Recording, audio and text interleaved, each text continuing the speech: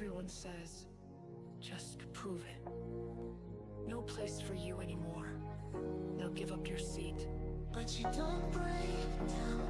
You're walking alone, a path of snow. No one has stepped before. Even when all blame at you, even when all doubts at you, remember this. We are always standing here, standing here, standing here. They try to break you, try to bring you to your knees, but you rose above, stronger than ever. The moment, the chance, the instant to prove it all wrong. If you ever feel like giving up,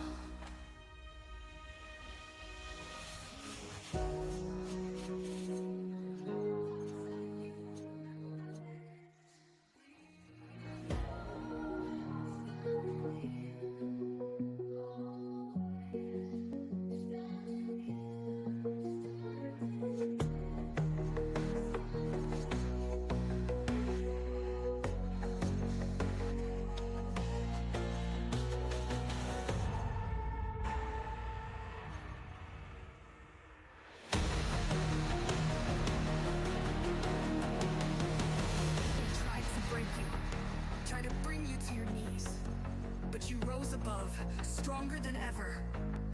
the moment, the chance, the instant to prove them all wrong.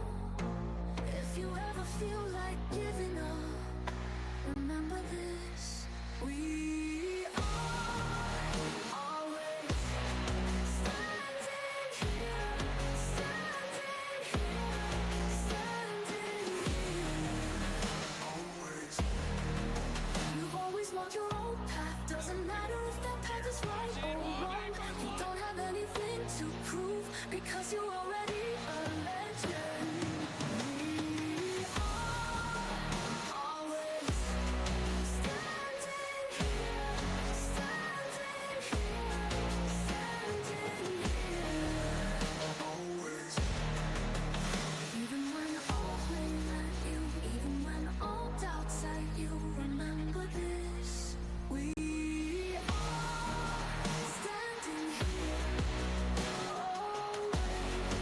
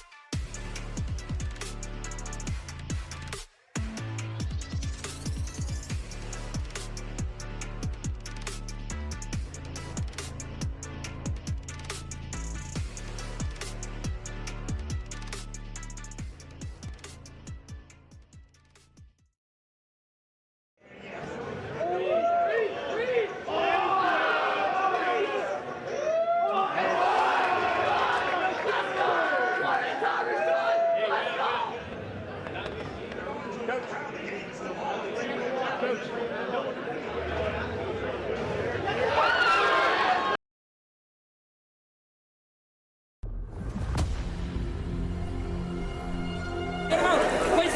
behind me. I know.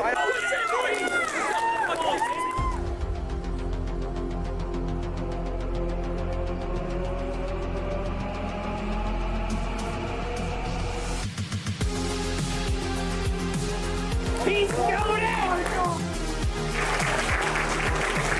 Oh, behind me.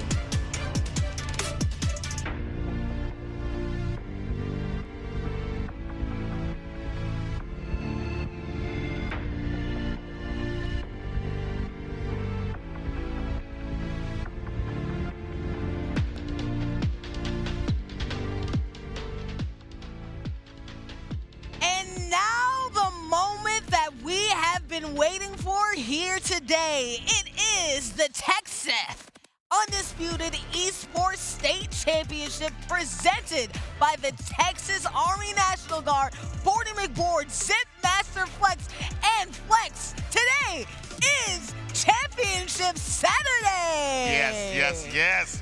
We knocked out a few of the championships yesterday, right? Yeah. We crowned a few titles. Yeah. But today is the close of the entire event. Thank And we're going to have final after final after final and belt after belt given out to these players. Belt after belt after belt. Hopefully not BTA. Hopefully they're competitive games, and we're going to see them hoist that belt after they get the dub. But in order to figure out who's exactly getting the dub, we have to figure out what games that we're actually going to be playing. So we're going to throw up the schedule here to see all the excitement that's going to be happening here today, because we are jam-packed and full of exciting action back to back to back, starting with none other than Splatoon 3. Yes, Splatoon is going to be our first game. And then right afterwards, we're going into the 3v3 crew battles for Smash Ultimate. And next up will be solos for Smash Ultimate. After that, we're going to go into Madden NFL 2025. And then we're going to have Fortnite 2v2 Box Wars. We'll have Overwatch 2 and then Rocket League. And if I'm not mistaken, right after that is going to be, to close everything, will be Valorant. But that will happen later on this evening. But like we said, starting off now is going to be Splatoon 3. Not 2, like I said yesterday. not two. Instead, we're going to the third. And let's actually go on to the next graphic here, because we need to tell you just exactly everything that happened in the Splat universe to get us to where we're at, right? And the current matchup that we're going to be looking at is Aubrey Splatoon 3 versus the Science Academy. But let's look at the delineation, right? Springtown going against Memorial. Springtown ended up winning, right? Aubrey versus Wiley. That's your crew, right? Yep. They ended up going, and they ended up winning. Aubrey did. Aubrey and Springtown went against each other, then that's how Aubrey got here. But Science Academy, they keep on and continuing their excellence, right? That's right. They finished with, what was it? Yesterday they had the championship for Street Fighter 6. Yep. They had second in Mario Kart. If I'm not mistaken, was there another one? They they're in Fortnite, I feel like. Mario Kart, were they there for Street Fighter 6? Yeah, Street Fighter 6 champion. Second place in Mario Kart. Oh, you know what? We had to cut, and then we came back today for this. Yeah, and this right here is actually going to be their last championship round. Yeah, and Science ended up going against Delta/Orion. Science ended up winning against them. Then in that semifinal, they ended up going against Klein Forest, who was there going against PNG Varsity. They ended up winning, but Science Academy, their dominance too good. Now we're gonna see Aubrey versus Science Academy. I mean, let's shout out to Science Academy. They're doing their things, but before we shout out all of the different crews that are gonna be happening here today, let's start to an interview on stage with the coaches. Pat, take it away. Thank you so much, and welcome to Undisputed Grand Final Saturday. We are excited to have our first Grand Finals match of Splatoon 3 starting here in just a minute. This has been a great tournament so far. Thank you all so much for making it work. I'm going to take just a quick minute to introduce the teams. To my right, you will see the Science Academy Dragons.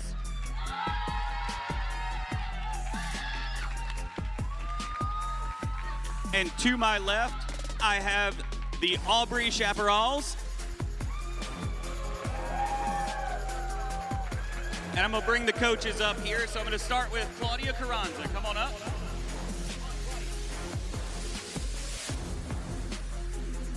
So this is the coach for Science Academy Dragons. Tell me what it's like to be standing up here on Grand Final Saturday with your team.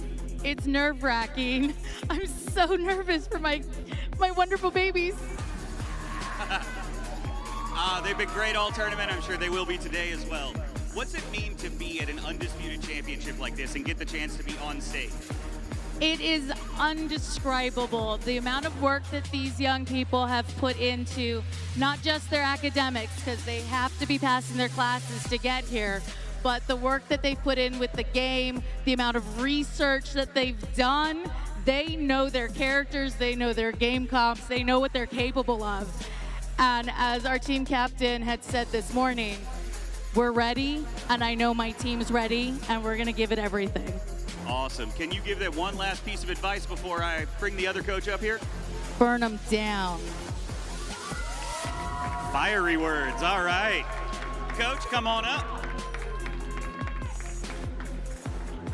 Please introduce yourself and tell us a little about your program. I'm Mr. Burrow from Aubrey Chaparrals. I'm Mr. Burrow from Aubrey, Texas, up north of Dallas. Our team, we're about the third year here in the competition. Every player we put in competition this year made it here. We're just so happy to be here.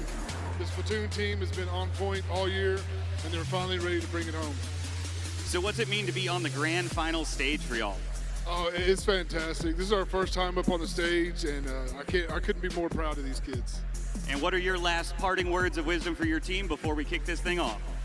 Just do what y'all normally do. Nice. Ice cold. I like it. So let me hear it one more time for Science Academy Dragons versus Aubrey Chaparrals in the grand finals for Splatoon 3. All right, and I'm going to throw it back to our caster desk. Take us away.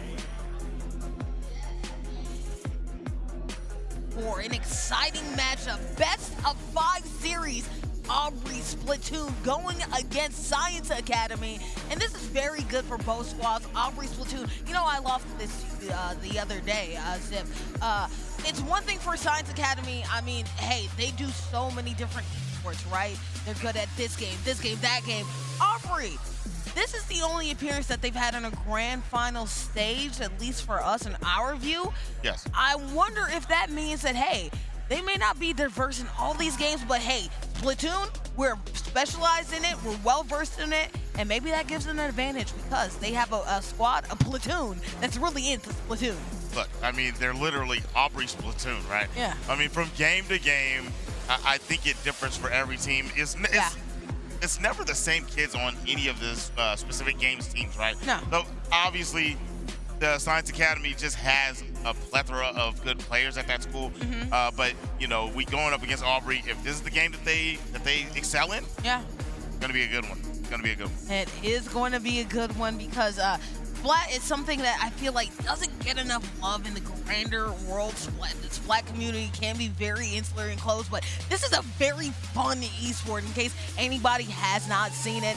It's basically territory control, as much ink as you can spread, and guess what? Science Academy is always spreading the love, man. Hype machines all day. We love to see Science Academy get into it. Every time, you know they're gonna out-cheer you. Oh yeah, absolutely. You know, Science Academy is actually funny because you're Science Academy. Yeah. But you're the dragon. Yeah. I mean, is that not a fossilized special? Like, dragons have existed forever. Trust me. This is not a mythical creature. Yeah, absolutely. That's 100% of science. Absolutely. You don't remember back in the day in the land of dinosaurs that there were also dragons going around too? Why do all medieval stories have dragons? They exist. Okay. All right. You know what? Allegedly. I'll take it. I'll take your word for it.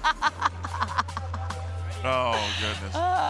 I have to ask you though, as we're loading on into Splatoon, have you taken, is a freshman?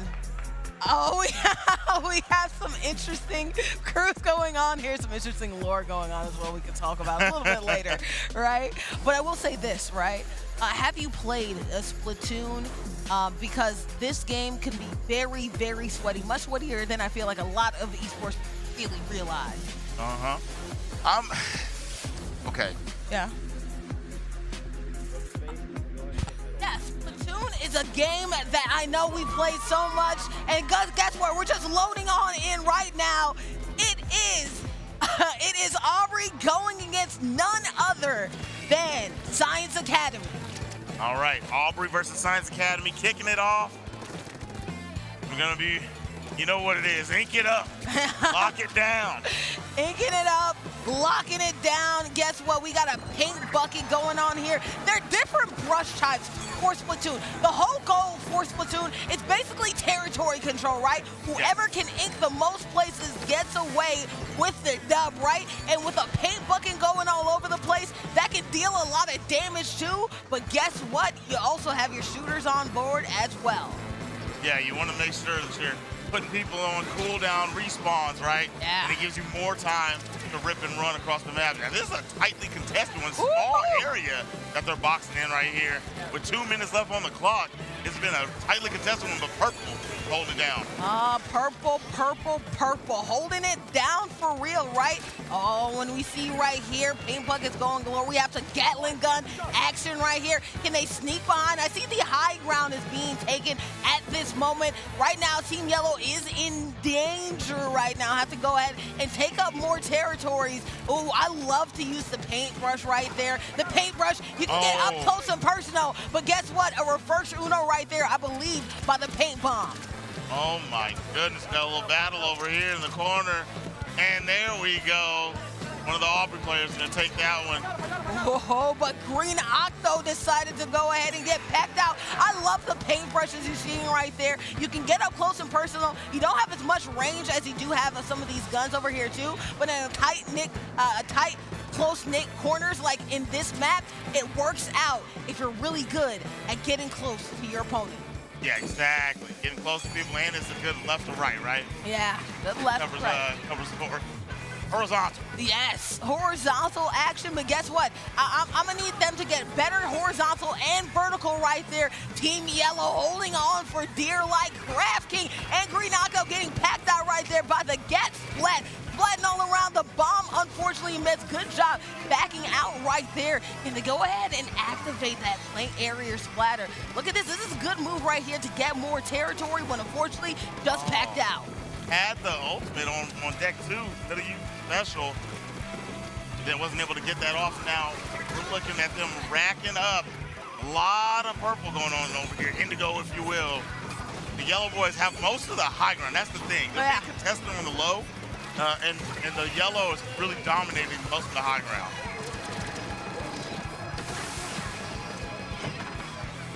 Okay, Science Academy is the blue team, which means Aubrey is the yellow. And guess what?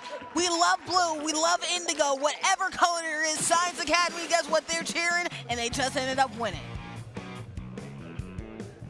As we head on into the next game, Science Academy going ahead and winning the early match. Quite contentious, and honestly, it happened just from the jump, right? There was a high battle, like you said, in the high ground. Of course, Aubrey was doing their thing, but unfortunately, getting down into the nitty-gritty in the valleys everywhere and most of the paint coverage, it ended up going Science Academy's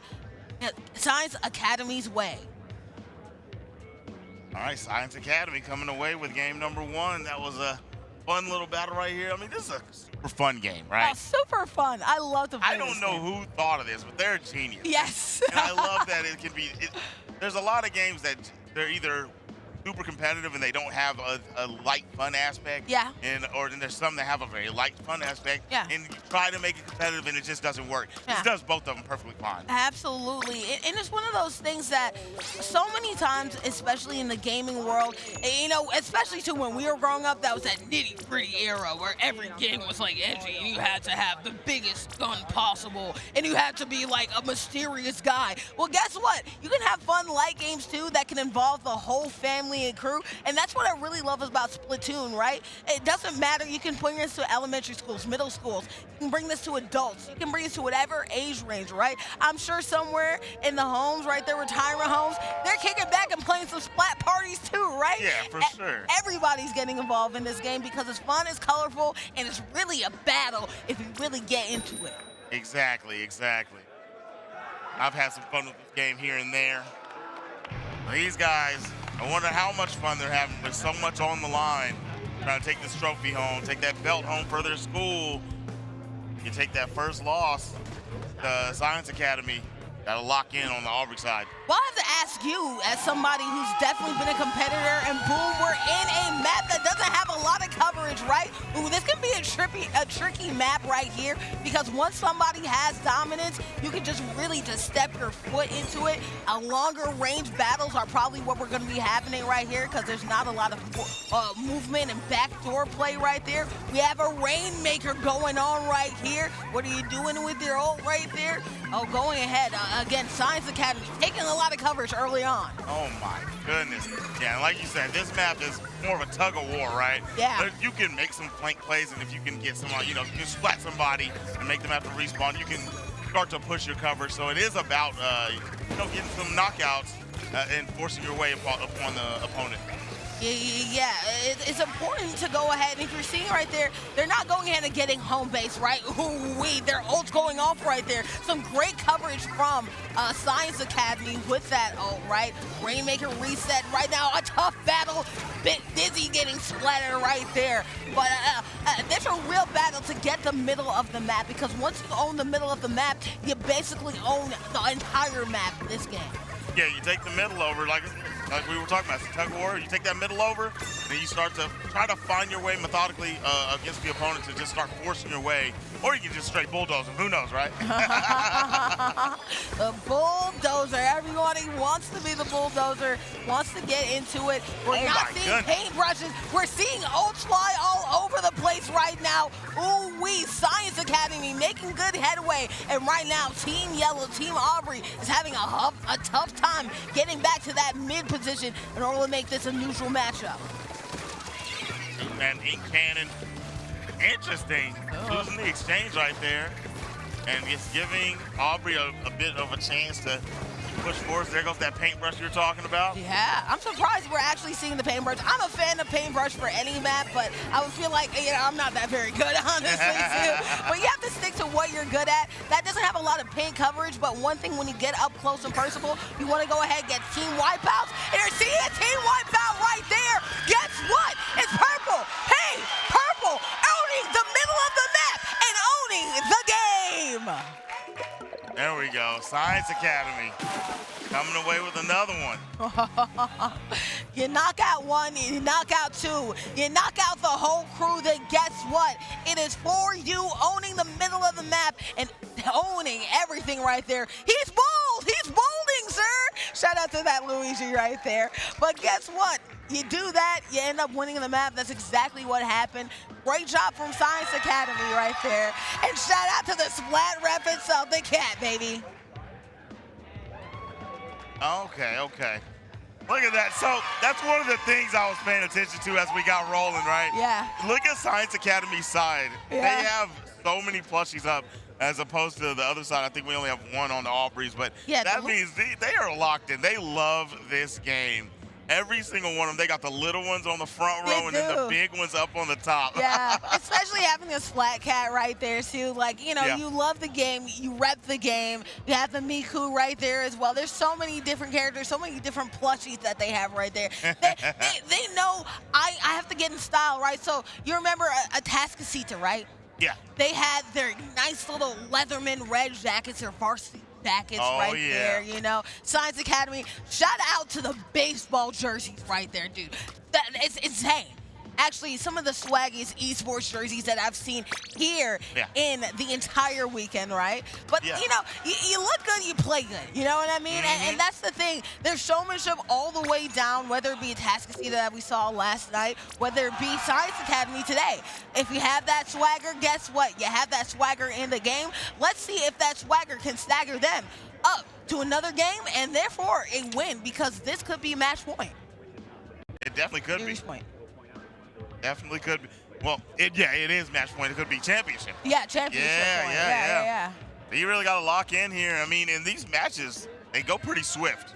So swift. So like Taylor. It's quick decision making. Quick. You can't sit there and dwell on little mistakes. You can't make too many mistakes. Yeah. Because as soon as you start giving them some leeway, they start dominating. Now you're on the back foot in the championship round. You don't want that happening. And this game can move so quickly and for frenetically, right? It looked for a long while, that Aubrey really was taking control of that map, but a couple of well-timed ultimates went ahead. Science Academy went ahead, took a lot of damage. Team Yellow tried to push back, but they can only push but so far. They ended up getting pushed in. But as we head on into this next map, a little bit more freedom of movement right here. You can go through the gates as well, so that's going to be interesting play that we see them. I do like the paint bucket move as well. Still have those gats. The gats are always going to be in meta and always going to be good. But yes, we should see some excellent play. Those grates allow good movement as well. This is an interesting map to do and to play, especially if you have some snipers going on as well. I like the play there too, taking that low ground and just covering it up and not aggressively battling for the top. You just take the free real estate instead of potentially losing a battle and giving them some space. We love real estate so much. All right, and we're watching as Aubrey is really fighting them off, but they're forced back, man. Aubrey back in the back lines, trying to make some plays. The paint bucket looking solid, but I think the Gatling gun is still holding it down. Yeah, this Gatling gun is really doing its thing. No ultimates on deck at the moment, but we're seeing a lot of indigo all over the field. A lot of blue top ground right here, all covered in yellow. Aubrey, 80 is dwindling down a little bit. We got 83-44. That's still a pretty large lead there. Absolutely, very much a large lead, but time is ticking and the lead is shrinking right here. If you are Aubrey right now, a best of 7, and also too, we do have to clarify, this could be the first point that Science Academy gets overall in a best of 7 series. So just have to clarify how the games are taken. And guess what? Who is taking the lead right now is Team Blue right here, going ahead using the Splat Gat effectively. Oh my gosh, some good time ults as well, making a strong push for the middle. Oh, they're losing control completely. They're in control right now, making strong leads, wiping some clear teams as well. They're doing a great job. Making strides towards the victory. We have Science Academy on the way, trying to take their second championship. Time is ticking, and Aubrey's really gonna have to make a play on them. That paint bucket ended up going ahead and getting packed out a little bit right there. I like Team Yellow trying to get deep into enemy territory and trying to get some things that they didn't actually see. But like you said, woo, there it is. Unfortunately, they ended up being discovered and packed out. Yep. It was a good contest, but when you have the squad over here all hanging out and you're all alone and the gang's all here, it's going to be a little too difficult to overthrow them. And we got 4, 3, 2, 1. Yeah! And there it is. Another one for the Science Academy.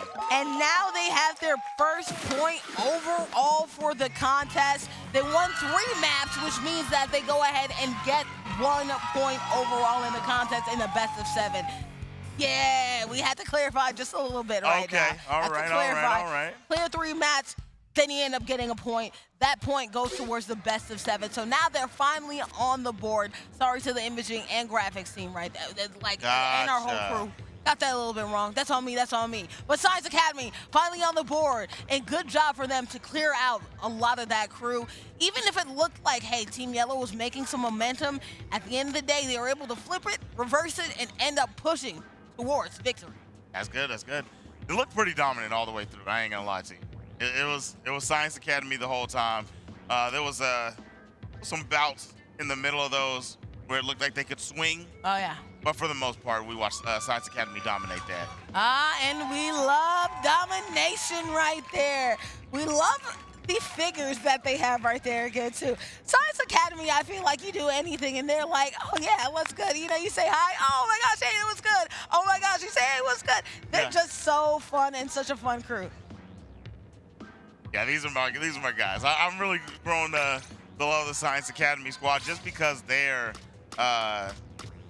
just because they're so enthusiastic about everything they do. They love watching their teammates play. They just love competing in general. There's been so much energy on their side. Look at that. Anytime they do anything, they show a plushie. They show one of the kids clapping. They show the kids playing. You know what? The school is going to go crazy. You know what it reminds me of? It reminds me of SpongeBob when SpongeBob was on stage and he literally just stuck his hand out and everybody in the crowd was like, yeah, go SpongeBob! Yes. Woo! Go Undisputed Championship belt! Woo! Let's go! Go Gamers! Yeah, let's go! Like, you know, Science Academy, the cheers go also cheer. I need a Science Academy in my life to gas me up when I feel down. You know what I mean? Yes, yes. I do anything good. It's just like, no, you did your best. You're doing a good job, you know? I love it. That is so awesome. I need some people like that, man. I played traditional sports, man. We played basketball. You won by 2 and you went to the locker room and you still got yelled at. Yes, he did. You didn't execute hard enough, all right? Put more passion into your plays, right? Well, guess what? We are running it back on the map that we just started it. And look at that. See, Science Academy is really good, even in the beginning, right? Establishing the fact that they're going to have people, a little bit of disconnection action right there, technical issues. We're getting that involved. But if you saw right there, is there a reason, excuse me, if we're wondering why Science Academy starts off these games so strong, you saw right from the very beginning in their own territory. First thing I'm doing, everybody on the team, we're owning our territory, then we're pushing in the middle, right? Because it's all about total paint coverage. So your home base paint coverage matters a lot. Even if most of the time we're fighting for that middle ground, guess what? Your home base matters too, because every little bit counts. Yes, yes, yes. But if I'm not mistaken, what he said, it was the wrong map. That's why they went back? Yeah. Okay, okay. So we're going to be resetting, getting ready for our next game. Going to the correct map this time. Oh, yeah. We got some dualies action popping off as well. We got a paint roller. I used to love the paint roller. Of course, we have the old Zap gun as well on the other side, a cat gun. We got the fan brush, which is interesting. I love that. So a lot of good layouts right here for either squad. What's going on? I saw the, it looks like the duck hunt gun. Yep, the Zap gun, Nintendo Zap gun. Yeah. Yeah, they do a homage to it in the Splatoon. It's a pretty okay weapon, you know. Definitely very accurate in close ranges. It's very cool, too. Yeah. So I love the fact that they do odes to their old games, even in Splat. And look at that, an ode to a game right there. Fading away, going ahead, and still getting the PK right there. That was a nice pop shot, right? He popped up out the ink and just clipped him real quick. Yeah. That Gatling gun just does a lot of work, man. It's a good fighting tool. Yep. Again, good fighting tool, and it's covering a lot of space. You can do tactics like this, where you don't have to go up there, just leak it over the top, cover a lot of space, take a little battle if you want to, anytime you need, and you got the grenades on deck. Ooh-wee, the Splat is where it's at, but there's some rolling.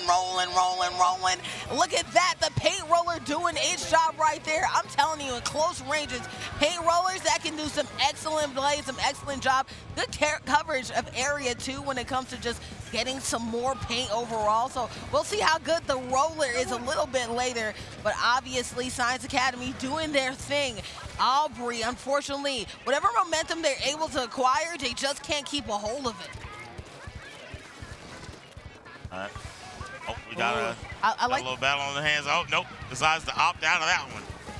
I love to call the little roller balls the Splat Roombas, right? You got some Splat Roombas being got the Splat Shuffleboards. Sometimes I like to call them too, being thrown out right there. If you're seeing, I like that. While you have some people who are contesting for mid right there, and you see a jump to go ahead and see if you can get anybody in the center. I feel like mid lane is definitely being controlled really well by Science Academy. I mean, shout out to this player right here using the paint bucket. They've been making some great work with it, and I do love the paint bucket, and it looks like there's some momentum right there, even in the danger zone. We have Aubrey trying to make some leeway. I think they pushed too hard, put too much dip on their chip, and because of that, Science Academy is going to come right back. Yeah, Science Academy just hitting about 809, yep, 800 on the points. And last we looked at Aubrey, they were at about getting close to 600. So it's looking pretty dominant so far, once again, for the Science Academy. This team is just working in unity. We got 647 over here on the side of Aubrey. And the time is ticking. And there's some prayer bombs being thrown out there, but as time ticks down, same thing occurs. Science Academy yet to be denied, going ahead and getting another match right here. Will they win the series of games is another question, but this game, all done. Let's see if they can win this match point a little bit later on, but this is a good start right here. Momentum always been on their side. Yes. They're doing it, man. So we talked about it. You know, you said Aubrey, first time we saw them up here. Yeah. Maybe this is their specialty game. Might be slighted in their favor. In the opening of this one, looking like Science Academy spread across the globe in their game. Yes, they are. They're locked in. You know, it's one thing for like one team to have. We're known as this. We're a team that's known as this. We're a school that's known as this, right? Yes. But Science Academy, they're Renaissance people, right? Yeah. Boys, girls, NBs, whatever that they're composed of, they know that we're going to dominate in every single category that we do in. And you know what? That sustained excellence is so hard to do, but they've been doing a great job, right? Whether it be cheering on their crew, whether it be doing well in individual games like Smash Brothers, doing well in individual games like Street Fighter, or in team-based games like we saw in Mario Kart, Splatoon. It's nice when you're a team that just does so much in so many different ways. Exactly. We're watching a few of them be the pressure tools. We're watching some of them just hang back and cover space. Yeah. They know what they're doing. They have a game plan. They're locked in. They have a game plan. They know what they're doing, and they're doing it very well as we are switching up maps, loading on up, and getting ready to prep on in. We're hoping and we're wondering whether or not Aubrey can go ahead and flip it, get some momentum going for them, right? Yeah. At least this is a best-of-7 overall series, right? So there's plenty of games, plenty of matches to be won if you have the opportunity to do so. But you have to put your foot on the gas right about now. It's been, what, 5 straight game map wins from Science Academy? You have to make sure that you do start to do something a little bit now, just to feel confidence in their own right? It's early in the morning. You're probably a little bit tired. You need something to wake you up. Yeah, they need one of those wins.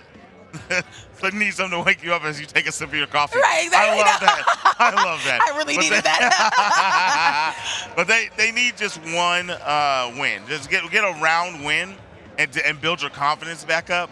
Because the further and further it starts slipping away, it's hard to rally back in there mentally. Yeah, no. And I'm glad you talked about mental, right? The mental side of the game matters so much more. Everybody thinks it's just purely about stick skills, right? Everybody thinks it's just, about being in the lab, right? But there is such thing as like, we were talking about it yesterday on our own, right? Competitive momentum, right? Shout out to Jalen. He was talking about that, right? Shout out to my director back there doing his thing, right? But you want to make sure that your mentality is good for all of these games, right? Because confidence is everything. Everything in life, everything when you're playing a game. And if you don't have good confidence, you don't feel great in your own self, you start to make mistakes. You start to push a little bit too hard. You start to not play great, and it really messes up your potential for actually dominating, flipping around games. Yes. And here it is. This is the one we were talking about a minute ago. Yep. And one of the things that I saw that was really helping them, helping the Science Academy on this map, not being the most familiar. Yeah. There's a beam super they were doing. Yep. And that thing was covering spaces. This is such a linear map. And that really was turning the tide of battle. Yeah, you can do things that basically are raining on from the air. They're basically like AC 130 props there for games. You could do something that's like the sonic boom beam, right, or whatever. It's like, you remember Goku back in the day? Oh, no. I'm talking about Piccolo. He would do the thing, special beam cannon. That's exactly there you go. what it looked like. Yeah, that's the move I'm talking about. There you go. The special beam cannon, effectively. That's very good and covering some distance, and it just matters for the map, right? But look at that, the splat hammer going on in and hammering away at the competition. This is really good to get your other opponents out the game and get some coverage here too. So all of these ultimates have their own different benefits for different maps. I like the hammer right there in that instance. But you do have some hail raining from the sky. Oh my God. Goodness. just got here. Wow. We just got here, guys. What's going on? Science Academy. Ooh, we don't hurt them now. Over in, what was that, a total of 15 seconds. Yeah, no. I feel like we're like, hey guys, how are you doing? Oh, it's over. We're done. Like, is this a map? We're already done. I mean, that dominance is impressive, and as we talked about that confidence. Maybe your confidence is leaking if you're Team Aubrey, and that's why you lost that match so quickly. You know what I mean? Yes. Locked in, man. They dominated. The hammer play, I mean, yeah, that really cleared them out and just allowed them to shut that one down. That's where it ended right there. Yeah, that splat hammer. It's a very good special for, I feel, that map in particular, where the fight for mid is a battle all day, right? And there's only but so much horizontal room, right? So that means everybody, especially because they want to attack mid, they want to own mid, there's a lot of players right there in that same area. You're there in a tight area, and then also too, mind you, the splat hammer is also not packing out players as well, but also making it so you can't hide in the corner.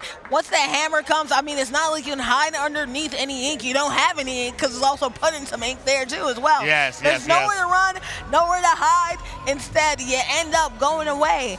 And if there's no players on board and you're dominating, game, set, and match. Game, set, and match. I saw him earlier, man. That guy sauced out. Did you see his fit? I did not. Full suit, man. I don't know what the design is, but I'm loving it. Yeah. Everybody out here, there he is. That guy. Ooh, baby. Too much sauce. Decked out. Just like that belt is decked out, the Texas Undisputed State Championship for Splatoon 3 is going to be decided here within the hour. And right now, the front runners are Science Academy. They're looking really good right now. I want to shout out the entire TechSeth staff, right? Oh yeah. Not only for the event getting better and better every year, but then also too, I love the wrinkle with the belts that we have right here. As we see a couple paint buckets going on right here. Oh, some more cannons, which we like to see. Another flat rollers as well. Still with the zap gun, the zapper as well. Okay, a lot of good things. And also, too, the other version of the paint bucket as well. So 2 different paint buckets right now for Team Indigo in the Science Academy. We'll see how that works for them. Already pure dominance early on. Man, pull up and get smoked. We got Science Academy locking down both cap points early on. A little bit of contest going on one of them at the moment. They're all by your lonesome. Yeah, can't hold that forever. Can't be there forever, right? That was a trade right there. Perfect situation. 2 roller on roller situation. That ended up not being worked out. They lost control right now. What will Aubrey do? They could go ahead and use a couple of these games and get these sets ready to go down. Ooh, that splat guy, good job getting out of dodge, but you can only dodge that attack and onslaught for so long, right? I believe that's the inverted roller that they have right there. Good job right there. That's very good automatic control. And also, too, a little bit more horizontal as well than the other paint roller, which is interesting to see. The beams are going all over the place. Look at that. That's a good point of control. Good job. The only thing about utilizing that is a big splash wave, right? They didn't want to get knocked out, but man, you could have used that to really lock it down. Nonetheless, we do see Aubrey taking control of point, and they're finally getting some ticks down. There's 34 remaining for Science Academy, and we are down into the 60s for Aubrey. Oh yeah, double paint bucket right there. Unfortunately, the ults have been popping out all over the place. I've been going crazy, unfortunately. A lot of these players have been going down right here. Still the lead for Science Academy, but there's a lot of momentum going for Team Aubrey's way. As soon as they get that momentum, though, it feels like it just automatically goes Science Academy's way.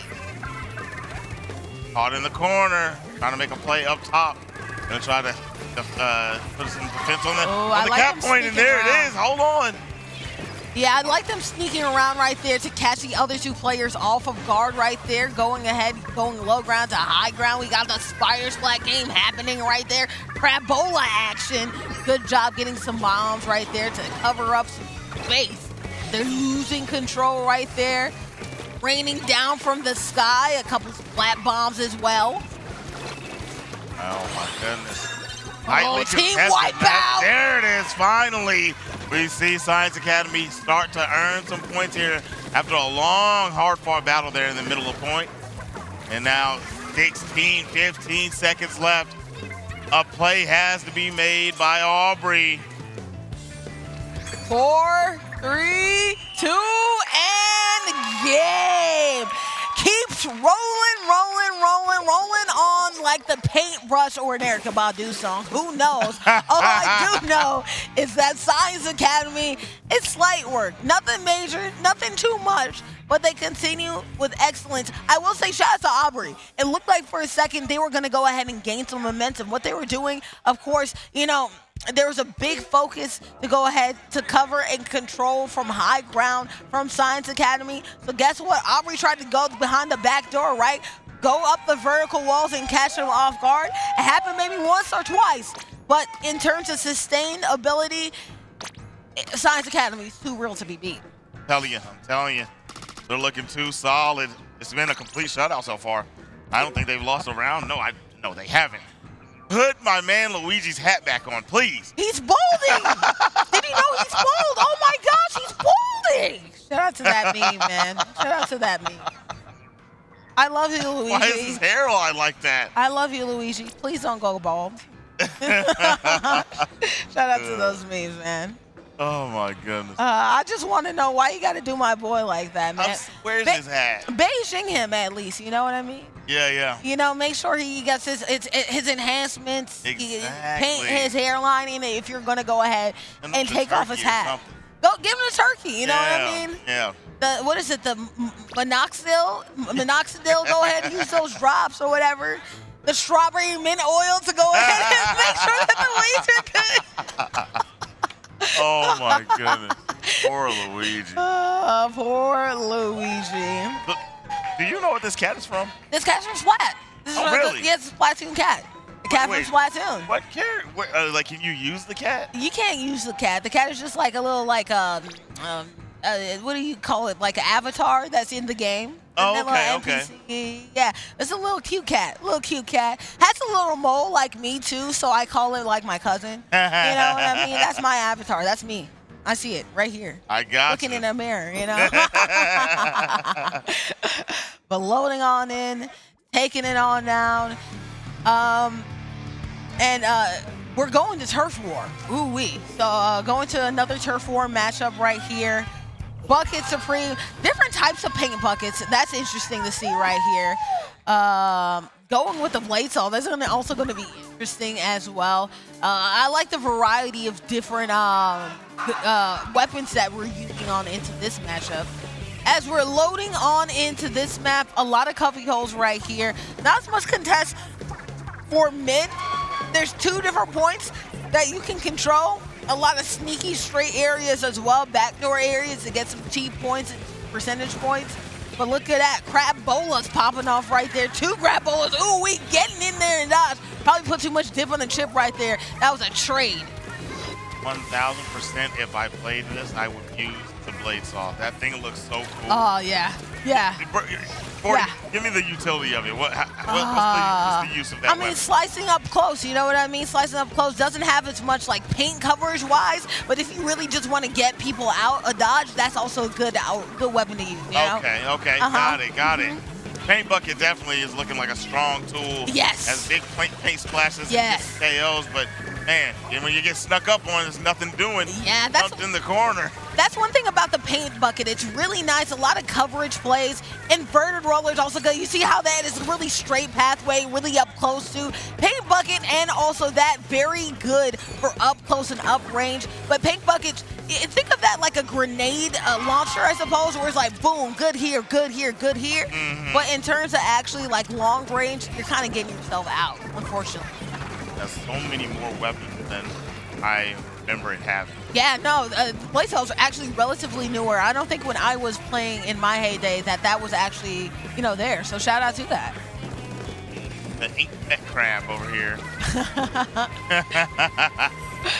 The crabolas are always very fun. My favorite one are the beams, though. I really do love the beams. Look at that, The getting beams beamed is out so of there. cool. Yeah, they just look cool, right? I think the ones that fall from the sky a little bit better, right? But in terms of just like cool points, I'm going with the beams all day, man. The beams is clean. Right now, pretty much dominance like we're used to good. seeing for Science Academy. Yes. Science Academy was nearing 1,000 as we have 720, 750 and climbing for Aubrey. Which in last game, we ended in the 800s for Science Academy, and Aubrey was only around 6. Well, no. Science had about 900 last time at the close. Now we're watching Aubrey really climb right here. Climbing Take a look action. over.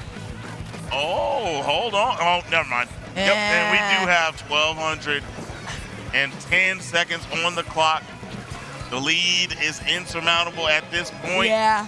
That's going to be Science Academy taking another one to the crib. Game.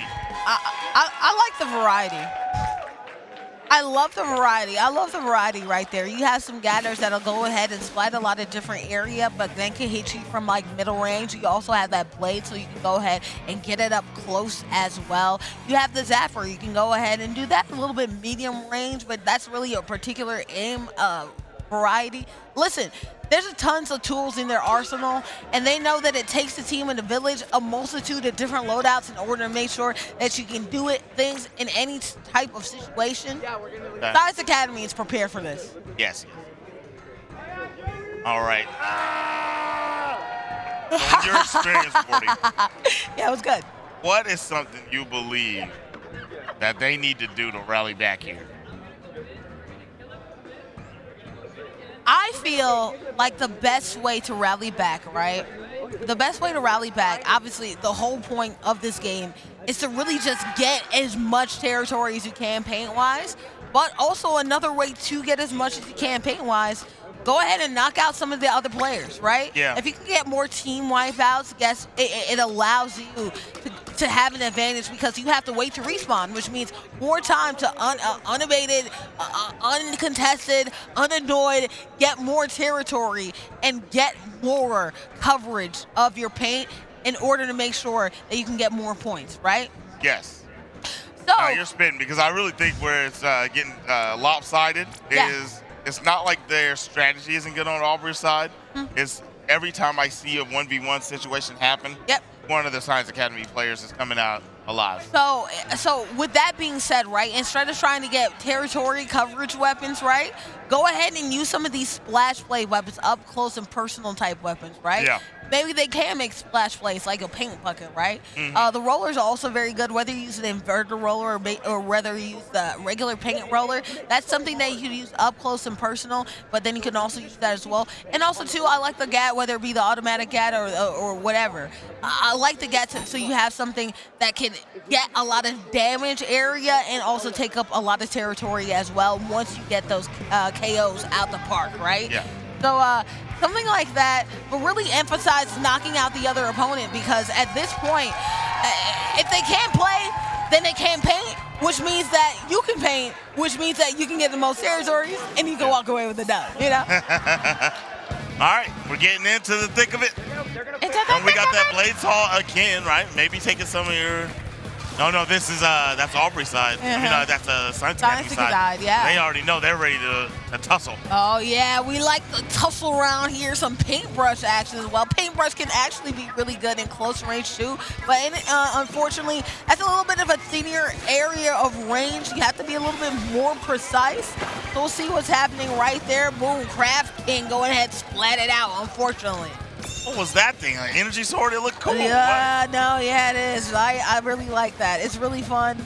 The shout out to the game devs, man. They created a ton of different ways to get a lot of different weapons involved, all paint related, all like real paint things as well. Look at that tuna eater getting out of dodge right there. Oh, battle and they lost out. Look at that. All right, midpoint.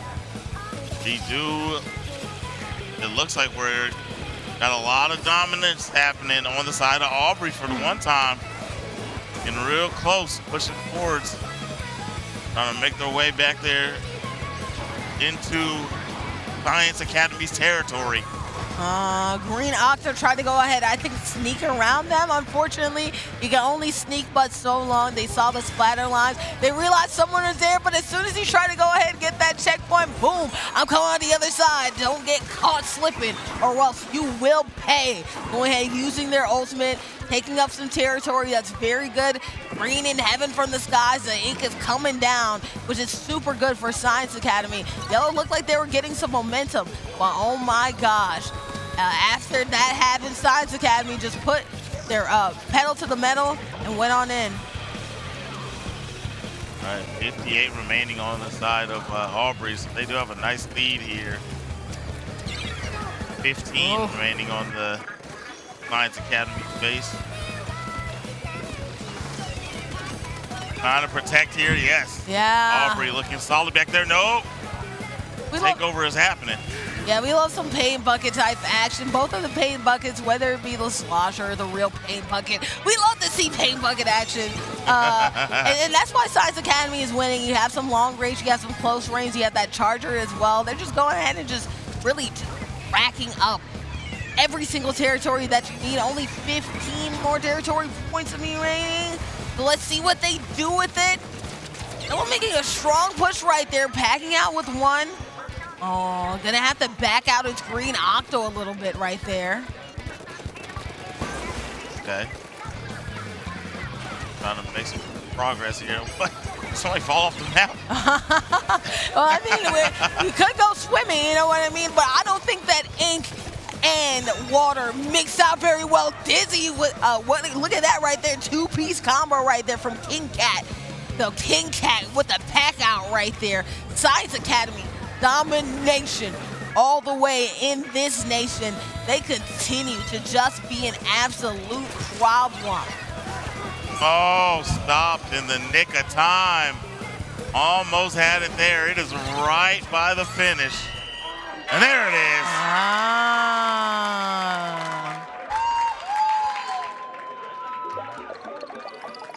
Another day, another victory from Science Academy. Are we really surprised right here? I mean, it's very clear from the jump that they had a mission, they had a goal. It wasn't just to cheer their team on, which, you know, they're always going to do that. That's Science Academy pride right there. But Science Academy also knows one thing as well.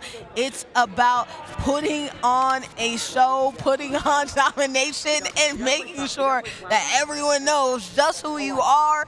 It keeps on rolling, and it's masterful to see that no matter what type of momentum changes, no matter what type of leeway that Aubrey does, at the end of the day, Science Academy just does it and does it well. Can't be stopped.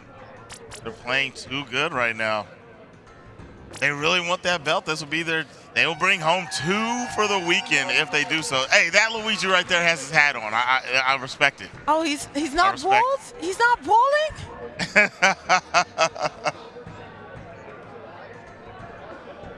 All right, Aubrey, sitting over there. They still. The thing about this is there's so many games, so many rounds to take a game that. Once Aubrey locks in and they figure out what they need to do, they can really run this back. It's not as clear-cut as just taking a lead like it is in most sets. Yeah. It's not as clear-cut. You're still trying to find a way, though, to get things done and try to find a way to get into gear right here. We're getting into another matchup. I love this map. Again, okay, I love this map, but I don't have to watch it. It's okay. Like, I was about to praise it too. Okay, we're good. Okay, never mind. Oh, okay. You wanted to see this map? Absolutely not. Absolutely not. Did I see you guys having fun? Absolutely not. We're taking the street down. Absolutely. Some technical difficulties. It wouldn't be a tournament without some technical difficulties. Of course. No. I mean, maybe we got some ink in the gears or something back there. Ink in the gears? Yeah. Well, okay. Since we're talking about ink, I'm over here using a pen. Are you a person that's like particular about your pens? Do you use pens in your working life at all anymore? Do you even write things down anymore in your working life? No, you see my handwriting. That stuff is atrocious. Sometimes I sit down to start to write, and I'm like, wait, how do you? How do you write? How do I pen? How do I word? I'm just kidding. I have a when I stream, I have a whiteboard, and I do. Well, when I broadcast, yeah. We've so seen it. We've done that. I utilize that a good bit, and when I'm really working out some math or something, I'll write then. Okay. I don't really write. Okay, gone our way most of your frequent like pen and paper days, though, right? Yeah, that's over. That's over with. You know what? It's interesting. I feel like in the esports / broadcasting space, that's the only way that I really like utilize my handwriting. I'm going ahead, guys, a little behind baseball while we're waiting right here, working out the technical difficulties to load up the game. I'm going ahead and I'm showing Zip just exactly my notes for like different shows that I've done, or like notes for like, okay, that's something personal. My notes, I'm telling you my secrets. I can't be telling you, shame secrets right there. But my notes throughout like different events and tournaments and stuff like that, you know, it's really good. I use it just to like emphasize things that I'm learning, or to emphasize things on call. So shout out to pen and paper. I feel like in esports and broadcasting, it's the thing that I use it a lot more of. I even have some Smash move sets that I feel like I've written down in one of these notebooks. I think it's this one, yeah. So yeah. Nice. Pen and paper, baby. I'm one of those people, you know, in order to sink down into your brain, you have to write it down. I can like type it, but it doesn't like get into my brain unless I write it down. Understandable. Old I have school to like that. experience it. Yeah. That's how I lock it in. Yeah. I have to experience it. Learn by show, not by doing. You know what I mean? Yes. When you were memorizing things as a kid, what was your methodology of like getting it down in your brain? Literally, I had to do it. Literally, you had to do Explain it. it all you wanted. Okay. If I didn't do it, I wasn't gonna know what it was. Okay, gotcha. And that's not even as a kid. That's still now. Okay, gotcha. You can say something a million times, but if I don't do it, I'm not gonna get it. You know what that reminds me of? You know how like when you're at a friend's house, right? And it's like, oh, I have this brand new card game here, and maybe you've been having a couple libations, right? You're talking. Everybody in the room is like doing their own thing. Somebody says it's a brand new card game, and they try to explain the rule set. It doesn't matter what you're saying. You could literally be saying, place a card down, your turn is over. And I'd still be like, I have no idea what you're talking about until we actually play the game. You know what I mean? Card games in particular. You start explaining the rules to me, I'm just gonna blank. Yes. Mind blank. Every single time. 1,000. With my limited amount of game play. Yeah. Definitely learning as we go, watching great players up here on the stage, trying to figure out what Aubrey can do to try to run this back. Well, the very first step of things to make sure that they can run this back, make sure they're loaded into the game. That helps, right. But another thing that would help to be loaded up into the game is to go ahead and make sure things are popping and move some momentum, like we talked about. To go ahead, and as we're seeing right here, shout out to Science Academy. Anytime they're on board, anytime you see them go well, and you see them hype up. But yeah, changing some momentum would be lovely for Aubrey. There it is once again, that Texas Undisputed belt. While we get things situated, we did have that connection issue a moment ago, and we're just waiting for them to get locked back in and get ready to select their character and get us into the map. Take a look at the bottom of the screen. We do have that ticker. It's giving you some information here. Street Fighter 6 over the weekend. Yesterday, we did have Capcom Man taking that for Science Academy. Apex Legends, we had Wiley Varsity take the dub. And then today is the final day where we're going to crown the rest of the champion.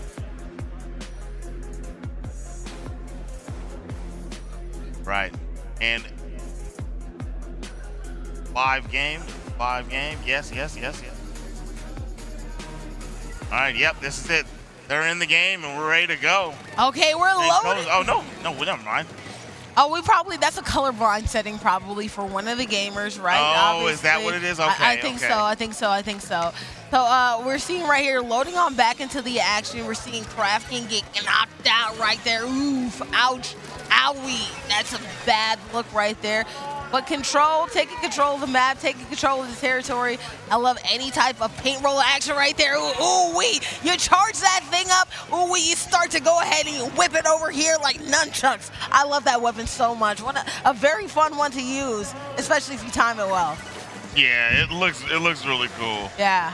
Oh, that's a trade right there between two close melee-style weapons. Now on point, we have that is Science Academy dominating up there. Down to 50 before we see one cap from the side of Aubrey.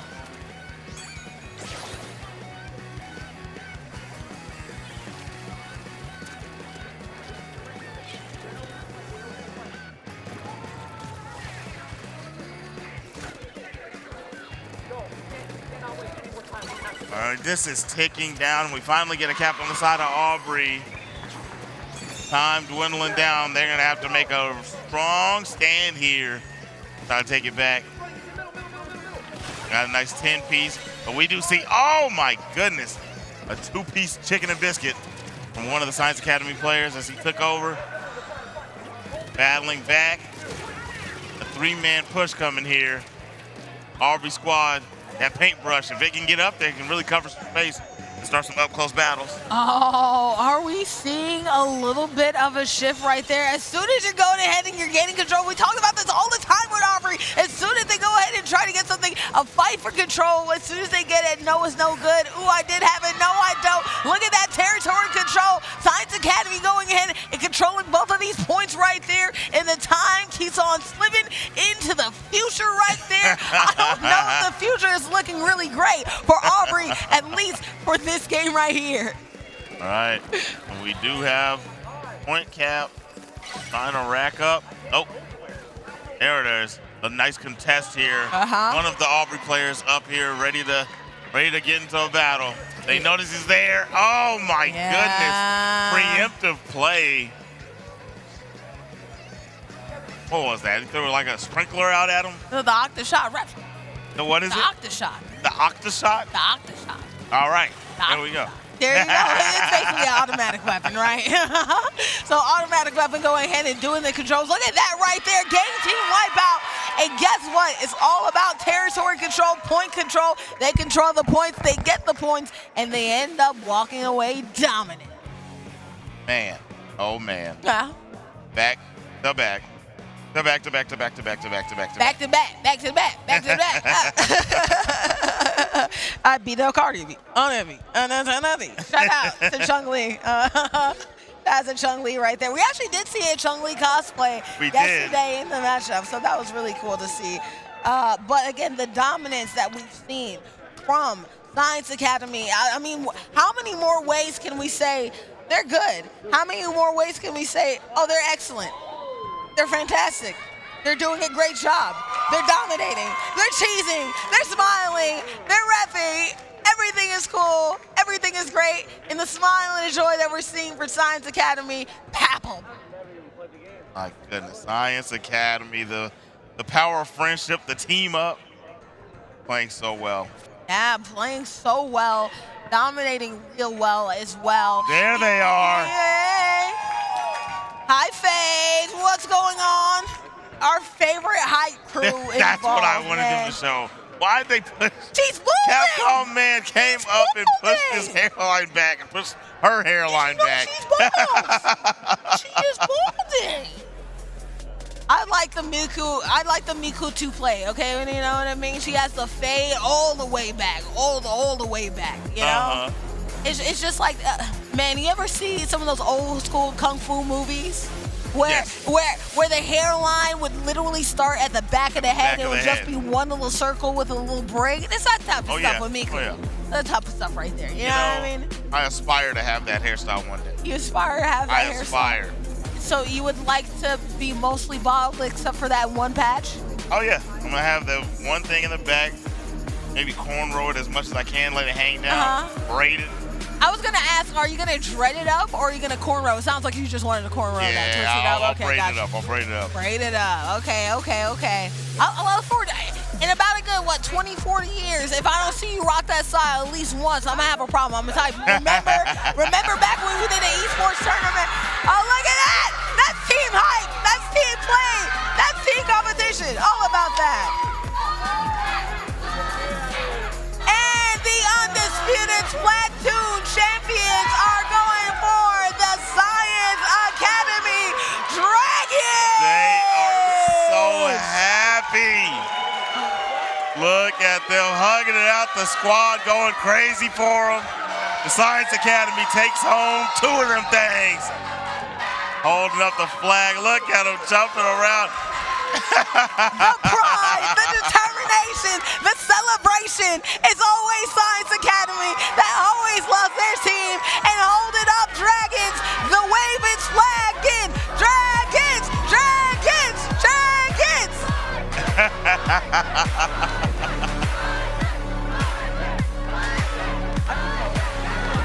I don't know. The chants I are don't know what the going chant on. is, but they're doing it. Yeah, right. I have no idea what they're saying, but it looks like they're having fun, so it's fun to me. Exactly. And you know what sounds even more fun to me? Of course, we're celebration. The libations are going on great for Science Academy, but of course, we have to actually celebrate this experience by having our inaugural ceremonies, right? So without much further ado, as we get the handshake line to come on through, I'm gonna go ahead and throw it to Pat. Oh, this is what In I'm just talking a about. little I like bit this. seconds. This is the first Yeah. game we saw where they do the down the line, all the players shake hands. Yeah, I like that. The sportsmanship and camaraderie, I right? love that sportsmanship. That's yeah. awesome. We love That's a good awesome. handshake line, all right? Yeah. Tell you, it allows you the opportunity to say, hey, you did a good job. I appreciate you.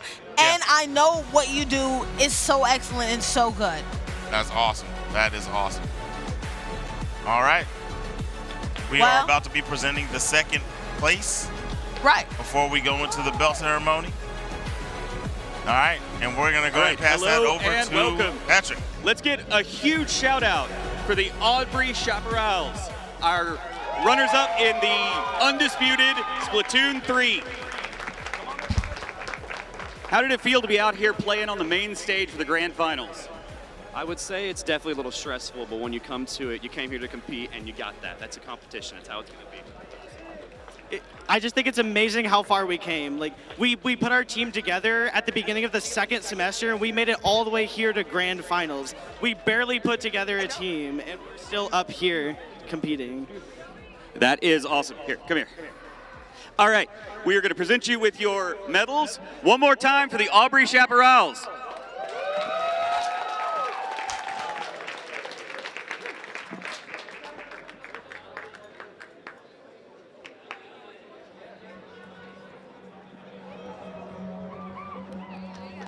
All right, thank you all very much. I got mine. And now we're going to go to our grand champs. We're going to go to the casters real quick.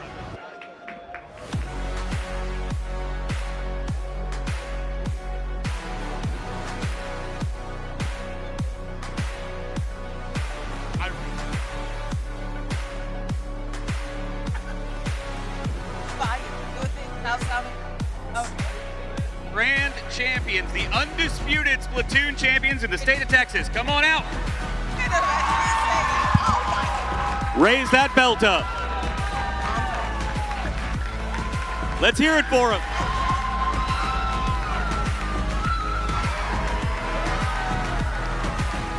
Congratulations to the Science Academy Dragons. Can I get a quick, what's it feel like to be up here holding that belt? It feels amazing, honestly. I knew it. I was so happy for my team to getting here that we finally got to start playing on the big stage. And it's just amazing. I can't believe I'm proud of all my friends and my family who are here. I love all of you. Never let your dreams be dreams. Always achieve the best. That is awesome. One more time for the Science Academy Dragons.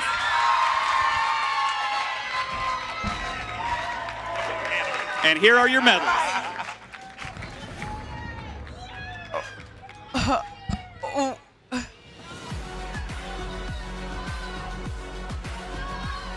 Thank you very much. We're going to throw it back over to our casters. Amazing moment. there trying to rally the troops, sing some songs. I mean, nobody exemplifies camaraderie more than Science Academy. They're all genuinely happy just to see everybody succeed, and that's what it's all about. That's all it's about, man. Look at them. They're still getting down to it. And she's always got the energy. I don't know how she has so much energy. I could aspire to have that much I feel like life in me. She's a caster in another life. You know what I mean? That coach, though, I mean, shout out to Miss Claudia. She does her thing. And there's a reason why Science Academy is not just good in one team, in one game. It's literally a whole system. There's teamwork. There's whether it be their shirts, right? There's different types of jersey. You can tell they have a flag going on. They're all the way 100% esports all the time, up to down, left to right. Pride in every levels. It's a well-made program, and we're seeing it just because of the qualifications that they're doing here. Yeah, they built a culture, right? You know, there's some places that have football schools. That's kind of where I grew up, and then there's some that are basketball schools, things like that. They don't have traditional sports at the Science Academy. Yeah. They are a esports school, so it is bred that's what you're there to root for. That's what they put their pride in. I think that's where the culture comes from, and that's why they're so excited. Yeah, man. Come out here and strut their stuff, and they put so much energy and love into it. Energy, love, and passion, right? That's yes. what makes you be here. That's what makes you actually get on this stage, and what makes us be here as well. The more energy, the excitement, more passion, more energy, more passion, more energy. The more that you do in these crews, guess what? It exemplifies it each and every single way. And you can see the way, in order to build a good program, it starts at the grassroots, right? That's like, in order to build a good lead, it starts at the grassroots, and you saw that right there for Science Academy. You see in a lot of intros for their games, they'll go ahead, take and claim their own territory first, then go ahead and take the team down as well, at least in the non-ring, in the turf war modes, you know? There's a dolly on the highlights before the hairline was pushed back. That match right there, there was almost no pushback from Aubrey in that round. I mean, oh my there's gosh. a lot of pushback on that hairline, Luigi, though. I'm sorry, There's a lot of pushback on that hairline. He's bald. He's balding. I'm so sorry that I keep on saying that. That's my vocal stem, I guess, for today or something like that, right? But using that paintbrush, well, I think it was the variety of different ways in which they were able to go ahead and clear out the competition. You had up close and personal weapons, right? Whether you had shout out to some dualies play. Dualies used to be meta a couple. Like when the game first came out, dualies was crazy. The hammer was really good in that rainfall territory right there, because guess what? It cleared out the competition and allowed it for them to take dominance in that game. But the weapon variety set, using that gather, using the splatter, using the zip gun, the zapper, they were really good at going close range, long range, and because of that, they were able to take total reign of this matchup. Watch so many different attempts at switching weapons, switching items, trying to rally back against the Science Academy team, but nothing was the answer. And there it is. They made their way there. They are the champions, the Undisputed. I like how they had Capcom Man come up there with them with the other belt, and they did the in tandem. Yeah. Two of them things come to the crib. When you have two of them belts, you just walk away. That's what I need for the coach to do when they come onto the school. Oh yeah. So the victor goes to swallows. I'm swollen up. I'm going there drippy as you know what, and I just walk with two of them things. I'm gonna act like it's the heaviest thing in the world. If I was, look, I'd be in that office so quick if I was coaching. I'd be like, so let's talk about the new contract. Let's talk numbers. Checkings, savings, money. I wish I had my money gun as a prop right now. I would just be making it rain right now. That's what I need to do. But all the praise in the world to Science Academy, getting it done in a multitude of ways. They may have dropped Mario Kart last night, but guess what? They start off the morning with a dub, and I doubt this is the last time that we're going to see them in the competition, honestly. Yes, that was their final grand finals appearance, but a second place and 2 firsts. I don't need nothing else. I think I need a little bit more, right? I could use a little bit more something going on. So if you see right there at the top, we're going to go into some Super Smash Brothers Ultimate Cruise Grand Finals action. We'll be getting to that, though, after a short break from our sponsors, Boarding McBoard, Sip, Master Flex. We're flexing a little bit. Probably not as hard as Science Academy, but hey, we'll flex, get our flex on the other side. See you until then. The 2025 Texas Undisputed Esports State Championships is brought to you by Army National Guard, Baylor University, COPE, Coalition of Parents in Esports, LandFest, Goblin Town Games, TexF, eShoney LLC, and Play Versus. Yourself. Be with your friends and family. Keep your day job. Sleep in your own bed. Stand up to protect your community and those close to home. But when your nation needs you to join a larger cause and help defend those who can't defend themselves, you can be ready to answer the call.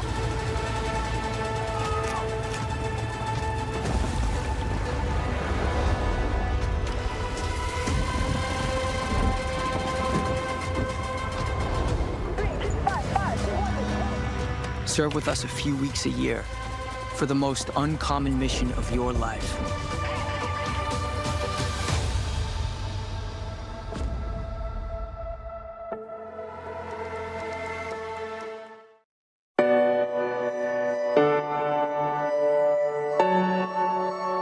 LandFest is community.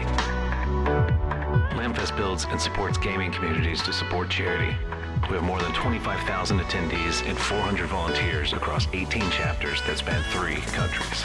LandFest is charity. Charity is at the core of what LandFest is. We've raised more than $1 million for charities nationwide.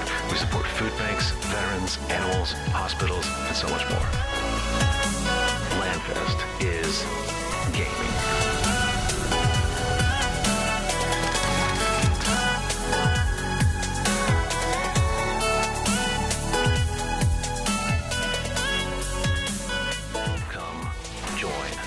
LandFest.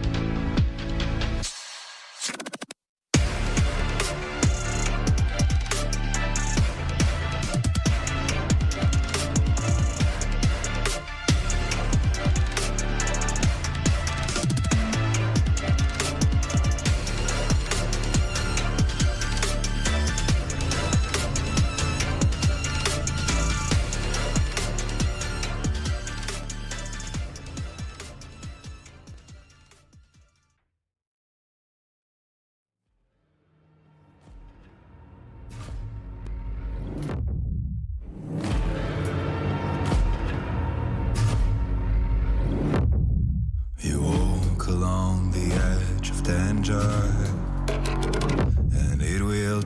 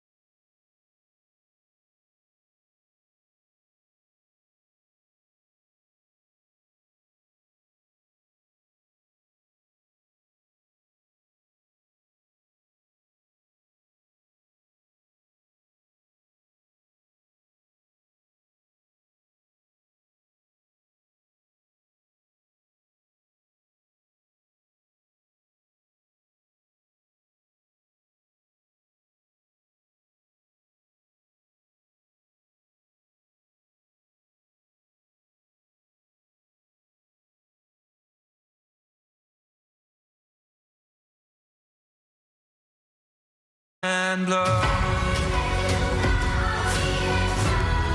to ashes and blood, to ashes and blood, to ashes and blood, to ashes and blood.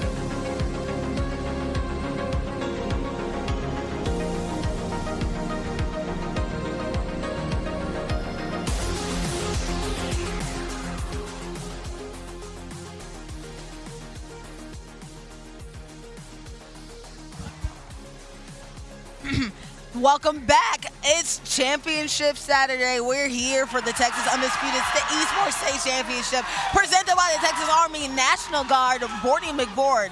And I was about to call you Captain Atsoka, man. Oh my gosh, Zip Master Flex. It's been a long time. It's been a long day. But guess what? We're just getting started, actually. And we got some crew battles to come up with SSBU crew. Don't you know what it do, Ooh. We're about to see the best and who will do it like a crew. I don't know. I was cooking for a second. I dropped it. I dropped Weezy the ball. F. Bordy, ladies and gentlemen. Weezy F. Bordy. And the F stands for forget, because I do that all the time. But we are going to crews, and I actually do want you to explain just exactly what crews are as soon as we get through some of these brackets, and as soon as we get through some of course, the examples of who we're going through and what we're seeing, pools and everything like that. All right. But well, yeah, let's take get a to look the at bracket. this. Take a look at this right here. This is the top 8 bracket. This is the journey that the teams took. We had LCHS, no Johns. We don't see the score against the Smash Varsity CCS, but we go over there and they 3-1 KCHS, and then down on the other side, their opponents, Tyler Legacy, they have they went through the Science Varsity, SciTech. They 3-0'd them. Next team is Team Eclipse. They 3-0'd them. They go up against Donna North Chiefs. We remember seeing Donna North Chiefs in a different game. They beat them 3-1. And then KCHS down on that lower side went up against Tyler, and they got 3-0'd. So now the part-timers are going up against No Johns in grand finals. I like the fact, a lot of times in these competitions, we do see, like, players, it's just like the Chiefs, the Rebels, the whatever, right? Yeah. But I do like it when we have a little variety, right? The Synapses, right? The part-timers, the No Johns, right? I love the fact that we can still have a little bit of fun. Of course, they still do have their school name, but they have a little flavor to their game as well. It's not just a color. It's not just their mascot. It's like, this represents our crew, too, and so we have No John. So I guess they like to game while they're basically in underwear, eating their chips, doing their thing, which, hey, man, that's a Thursday night for me, man. Why not? There it dude? is. Come on. Yeah. Let me do it. Thursday night. We started on Thursday. Yeah, we ended that night, and now we're here on Saturday for the crew battle. The crew battle rules. The format is, if you're not familiar with formats, with the format of crew battles. So Smash, in general, you know how that goes. We will actually get to that a little bit later, right? As we're loading on up, because, guys, we have an interview coming up right here with the team coaches. Pat, take it away. Thank you very much. We are about to start our next grand finals. So I'm going to start with our SSB Crews captains. First one, come on out, join me. This is Coach Wynn. Please introduce yourself, introduce your school. One step that way. Hi, my name is David Wynn. I'm the coach of Tyler Legacy High School. And what is it like being up here on the stage for grand finals at the Undisputed State Championship? I am absolutely just proud of my kids. It's a really great honor. It's been 4 years we've been doing this, and I just can't believe we're finally here, Yes, absolutely. Congratulations to your team. And what is one piece of advice you want to give them right before we get started? I just want to say I'm so proud of you guys, and you guys are the best, okay? That is beautiful. Thank you, Coach. And Coach Turner, why don't you come on out here with me? And just like him, can you introduce yourself and your school for me? Hey y'all, I'm Coach Rick Turner. I coach the Lakeview Centennial High School No Johns team. And same question I asked before, what's it like to be up here for grand finals on the stage at Undisputed State Championships? Yo, it's so exciting. This is our first TechSF Undisputed Championship. And we're here in grand finals, our first tournament. It's so exciting. Can't get more exciting than that. And what's your one last piece of advice before we get started? Guys, hey, I'm also very proud of you. Y'all know what to do. Y'all are great. Good luck. Have fun. No Johns. Roll out. Woo! Nice. Let's hear it for our 2 grand final teams. Come on, y'all can do better than that. All right, I'm going to throw it back to our casters, and let's get this thing started. Let's get it started indeed. First of all, what a touching moment right there from the coach going ahead saying, you know what, no matter what, guys, I still believe in you. You know what I mean? That's a good coach right there, instilling some confidence in your crew, especially too much smaller teams, right? This is not a matchup. Obviously, it is crews, right? But it still is 1v1. I want you to talk about a little bit of that format because it's a little bit different than what some of you players are used to be seeing. But you're on an island. You don't have as many teammates. Because of that, it is an interesting little format. All right, so you see they have the 2 players out right now, right? Yeah. These 2 are going to fight the 3-stock battle, okay?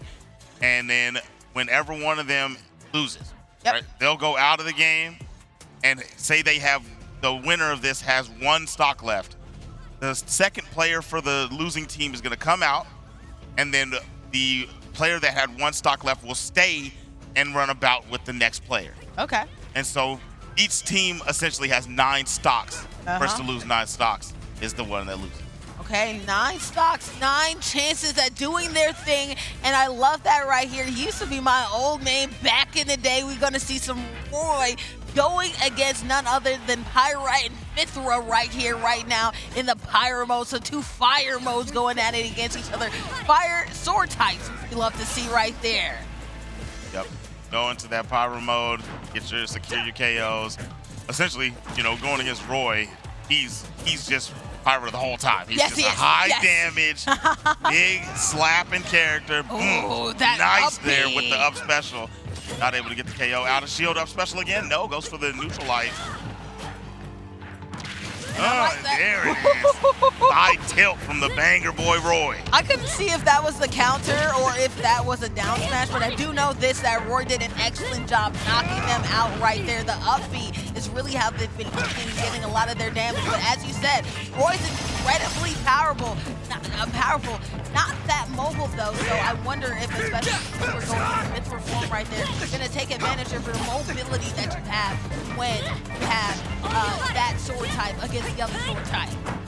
Roy doesn't quite have the greatest range, but his out of shield options, like Pyro Mithra, are very good, and then getting in his range is something you don't want to do. So not having any zoning tools really as Pyro Mithra, it's kind of rough. So it's kind of a top tier character, Pyro Mithra, having a hard time against an upper mid tier character in Roy. But both of them are pretty even right now in KO territory in Pyro mode. We can get a quick KO here on Roy. He doesn't have the best recovery options. If we can get a low knockoff, he's probably going to be tough. Trade from the 2 players. They both make it back. Nice running attacks. Oh, and I like that right there, making sure that you can't edge guard effectively right there, using the up B to go ahead and get the knockout KO. 1 stock remaining for the part-timer crew in LCB.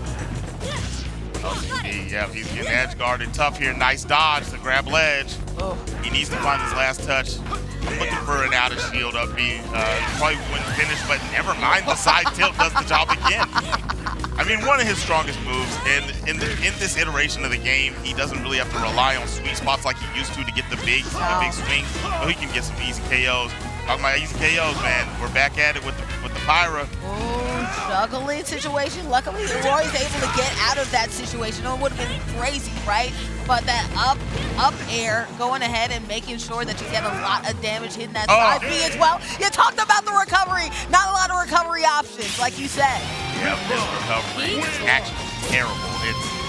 A lot of the sword characters don't have good recovery in this game. You know, when we're talking about the Fire Emblem style ones, because some of the sword characters, Pyro Mithra has okay recovery. Yeah. Get back from They're more mobile, though. Yeah, a little bit more mobile, little things like that. But man, you talking about Roy and Marth, those guys, they're gonna have a hard time getting back to stage. I mean, that wasn't even that bad of a knockoff, but since it was adjacent to stage and took him a little low before he could start coming back, he's not making it. Yeah, no. Whereas most characters are gonna get that with ease. Yeah, that's why in most iterations, I mean, previously in previous titles, right, you would see Roy being used a little bit more, but especially Smash Brothers, the recovery options you have in all these other characters, even though he's a high damage output character, you don't really see people really utilize him well right here. And so this is where you see the crew example being shown right here, right? Explain more. So this right here, if you're wondering what's happening, they have to get rid of those 2 stocks, right? It's not built into the game. So to even it up to what it's supposed to be, in that last round we watched, that the No Johns player had 1 stock. Jose had 1 stock remaining. Yeah, had 1 stock remaining. But my goodness, this boy Steve. The world may never know if he'll ever be beloved. But is he good in this game? Yes, he is. Oh, he's so good in this game that he's OP, especially if you look in his toolbox. He could randomly get that diamond sword, and when that diamond sword occurs, man, your outro, no matter what, it seems, right? But going ahead and explaining it more, right? So when you're loose, each character has 3 stocks. We talked about it right there. That's Steve just being Steve right there. Each character has 3 stocks, right? Each player has 3 stocks. Jose still had 1 more left to go. Boom, they had that 1 more. Steve knocked them out. That means that Jose is done. They're both on their 2nd player, since each player has 3 stocks. Yes, exactly. All right. So now, yeah, the next 2 that come out, they're going to both have 3 stocks. Even game. Yep. So it kind of nullifies winning that first round. Yeah. You know what I'm saying? Yeah. We don't match percentages. It's just the stocks. Imagine if we match percentages, dude. That would be crazy. My Lord. So much finagling. It looks like swapping in. Yeah, it looks like a rapid finagling. We're going with a GameCube controller with the second option for, I believe it was the No Johns versus who's that thing again? Tyler Legacy. Yeah, Tyler Legacy. Their 2nd player going ahead and utilizing the GameCube controller. Do you play Smash at all? Yeah. Okay. Are you more of a GameCube controller type person? I know you're not a sideways switch person, right? No, not a lot of people are. Pro controller. Yeah.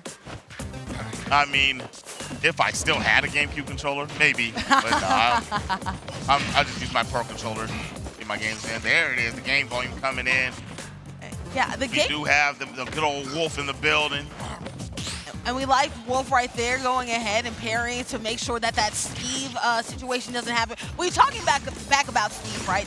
Steve is so OP that a lot of, actually in some competitions, they go ahead and they ban them because of their ability to go ahead and shoot any sword randomly. The TNT going ahead and getting it done. The side tilt going ahead, trying to go ahead and get the spike with the anvil. Didn't line it up correctly right there. But the hot box and you're out. Steve getting the first stock right there. That's 2 stocks down in their matchup alone for Egoist. Setting up a up smash on your own in midair just to put a stone block down. Yeah. This is just the way he plays the game is different than everyone. Yeah. Big hit there from Nelson, not able to get the KO. He's getting a good edge guard here, but man, the swift movement there. That up special, you can glide like Clyde Drexler. Glide the glide, moving and grooving throughout the machine. That's the other Clyde. Well, Clyde Frazier right there. But yeah, as you see right there, this is an interesting battle too between like a high mobility player, right? Maybe not as much damage to side, but if you get some combos down, you're good. Versus Steve, it's as you see an anvil right there. Big play moments, clever play moments. You talk about clever play. I feel like there's a lot of clever playability. Ooh, as you see a heck of a combo right there. Wow. That spike, that pull denial. Look at that, the recovery denial right there. Clever plays all around by Egoist. What a good move, my gosh. Like, look at what that character can do. You gotta understand that play, man. He dropped the anvil to force the interior recovery. Yep. And then put a block down to block him off from using his up special to come back to the stage. And it was stone, so he couldn't rip through it easy like he could the wood blocks. Yep. And he just couldn't make it back. That's insanity. That's what I mean by he's playing a completely different game. Nobody else can go down and blockade you from coming back to the stage in midair. No. I feel like the level of cleverness you need to be an elite Steve and Snake character is insane, right? It's making movements where it's like, it's not just reaction plays. It's like, I'm playing chess every other player we're playing checkers, I'm playing chess right there, right? Oh, we're juggling into the lava block right there. Oh, what a combo right there. Going ahead 66 off of that. Tried to get a spike, tried to daisy chain it into the spike, couldn't do that. But the roller cart though, tried to make it insanely difficult for Noah with the All right. Now, talking about the combos we saw coming from Egoist, we can get combos from Noah also. Pikachu is a combo-heavy character. One thing, though, is he's going to have to play, you have to play Steve's game. Yeah. And getting close is not what you want to do. And Pikachu kind of has to do so. Yeah, it has to utilize that headbutt, right? The headbutt can go ahead and knock you out of charge. They try to do that headbutt right there, but good neutral air to go ahead and get a lot of that damage. But that's what we're talking about Steve, right? Go ahead and set you up to the block of only that block of lava. Then you get knocked up out of there. It was dirt instead, so you live to fight another day. But Noah in shaky ground with the sagacious play here of the Egoist. Egoist is in the point where he's kind of looking for fishing for big hits.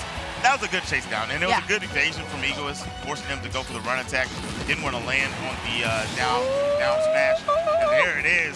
After being comboed into oblivion and going up to 149%, we do see Noah still taking the first stock here, but they are a player down. This is only the second player for the part-timers. Only the second player, again, utilizing the air options right there, forward air, neutral air right there, making it hard for Egoist and put a lot of pressure on them too, right? Good job using that up special to go ahead, not only recover, but to also deal some damage as well to Egoist. But go ahead, get out of there with the pickaxe. It's a draw of the luck sometimes with a pickaxe. If you get a right pickaxe color, oh baby, you're knocked out, lights out, game over. So, by the way, Egoist is in the solo finals that will be played after this. I just want to call out that he's not cooking up right now for no reason. He's very good in the 1v1s, so his team can really lean on him. And I like that. You put a guy that has made it to the finals in solos, you put him at the second spot to give yourself cushion just in case you have to go to your last player. He should have already nullified and set him up for the alley-oop. And if you look at it too, as you see the minecart going ahead and getting some damage done, approaching kill percent is Egoist right there. What? Play That was so clean. Woo! The tracking from Noah out there off stage forced him into a horrible position. The dynamite gonna blow yourself up. A little bit more percentage, that would have been outro, nights out, but not quite with the dynamite. The TNT couldn't get it out. I'm liking this. High mobility character, making his way in. Noah does get KO'd there, but he's playing a very strong game here against Egoist. Only thing is, even if he takes this stock here, he's going to have one stock left going into the final player of the part-timers, and they're going to have to go one stock to 3. Out of shield, doing a great job. I mean, Egoist, unfortunately, this is the most damage that he's ever gotten right here. Was doing good at making sure to minimize the amount of stocks that they're being taken. And honestly, everything is a bonus because you have to realize that they're already down one stock beforehand too. Egoist laying it down, trying to set up the last move that you saw last time. Good job with that shield to make sure that he didn't end up getting some damage done from a Thunderbolt. That was so close too, man. Smash. My goodness. Good night. After a beautiful evasion, you saw he ready. Yes. You saw him. He saw, they were timing that Thunderbolt from Pikachu real well, right? Yeah, he saw him drop down low, right? Yep. And you look at that, and from the naked eye, you're like, okay, well, he's going low. I can recover over the top of him pretty easily. Yep. As an experienced player, Egoist said, oh, no, he's setting up a Thunder play. Yep. I have to go really high over where the Thundercloud is going to come up from. And he went right over the top of it, landed, and was able to get him a punish on his opponent coming back to stage. That is a clean victory for the part-timers with not even having to go into their anchor. Chess, not checkers. Chess, not checkers, okay? Chess, not checkers is exactly what they're doing in order to make sure that they're getting it done. And like you talked about, having your second best player in crews is so important. I want you to consider the fact that Egoist was already working from a little bit underwater, right? Yeah. On the other end, the other crew that they're going against already had a one-stock lead underneath them. They were not only able to go ahead knock out their opponent beforehand. So there was both players were going against, both teams, I'm sorry, were doing their second player, but then they knocked out the second player too. They still have 1 stock remaining. So to have that much value where in your second player getting 4 stocks in total, that's pretty good. That's very good actually. Well, you got 7 stocks. 7 stocks. Am I not adding right? 1 plus 1 doesn't equal 2. What? 7. Yeah, he got the 4 first player, beforehand. right? He took the last stock of the first player. Yes. And he beat the 2 seconds. And, yes. So it's 4. 7. What are you doing here? 1, 2, 3. No, because there was 1 for the other one, and there was 3 for the other one. That's 4, isn't it? 1 and then 3 for the second player, 3 for the third player. Oh, that was the third player? Am I tripping? Oh my gosh! Oh my gosh! Somehow I totally. You're right. Oh my gosh! I can't add, guys. It's been a long day, and we have not even just started. And we did see 2 players ago. So the second player clearing out essentially 3 players overall in general. Yeah, he beat everyone. Oh, you beat everybody. Adding is. I don't know much about algebra, but I know 1 plus 1 equals 2, and you know the math. The girl math is not girl math for me, at least this morning, okay? All right, and going into game number 2, we have part-timers up 1. Opting to start with Frostburn. That is the anchor that we didn't get to see from the first game. Yep. And then we're back with Nelson with the Wolf. And a Lucas character too. Anytime I see Ness or Lucas, I also imagine a little bit of that chess play instead of checkers play, setting up some shots, utilizing that PK Thunder to go ahead and utilizing in different ways to send that momentum flying with their body and using that as basically a lot of trickery to go on with that, you know what I mean? The PK moves can be interesting if you play either of those characters right, but not now. Wolf is taking the Wolf down right now, wolfing away at the stop. That was nice. Yeah, grabbing a back toss. Didn't give him enough time to set up an edge guard. Saw like he was trying to face it out. Came up immediately, got a little grab combo. But on the back foot here, nice. Gets up there with a tech roll. Dodge. Ducking and weaving. Looking for that final hit, fishing with back airs and forward smashes. As a grab almost gets the job done. We tried to finish it off with a PK fire too. Go ahead.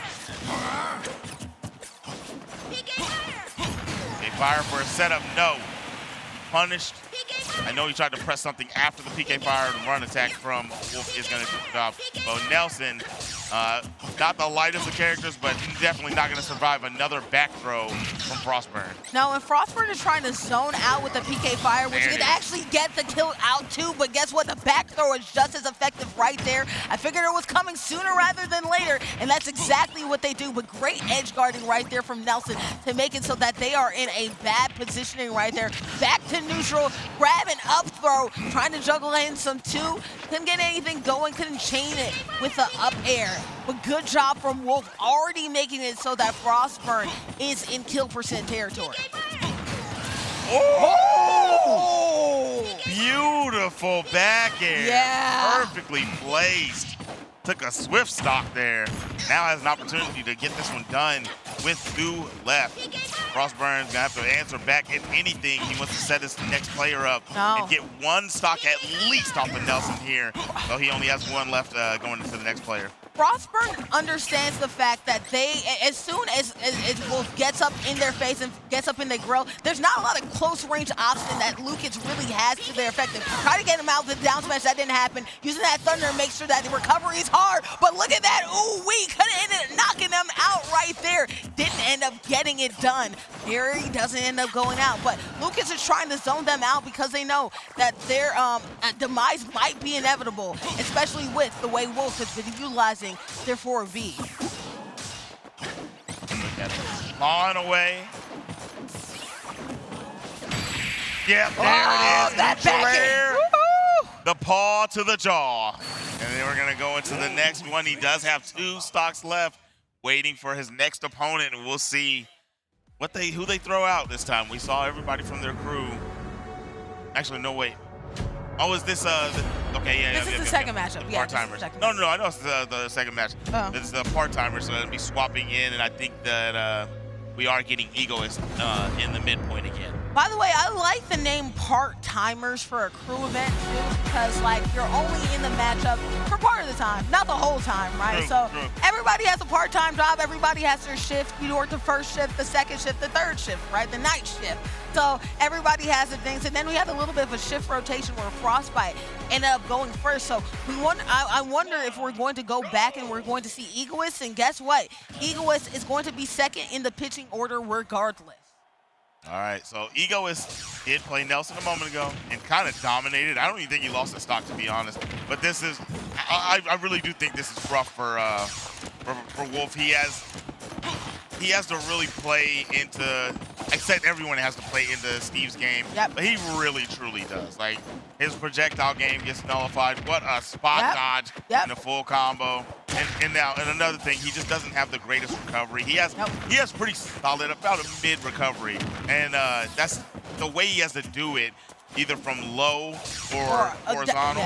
It's something that Steve can really take advantage of. You have two options, and we've already seen like he can block you out with literally with the blocks right there. He can block you out from getting the horizontal, the vertical recovery, but then also too can set it up with a timely place, maybe like Laga block or something like that, to make it so the horizontal recovery is a little bit bad too. Nelson. But the back air is good. Fool Nelson, back air all day. Like you said, the paw to the jaws, it's been working, baby, and everybody's jaws been broken right now. Yeah, Nelson is, he's turning up. I love his edge guard. Probably some of the best edge guards we've seen outside of Egoist. Yes. He really sets up right. He reads your options, and he's been playing it properly. Good Smash players understand the fact that you really have to think 3, 4, 5 steps ahead. Right now, a jungle situation up in the air. Egoist luckily able to get off and swing the up smash and get him out of there too. Great job. We're back. At least Egoist is able to get off one stock from Wolf. Yeah, Egoist does not want to lose this one. He wants to, I know he wants to fight back and take this one. Oh. But if Nelson can get him to the final stock at minimum, he has done so much for his team. What a combo, misses the lava spike up smash. Lava block up smash. Oh my goodness, saved by the stone block. Planning ahead ends up saving Egoist's life right there. Great job up smashing it out of here. That's game. See you later, Nelson.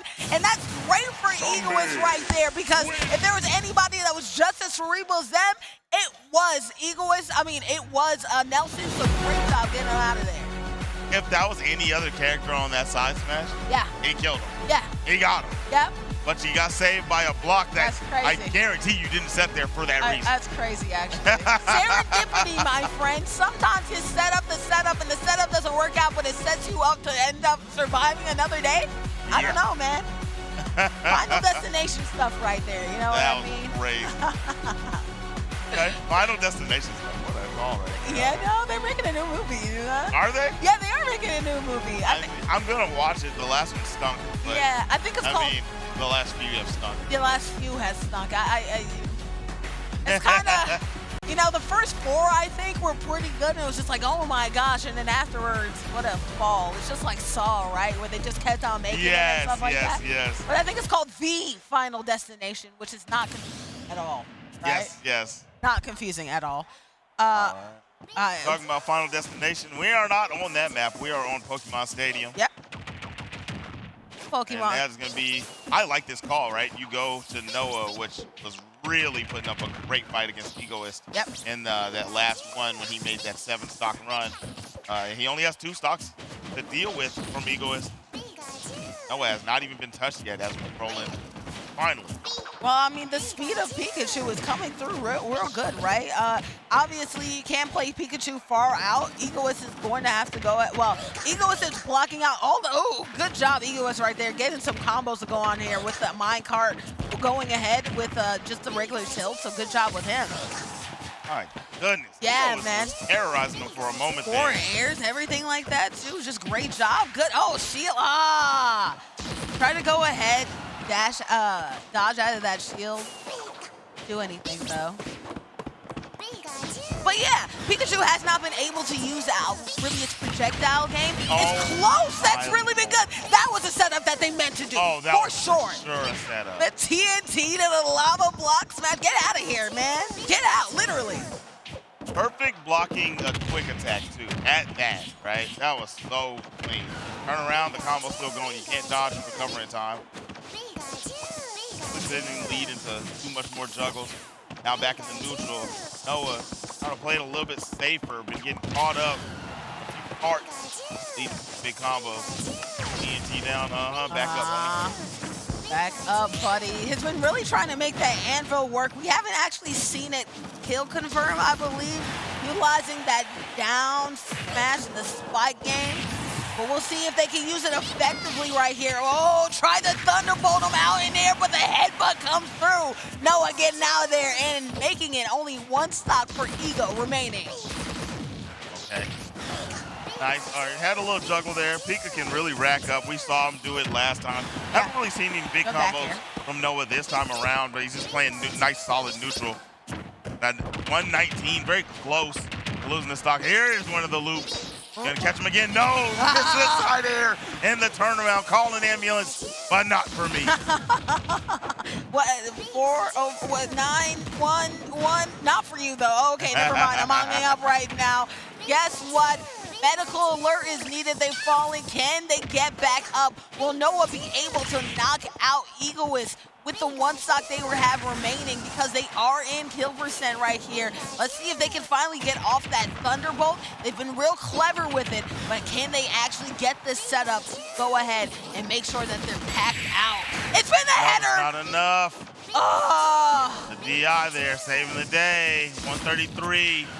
Doesn't need too much more, but Egoist cannot find a way back on the stage to set up and get into the position he wants. Fishing. Good edge guarding right there. Oh, using the Thunderbolt to set up the fact that you can get them in the air. The headbutt finally kill confirms. They're out of here. Noah doing it and getting Egoist out. That's the best player that the part-timers had. You have to feel good that they are knocked out. It should be a little bit smoother sailing, but hey, don't celebrate too quickly though. If you are the No Johns. The No Johns. And there's that trophy that they're fighting for, that Crew Battles trophy. No Johns up in the lead as we go into this one. It is 4 stocks to 3 at the moment. Total of 9 to start with. It's the No Johns crew over there cheering it on. It sounded like you said the No Jobs. I was like, why you gotta do that? Huh?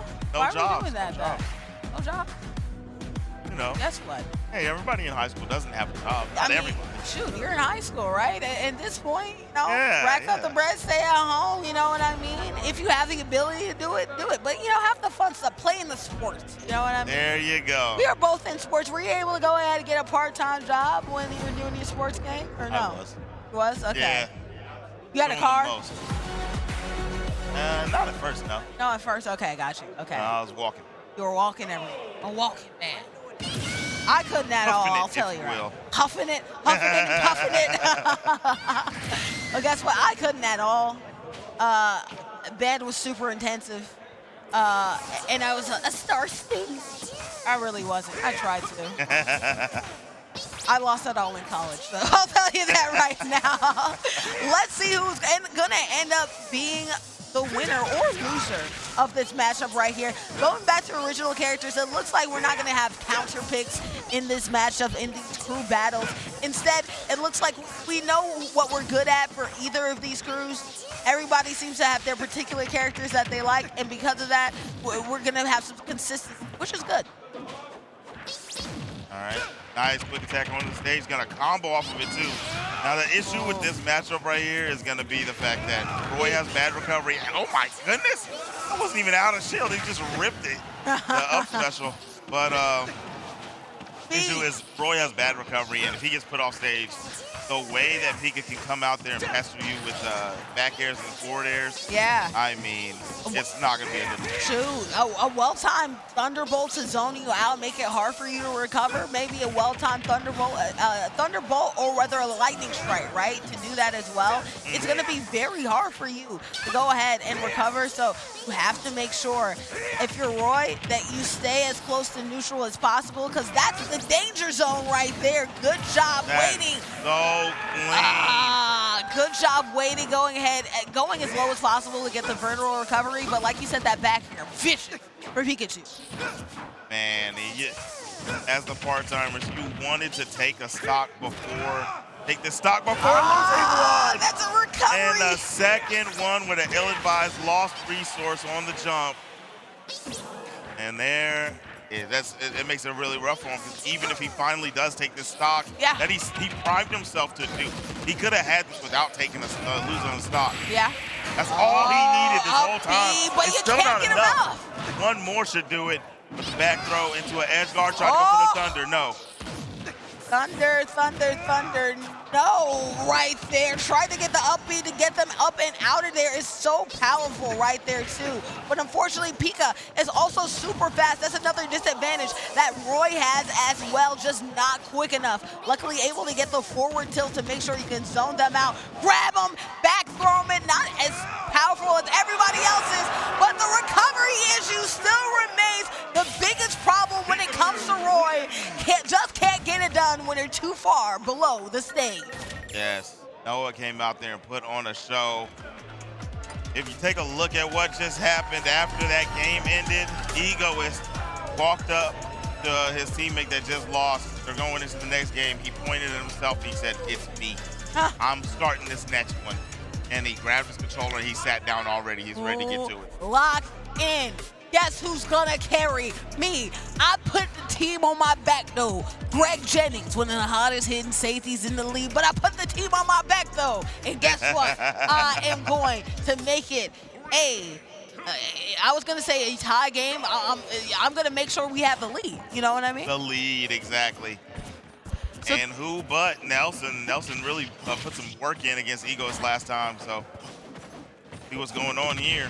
He only lost to Egoist in their battle. It looked like due to the fact that he was down a stock whenever he came out.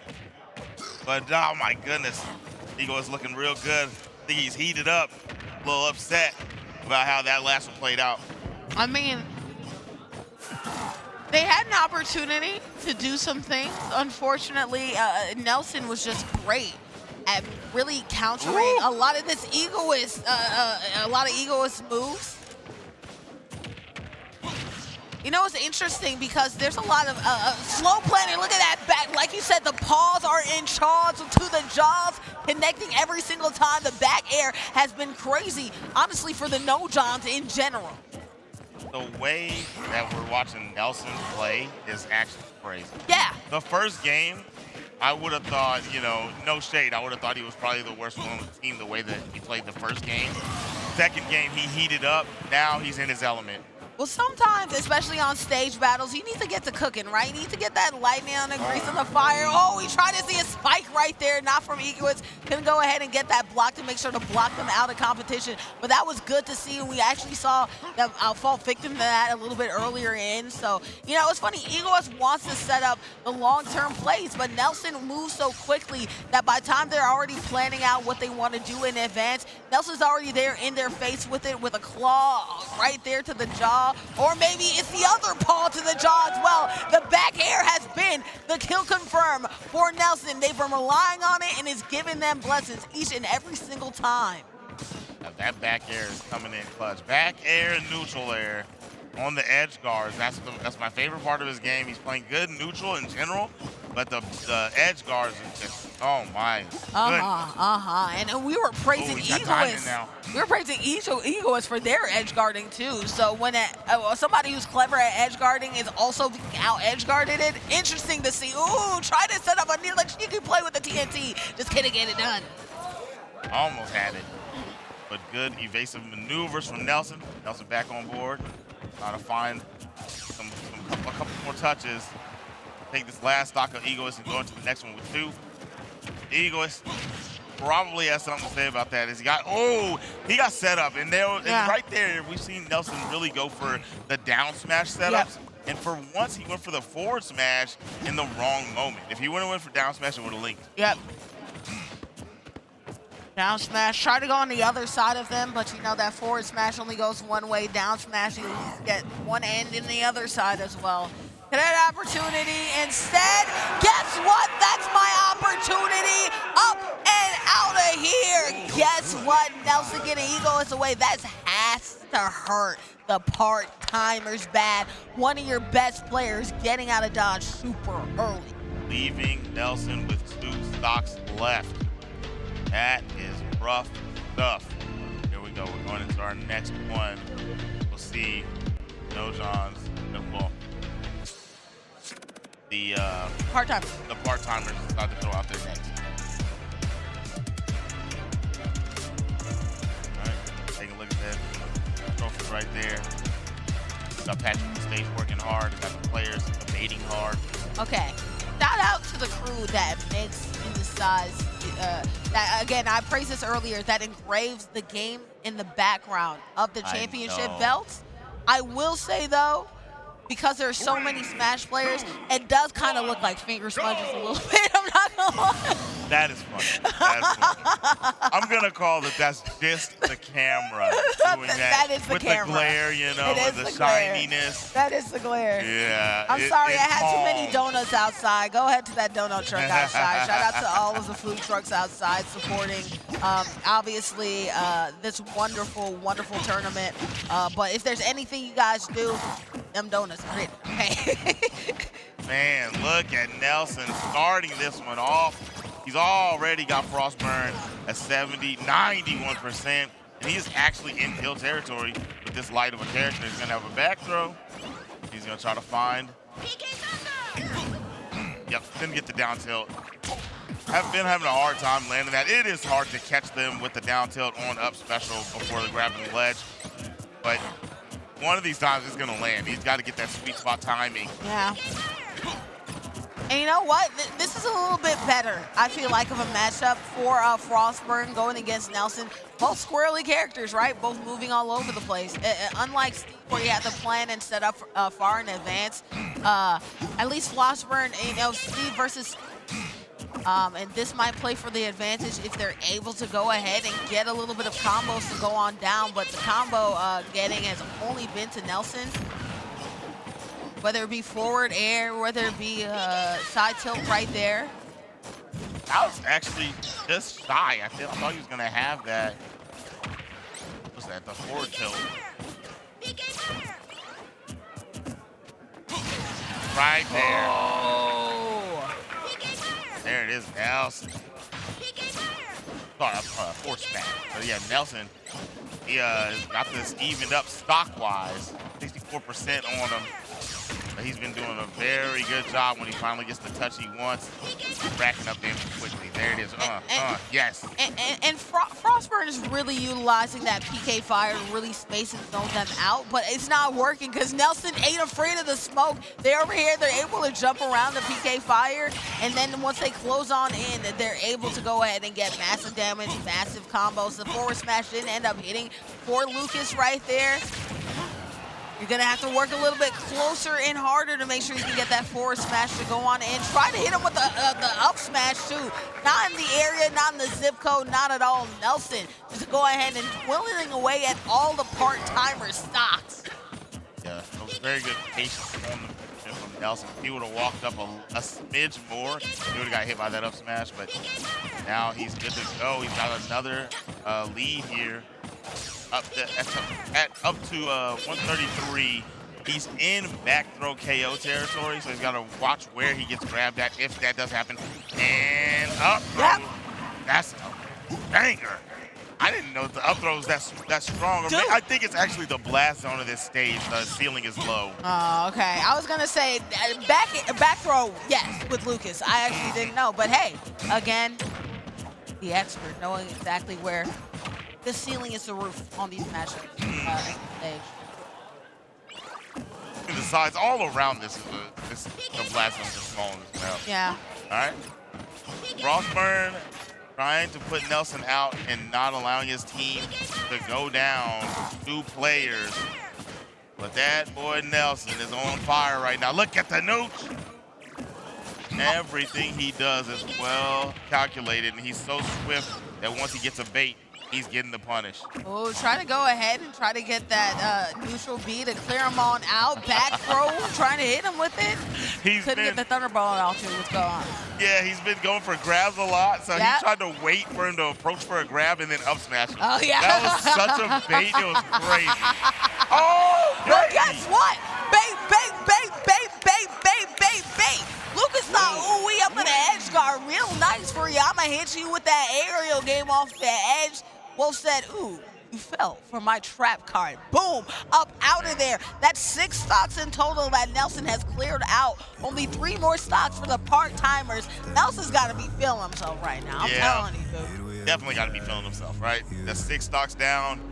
Only person to do more than that was Egoist in game number 1. Got the 7 stocks. Yeah. But we just watched Egoist take the L to Nelson to start this one off. And we're going down to the final player for the legacy. Final countdown. Is that a good rendition? The final countdown. Guys, I could make this a karaoke session if you guys want to. Belt it, man. Final countdown. There it is. Now we're talking. But right now, belt season, that's what Nelson has been all about, right? Running through the entire part-timers crew. But maybe LCB can find a way to hit something down here. The only problem is, again, we talked about the speed difference that LCB had an issue with Noah. It's going to be even worse when it comes to Wolf. And then the recovery issues on top of that, too. Zoned him out with the back air, dodged it. But, hey, if you dodge that with Roy, you don't have many options left. Oh, if he dodged that neutral area when he came out there, he was done. Yeah. That low down Roy's recovery is too bad to go for dodging recovery. And he can only dodge higher and then try something, but yeah, he wouldn't be able to get out of the dodging time at the second stage. So that was pretty much checkmate, to be honest, whenever he went over for that. If he landed that back here, that would have been KO. Yeah, side B working on right there for Nelson right there to go ahead, get some damage and also get some recovery as well. Tried to get with the up smash, but the up smash didn't time that right there. Both out of shield, trying to go ahead, see if they can do something out of that too. No good. Yep, there it is. Comes off. Oh, if he would have landed that neutral air, he could have had another stock off of him, but giving opportunity. Forward air action right there, not hitting. Side B also not hitting as well. Instead, ooh, there you go. Side B, unfortunately, I'm a reverse Uno and grab you, back throw you out of there. Lights out, packed out. 1 stock. Can Nelson get a whole full team wipe just by their own dang self? Let's see. We are already at Nelson having the most KOs from one player. Yeah. Now taking the record from Egoist. That's going to be enough on the back air.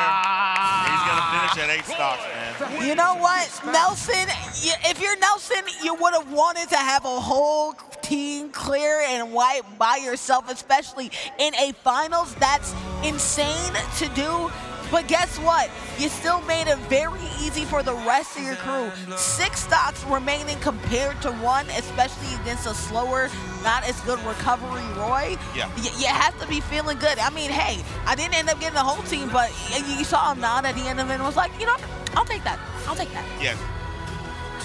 You know they're happy. You know, they just got to sit there and watch a movie. Didn't even really have to tap in. Man. Now, throwing in a player to try to close out the final stock. Roy the boy is on board. Noah is here with the Pika. You know, everybody else on that crew was going ahead. They had their sleep mask on. They put their bonnet on, got their pillow out, got the small little blanket, was taking a little bit of nap. No. Oh, okay, it's time to game. All right, let's go ahead. Let's game. And then, what a reward after, beating out Nelson. Now you have to go ahead and go against Noah, too. So good luck, LCB. You're going to have to go through a heck of a battle, especially considering the fact that Noah has already taken down 3 of their stocks before. Utilizing the range and the swiftness, making it where Roy can't even play. Still a little trade there. And up special, big time damage. Unfortunately, headbutted right into that up special, so that sucks. Straits. Yeah, if he lands that down there, I think that's the end of that stock. Yep, yes, sir. Yep. There we are. Slight work. Slight work. I mean, look. You're 1 stock left. Yeah. And you were about to have to try to take 6. Yeah. I mean. Yeah. Come on. Yeah. I mean, again, and you know what? Like I said before, like Noah's already gone ahead and packed them out, completely wiped out all 3 of their stocks.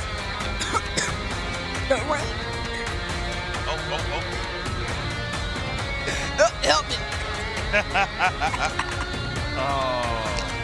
As I was saying before, me swallowing my own spit and coughing rudely interrupted me. You had the speed that she had to deal with, and they ended up going LCB. Oh, a little bit of a...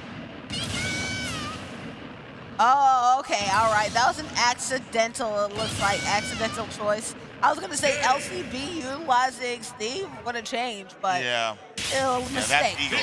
He went out there and he forgot to pick his preset. Yep.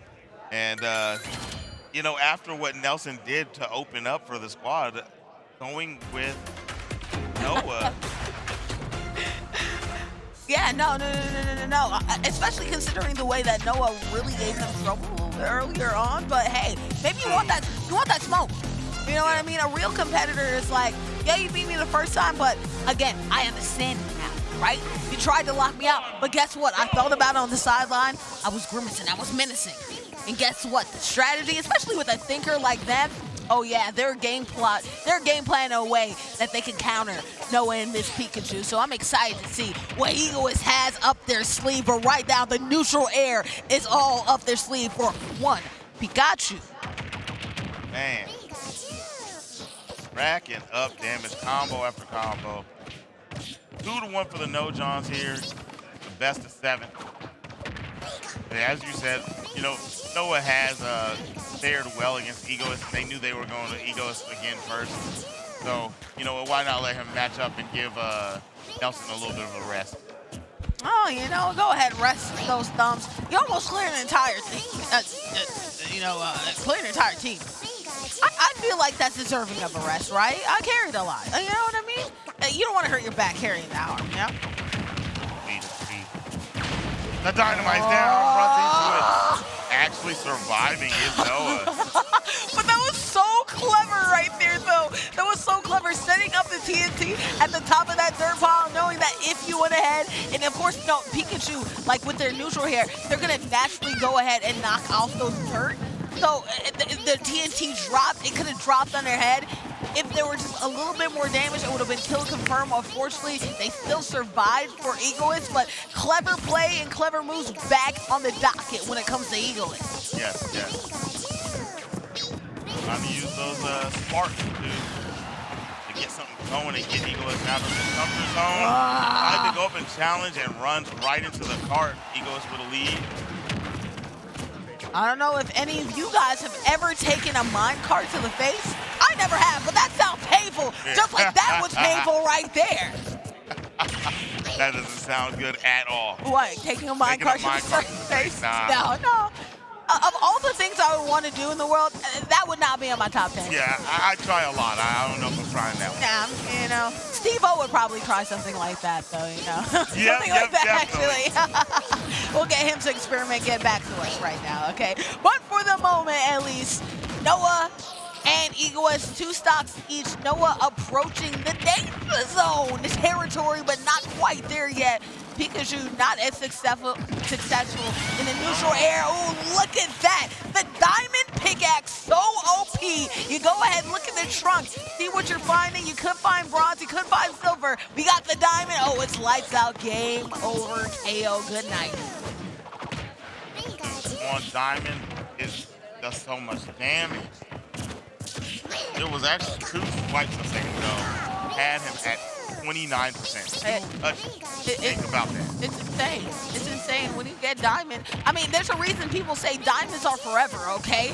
Diamonds are never good for the other team, and they'll have you anointed as a GOAT forever if you're the egoist, but not if you're Noah. Well, look at that. Using the sparks, go ahead and zone them out right there. Lovely with the neutral beat, but zoned out, knocked out the park, game over. Egoist survives against Noah. Yep. Only losing 1 stock. We're gonna see, do they opt to go Nelson here, or do they go a different route? Oh, I'm going Nelson. You know, I'm going word for word, bar for bar, pack for pack, all right? You got your big guns out, I got even bigger guns in my back pocket, okay? Yeah. You gotta go for the best while you have it, and realize that, hey, at least I have my next player to go ahead and clean up whatever duty might happen if it ends up being that the other person ends up winning. But both of these teams need to go ahead and choose their best player and hope that their third player can do up cleanup duty. Yeah. If they can't knock the other player out. Yeah, I definitely, like you said, I would have opened up with Nelson if I would have known that they were gonna go. Yeah. Egoist. It's like open with Nelson. Yeah. It's still logical, you know, what you had mentioned. It's still logical because Noah has fared well against him. But why put Noah in that position when you've seen Nelson dominate? And the only person to really give Egoist like hard problem has been none other than Nelson, right? Exactly. Some players just know how to just get at other players, right? And of course, you want to make sure you minimize the stock loss as much as possible. Nelson. And they decide to go to Josu. So, Jose. Yeah. All right. We haven't seen Jose in a few games. Pyramithra is sitting on the bench a little bit. His teammates have been handling up, so he hasn't needed to. I love a good Pyro and Mithra combo, though, especially in neutral air game. The only problem is there are going to be a lot of blocks set up to make sure that you can go ahead and not jump as much. What does he have up his sleeve here? I was going to say, oh, no, he's cooking up something, okay? Go ahead, get past this. And then the TNT is popping off. I love the way they play, dude. I love the way Egoist plays. Egoist said, it's Steve, you gotta make them hang himself. And Jose having a super hard time here against Steve. And you know what's the issue? The greatest issue? He ain't really even doing all that much. Just stacking a whole bunch of dirt, putting TNT on the other side, and just playing the waiting game. Try me. What are you gonna do? You're gonna go over me? Dynamite. You're gonna go through me? Dynamite. Oh, guess what though? You can't go through that. Try to go through it with a minecart to the face. Couldn't get it done. Great job by Jose. Amazing job. Challenged the card and landed the back air with the pyroform. Oh my goodness, one of those patented over and over again Egoist plays. Yeah, juggle game strong right there. Okay. All right, he's going to go to pyroform. Only at 50%. I get it. Gave up the speed for the damage. Just trying to get the KO. And does just that. Jose. Yeah! Cranking up the crowd. Cranking up his squad right here, too. Going with the crowd, making sure, oh, hey, Jose, doing it every single form possible. You know what? That's even better if you are the Tyler Legacy crew, right? The No Johns. Because your best player hasn't even played yet, and he already knocked out most of the other team. So you're living good. You're living La Vida Loca right now. You know what I mean? That looks pretty solid. You know, he's got it's 6 stocks to 5 at the moment. Yeah. Right, so we're gonna go into this. So they setting up off the time. And now LC 801. Got Roy versus Pyromancer. This was actually the first fight of the day. I mean, the first bout of the set. Yeah, it was. I think they went to probably Pyro form a little bit earlier on. So we got that fire on fire, but instead I like this, a little fire and I guess water, ice, blue. Let's just go red versus blue. Instead, you know? Right. LCB. Really fighting for me. LCB doing a great job. Putting on a lot of damage. That down air was really what knocked out EOS the last game. Guess what? Roy has a very big hurt box on his down air as well. Edge guard opportunity, doesn't decide to go out there at all. For a throw. Oh, going ahead and using that B. Neutral B, the edge guard on out. You love to see, and guess what? Up air and up out of here. Great job going back to Mithra right there, but good job using the pyrotechnics to get out the hot-headed swordsman. Hot-headed swordsman, I see you. Forward smash. Will catch the forward roll from Jose. Jose out here again. Trying to go for the combos, but every time you leave any opportunity, that up special comes out cracking a nice little 19 to 18%. Dang, dude, like, you know, Roy is a character that has his perks, has his quirks. Oh my God! That's a quirk right there! Oh my God! Oh, wait! What a down spike right by ledge. That was phenomenal. Are we watching the volleyball for tournament finals right here? All right, okay. A dive, a spike, good night, KO, lights out. Recovery, no good, couldn't get into time. Roy, powerful hands right there, powerful up B, but unfortunately the recovery every time. Good job right there. Going ahead, parrying on up. But that up B so powerful. Kill percent is Jose. Can LCB go ahead and knock him out to make it easier for their team? Or will Jose survive? Up and good night. See ya later. Goodbye. Jose clearing out 2 of them bangs in a row. That was so clean. After the spike is like, you could tell he was in control of that one. Yeah. And that puts them up pretty heavily. Actually close. 4-3. Lakeviews way. But it feels like it's heavy considering where Lakeview started, right? Yeah. Considering where Lakeview started, it looked like, oh man, things are going to be tough for him, especially because Egoist was easy to make some slight work of the first opponent. But then, you know, Jose has just put the team on his back, right? This is what happens, you know, a lot of times, and we saw each player for the team go ahead and decide, no, I'm going to carry this time. I'm going to carry this time. I'm going to carry this time. So the No Johns go ahead and get another point or close to getting another point right there. Excellent job from them. Jose doing his thing.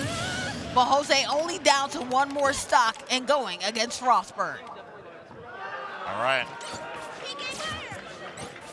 One stock left here before we get our final player, which will be Nelson. So it's Frostburn can defeat Jose's final stock. He will have to deal with that wolf that he's been having so much trouble against.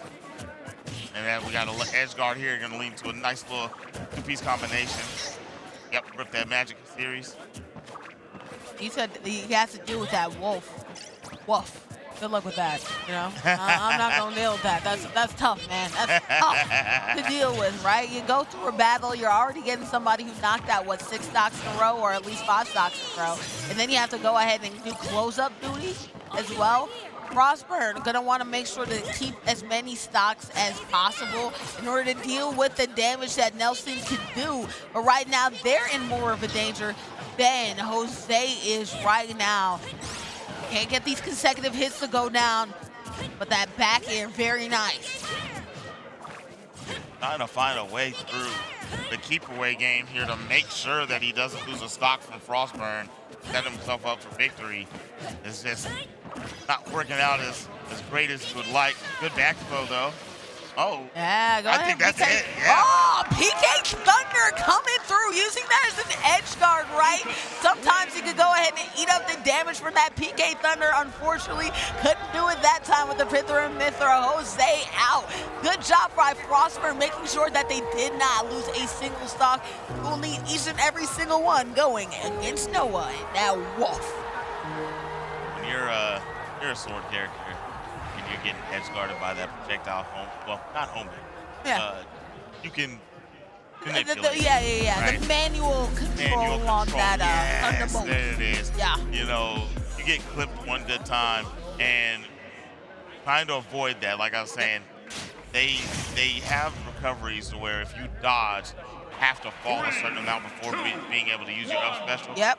They just can't do it. Yep. All right, now. Final players for each team. Nelson back in the building after getting a little bit of time to rest mentally. Up against Frostburn. Frostburn hasn't been doing so hot in this matchup. Neutral B off right here. Let's just go neutral B for neutral B, all right? This is a shooting contest right now, okay? We are not playing Super Smash Brothers. Instead, we're playing Call of Duty, okay? Call of Duty looks a little bit weird, got a little bit more colorful. I guess they decided to go the Fortnite approach. I'm not sure, right? But now, the PK Fires, unfortunately, have not been hitting for Frostburn a lot. This is the first time I've actually seen them hit. Yeah, they're not really doing too much for damage, but they are controlling space. Yep. But what is he doing with the space that he's earning? Yep. Nothing much That's at this time. That's a question. If you're going to use it as a setup, have a plan out of that setup. I think that's been the hardest thing for Frostburn, being able to really utilize that setup. Oh, baby, waiting until that you have invincibility frames on the edge, but there's some windows that you can go ahead and knock them out the damn smash. Go ahead, boom, you're out of there. What a great job by him. I can't remember how many seconds you have it, but after it's gone, if there's a character that can reach over the edge, like the forward smash from Wolf, he just reached that claw down. It has a hitbox that goes down a little bit, sliced him up. He could have actually kept that combo going. Yeah. I think he was looking for a dodge, though. Yeah. Could have racked it up, He actually juggled had him. true options after that. Yeah. Was still able to get some good damage out of that move, though. You know, couldn't obviously Deji changed it into something nice, but as you're seeing right there, the edge guard game has still been good for Nelson. Perfect block into a shot of his own. PK fired double back air. Oh my goodness. Nelson doing more of the same, making it a little too hard to touch him. You know, that shield can protect you, but it can only protect you but so much before that back air to the face, the jaws to the paws to the walls. I don't know, man. Gonna knock you out each and every single time. First time we see some PK freeze from them right there. Parry game, unfortunately, couldn't do anything out of it. Frostburn's been having a lot of difficulty. Like, they'll make a good entry point to combo a move, but unfortunately can't stack it like you need to. Oh, could have been clever and stacked that one. Great job going around them. And using the Thunderbolt to still get back on the stage. Clever beeper, okay? Clever girl, clever beeper. Ooh, good perfect block, but he wasn't able to get the grab afterwards.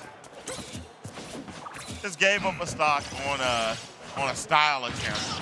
He still has very high damage. He's one more good hit. There you go. This is it. He's gonna do it. He's gonna do it. He's gonna do it. We know it. We knew what the setup is. I saw that happen before it even happened, baby. Again, the claws to the jaw, or whether it be the paws to it. Yeah. Guess what? It's cost all paws, and honestly has been their KO to knock out of here. Still confirmed high play. Yep. Forward smash in the back here, baby. Always good for up outing. Pause. Pause. I'm just playing. Boo! Boo! Boo! Okay, Shannon Sharp. All right now. That was a funny one. All right. So that is going to be 3-1 so far. Yeah. And as you saw, Nelson, after he took that game, he put the finger up. That means he had one more. And they will be champions. Into our game number 5 here. Part-timer's going to throw out Egoist again, and No Johns back at it again with the Nelson to start off. What we've been looking for. I like this start. Yeah, last one was a little too close for comfort, not throwing out Nelson first. If you want to deal with Egoist, throw out your best player, and then leave the other ones to do the job. I think I can. You know, part-timers started off hot. Unfortunately, not as hot as of late. 3-0 right now when it comes to No Johns after their first start. But that being said, it only takes a little bit of momentum. Unfortunately, it's both of the best players going against each other right here. So what are the backup options going to be if either of these teams unfortunately can't get it done? I mean, I'm not saying this to say like all the other players are very adept and very still good. But again, can you carry if your best players are on the stage? Depending on what happens after this is a good question for either squad, the part-timers or the No Johns. You know, they may be the best, but you got to look at what happened in that last game. Oh, absolutely. You look at Jose. He really rallied them back into that one to take that up. Take this lead up to 3-1. Having Nelson on the back end was a really good look also, but man, Jose really cooked up. Egoist out here, high damage, same as Nelson. They're both fishing for the final touch. DI is gonna help Nelson survive that, but you are surviving a blunt force minecart, and you're not gonna live through a score smash from the Wolf himself. I mean, the forward smash was very nice to see right there from Nelson, but I think the clever play right there from Egoist to make sure that you couldn't get a horizontal edge, a horizontal recovery instead.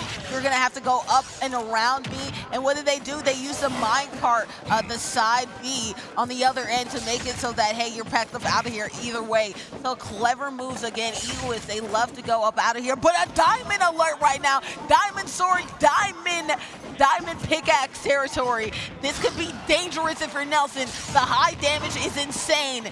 Guess what? You do not want to be on the other end of the tip of that sword. He tried to go for that setup again. Yeah, he did. Oh my goodness. That was huge for Nelson in so many different ways. You're in 97. They have the diamond pick. They have the diamond pickaxe. They have the diamond sword. You can easily get so many stocks. But guess what?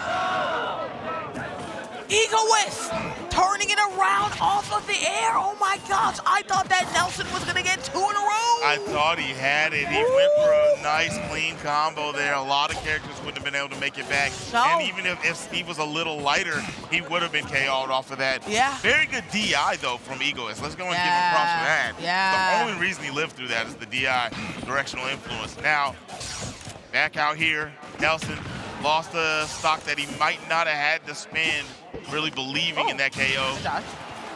All right, the tilt again. That forward smash is down doing tilt, so neutral air, much. yes.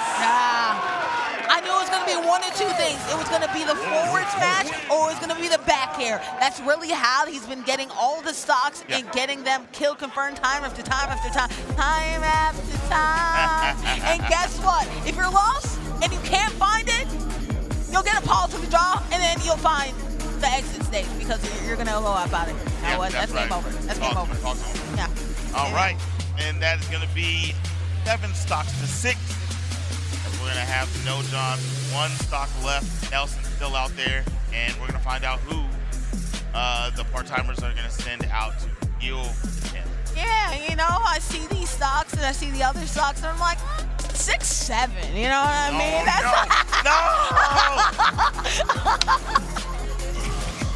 Oh my God. I'm sorry, I had to do it, man. I had to do it. I had to do it. I had to do it to him. I did embarrass myself. I'll be here all week doing it on stage every single time. Ooh, stack and stack and stack. Lucas over here, forward tilting it on up, which we love to see right there. Oh, and a backdoor on top of that too. Frostburn, honestly, a little bit reinvigorated right here. The most aggressive that I've seen them play, stacking like they haven't in a long time. Ooh, who is you? You's different right here. I love it. Yeah, I like it. He's being a little bit more, less zony and more straight fisticuffs right in his face. Yes. You know, in tournament, you do want to play it safe because you don't want to mess up, but sometimes if you play like you don't want to mess up, you mess up more, right? You have to go for the gold. And if you want to go ahead and go for the belt, I mean, it's not gold, but it's a pretty hefty penny, and it looks very nice, too. You want to go for the gold, you got to spike them out of town. Guess what, Nelson? I'm going full Nelson. Boom, up out of here. Stomp them. Stomp them down. Okay, all right. So, that is going to even it up 6-6. So 6-6, we're going to find out who is coming out. If I'm not mistaken, that is Noah coming out for the No Johns. Noah is going to be out there, try to deal with Frostburn. And I like it because if you're playing with Luca, you have the fire, you have the frost. That's Frostburn. That's literally their name, and that's literally Lucas's game. So, yeah, PK Fire, PK Burn. And shout out to Earthbound in general. Everybody out there having a good time. They're doing a impromptu, well, I guess they kind of knew they were going to do it, but not until last night, I think. They're doing a Marvel Rivals tournament for the kiddos. Oh, so shout out to the Marvel's Rivals players who might be out here. Obviously something that would love to get to the docket. Lord. Stop it. Stop it right here. We saw us stomp them, get out of town, play last game, and we open it up with this game too. So you want to spike my boy Nelson, huh? I got a spike for you right here, you know? Like a mob boss, right? Yep. What you do on the day of my daughter's wedding? Okay, that's sorry. I mean, both of them utilize projectiles for the most part, not really landing any. But I mean, that's both of these layers, right? It's their volume shooters, you know what I mean? They're not going to land a lot, but when they're impactful, you know what I mean? Yep. Timely shot. Oh my goodness, that was a beautiful series there from Noah. Forward smash gonna touch. Tried to go low again. Did he spike that? Oh, he opted for the forward smash. Actually, that was pretty good. It does have a lingering hitbox. Oh, go ahead, use the spark to zone him out. But the thunder on thunder situation. He got that for free. Come on, he thought he was gonna grab ledge. He had it for free. You could have forward smashed him up and out of there, dude. Yep. Could have forward smashed him up out of there. Unfortunately, did not. But the thunder on thunder didn't end up working out. Tried to zone him out with the spark, couldn't get it done. But a clever move to get a lot of damage, though. I will say that. A little late on the spark to try to stop getting that PK Thunder off. Oh, the PK Thunders have been working and firing off a way more right there. Good there with a back throw, and guess what? Noah down one stock. Frostburn, this is the best Frostburn that's ever looked, and guess what? The aggression looks good on Frostburn right now. Looking really solid right now. He is down huge, especially after losing that first stock really swiftly. Just a little bit of healing off on that spark. I don't know if it's worth it enough to keep trying to fish for that at this higher percentage. If you're off by a smidge and get hit by a big attack from Pika, it's going to be over with. Oh, yeah. And there it is. He literally tried to absorb. Okay, he survived. But that's what I'm talking about. Ooh, interesting side magnet right there. Nice back throw. Yeah. My goodness. Oh, with the up air and up out of here. Noah going ahead and getting the other stock right now. So Frostburn only down to one more stock remaining. Try to forward smash Noah out. Could not do a good shield right there to make sure that didn't happen.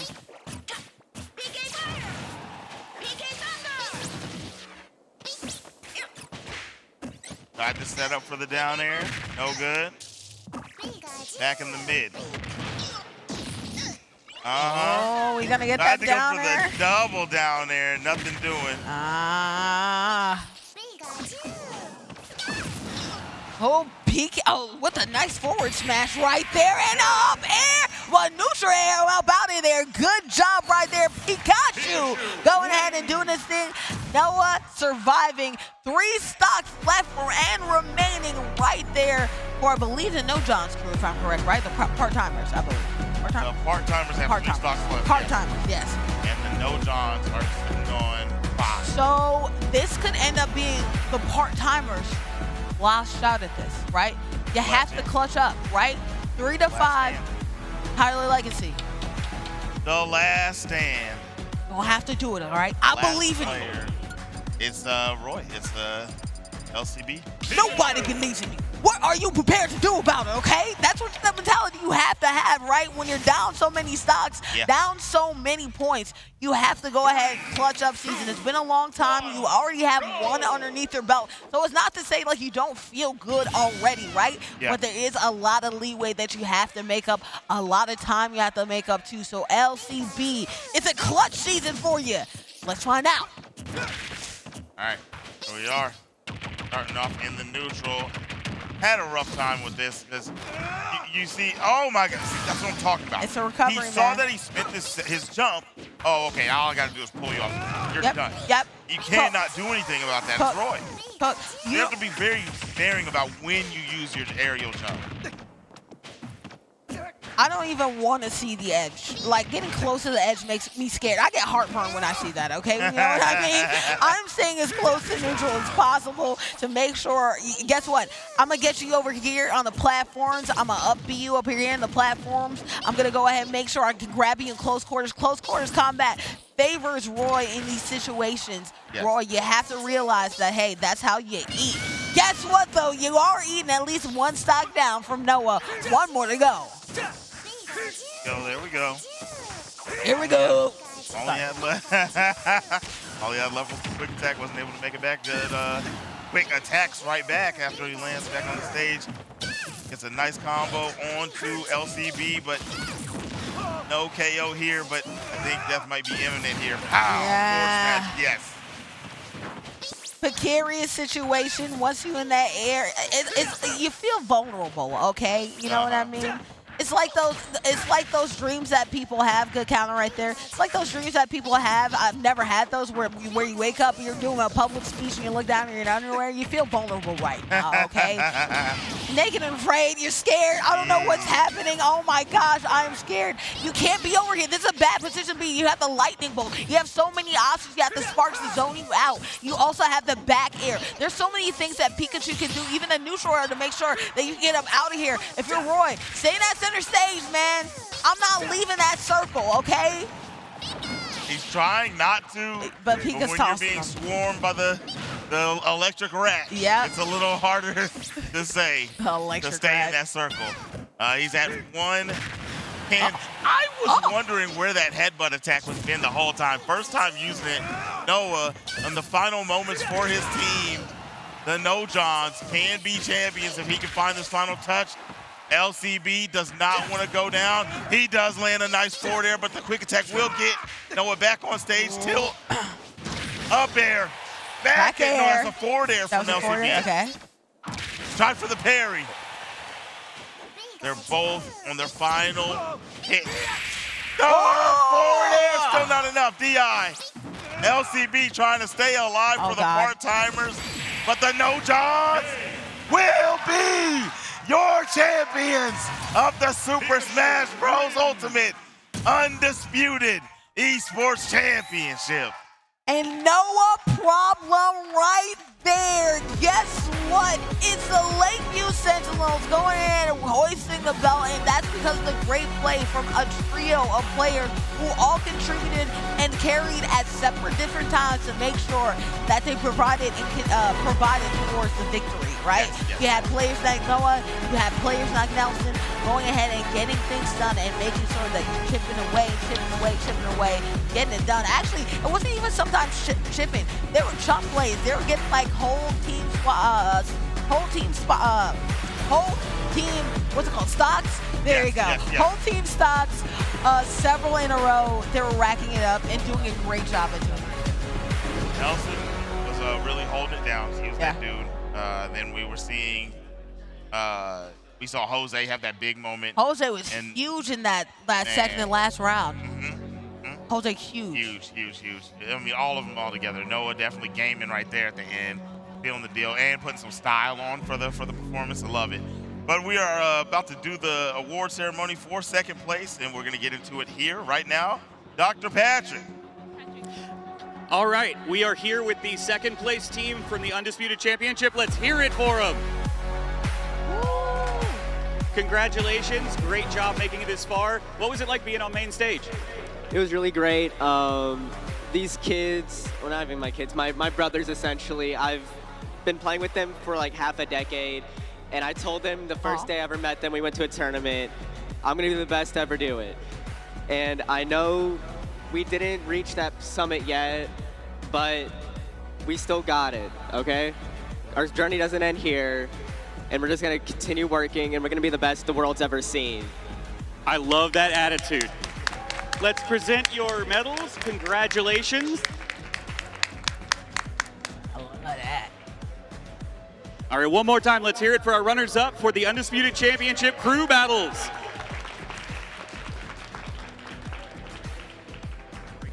And can I get my grand champions over here? My undisputed state champions in Crew Battles.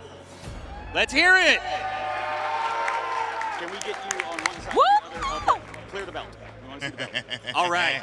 Can you all raise that belt for me? Come on.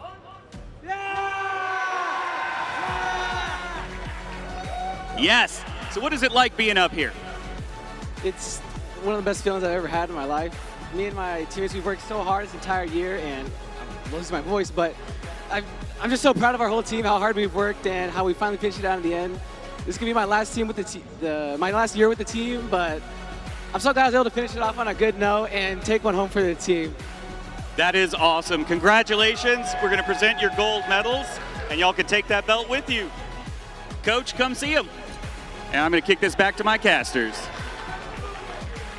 Man, what a play. What a game. What interviews that we just saw, honestly. Yeah. Not only for the winners, but I actually really like the fact that even though you took a L, you're like, hey, we might not have got it today, but guess what? We're still going to be one of the undisputed champs. Another team is walking away with that belt that you're seeing right there. But either way, we're still winning.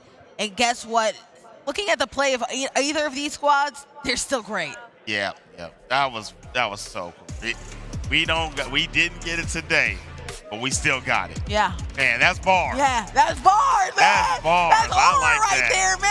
I was doing one of them ugly, like, claps right there. You know what I mean? All heart, all passion. You gotta love it. You gotta love it. All heart, all passion. And you saw it with these scrimmages and plays right here, right?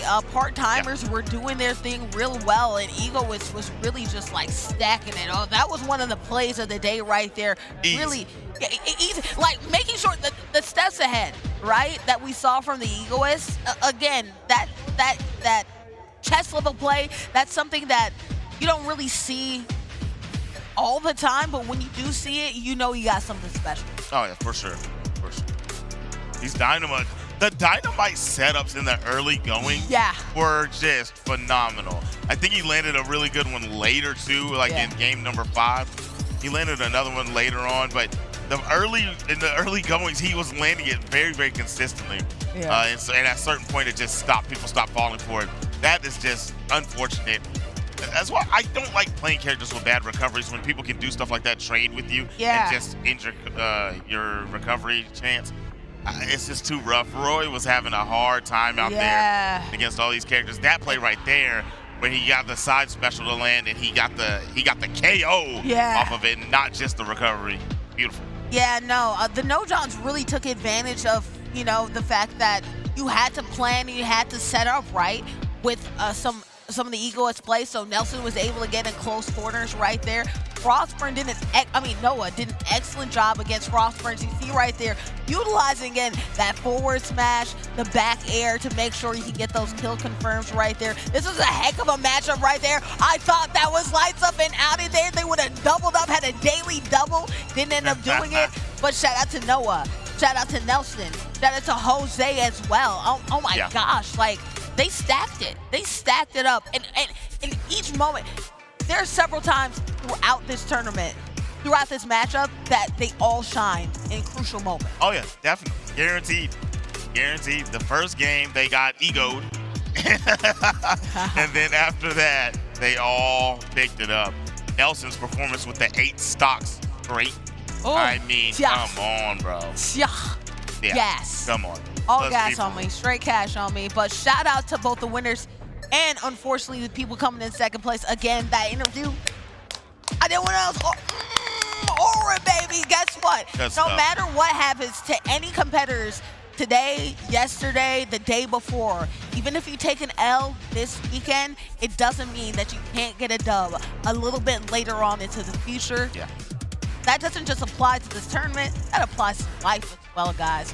Last night I took an L, but tonight I bounced back, all right? So it's all about the bounce back season regardless in any way. Guess what? We're gonna bounce the break. Boarding McBoard, Zip Master Flex. We're gonna bounce the break. We have some Smash solos action about to happen. Until then, see you soon. The 2025 Texas Undisputed Esports State Championships is brought to you by Army National Guard, Baylor University, COPE, Coalition of Parents in Esports, Landfest, Goblin Town Games, TexF, eShoney LLC, and Play Versus. You'll still live the life you chose for yourself. Be with your friends and family. Keep your day job. Sleep in your own bed. But when your nation needs you to join a larger cause, you can be ready to answer the call. Serve with us a few weeks a year for the most uncommon mission of your life.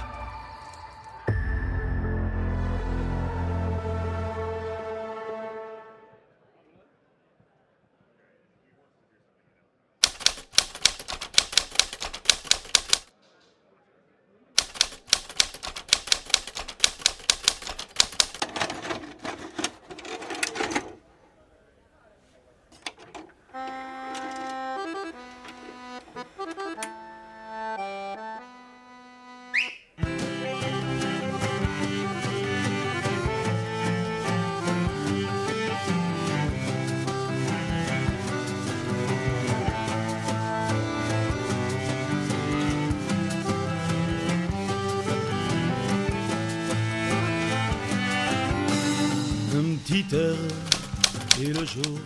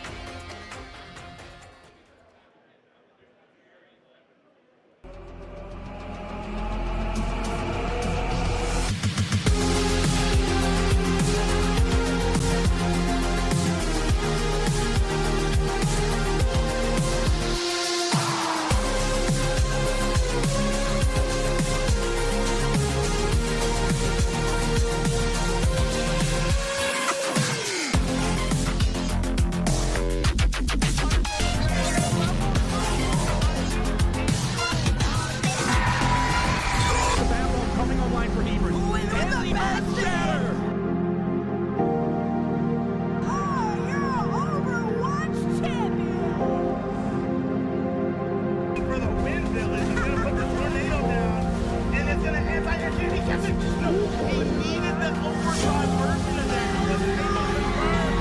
He gets a whipping, and the level 2 is gonna do the job now, Dominic. But it might be too little too late. Once again, Shifty coming around the last shift. And they might be able to finish it out. And they do! My goodness! Oh, wait. Domino's gonna kill! And there's Smash taking home first game. A little bit of pressure. Oh, no!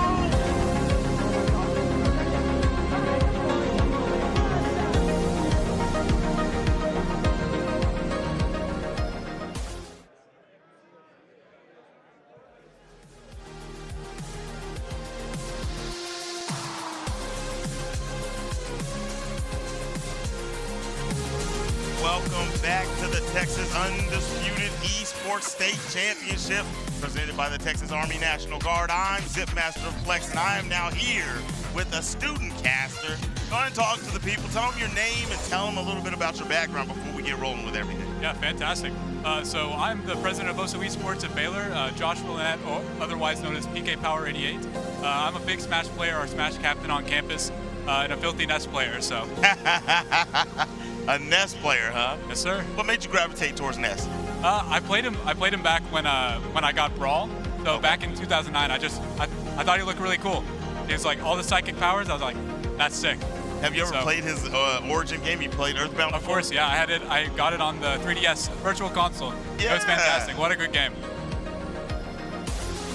Yeah, put your mic a little closer to A little closer. Gotcha. Yes. All right, there we go. Catch his volume a little bit better. That's awesome, though, man. Yes, sir. You know, even though I'm the old man here, and that's a game from my age, I never played Earthbound. Oh, yeah. I just know Nest from the first Smash Brothers.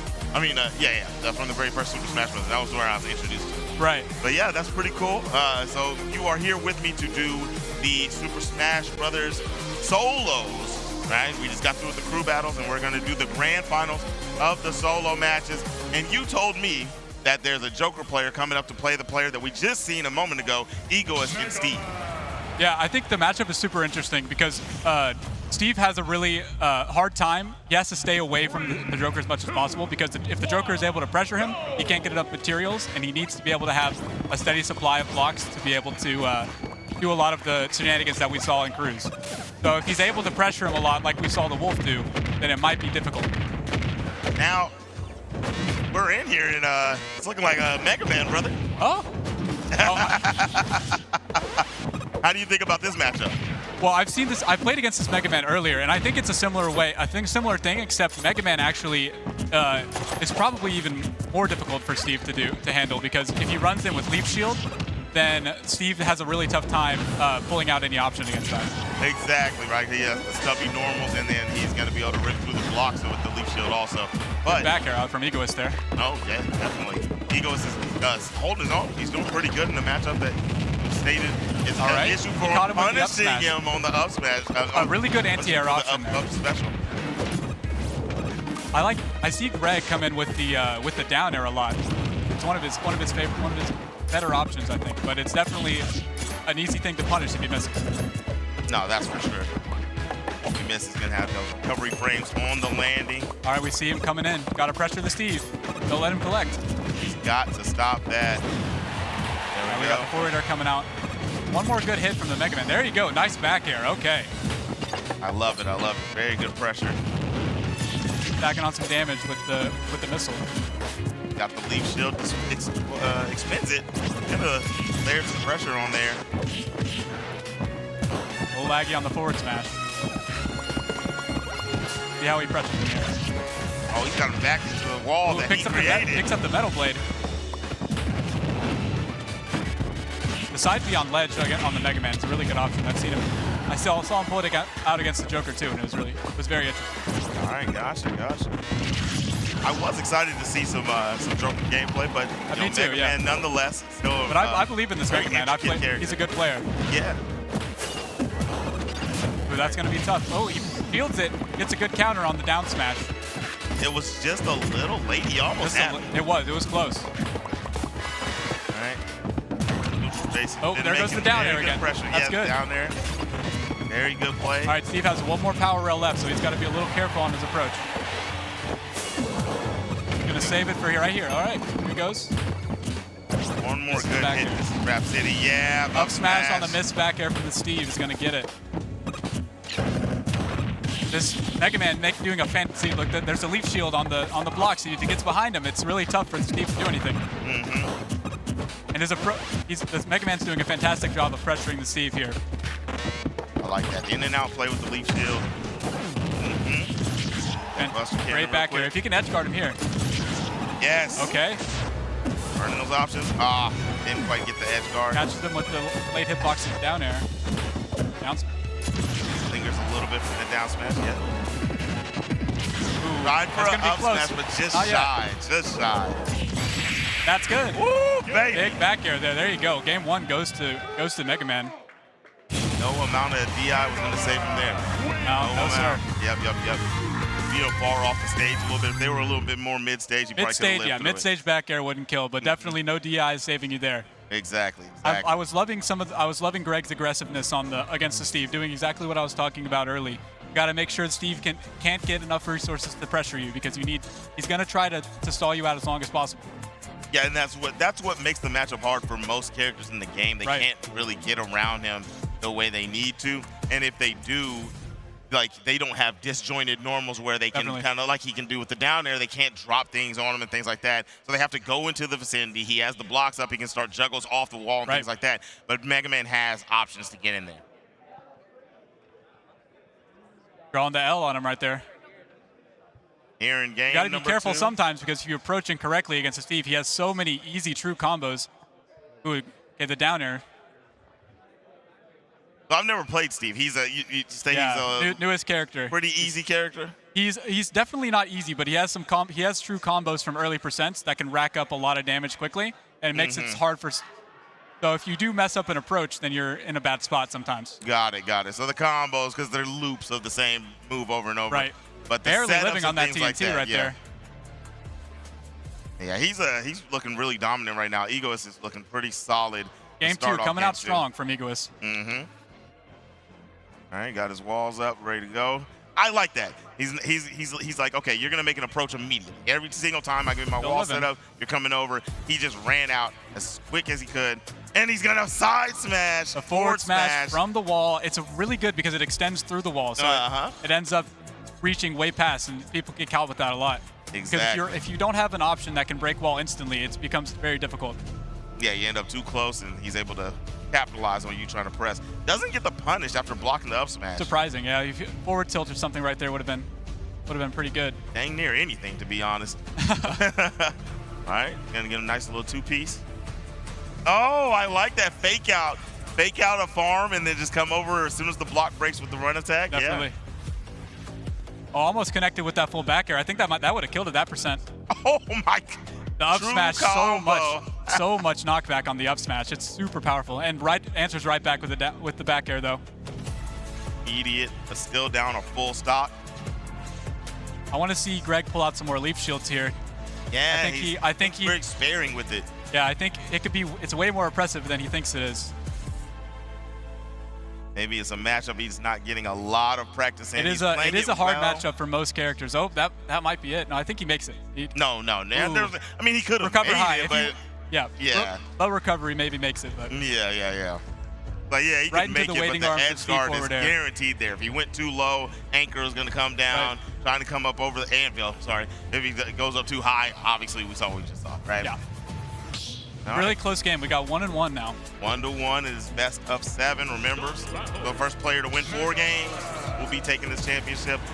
Even after that L, we see my man's Greg over there vibing. He's patient. He is still in the zone right now. Yeah. He's not going to fretting. let one game shake him. Not in the slightest. Especially, skin swap. Took the first I've seen the Steve on every skin in the game, I think, now. Why not, right? Right? No, I think the variety is crazy. He has a lot more variety than a bunch of other characters. It's true, right? yeah. I mean, all of his skins it's kind of like the Koopalings, right? So he has each different skin is like a different character. Exactly. They're not just color swaps. Yeah, they're actually Definitely. They look like a whole different guy. That's one thing I hope they do in the next game is they have some more. He did the same thing as last time. He gets the leaf shield, but he steps too far past, so he's not getting the full combo he's trying to set up. All right. Steve's creating some space here. He's got to find a way to get in. There we go on the leaf shield. There it is. All right, that time he finally set it up proper. Still didn't extend it how he wanted, but he set it up proper that time. Right. Steve only has one power rail. Be careful. Steve has some really good TNT setups. That's what I saw in Crew's format as well. TNT setups are actually second to none. Even watching pro play, I've seen people, you know. That's going to be an up smash there. Oh. He just ended up going for it. Damage. There's a lot of damage out. That's a 70 damage combo right there. Yeah. Steve has just such an ability to rack damage on if he gets one hit off. And now that route that he did though is not one of the easier ones. It was a loop, but he has to keep doing the platform and things like that. Yeah. So. It was a good flow combo. Definitely not true, but something that you can pull out when you're confident in. Yes. Nice up. Beautiful. Ooh. Oh, it kills. Okay, we got a star finish. I was about to say. That's a guarantee, brother. He was at like 130 when he got hit, right? I can.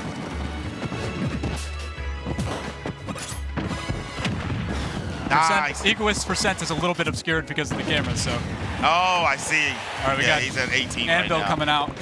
Really hard to deal with that off stage. All right.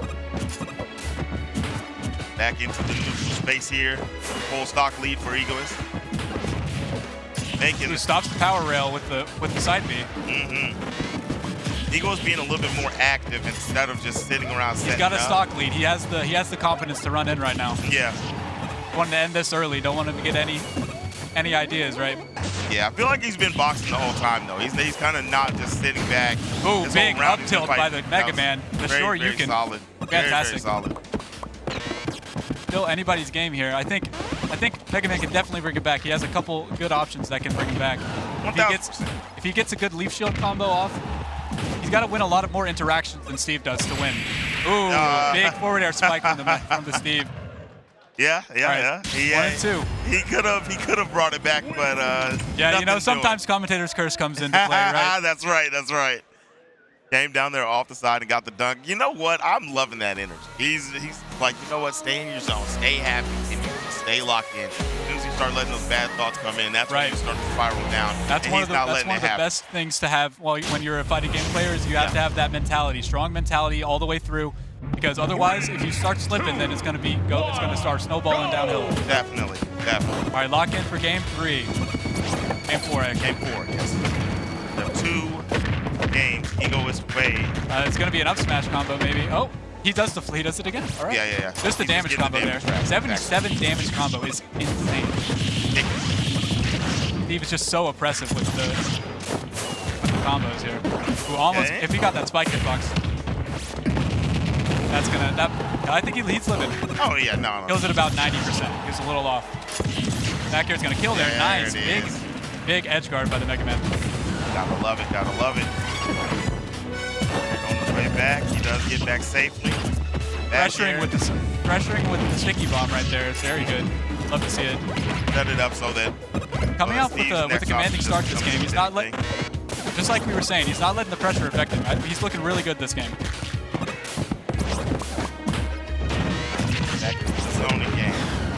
Whips his forward air, and then he gets clipped. Wood Tool's knockback, not quite enough there. Oh, no.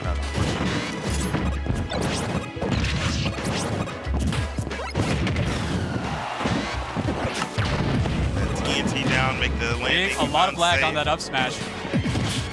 Easy to punish if he whips. Up smash will do the if job. He does hit. And golly, that so was much a knockback banger. on his up Caught smash. him quick and easy. Kind of pull him off the ground too, right? All right, now back to the neutral. Using a lot of those cards. Trying to make something shake. Having a little bit of trouble getting in right now. Exactly. Do have a solid lead. a baby lead, let's say that, for Greg, but he's looking a lot better than he did last Caught game. in minecart, that might be an up smash. A lot of times that'll be the combo that Steve's throw out. If he gets caught with minecart, if they don't mash out quick enough, you can get a free up smash off. And he could have got a few different rounds, he just didn't quite catch up. Or didn't commit, let's say that. Yeah. Ooh, nice. I like to see that. Really close, not quite enough. Back air really only kills close to the ledge. Yep. On Mega Man. At the point where it's definitely going to kill. I forget if he has a kill throw. Back throw almost killing there. Yeah, it's a kill throw, man. It's a kill throw, but not from mid stage though. Yeah. My Ness kills from there. Yeah, Ness has one of the best back throws in the game. All right. Ooh, nice double jump to avoid the up smash there. Oh, baby.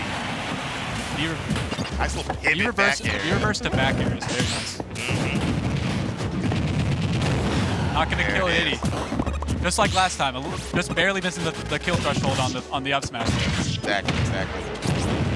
Greg looking it up right now. Fire everywhere, keeps landing. Ooh, just barely dodged that anvil. All right, he's coming down. There we go. Got a little. Oh!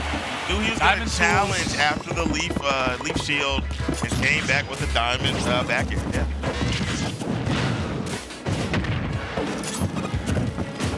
Greg's got to be a little careful approaching when he's off stage like that because Power Rail does a whole. He's able to set Steve up very well for a counterplay. Oh, I'm worried for him here. Yeah, if he gets caught like another good solid time, him is going to start putting him into dangerous territory. Even though he has a nice lead right now, it could be diminished quick. That might be it. Ooh, very close, very close. Back on, back air. No. So close. Oh, I like the delay on the down air. There we go. The back air is good. Game we have 4 a tie goes to Greg. game. There we go. Tie it up. Yes.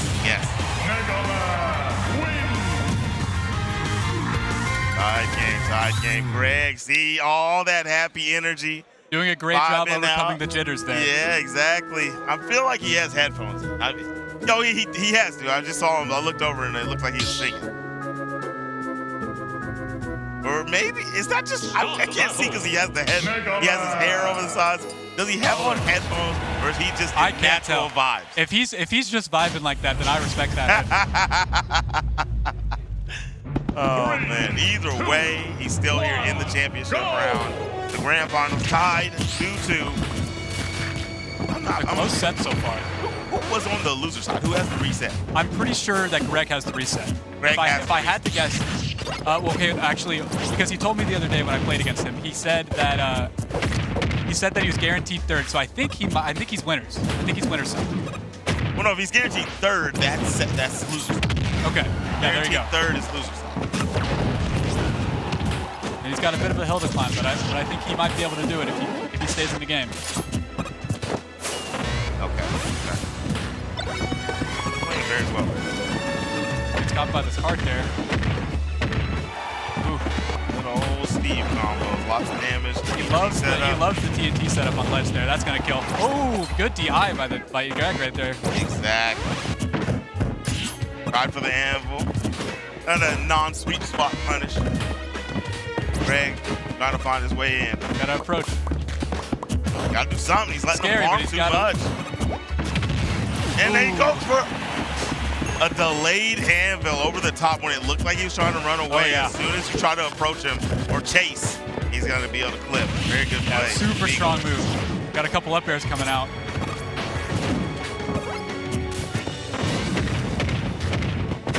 Hard into the big Steve combo, 47%. Huge. Great to the dome.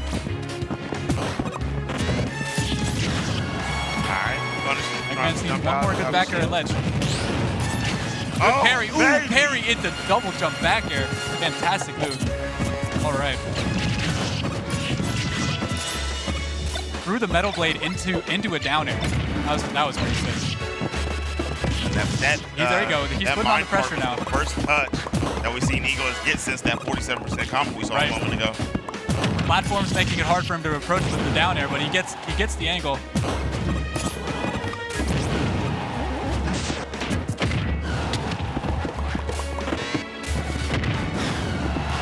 Boxing him out right now.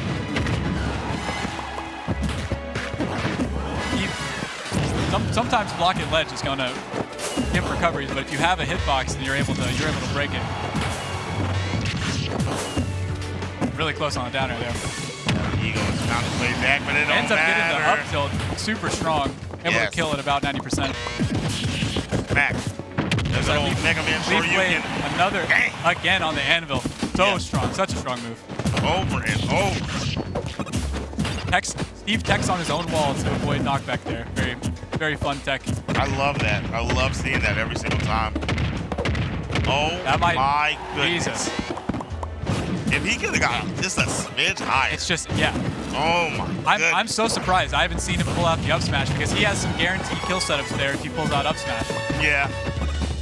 Going for the damage instead, which is still a decent option. That's a really good option. That was so It's the down smash on the close neutral that down air. Very nice. Yeah. That down air on that ledge was super close, but he almost caught him still as a down smash, like you said. His approach is looking really clean right now. Both of them in the final moments of their stock. Oh! And there it reads is. the jump get up. Big forward smash by Greg. Very clean. Very clean. As he goes up 3-2. We're going to be going into game number 6. This is going This the might distance. be the last game. It could it's be. a 50-50 chance. Yes. I might give Greg the edge here. You might give him the edge here? I think his mentality has gotten good after a couple losses there. Yep. It'll be close. I think Egoist still has room to come back. Mm-hmm. There's a lot of times where I'm thinking that it's anybody's game.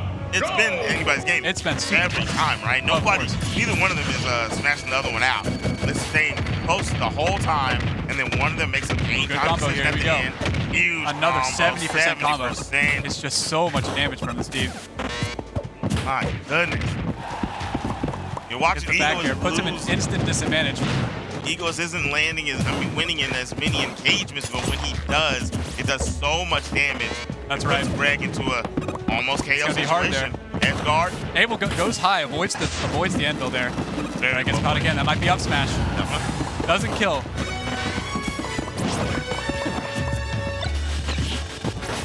I believe she'll punish that. That's gonna be good DI. Barely saves him there.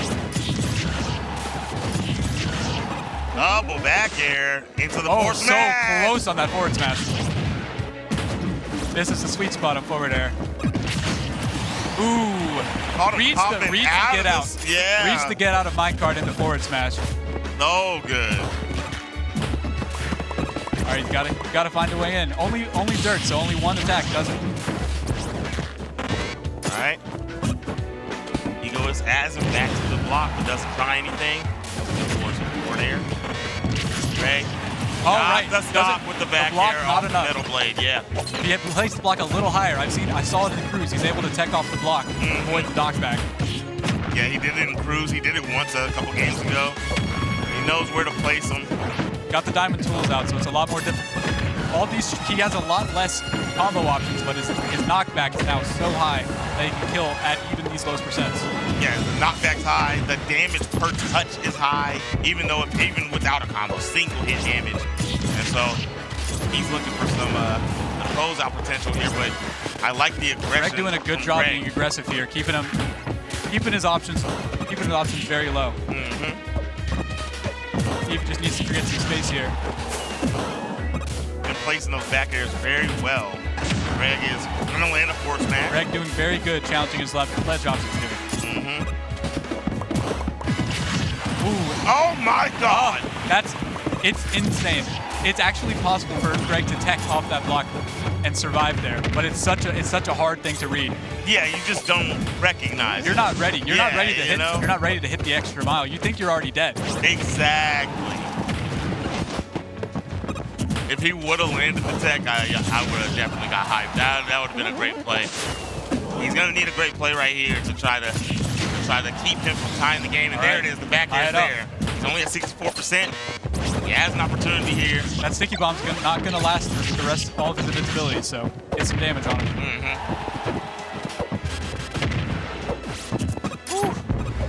Scary zone for Greg right there. Barely avoiding the anvil. So the move here doesn't punish. Hard to get in when he doesn't have When he doesn't have the dirt on the blocks, it's very difficult because wood takes so much more time to break. Nice Steve trying to get in on the sticky bomb. Forward smash into the bomb, detonating into the back air. Very good combo. See the block there, avoiding the, making him go off stage. Tried to do the metal blade into the back air, doesn't quite land. Not true. I would have loved to see Greg approach there. That up smash has so much end lag. We could have seen a big punish there.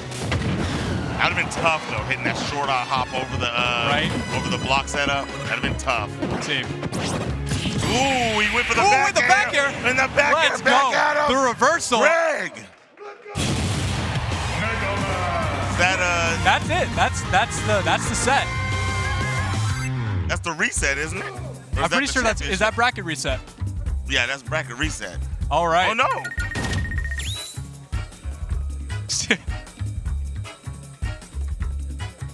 Trying to get confirmation here. Okay, never mind. That is it. What Greg a reversal is the from Greg champion, there. and Ego is gonna finish in second place. So we have our undisputed esports champion for Super Smash Bros. Solos. That's gonna be Greg Lake. And what a fantastic game. Fantastic. Sensational, if you will.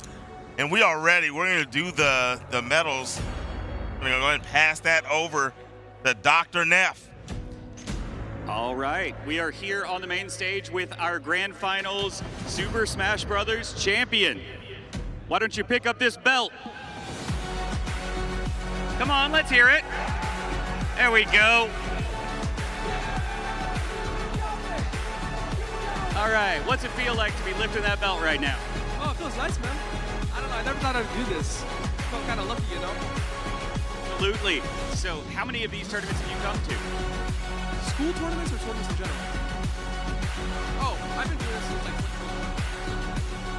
2012. Awesome. So what does it feel like to be here with your team and have people cheering you on? Actually, right now, I'm the only one from Warren here, so it feels nice, man. Awesome. So you get to take a belt back to your school as the only participant from that school. Congratulations. Let's hear it one more time for our Grand Finals champion. This is yours, and I'm going to throw it back to my casters. All right, all right. That is incorrect. It looks like I'm not throwing it to my casters. I'm throwing it to my partner in crime, Rick. Oh, okay. Congratulations. Hello, hello, hello, hello, hello, hello. iRacing. We had a bunch of great races this weekend, had about 8. Bunch of folks run around a virtual track. This is one of my favorite things to watch.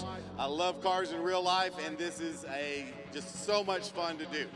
Marco from Hebron, come on.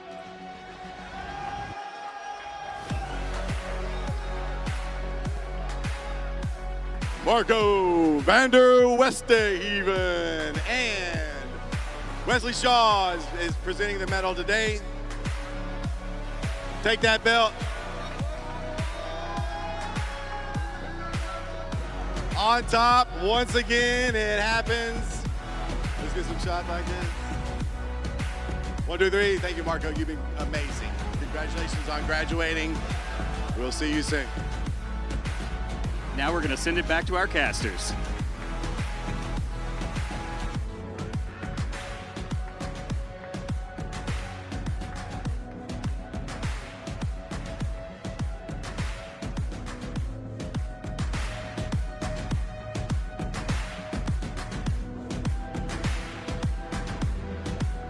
Awesome stuff. We saw the iRacing trophy get divvied out, and we also saw our Super Smash Bros. Champion, Greg Lake, taking that one away for Super Smash Bros. And then in second place, we had Egoist. 2 second places. I know it's got to hurt, but at some point you're going to realize that, man, I had a great performance over the weekend. I totally agree. I think Egoist's performance was fantastic. He was He was doing a great job of the setups with the TNT were fantastic. Some of his combos just devastating for Greg. But Greg was able to get in and apply the pressure to Steve, and ended up taking the win. Yep, character matchups. Steve wins a lot of matchups. He sure does. Lucky for Greg, he plays one of the ones that can pester and really do well. He has a lot of options that can pressure him. Yes. He did a fantastic job. So how much fun did you have? Did you Oh, enjoy this was fantastic. Yeah. Yeah. I'm so thankful for the opportunity, and I'm just happy to be here. That's awesome, man. How often have you commentated before?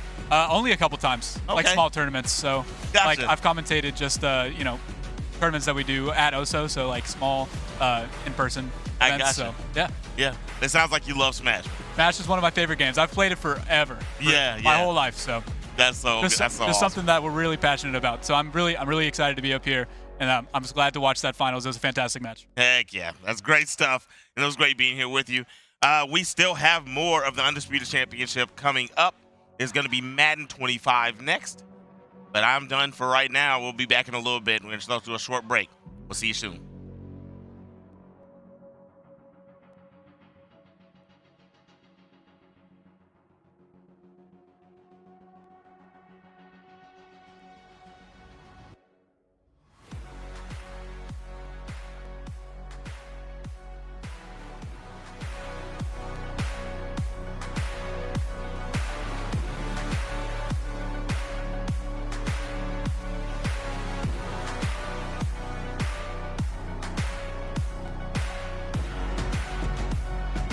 The 2025 Texas Undisputed Esports State Championships is brought to you by Army National Guard, Baylor University, COPE, Coalition of Parents in Esports, LandFest, Goblin Town Games, TexF, eShoney LLC, and Play Versus.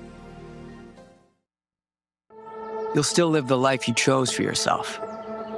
Be with your friends and family. Keep your day job. Sleep in your own bed. But when your nation needs you to join a larger cause, you can be ready to answer the call. Serve with us a few weeks a year for the most uncommon mission of your life.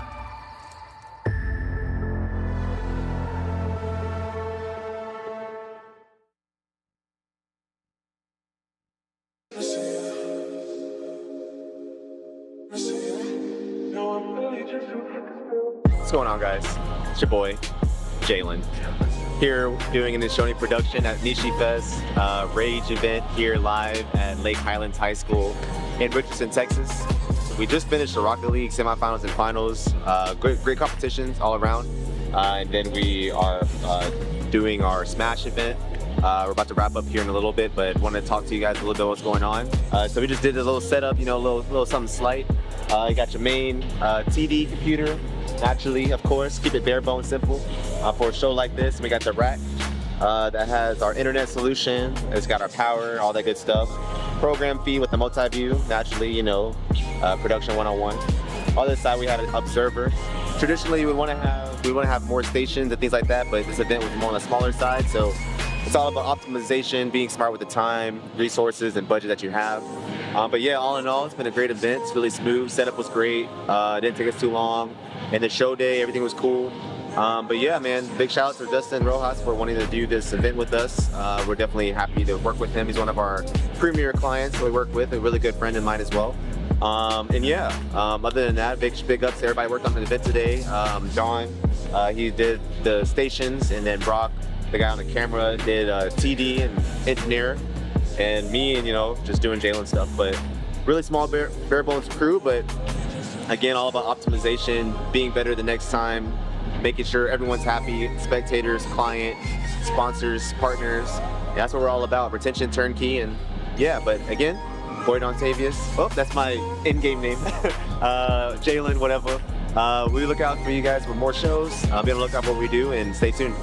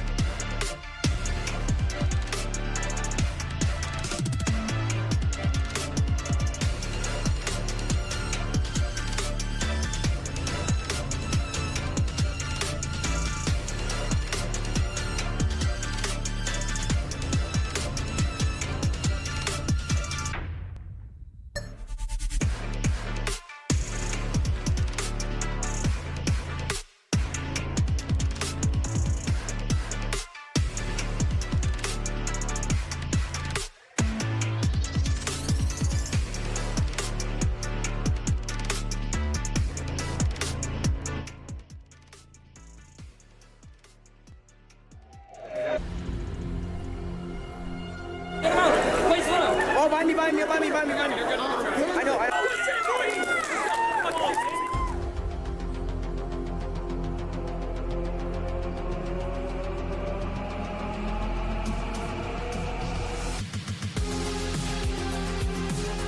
He's going in! Behind me.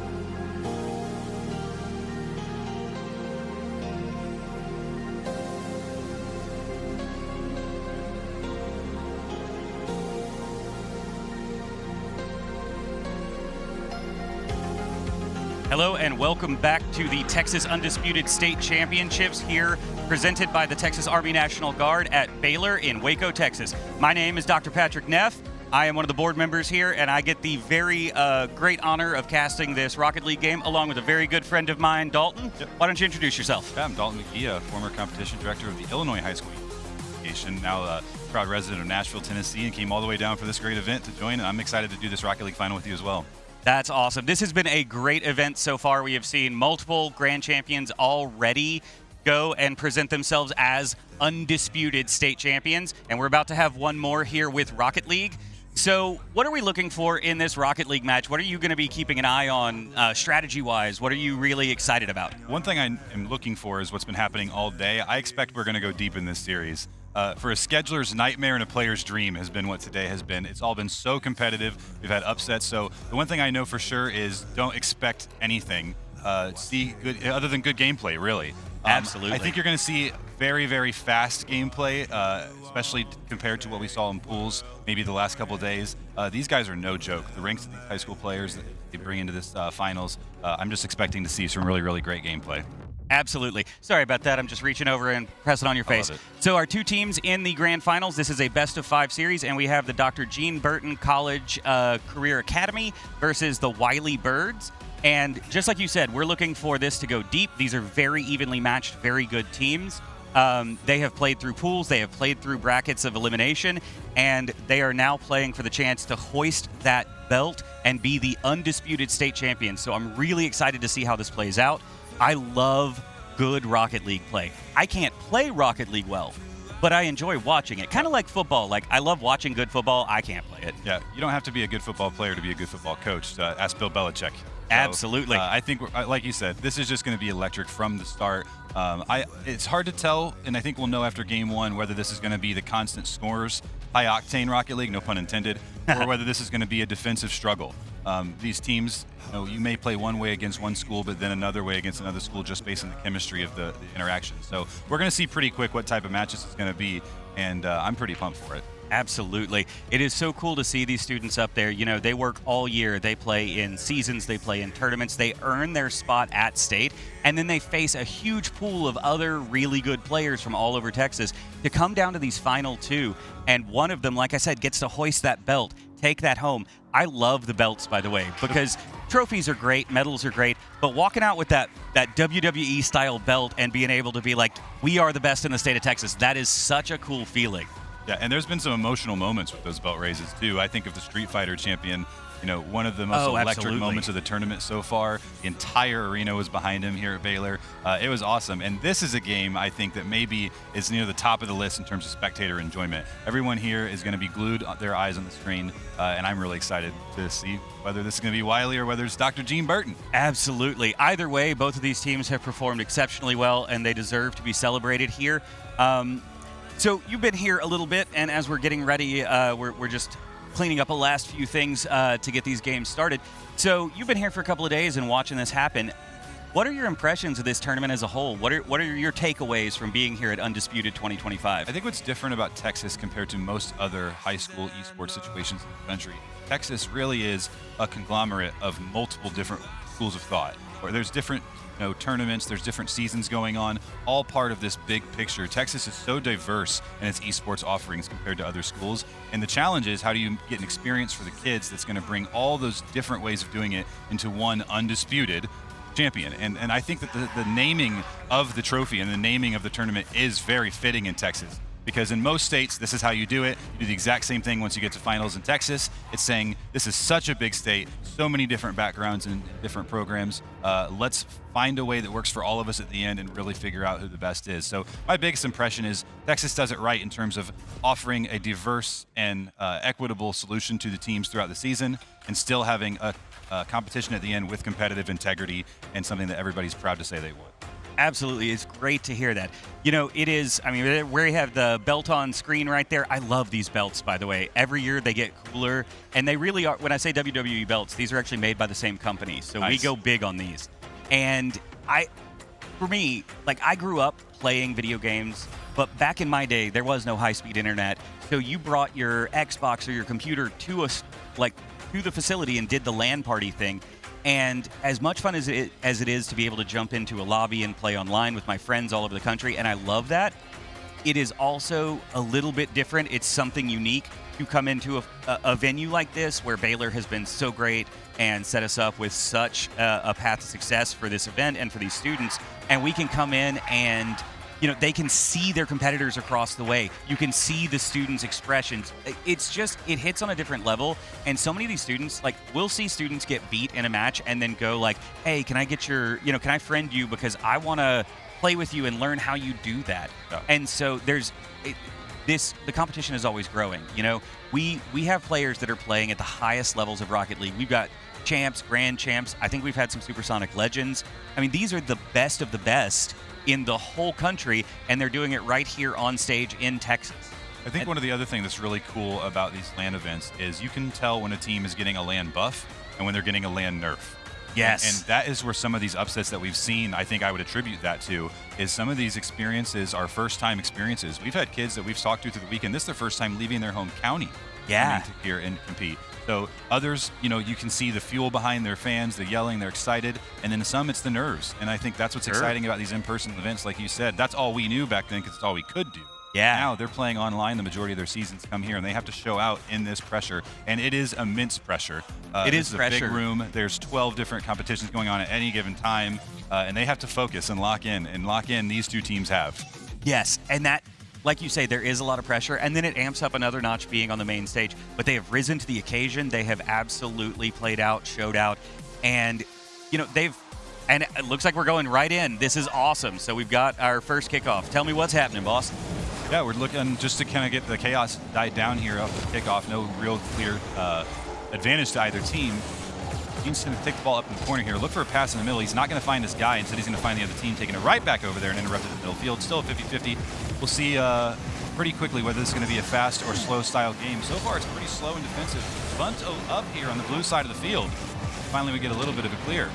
Oh, we've got a destruction there. That's going to give a 3-2 advantage for a little bit, but they are on the wrong side of the field to use it. I think both teams still trying to find their rotations here. They're kind of clumped up and chaotic. We will see when that finally settles down and we start to see these rotations here. These teams are capable of it, but it's almost the fact that when they're so good that they disrupt each other's rotations and you just throw all that out the window at the beginning of some games. Yeah, and it's all about communication. This is a game where you need somebody attacking, somebody in assist, and somebody in defense, and they're constantly rotating to where, right? You make a pass at it, you miss the ball, you're rotating back on defense. You have to be able to be where the ball is going to be, not where it is. Yep, absolutely. I like what Gene Burton's trying to do here. They're trying to do these little swing passes around the corner, looking for someone in the middle here. He fakes that swing pass there. He had done it twice in a row, takes it back to the orange side of the field, and we will see whether we can get anything out of the corner here. No, denied again by Wiley so far. It's been a defensive struggle.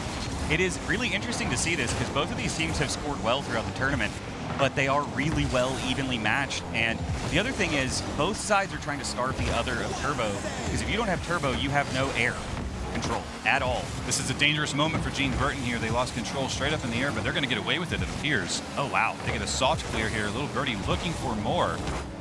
Oh, and just off the backboard. Little high. As Bob Uecker would say, just a bit outside. Just a bit high here. Now, little birdie tries again, taking it up himself. Does he find his teammate? He does, but he gets stuffed there in the goal. That Wiley was really survives good coordination. Wiley's going to bring it back to their turn to try something different. Find it in the corner here. It's going to take the ball way up. It's hard to call who's who because we've got Little Birdie 82, 88, 87, and 86, I think. Yeah, we just know that all of Gene Burton's players are anonymous in game at this point. Ooh, nice bounce off the back. Already halfway through game one, still no score here.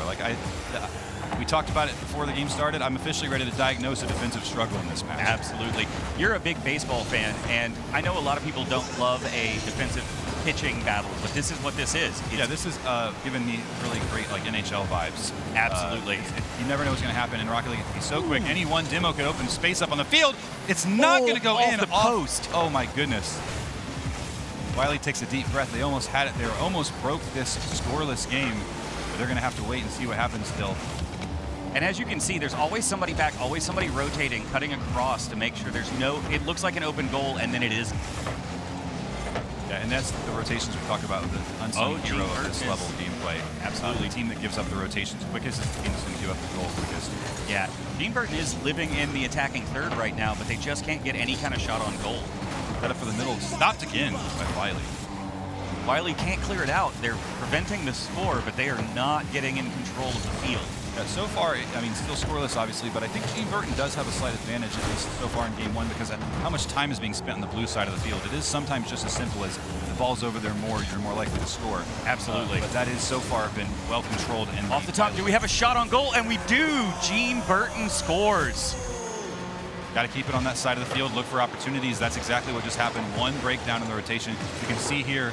Oh, not one, but two almost in position, but the timing was just a little bit off on the defense. He just hit them where they ain't, right between yeah. the two of them. And like you said, that was 8 or 10 shots on goal before one goes home. Really good defense, but eventually that's going to crumble.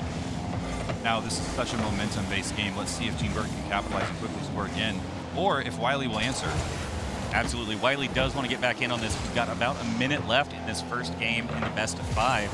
And if you can just tie it up, overtime can go either way. And you got to be careful here if you're Gene Burton, because you got the lead doing it a certain way. You don't want to change what you're doing all of a sudden and give up a goal here. So I think they need to stay aggressive, stay offensive like they have been. It'll pay out well for them. Absolutely. How many times have we seen a team go on defense when they've got a lead, and instead of maintaining that lead, they give something up. Oh, and another shot on goal. Really nice off-center shot. Hunter is going to score. And that's a tough ask defensively for Wiley there. That is he's standing there alone. He just has to, that's a penalty kick essentially. Absolutely. And momentum and movement in this game is so important. If you're not moving, it is really hard to get in position to block a shot. Also very important at this moment, state finals, you're feeling the pressure of your Wiley, you're down 2 goals. Even if it doesn't pay out the rest of these 30 seconds for you, you have to be thinking about how to adjust on the fly here. As they're in this game, it's been very competitive, and this can just as easily be 2-0 Wiley right now. That was a really impressive juggle, but again, a good defensive performance, keeping it out of the goal. But man, Wiley is starting to feel the pressure a little bit. Gene Burton is all over them right now, just continuously keeping it in this attacking third, getting shots on goal after shots on goal. Does kind of leave themselves open there as they get hyper aggressive, finally one back. Almost stole one back, but I think with just 2 seconds left, we are going to be going 1-0 for Dr. Gene Burton College and Career Academy. I think the main thing of that game is that time of possession. The ball spent almost the entire game on Wiley's side of the field, so they've got to look for bigger clears. You can get that just by hitting a more aggressive speed on the ball, by centering better. They just need to take a breath and say, we are in every single moment of this game. It just didn't break our way in game 1. Absolutely. And, they're going to be talking here for just a second. This is where they're going to try and make some adjustments. They're going to talk through what worked, what didn't. Gene Burton's going to be looking at this and saying, how can we replicate what we just did? How can we maintain that aggressive posture? How can we keep it in that attacking third? Whereas Wiley's going to be talking about the rotations. How can we start clearing the ball more? How can we start putting some pressure on? Because they need to equalize that time of possession. And like you said, just if you live in your defensive third, it doesn't matter how great your defense is. Eventually, something's going to bounce funny and go in. The physics in this game are really good, but you still get weird bounces. You still get weird spin. You still get weird angles. And it takes one mistake and the ball's in. I think that Gene Burton is making better use of the walls in terms of passing. Absolutely. Wiley's doing a lot of passing across the middle, and it's just much easier to defend and predict where the ball is going to go. Gene Burton, on the other hand, is taking it up those corners, taking it off the center wall, and it's just allowing them to create chaos that Wiley's not adjusting to as well. Yeah, like I said before, one of the keys to this game, especially at the high level, is when I play the game, when you're first starting out, you're going where the ball is. But the best players are predicting where the ball is going to be, and they're in position before the ball gets there, which is a combination of communication and prediction that is so hard to maintain. Push from Gene Burton here, looking for something. Ball's going to fall in front of the Wiley goal. Well, who will be there to answer it? It'll be one of the little birdies. And that little birdie did a good job of flying that ball out of there. Now we've got them on the attacking third, and the ball in a really good position for them to get a shot on it. But we don't have a follow-up after the first off the back wall. Not out of hot water here yet is Gene Burton. Wiley still pushing the aggression here. Can they finally find their rotation? There's a bunch of Gene Burton players all in the same spot. That is honestly, that's just out of position. They're lucky they were able to maintain that, but there's nobody moving. There's no momentum. They have no way to clear this out and do anything with it. I cannot believe Gene Burton got that clear right there. It seemed to be falling apart for them as they were triple committed in one spot. Wiley not able to capitalize there. Oh, and a really nice soft touch, but it is blocked. And it's coming back in. Gene Burton is taking another shot on goal. They're back in this attacking third, and now they're starting to get those shots again. That possession, that just rolling the dice over and over again, shots on goal. Yeah, and again, you're seeing a lot of these passes across the middle from Wiley. They're just not making aggressive choices when it comes to their passing and rotating. They're playing very, very safe. It's lending itself well to defense, but at some point they're going to have to push Gene Burton to score a goal. Oh, nice contest there. They're able to get up, get in shot on goal, but not quite on the angle they needed. There is a destruction, though, so it's a 3v2 in this attacking third. Do they get the shot in? Oh, and it is just defended off the top bar. Amazing defense by Gene Burton there to stay calm, cool, and collected. Know that they are in position, even if it looks scary coming down the barrel. Yeah, there. and with that destruction, they were actually 3-2, and their other player doesn't have the turbo or the momentum to do anything about it. So that was a really good play, and now they are pushing it down and trying to get a shot on goal. Game one, we didn't see a score until well into the second half of the game. Yeah. Playing out the same way here. This is just a war of attrition at this point. Yeah, we are seeing more from Wiley. They're getting more shots on goal. Oh, but Gene Burton is able to hit an open goal. And they're going to go up 1-0 in this second match. Right down the middle. Let's take a look at this communication and rotation breakdown here. Yeah, it looked like Wiley player was just deep in the corner, and apparently he thought someone else had that covered. Yeah, and he may have gotten bumped there. He was off screen. I didn't see it, but it looked like there was a Gene Burton player right there next to him. Good demolition, control of the ball.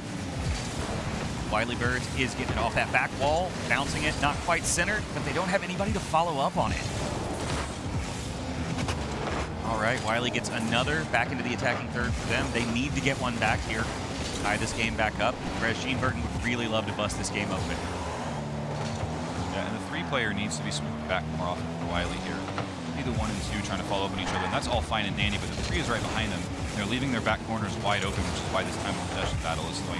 Nice juggle into a pass right there. They're going to try and center it, but Gene Burton is in position to clear that out. They are not able to get it off there into the field, though, and we got a shot on goal. Does it bounce in? Nifty little bounce. Oh, top right corner. Just an unfortunate bounce more than anything else. Looks for a dunk there, and instead was a dribble.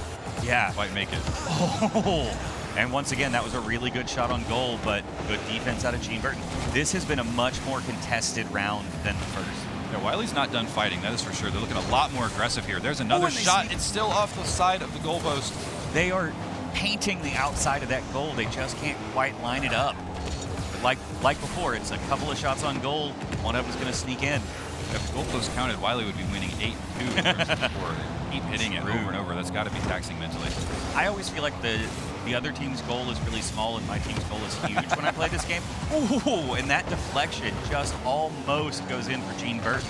That would have probably signaled an insurmountable lead with only a minute left, but Wiley keeps it up, and they are still going. Nice touch in the air there. Redirects the ball. Man, he tried to do it all by himself. I love the flip reset. Gets those wheels on the ball and able to get another kick. Another opportunity for Wiley here. Great save. It drops into the corner, and Gene Burton's going to carry it out. Just under a minute left to play in this round, and it is 1-0, so it is still anyone's game, but Gene Burton trying to open it up in this last minute. Birdies are carrying it out, trying to get a shot on goal themselves. Do they have the rotation? They're in position, regain control in the attacking third. They are not able to stop Gene Burton from at least defending. But once again, all over the outside of the goal, just not quite able to get that locked in. If they keep improving game to game, they're going to be killer in the next round. Gene Burton adjusting their gameplay, and I'll talk about it a little bit as soon as game 2 is done, but I like the dynamic adjustments they're making. Gene Burton could put the nail in the coffin here. Not going to happen yet. Looking for Wiley clear keeps it Wiley. alive, but they need to get a shot in. They have about 10 seconds to do something. It is important to remember, if you are new to this game, the clock will go to 1, but it will not go to 0 until the ball touches the ground in the middle of the field. So if they can keep it in the air, it's still alive. We sit at 1. And Gene Burton is able to force it to the ground. That is a 1-0 that gives them 2-0 in this set. That game 1 Gene Burton success came from aggression, came from fast gameplay. They felt the change that Wiley brought game 2 and adjusted so nicely to it to lock down their defense and play safer that game. 1-0 counts the same as 10-0, and they knew that, and their gameplay reflected that strategy change. Absolutely. In boxers' terms, they came out swinging in the first round, and in the second round, they played more of a counter-punch role, right? They absorbed the aggression and countered into some goals that got them that 2-0 lead, but this has been a razor's edge from being a 6-5 game or a 10-9 game. I mean, both teams are getting quality shots on goal. The aggression was strong from both teams. Gene Burton has had a few bounces go their way, but this is very, very close skill-wise. If you're Wiley right now, you have to remind yourself of that fact. This is a very close match.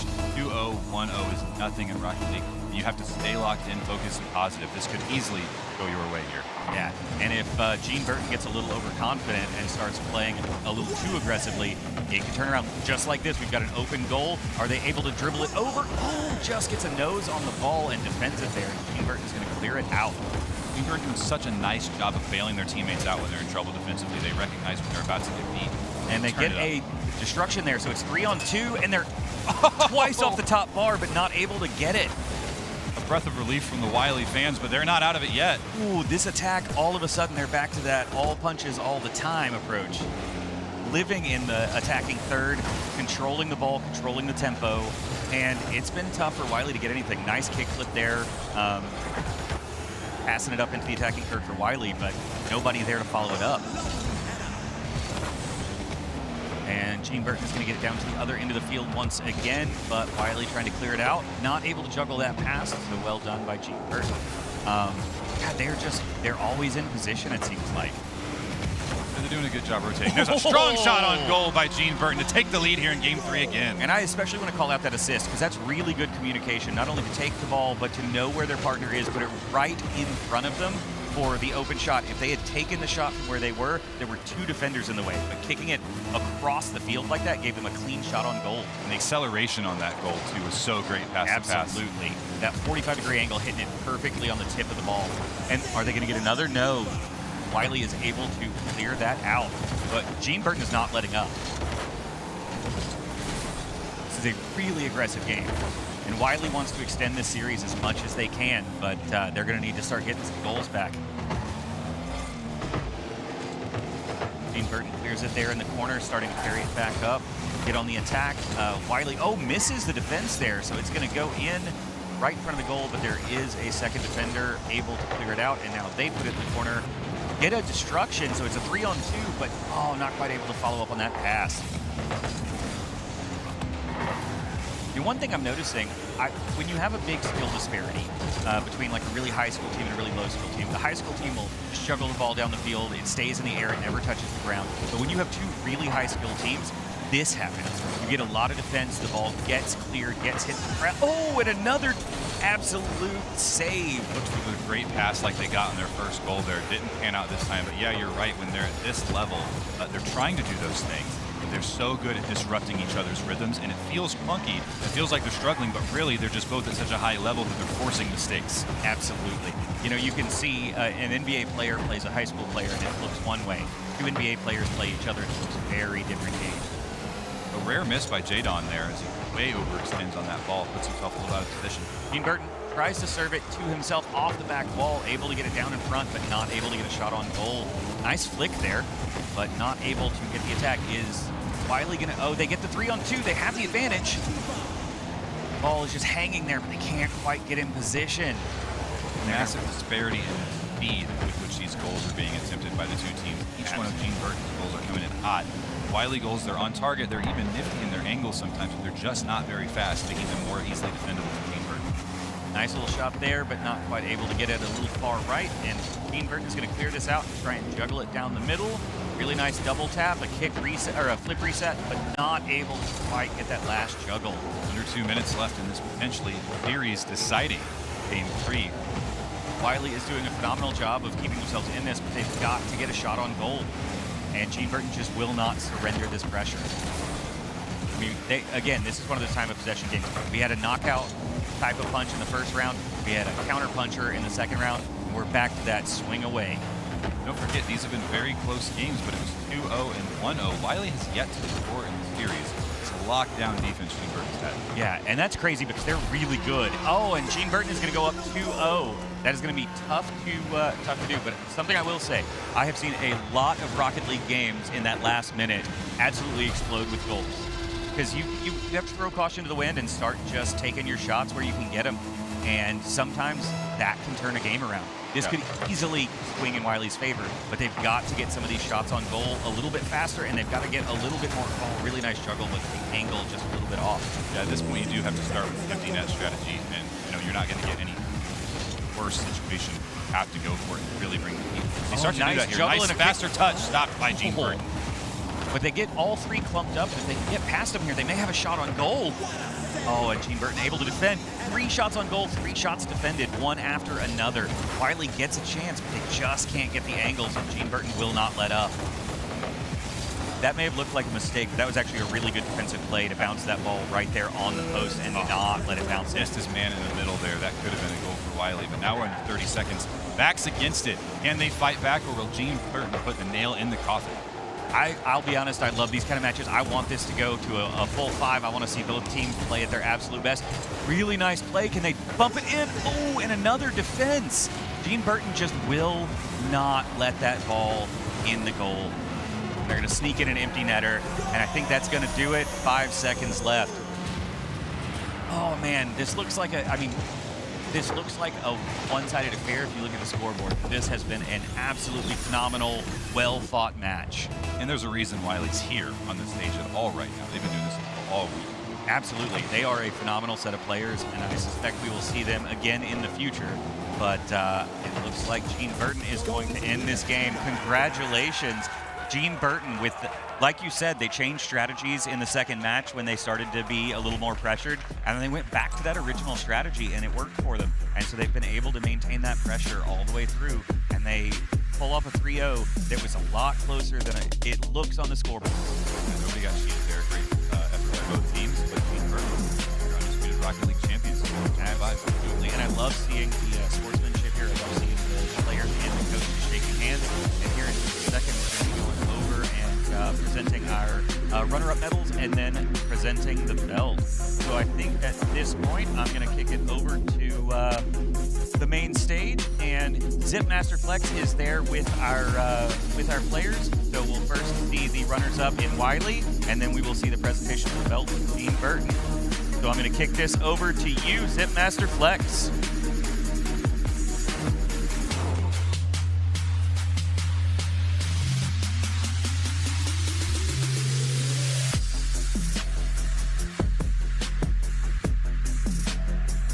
All right, Rocket League has come to a close, and we have our champions. But let's get our second place guys over here. We're going to get y'all's medals. This is Wiley High School, the school I graduated from, man. Good job for your second place finish, yeah.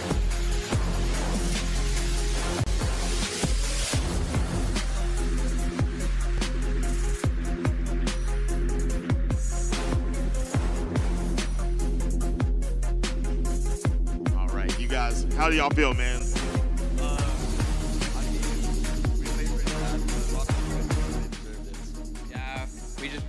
Played pretty rough, no warm-up. Yeah, just what they said. I mean, we probably could have played better, but they deserved it, so. Completely understand, good sportsmanship, and hopefully we'll see you guys again. And now for our winners, Gene Burton, come on over. The Undisputed Champions, hold up y'all's trophy.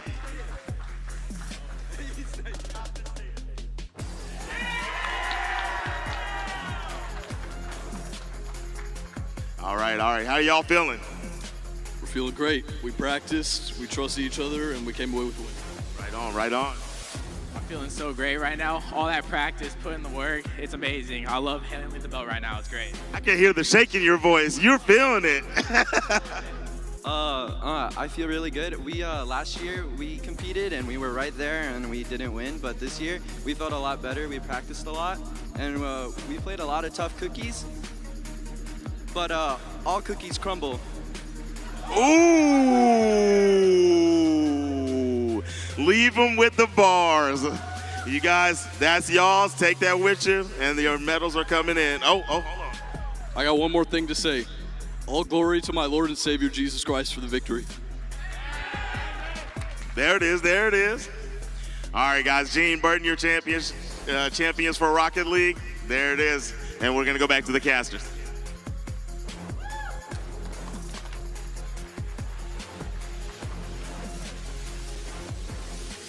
All right, we are back. We just finished our Rocket League Grand Champions. Congratulations to Dr. Gene Burton, CCA. They had a phenomenal game, as you saw. It was really closely matched, but they came out ahead. That pressure was impossible to absorb. Yeah, they were dominant the entire match. It was close, but really, the fact that Wiley didn't score a goal is a reflection not of Wiley, but of Gene Burton. Absolutely. The rotations were wonderful. Their defense was immaculate, and man, that was cold, the cookies crumble comment, man. I feel like that was rehearsed. I'm not going to lie. I feel like he had that in his pocket, was waiting to use it. But, he had to put himself in a position to use that line. Yes, he did. Yeah, and great shout out to that team. Like they said, worked really hard last year, were really close, came back this year and closed it out. Yeah, when you don't have year after year repeating champs, it's a sign of a healthy competitive league, and we're seeing that here at TechSF this weekend. A lot of new champions this year, and Rocket League added to the list right there. Absolutely, and we are about halfway through our grand champions at this point. We got a few more matches coming up. I believe after this, we're going to see our Madden champions playing on the main stage, and we're going to see what happens with that. I believe you're going to be sticking with us to cast that as well, correct? Yeah, I'm going to be doing Madden. I love that game. I'm pumped for this one. Yes. I've been sitting and watching these players all weekend play Madden. They are stone cold, and we will see what that brings. They've been very close on nearly every game I've seen. I expect nothing different here. I'm excited to see it. I love football. It's my favorite sport. I love the analytical nature of playing it. I'm terrible, as with most of these games. I play them, but I don't play them well. But I'm looking forward to seeing some high-flying action there. We have had so many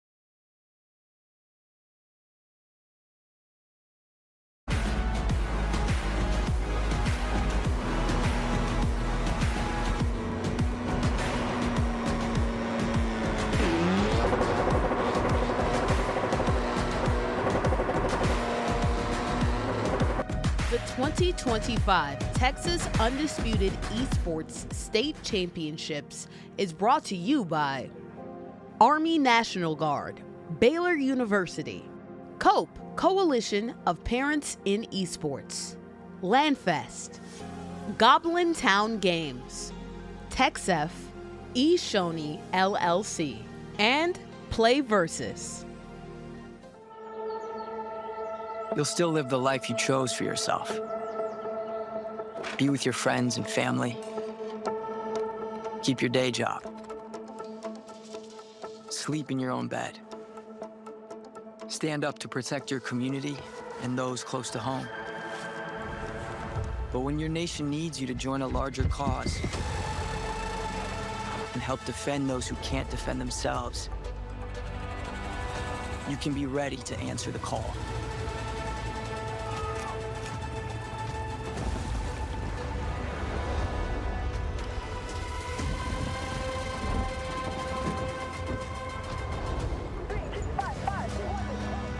Serve with us a few weeks a year for the most uncommon mission of your life.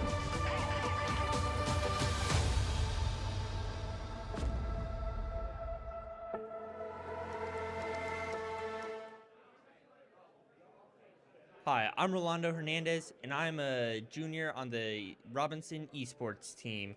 Esports, to me, means a fun way to communicate with others around the world and be friendly with other people. Being on a team with Robinson Esports has made it so that I know how to communicate with people better, and it makes the experience more fun for me and others. I'm super grateful for this opportunity, and I cannot wait to go and make yet even more friends. Hi, I'm Max Bucher, and I'm a member of the Robinson Esports team. To be a member of the Robinson Esports team takes quite a bit of commitment. I've been here for 3 years. Quite a bit of responsibility too. So esports to me means competitive gaming, scholarships, anything that you can think of to college. I really enjoy playing games, and I really would like to get better at games and prove that I'm better than a lot of other people. I'm just really excited, and I just find it really cool that we're going to state.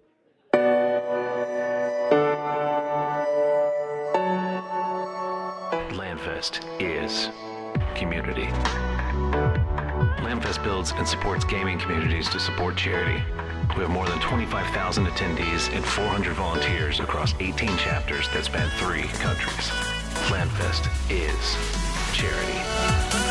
Charity is at the core of what Landfest is. We've raised more than $1 million for charities nationwide. We support food banks, veterans, animals, hospitals, and so much more. Landfest is gaming.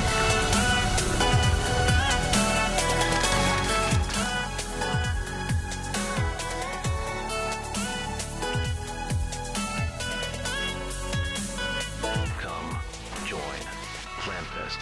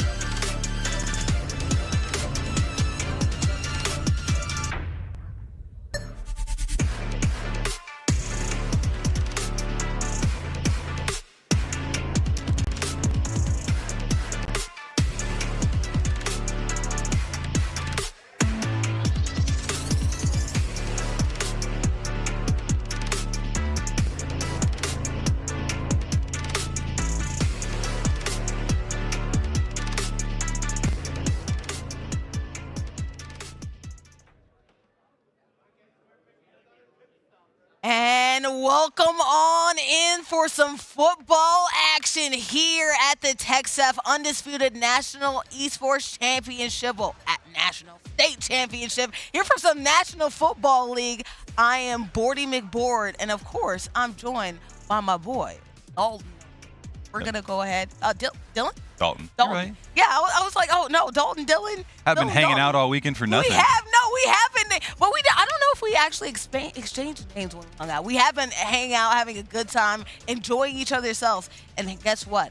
Been enjoying talking about sports. Yep. The next sport coming up is some Madden action. And I love to do this because I love esports, I love football, and football is also a love of yours as well, right? Yeah, this is where both of us, we were talking, got our background in commentary, is hitting the mute button on TV and just practicing. Yes. And so, like, this is very surreal and sentimental for me, and I know it is for you as well. Yeah. And for these kids, this is one of those sports that we don't have to do a whole lot of explaining to our spectators for what's going on. This is football, baby. Like, I'm pumped. This is going to be great. These kids that have been playing all weekend are wildly good, and also the games have been wildly competitive. Yeah. I was walking around all weekend watching these Madden games, and very few of them ended with a point differential of 10 points or more. So I expect to see a really close game here today again. And we love close games, we love fireworks, and we love perks as well, because there are some perks for the winners here on this contest. Before we even started up, I don't know if you saw that single shot in which we saw those two footballs right there. This is official merch provided by the NFL. One team, the Dallas Cowboys, signatured by Dak Prescott, and another one provided by the Houston Texans, Take Dell, right? So the winner of this contest will be able to go ahead and earn their choice of one of those footballs and a couple other gear as well from the National Football League. And if I were a fan, honestly, you're playing this game, you are a fan, right? But if I were somebody who's playing this game and they gave me merch like that, I would geek out. I'm not going to lie. It's pretty wild. Everybody's been playing for those belts all weekend, and the belts are cool enough, but, like, come on, you get a Dak football? On Like, top are of you that, kidding me? Hello? Like, of the Dallas Cowboys, like, the premier team, obviously, in America. We could talk a little bit about the Cowboys fans. I'm selling it up. We're in Texas, okay? Yeah, we I gotta know. play Win in Texas. Rome. I will say, for those that immediately think to ask, these footballs also come with certificates of authenticity. Yes. So this is no joke. Dak got that Sharpie. Tank Dell got that Sharpie, and these kids are about to get these footballs. We are about to get these footballs, and we're about to see some football action happening up here. Of course, we have two students going against each other in some primary football action. So as soon as we load up, we'll figure out what teams they're playing and who exactly these students are. We've obviously played these sports games a lot before, and we all have our own biases and teams, and we'll get to that during the downtime of action. But we're talking about the teams that we usually see in Madden action. Usually we see the Ravens, usually we see the Eagles, the Chiefs. Honestly, do you expect more of the same here? Yeah, I expect to see these teams. Obviously, they could throw a curveball our way, but we're seeing a lot of those. We're seeing the San Francisco 49ers be picked by a couple teams. Yeah. It's just about what you want to lend your play style to. Just like in the regular NFL, these players have different teams. I saw one kid, I got a shout out, wearing his Tyreek Hill Miami Dolphins jersey. I was like, listen, I'm unbiased, but I want my boy to succeed. He's playing as the Miami Dolphins right now. And we were talking about why would you do that? Speed. Why would you pick these teams? Well, it's going to be a Baltimore game as it turns out for our final. Here's the kickoff. First play of the game. Let's going to see what happened. Is it going to be a touchback? It is, of course. Since the NFL changed the kickoff rules, we're seeing a lot more touchbacks, and that doesn't change here in game either.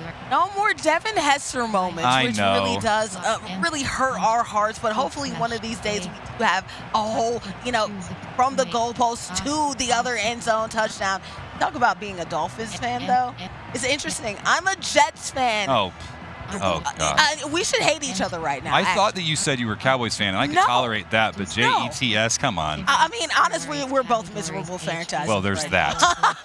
Yeah, only one team didn't go to the playoffs while the Pope was here, and that was yours. Yeah. All right, we got a handoff to the left side. Henry's going to take a look around the outside. He does find about 7 yards. 6 is actually the tally here. And we're going to keep this thing rolling here. Do you expect to see more of a running game attack from these two sides, or do you see more passing here in this Madden generation? Obviously, it really depends on what their play style is like. But one thing to watch out for, right, is Derrick Henry. Yep. Derrick Henry is basically unstoppable in this game. Lamar Jackson is basically unstoppable. himself, right? You always have the option to hit it, the deep balls. He also has his running ability as well, but the run game is strong in Madden when you have somebody that's untouchable, like Derrick Henry. People just bounce off of him like 3rd and inches. He's looking for a choice here. Sees the middle. He's going to find Flowers. Not a lot of yardage on the pickup there, but enough to get a first down, move the chains, and keep this thing rolling again.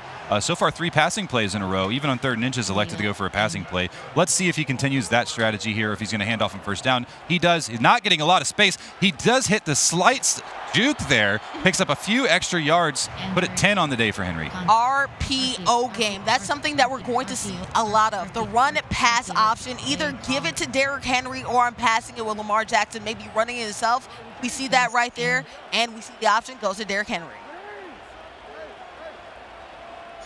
Calls an audible here, looking for something deeper potentially.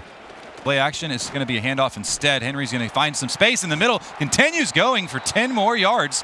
Move the chains again. Lamar's pumped right now. Man, I love watching Lamar. You know what? Lamar Jackson actually got me into sports broadcasting. He was somebody, I love that Louisville. I love him in the NFL. So fun.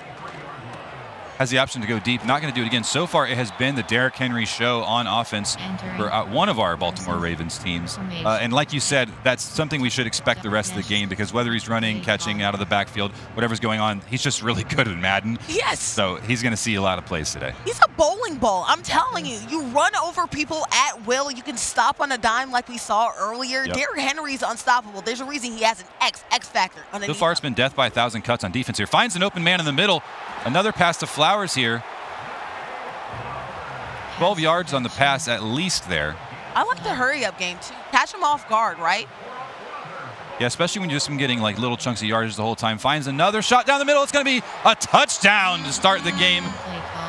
Really choosing that open spot right there in the 3-man game right there. You saw right there the open spot, using that seam to go ahead and using Derrick Henry off the wheel route. We love to see it. It's been Derrick Henry, Derrick Henry, Derrick Henry.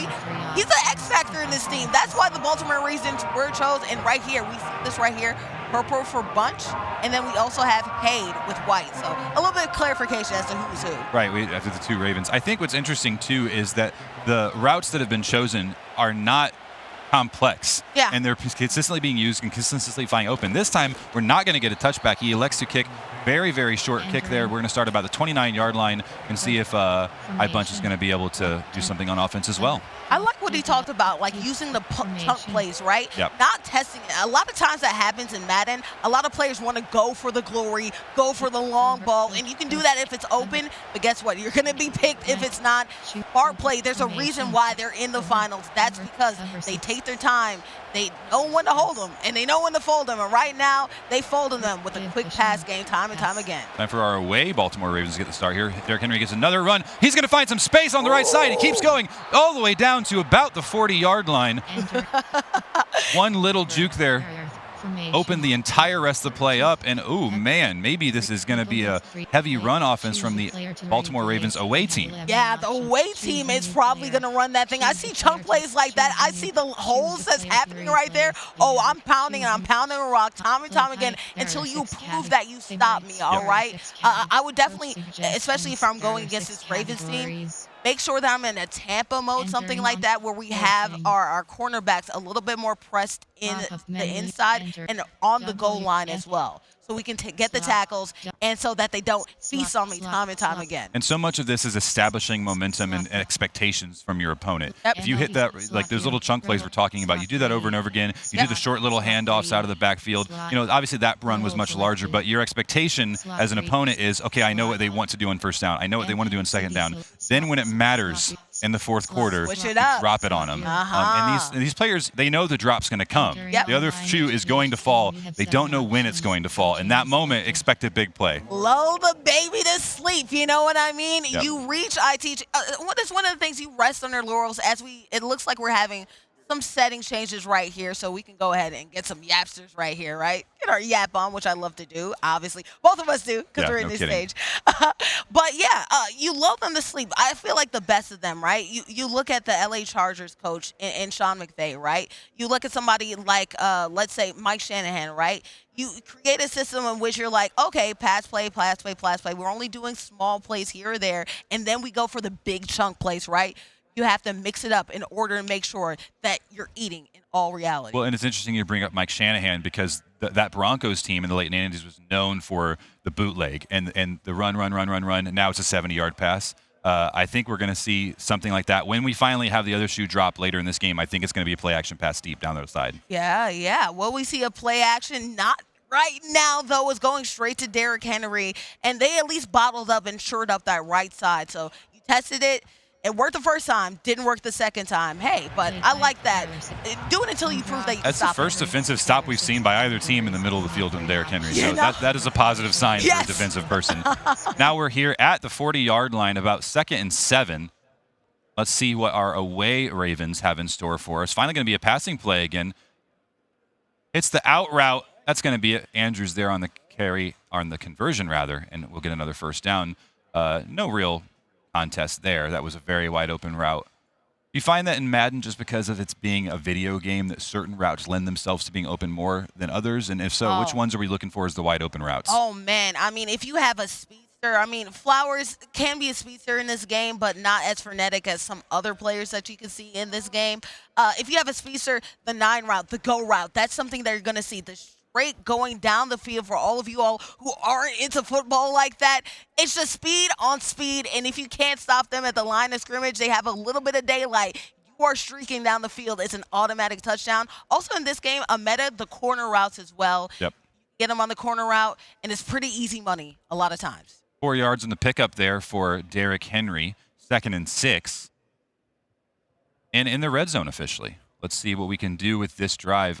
Interesting route choice here. Only 19 yards to go, and they're throwing deep. Has to throw the ball away under pressure, and that's the first rushed moment we've had of this entire game. Finally getting some penetration in the backfield there. I'm not seeing enough ball pressure right here. The all-out blitz was great and well-timed because there were 4 verts, right? So 4 verts, everybody's going all the way at the top. If you stop them, if you have great cornerbacks, which the Ravens do, then guess what? Lamar has nowhere to go through, no outlet. That happened there. 3rd and 6 here, looking for an open man. Finds another out route. He's going to get it and move the chains again. Unlike Aguilar, guess what? He actually ended up making that catch right there. But I talked about the outside routes. If you have a quarterback with a good arm, you can get it to them on that, and it got that on that dig route right there. And off to Henry, stopped just after crossing the line of scrimmage again. And, yeah, I think that the fact that Lamar Jackson's a quarterback for both of these teams also adds the added layer of fear of him just running with the ball. Yes. When he's taking it to the side looking for those out routes, he may just go if you do not play defense right here. 2nd and goal, 2nd and a long goal.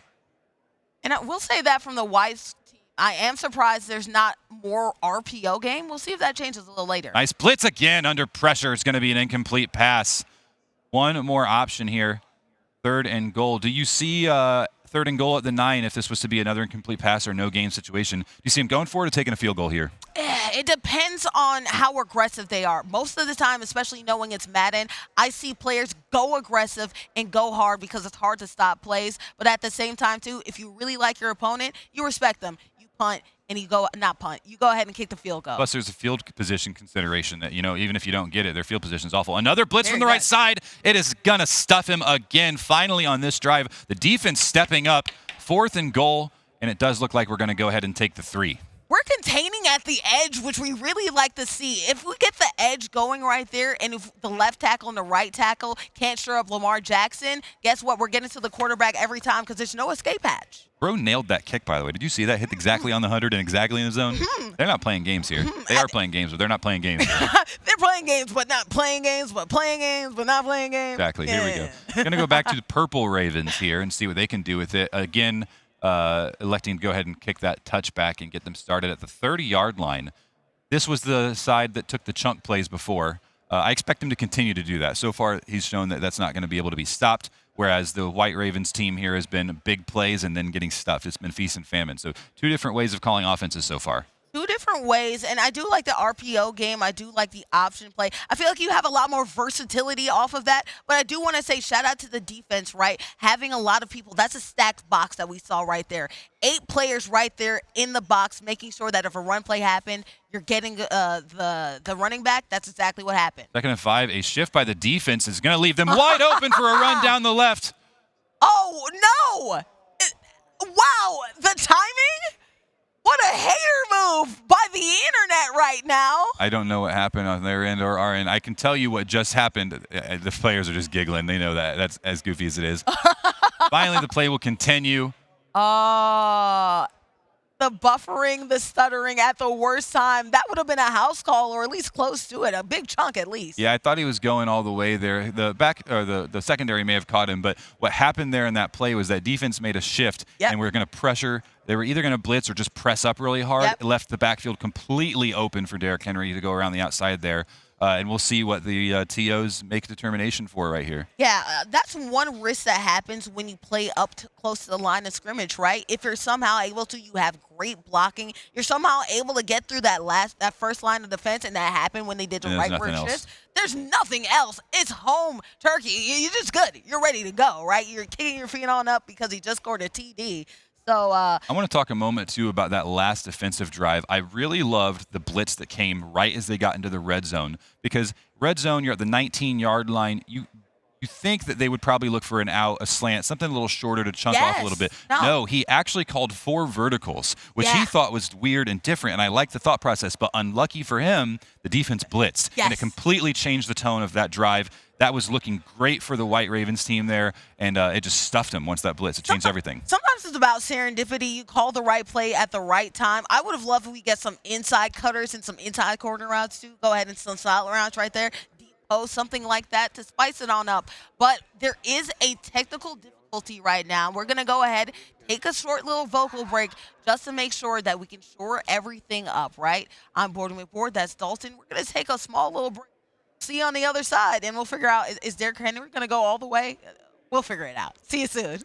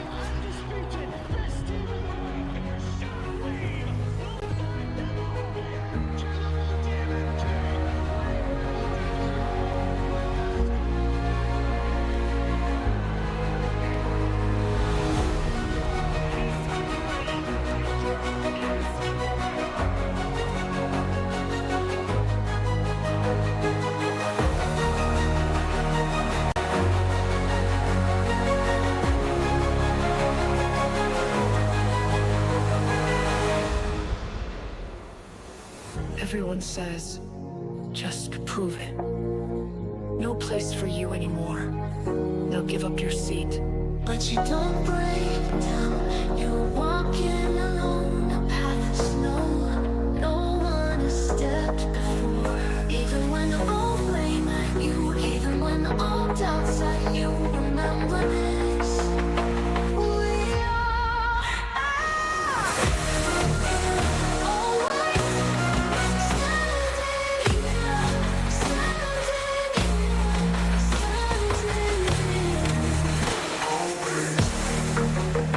They try to break you, try to bring you to your knees, but you rose above, stronger than ever. The moment, the chance, the instant to prove it all wrong.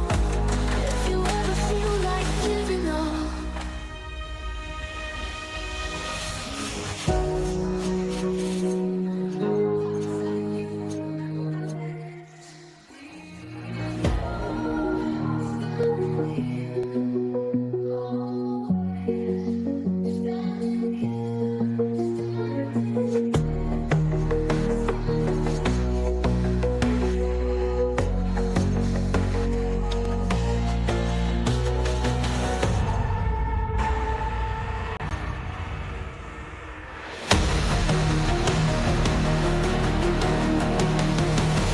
Tried to break you, tried to bring you to your knees, but you rose above, stronger than ever.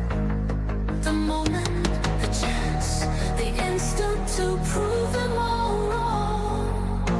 If you ever feel like giving up, remember this. We are always standing here, standing here, standing here. Always. You've always walked your own path. Doesn't matter if that path is right or wrong. You don't have anything to prove because you're already a legend. We are always standing here, standing here, standing here. Always. Even when all blame at you, even when all doubts at you, remember this. We are standing here, always standing here, standing here, standing here,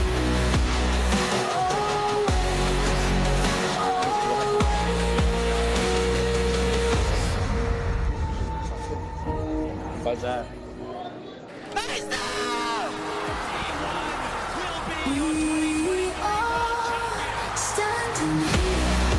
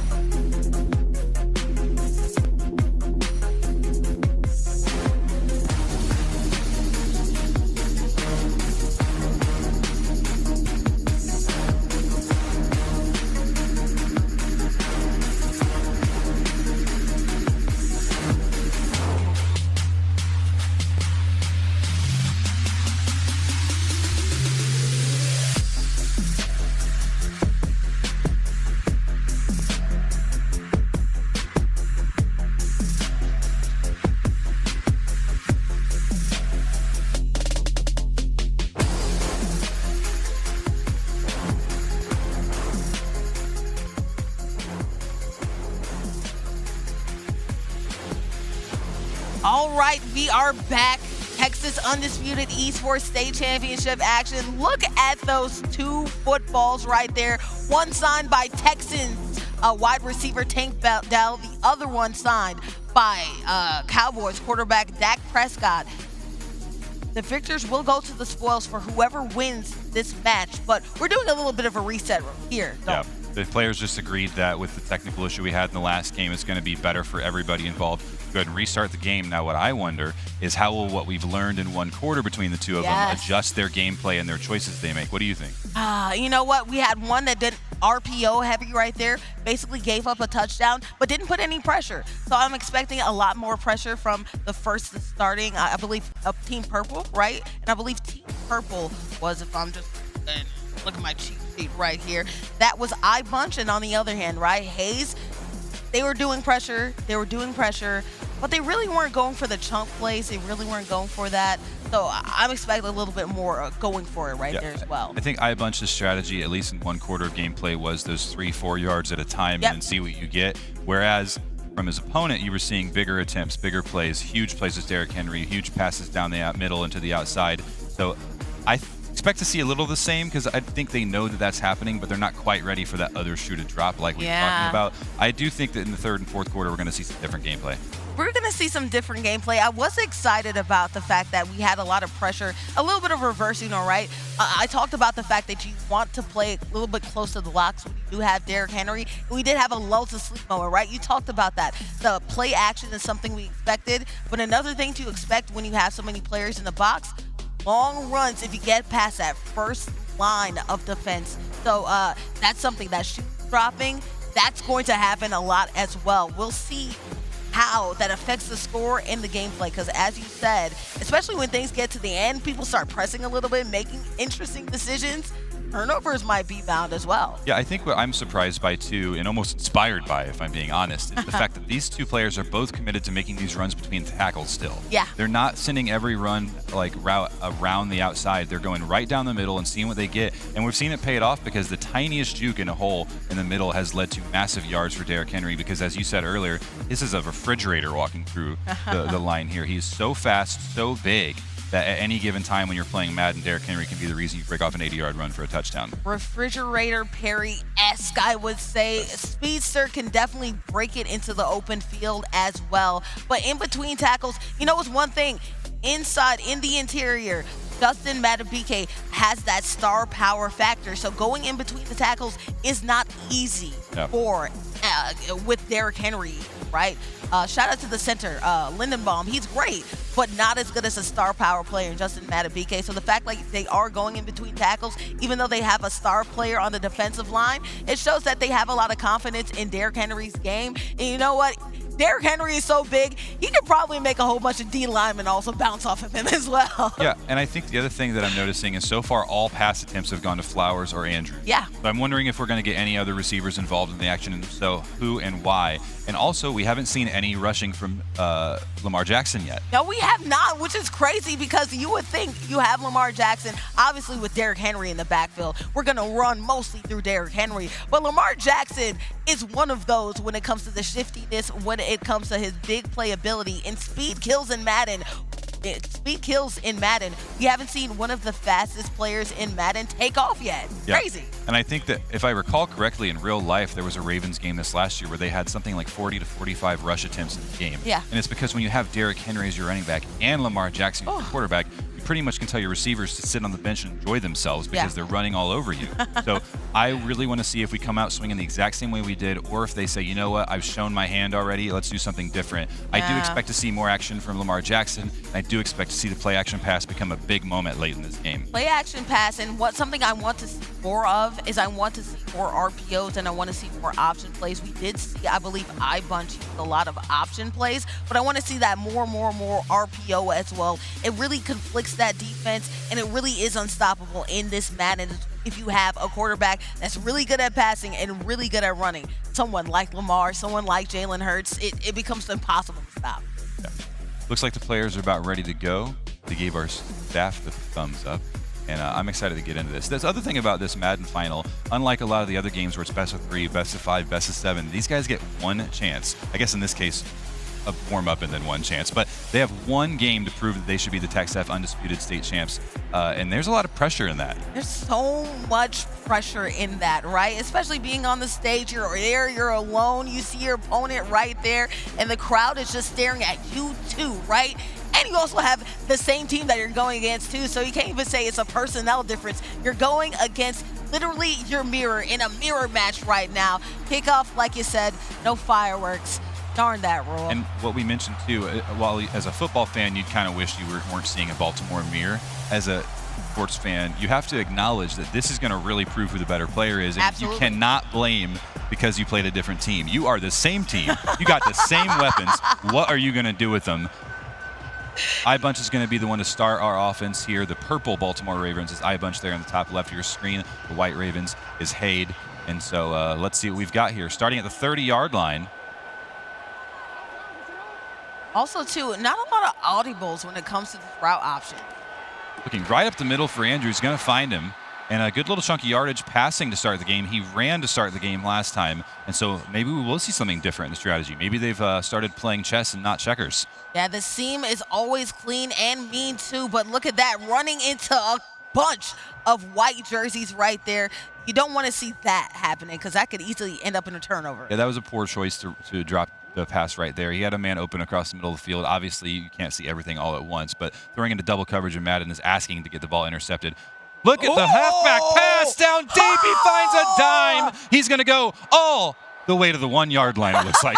Man, what trickery we've got here. You usually don't see that play being brought out, especially in tournament settings. But guess what? Make it fancy. Derrick Henry, the touchdown. Throw everything I said out about not showing your cards early. He just dropped the halfback pass on him in the first drive of the game. Good for a touchdown on this drive.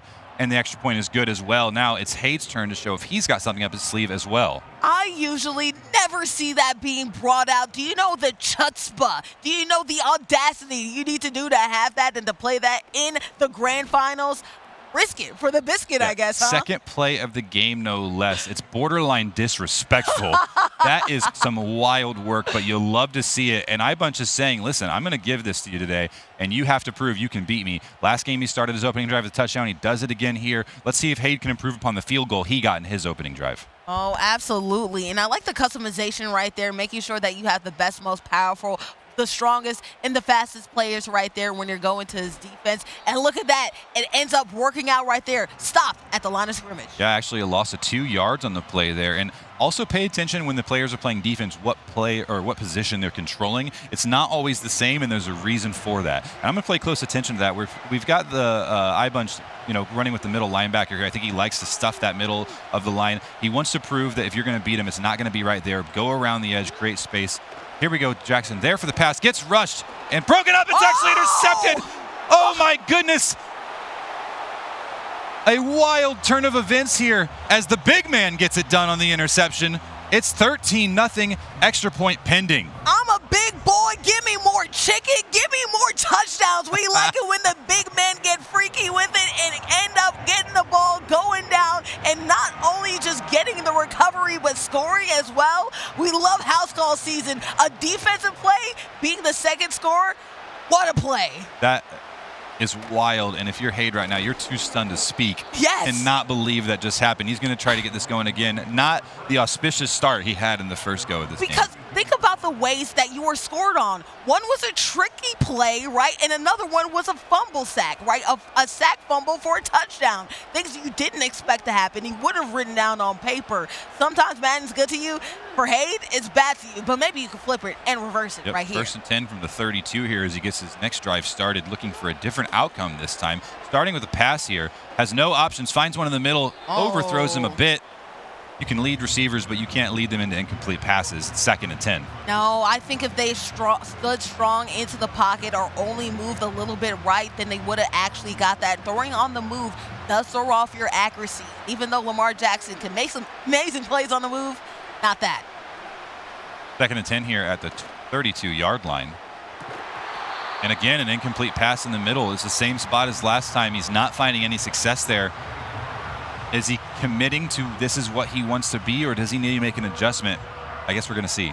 You know what? It's very tempting in tournament play to play like you have been, but you need to play to what the defense gives you. Defense was right there. The middle linebacker still threw it. Incompletion. He's going to get in trouble if he tries to force these passes, but that is going to be a wide open Aguilar who fumbles the ball. Whoa!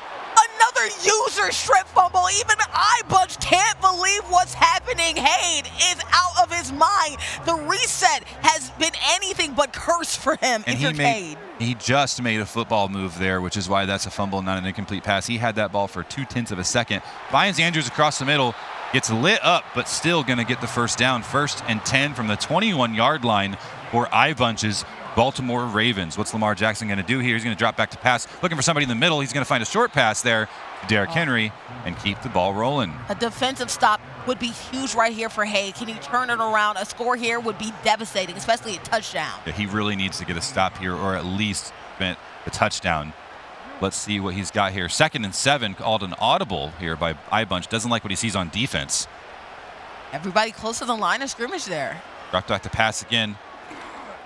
An interception is exactly what the doctor ordered for Hayde, and he has the ball back. Momentum finally shifting his way. Serendipitous in nature, really applying that pressure. And again, you didn't like what he saw on defense. You saw that right there. Play close to the line of scrimmage. The linebacker picked it off. Exactly what the doctor ordered. An unexpected first quarter outcome here so far. Across the board, it has not been your typical first quarter of Madden gameplay. Incomplete pass to Derrick Henry. Did not hold on to the ball that time. And if you're Hayde right now, have to be careful to not fall into the trap of pass. Yes. You are still in the first quarter. 2 touchdowns doesn't feel good.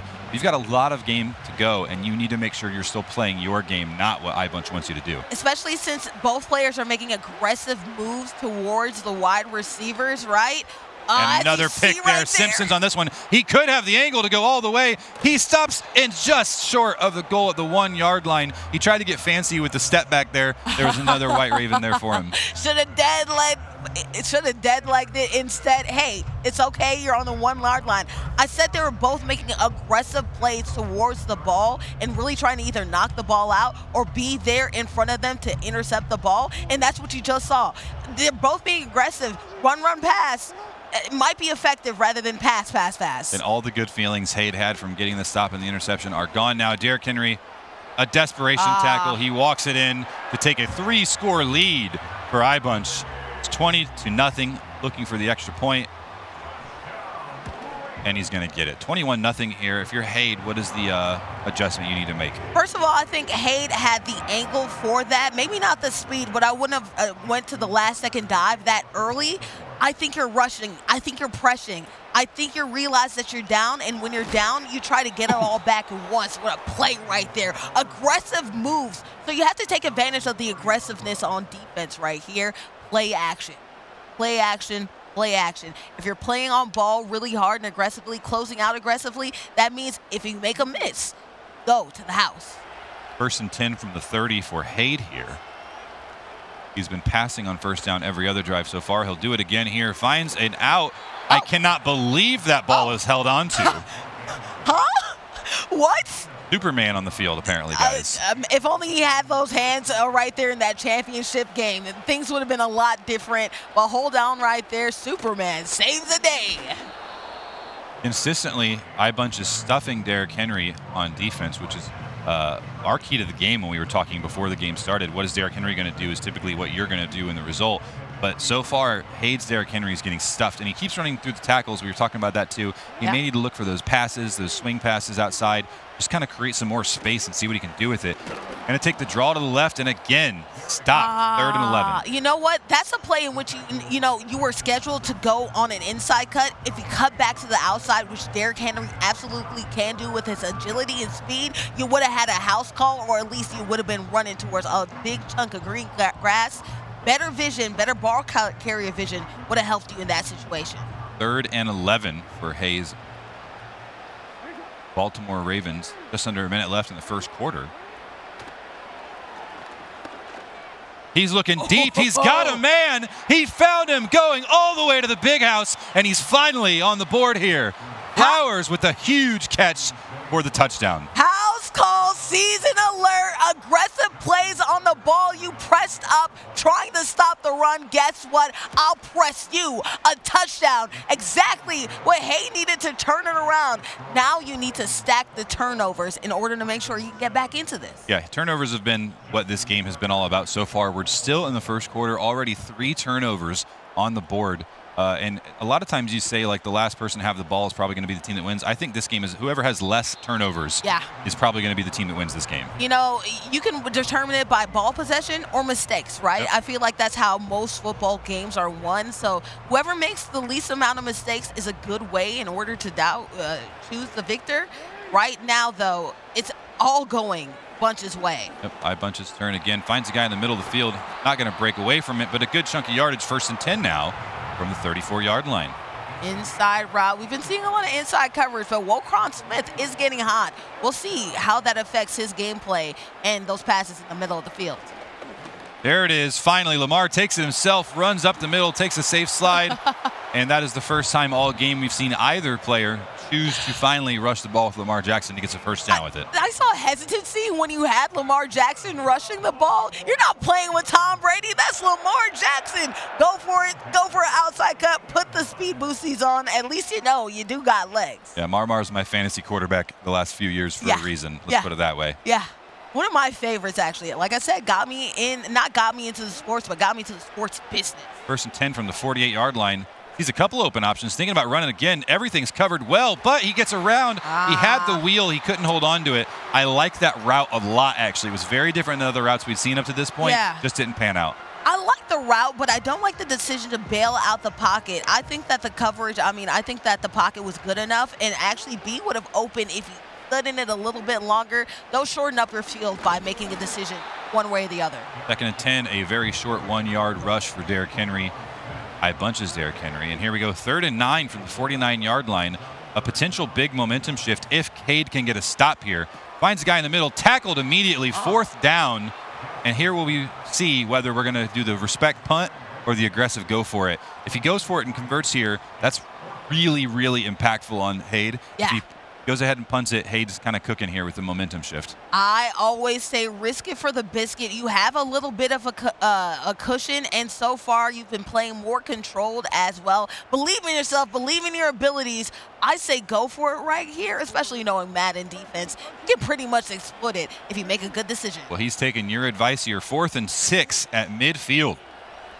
What will Bunch do with his purple jerseyed Baltimore Ravens? Oh, super close to the line of scrimmage here. A little cross routes there in the middle. Finds his guy in the middle. It's Flowers. He converts the first down. Continue. 1st and 10 from the 41-yard line now, and just enough to get that conversion. Lucky that ball didn't pop out. I think if they went for a 9 route, it would have gone all the way, though. 7 yards on the pickup. And yeah, I think you're right as well. And I will say, Hayde saw that tackle and was certain it was going to lead to a fumble, and he was pretty ticked at it. Yeah. There's been aggressive plays on the ball, and that's what happens, right? This aggression that you're seeing from both teams because they're pressing. Hey, you're in the finals. We want to flex, but also you don't want to hurt yourself right here. Aggressive play towards the lines of scrimmage. Defensive shift from Hayde. He saw the rush coming. He's not going to be able to stop it anyway. Break through a tackle. Henry's getting more than he deserves. He gets all the way down to the 11-yard line. And that was turning nothing into something for Bunch. I think if Bunch just waited, made a Le'Veon Bell move, waited for that tackle to go ahead and, make sure you blocked him out, that would have been a house call, or at least close to it. Patience, that's the key. I formation in the red zone here.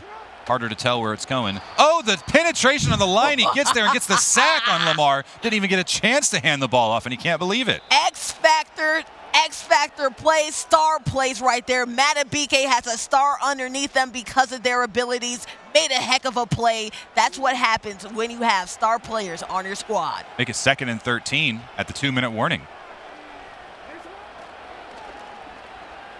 Kind of a fake little handoff there. Throws it away. Didn't see anything he liked. And I like the throwaway there. Don't push it. Don't force it. You're up by 2 touchdowns. You don't need to be making mistakes down here in the red zone. Couldn't make any play. Lamar couldn't cut back.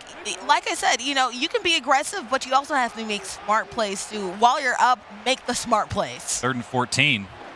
He finds a guy in the corner. Flowers there. Will he hold on? The crowd goes crazy.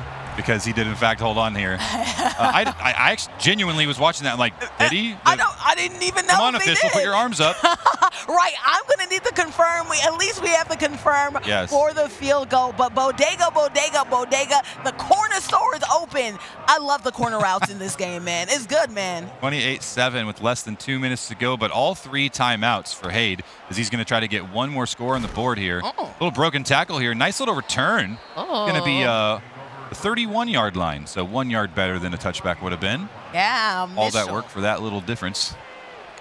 If they were a little bit faster, that could have had something going on there. But again, the kickoff rules makes that so hard. Still a nice play to get you to the 31. Empty backfield for Hade here. We know exactly what he plans to do. Penetration on the line is going to break up the pass. 2nd and 10 here. I like the aggressive plays on defense. You know, you need to shore up. Obviously, there's a lot of passing going on. You need to shore up your defensive backs. But I do like the aggressive plays. Send maybe 1 or 2 linebackers towards the quarterback. Make it hard on Lamar. Well, especially if you know he's going for these deep routes. Yeah. You know he has to take time before those are going to yield anything. So you can get to, if you can get to him quick, that's going to pay off every time. Another aggressive blitz here by iBunch. Finds his man, 3rd and 3, and stops the clock. Yeah, especially if it's in a 2-minute warning situation. You have plenty of time here with 140. You have your timeouts. You can pick it, especially if you have a lot of aggressive plays by iBunch there. Yeah, you got all the time in the world here, even though you got that 140 left on the clock. There's plenty here. A little handoff, unexpected perhaps. Derrick Henry gets some yards, gets a little bit more down to midfield. You have a neutral zone right here, offsides right here. So another blessing on top of that, more yards. Yeah.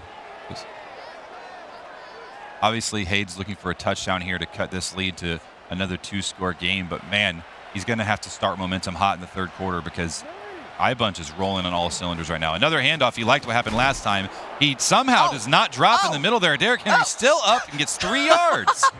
Okay, sometimes that is good to you. I don't know what that was. That probably should have been stuff right there. But somehow he bounces out. The bowling ball analogy, yeah, we saw that right Derrick there. Henry will run the ball. He'll catch the ball. He'll do your taxes. Anything you need, Derrick Henry's here for it. I needed him during tax season. Why didn't you tell me, man? I'm telling you. Maybe if you weren't a Jets fan, he would have helped you out. It's okay. 2nd and 7. That's Pocket collapsing around him. Finds his guy, Flowers there. Can he beat his man? No, and that's good enough for a 1st down, but the clock will keep going. He will not take a timeout, or will he? We'll see right here, but there is daily double potential right here. If you go ahead and you score here, if you're Hade, you can go ahead and get the ball back after the break too, so you can make this a 7-point game. He does take the timeout, stops the clock, finds this guy in the middle, another 1st down for Likely. Is the catch made? It's very likely. Yeah. 1st and 10 in the red zone now. Needs a score. Pressure hot. Incomplete pass. Yeah, put the pressure on, especially in these situations. Again, I want it to be on the line of scrimmage. Somebody making a move like that. Make sure you have your cornerbacks good, but well, now, put the pressure. iBunch isn't even blitzing when he thinks it's going to work. He's blitzing. Yeah. And Hade's got to do something about it and adjust his play. It is making him adjust what plays he's calling. 2nd and 10 here at the 20-yard line. Little short pass in the middle. Going to find his yardage. 1st and goal. And there's his 2nd timeout. 2nd timeout. You also don't want to leave your opponent with too much time here. So maybe let that clock milk a little bit more if you're able to go ahead and get a play off right here. For sure, especially with how the game's been going. Hade knows that too. He cannot be giving iBunch any time at all. They just want to go ahead and take this touchdown. He looks to the side. It is picked off deep in the red zone. Wiggins takes it to the 40, the 50. It's a spin move, breaks his ankles. He's going to take it all the way for a 92-yard pick 6. When you juke out Lamar Jackson, you're in the juke joint. You're having a good time. You are doing your thing. Man, what a heartbreaking play right there for Hade. You would have had an opportunity to score 14 points if all things went well. It would have been a 7-point game. Instead, you're in the hole even more. 22 seconds. Can you even drive the field in that amount of time? He's got his 1 timeout here, but he's looking pretty shallow in his play calling potential. He's got a couple options, and Bunch knows it. He knows what's going to be playing. I wonder if he's going to continue to blitz or play more of a prevent defense here because you have to take the ball down the field. Hade's going to be looking for these out routes, stop the clock without using your timeouts. Let's see what he's got. 1st and 10 from the 25. Yeah, with 22 seconds left, I play a little prevent. I'm not going to lie, but we'll see what happens. sacked at the 9-yard line. Does call the timeout, or did he? I wonder who called it. I do wonder who called it right there because, I mean, if I were Hayde, I would just go to the locker room. We need to refresh. We need to regroup. I need to instill my confidence in myself. I need to lock in and sometimes just punt the ball, metaphorically, to the next quarter. Yeah. You know, everything that's happened has been on the back of a major mistake so far in this half. This has not been iBunch just beating Hayde down. It's capitalizing on big mistakes. There's another one. Simpson, pick 6. And it just keeps pouring on here. I don't know if you guys remembered when that rainstorm was happening down here. It's that type of torrential downpour right here from iBunch. And right now, if you're Hayde, it's hailing, it's pouring. The hurricane is coming, not the Miami Hurricanes. Instead, a flurry of points by the other Baltimore Ravens. And I cannot believe what we are watching because everything about this matchup and watching them all weekend has shown this was going to be close. But man, these interceptions. And it's not just been the obvious ones, like, you know, cutting off a route. It's been that lineman early. It's been, you know, on the 8-yard line and running it back 92. This isn't just your everyday run-of-the-mill interceptions. These are back-breaking, unexpected interceptions. Back-breaking, unexpected interceptions that lead to touchdowns. I think all of them have been house calls, which makes things even worse right there. Derrick Henry trying to get some jukes. We're going to the half, but like you talked about, you stack your mistakes. Bad things happen. It's not only just stacking mistakes, it's the mistakes leading to points on top of that. You can't get the tackles as well. It's unfortunate because, as you talked about, both of these players are very adept, but unfortunately, sometimes your worst moments happen at the worst possible time. Yeah, Hayde is going to have to do a mental reset here and see what happens. iBunch is rolling. Now I wonder, will he continue the big offensive push, or will he change to a more conservative time-chewing style? I guess we'll see. Yeah, we're already having his coach gas him up right now, really instill some confidence into him. I mean, dang, you look at that point total, you can see what's going to happen. And we are going to a mercy rule. Have no mercy, have no fear. Guess what? Bunch was here and got the points in bunches. And he's going to get that selection of whether he wants Dak Prescott or Tank Bell's signed football. Oh, well, we'll figure out what exactly he wants to do. Take it away, Patrick, for the decision. All right, I am here on the stage at the end of our Undisputed Championship for Madden 25, and we have ended the game, so we are going to present our second place. Come on out here, and we've got our medal for you. Congratulations, great job making the main stage. So tell me about it. Was this fun? Did you enjoy being here? Yeah, it was fun, but I didn't get the results I wanted. I lost. You gonna come back next year and take it? I'm a senior. Oh, you're a senior? Yeah. Well, congratulations for making the grand final stage. Let's hear it for him. Woo-hoo! And now we're gonna go to our grand champion, our undisputed state champion in Madden 25. You get to hoist that belt. You also get to pick one of these items to take home. We have a ball from Tank Dell signed or a ball from Dak Prescott signed. You got to go Tank Dell? All right, I'm going to hand you that. Will you hold that up for me? And will you hold this up for me? Let's hear it for our grand champion, Undisputed 2025 Madden champion. All right, what's it feel like to lift that up right here in front of all your peers? I mean, it feels great. It was expected, so I'm not really surprised. Ooh, felt confident, huh? You put in a lot of time, a lot of work to get here? A whole lot. Awesome. Well, congratulations one more time. Thank you so much. Raise that belt up one more time, and let's hear it for our champion. Congratulations, and we're going to kick it back over to our caster desk. Confidence, baby. We saw that right there from iBunch. Showed the confidence. And honestly, you saw the confidence not only in his swagger on the stage, but in his gameplay as well. Yeah, every call he made was aggressive. He was pushing the line. He was pressing receivers. And honestly, that's what ended up being the difference maker. Those interceptions were not accidents. Those were not goofy Madden moments. That was cutting off routes, getting aggressive, and he did it all game. And, man, did not expect to see a 92-yard pick six in this game. Oh my goodness, the house calls that we saw, we got big men in the middle of the line getting interceptions. We got offensive linemen, defensive line, everybody was getting interceptions right here as we see the highlights, the seam, it was in. And it's so wild, too, that disconnect that happened in the first game when the game was 7-3. Who knows what that did to the mentals, to the strategies, what that weird moment did to the game. But, man, iBunch capitalized, and he was so dominant on both sides of the football, never got stopped, and a deserved champion. Nobody got cheated in that one, that is for sure. Yeah, look There's at that halfback pass. This was an insane game, and honestly, that's when you know Bunch was feeling so confident. That's a play I don't see anybody break out often. To stack that with that Matabuke play too, ooh-wee. It was bad for Hayes from the start.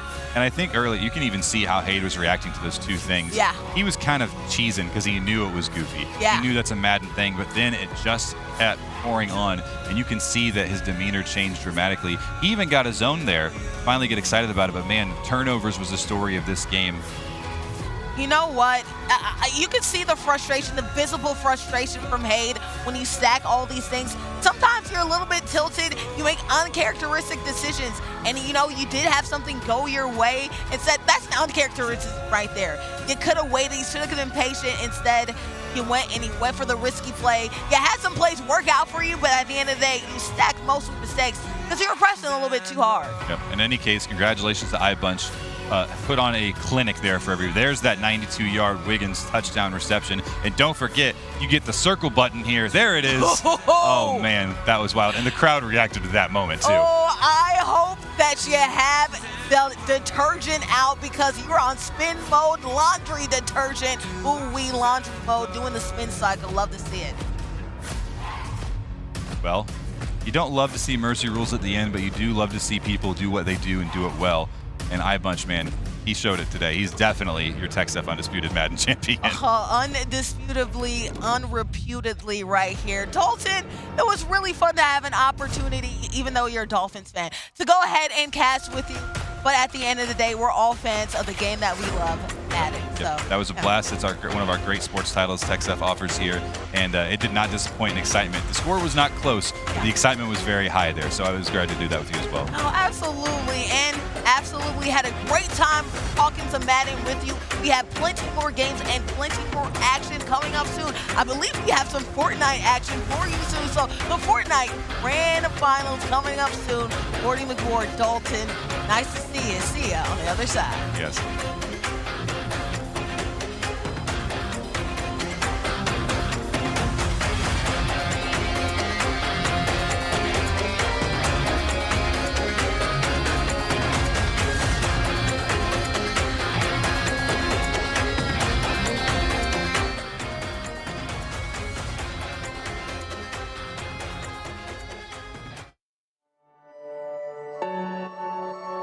LandFest is community. LandFest builds and supports gaming communities to support charity. We have more than 25,000 attendees and 400 volunteers across 18 chapters that span 3 countries. LandFest is charity. Charity is at the core of what LandFest is. We've raised more than $1 million for charities nationwide. We support food banks, veterans, animals, hospitals, and so much more. LandFest is gaming.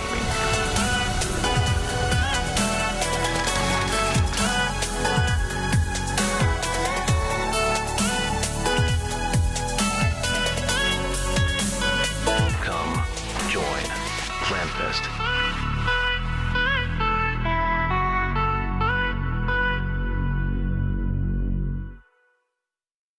The 2025 Texas Undisputed Esports State Championships is brought to you by Army National Guard, Baylor University, COPE, Coalition of Parents in Esports, LandFest, Goblin Town Games, TechSF, eShoney LLC, and Play Versus. You'll still live the life you chose for yourself. Be with your friends and family. Keep your day job. Sleep in your own bed. Stand up to protect your community and those close to home. Last year there was no like, it was different. Last year looked like a wrestling belt. This one had like actual bench. Like the Apex one's got all the Apex champions benched in the background of that title.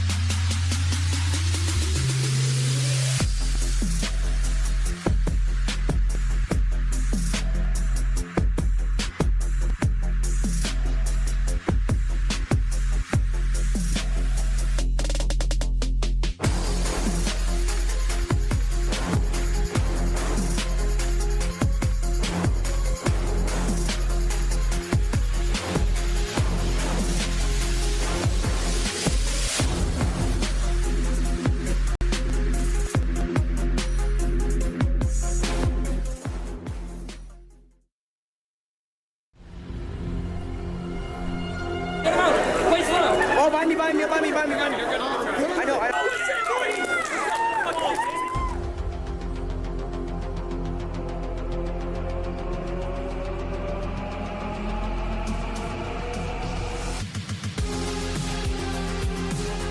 He's going in!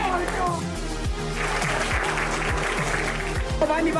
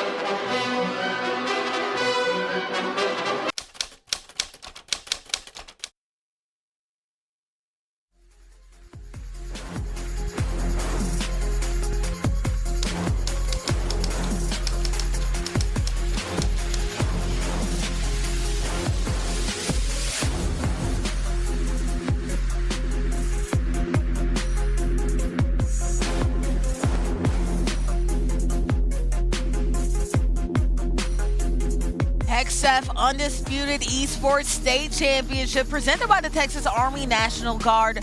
We're back, baby. Obviously, Boardy McBoard, I was just here, but guess who's back? Back again. Zip is back. Tell a friend. Zip Master Flex. And we're about to see some flexing, maybe some dancing, some emotes, some gritty, and who knows, it's a Fortnite action. Oh, yeah, the Fortnite Box Wars. I'm excited for this one. I've been waiting for it all day, really, because on the docket of all the games that we've had today, I think besides Smash, this is the one I was most excited for.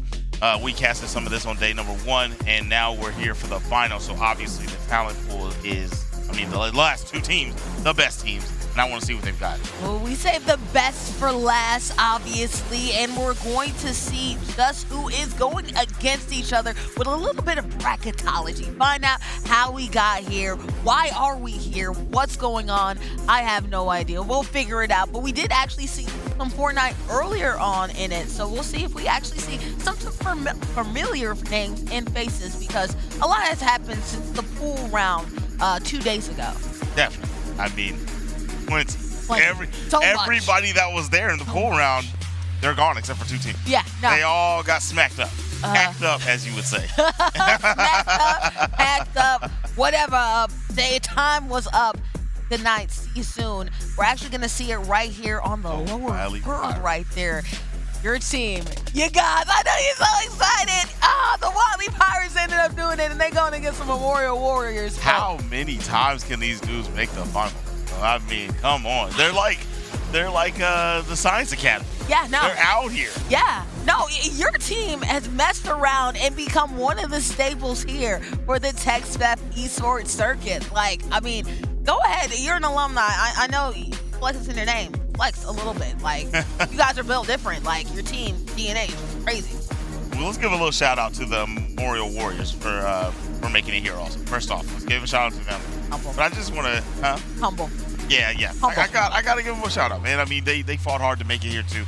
It's so funny. The reason I'm so excited about it is about Wiley doing this is just for the fact it's just the simple fact that I went there and being from that school, graduating in 06, the way it was done in the programs we had, I felt like that school would have been one of the last at least. And to see that we have esports and the teams are this good in all aspects, it's insane. I could have never fathomed it if you go back to my day.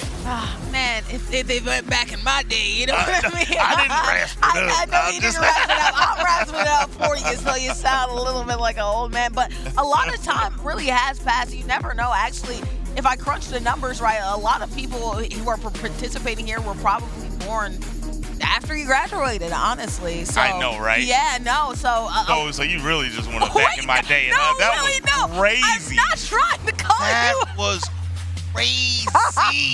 I'm trying to say they had a time to go ahead, fix their facilities, make sure things were as good, and build something special. Because we're seeing something special right here. I promise you, I'm not trying to.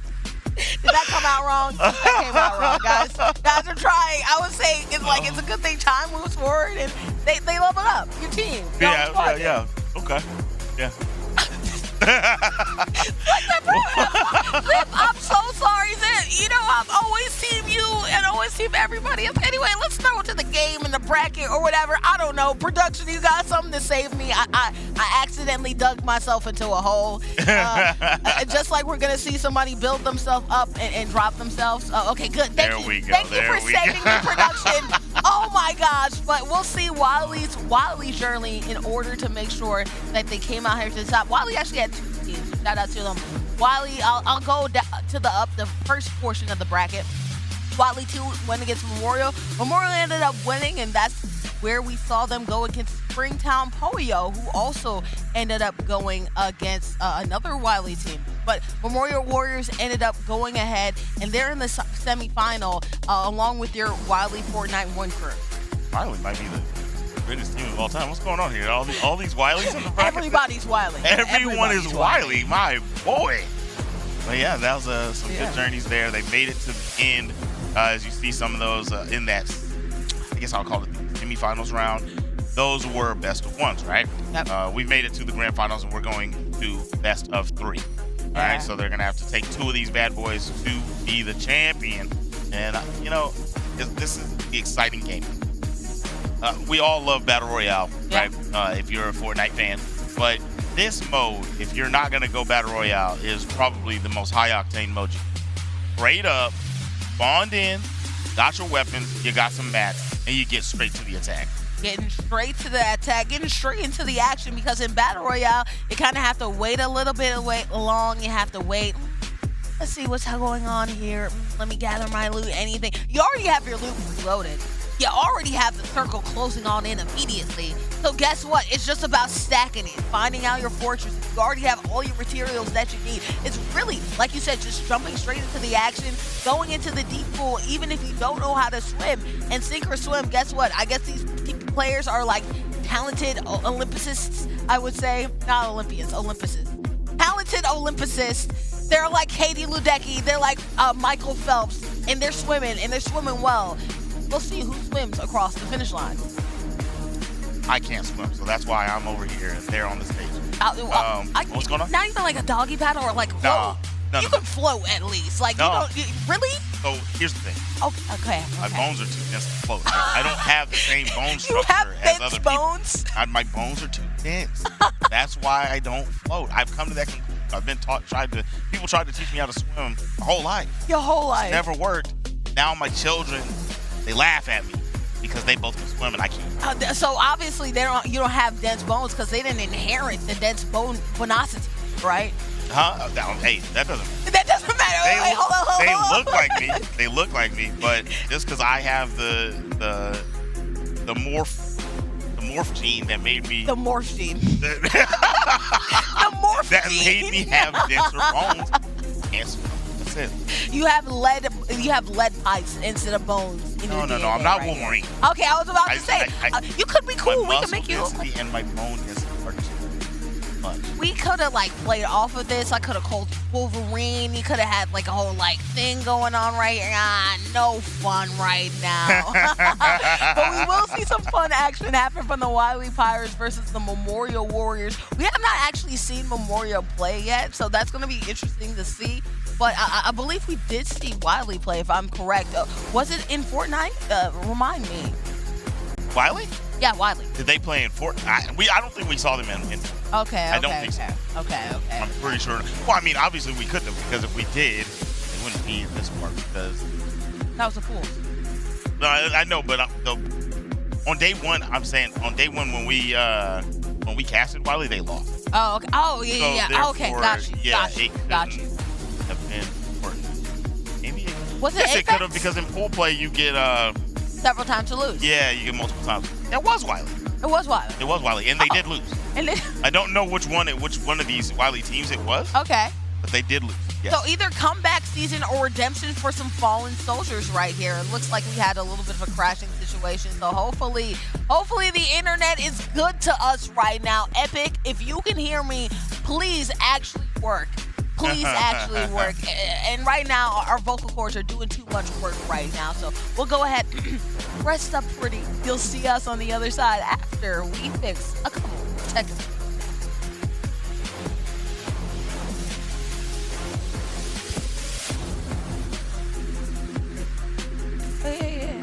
Yeah.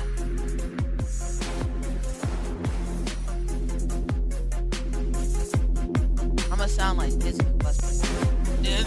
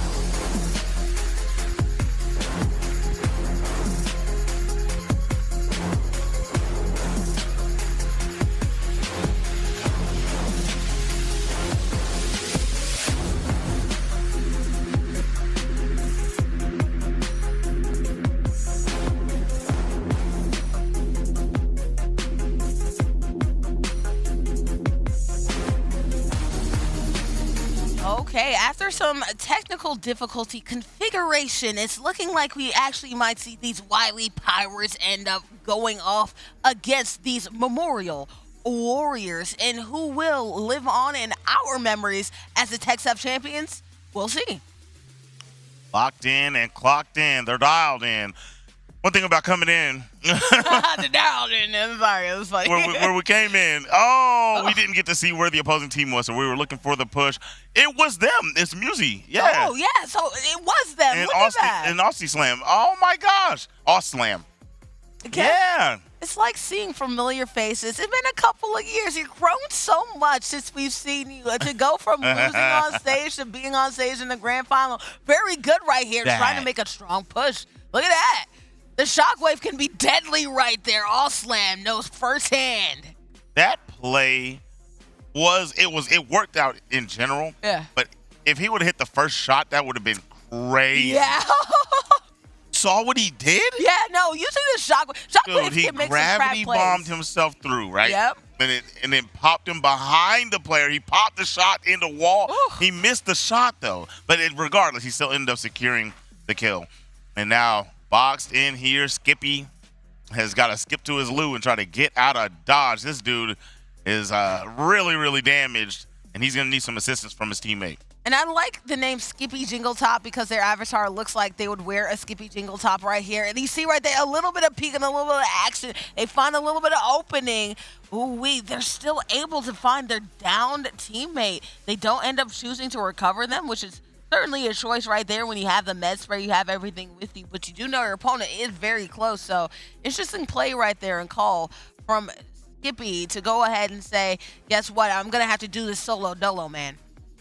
That's an interesting call, too, not going for the res, because in Fortnite, I'm pretty sure there's no res sound like Apex. Like, you can hear somebody going for a res in Apex. I feel like he could have gotten that off, but, I mean, granted, his teammate did get shot right beforehand, so either way. Yeah, man, they did get shot first, so, you know, who's on first, who's on second, they're out either way, so it doesn't matter. But will you get a solo right here? We did see the strategy of holding up. Holding up and Hit going for to the hit. storm. Mm-hmm. That's tit for tat. That's the defeat right there. Ooh, Skippy knows that pain. Wiley coming through in the clutch. That should make it. What do we got? Guys, still, it's one apiece. That's what that one turns out. Did see Skippy and Ralphin really cook up in that first one. Absolutely cooking with bacon grease right now, but we'll see what's baking in this oven right here for Skippy and Twitter Raffin, I believe is the way that they pronounce that. It could be Rafin right there. I ain't chafing. They are chasing their opponent. I thought that wasn't their opponent. That's just Skippy saying what's good. That's just Ralph Fortnite. Ralph Fortnite? Oh, Ralph FN. Fortnite? Oh, yeah. A lot of people, Fortnite players, put that at the end of their name. It could be Ralphin, but, you know, they do put FN at the end of it. I like saying Ralphin just because it's like you're like chucking it up chuck, you know, throwing it up. You know what I mean? Like that. Especially when you have the Fizzberry popping, you know what I mean? It just like adds to that, you know, I don't know, splatter effect right there with the throw up situation. I don't know. That's probably grossing you guys out. My bad. Oh, I love it. The coverage. Helping out your teammate, putting shots down. I think he heard something. He wanted to get some high ground and keep himself locked up with a good structure. He is very, very high up here. You have to make a big play to try to come catch him. Yeah, you saw All Slam down for a moment. They're down and out for real. They're seeing like shades of where the team that they're going against is the Team Memorial. But they really can't get a configuration on to where that they are, actually. How do you play this out? Does he engage? There's 17 seconds left on the clock. Looks like he's just trying to build structure, keep the high ground away. Oh, yeah. The way he just built that up, that he's going to make it so difficult to try to build to his level. Yeah, he's got zone. Go for a heel off. Go for the Fizzberry. You do have the bandages. You have to use the bandages like as soon as you can, though. If you're going to rely on the bandages, especially consider the hurt of the sword, go with the Fizz. I would go with it. And they still end up clutching out the round. But that's dangerous to go bandages first. It was dangerous because he did delay it. You can get 3. He only got 2, and I don't think he was going to get another one. Yeah. Probably not going to get another one. Bandages just take so long. But either way, they do survive, and their outlook does change. So if we have another heal off, we do have some splashes right there. Now, also, speaking of splash, that splash damage, Skippy Jungle Top has unfortunately had some solid hits all around. And look at that. All slams shut down. Man, shut down his plans to survive that round. It's as soon as we started off, they were on him, on bumper. Like, we didn't even say hello, how you doing? It was just like, shot to the face. Hello? Like, come on now. I'm telling you. Dude opened his front door. And the ops were there. That was crazy. It was just like, okay. I have nothing to do here. But we'll see. Hey, landed a nice one there. That was a good 42, if I'm not mistaken, is what I saw. Yeah, cranking 90, trying to find the cubby holes to find them. What are they going to do? Will they find and seek them out? I'll say this. We know on the other side that they're very content to play the heal off game. Yep. So that is interesting to see whether or not, you know, when you're in these 1v2 situations, if you decide to go for it or not, or just conserve your health for these moments. Definitely looking around. He's trying to fight. I don't know exactly where his opponent may be. Maybe reaching for the sky, they decided to build up so this situation would happen. And he's going up to check right now. He's supposed to see, and he does not find anything. We're playing a scavenger hunt right now. I mean, seriously. He is definitely being a detective with no clues. Oh, he's finally found him. But it's a banger. Oh, gets another. Okay, hold on here. He can do this. The heel-off game is being played. Oh, because he knows that it's over. Yep. Oh, I respect Ralph. That's a good try. Yeah, no, I respect Ralpham for going ahead and looking for the soak and not just being like, oh, we'll hold up and we'll cover you up like the other team does. We know they'll wait and they'll play the heel game, but we want to see the action, the salaciousness right here, okay? And they got onto popping. Of course, they ended up losing, but hey, I admire the moxie to go ahead and try to survive by looking for smoke. Well, remember, we talked about that on day one. When you're the last one left, you have to look for them. You have to push them. The other team runs from you because they have to. It sounds backwards, but the reason why is they wait for the time, and then they can go for an uncontested heal off because they send one to fight you, and then the other one will heal off, right? Yep. That's kind of what they did a minute ago when we saw. That's exactly what they did a minute ago when we saw Musi in the Stormhold. Give them your shields too. Give them your health just so you make sure your team lasts another day. Unfortunately, they got shot from below. They find the cubby hole, heal up, fuel up. Let's see what happens. Can they turn this thing on around? Musi deciding how to engage and how they want to roll with it, and they end up figure out the right build pattern here. Right edit pattern was the case. Swiftly moving through. Trying to find a way to get Angle to help out his homie in dire straits is Oslam. Hello? Where is everybody right now? There it is. Oh, shot in the back. He noticed one on the other side, and there's one behind 106 with the banger, but then dropped. Yeah, Skippy Jungle Top, unfortunately, has not been a benefactor to like some tough plays, because as soon as they have vision, boom, they're immediately shot. They really don't have a lot of chance to even establish vision before they're already starting to get packed out and up here. Hopefully things can turn around for Skippy, but right now the Memorial Warriors aren't feeling as memorial. Are feeling more memorial? I don't know. Oh my gosh. Drop from the sky. Reach for the sky too. Oh, did it hurt? What? When you fell from heaven?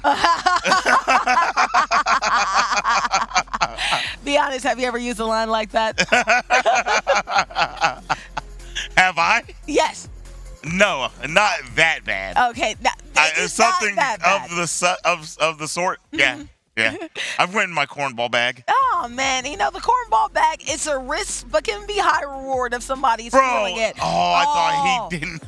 I thought he didn't make that. Me too. I thought fall damage got to him, but guess what? We are always going to make sure that a fallen teammate survives, or at least I thought we were. What's going on right here? Oh, it seems like they pushed him. Yeah, they're pushing him. They know that you want to revive your teammate. All right. Cranking 90s all over the place. I can't even really determine what's going on right here, but I do know on the other end, Musi is right there trying to chase them down.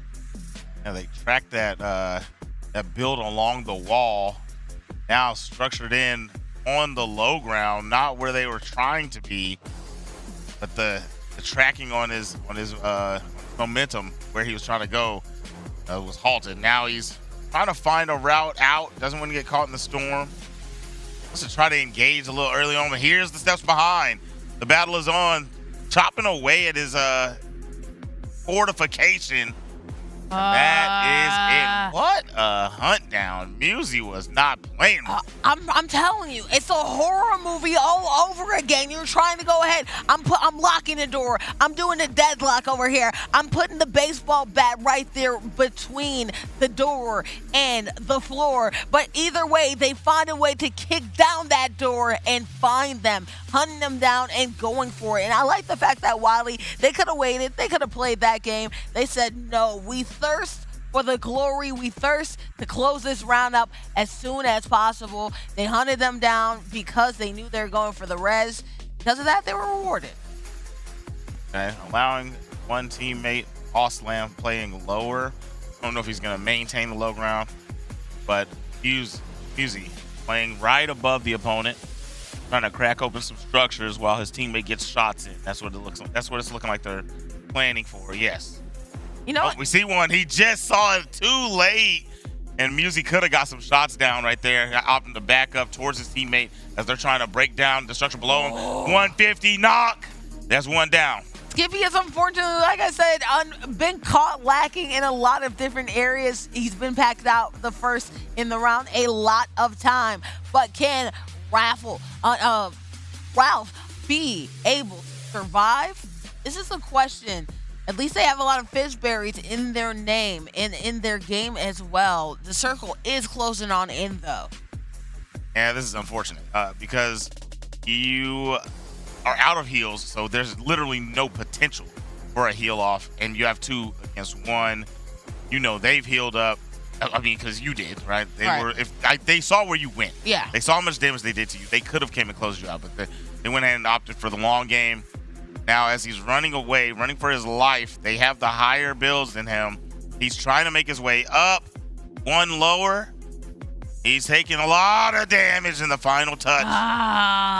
And the piece de la resistance was probably a little bit of that storm kind of getting and clipping them a little bit right there, so they did get a piece of that storm. But unfortunately, you can go ahead and you can chase somebody, but when you're chasing 2 opponents that had the high ground and they also had shotties as well, guess what? Good things are not going to happen. Speaking of shotties, shooting down their fortification and causing some fall damage too.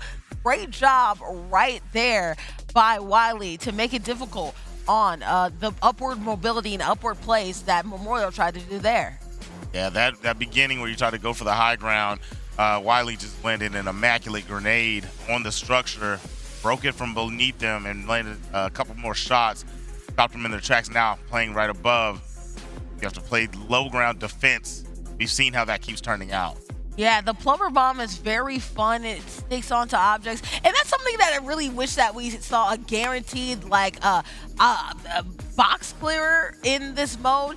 Because when you see shockwaves and everything like that, go ahead. You were Cookie. You had something to say. Oh no, I was listening to you, but I just saw the jump, the reaction to his structure being broken, jumping forwards and being able to latch onto the new structure. That's just a great play right there. No, we know, and you're talking about structures breaking down, right? When you have those grenades, it's very easy to break down structures, shockwaves, all of that. I love to see that. I love to see that brick wall being played right there to make it hard. You saw me, you saw where I am, but I put that brick wall here, I can be gone in a second. You didn't see nothing. Dropping some heals and some mats for each other. Teamwork makes the dream work. Saw a roof come up right above him, so now he knows there's a player right around. There we go. Heal for heals. Wanted to try for the heal up, but it gets 61. Nice shot there. You know, keep them back as they going. Oh my Lord! That was ridiculous. I get it now. Yep. They weren't even gonna engage. They gave him the heals to try to go for the heal off. He's engaging now. What the heck? Why would you do that? The trade! Oh! Wait, who's going to survive the most? It just depends on the ticker in the storm. Whoever's going to win this round. Can Wiley be defeated right here? I have no idea who won in that case. Now, who got that? I need something. Somebody tell me something. We're all confused. Everybody's looking at everybody like, huh? The game will decide. Okay, we see that it says victory. Is that on music screen? Victory on music screen means that they clutched it up at the last second, I suppose. Man. What a play right there. I mean, it was literally down to the wire. I guess it's a millisecond of difference between when they went down and how much health they had left. Yeah, yep. Sounds about right. All right. Tapping in here. See one of our lovely production crew workers right there. Shout out to helping Justin. out with something. Justin hard at work. Again, shout out to E. Shoney, making sure that all of this is possible. You look to the right of the stage, you can see, well, not anymore, but you can see that a promotion of it right there. Shout out to all the lovely sponsors for making sure that this tournament is possible. Couldn't do it without you, and couldn't do it without this crowd too. Crowd, you feeling good here on the championship Saturday? Okay, thank you, crowd. Crowd, you not feeling good on the championship Sunday? Or Saturday? Okay, all right, thank you. Man, No the juice. betrayal. The aura, deception, betrayal. and outrage for shame. I'm going to chalk it up to everybody being a little bit tired over here. It has been a long We can rock with weekend. that. I'm only doing that just so it doesn't hurt my feelings, okay? I'm going to cry in my car later because of you all, okay? Jeez. Okay. I was going to start to do a wave. I was going to ask for y'all to do a wave if you guys were engaged, but y'all ain't engaged, so we're not going to do it. No, I'm just kidding. I'm just being stupid now. But yeah, technical difficulties, clearing it out and clearing it aside. I'm going to go ahead and throw it to a little bit of break so we can rest our voice a little bit after this.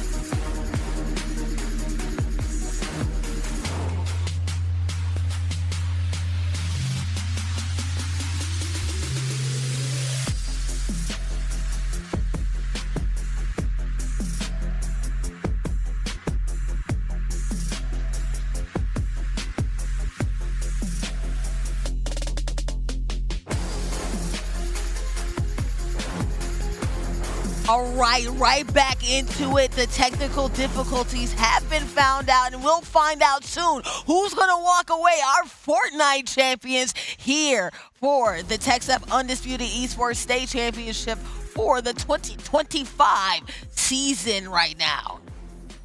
Up here, up top, usually all alone. Good builds, but he's being contested.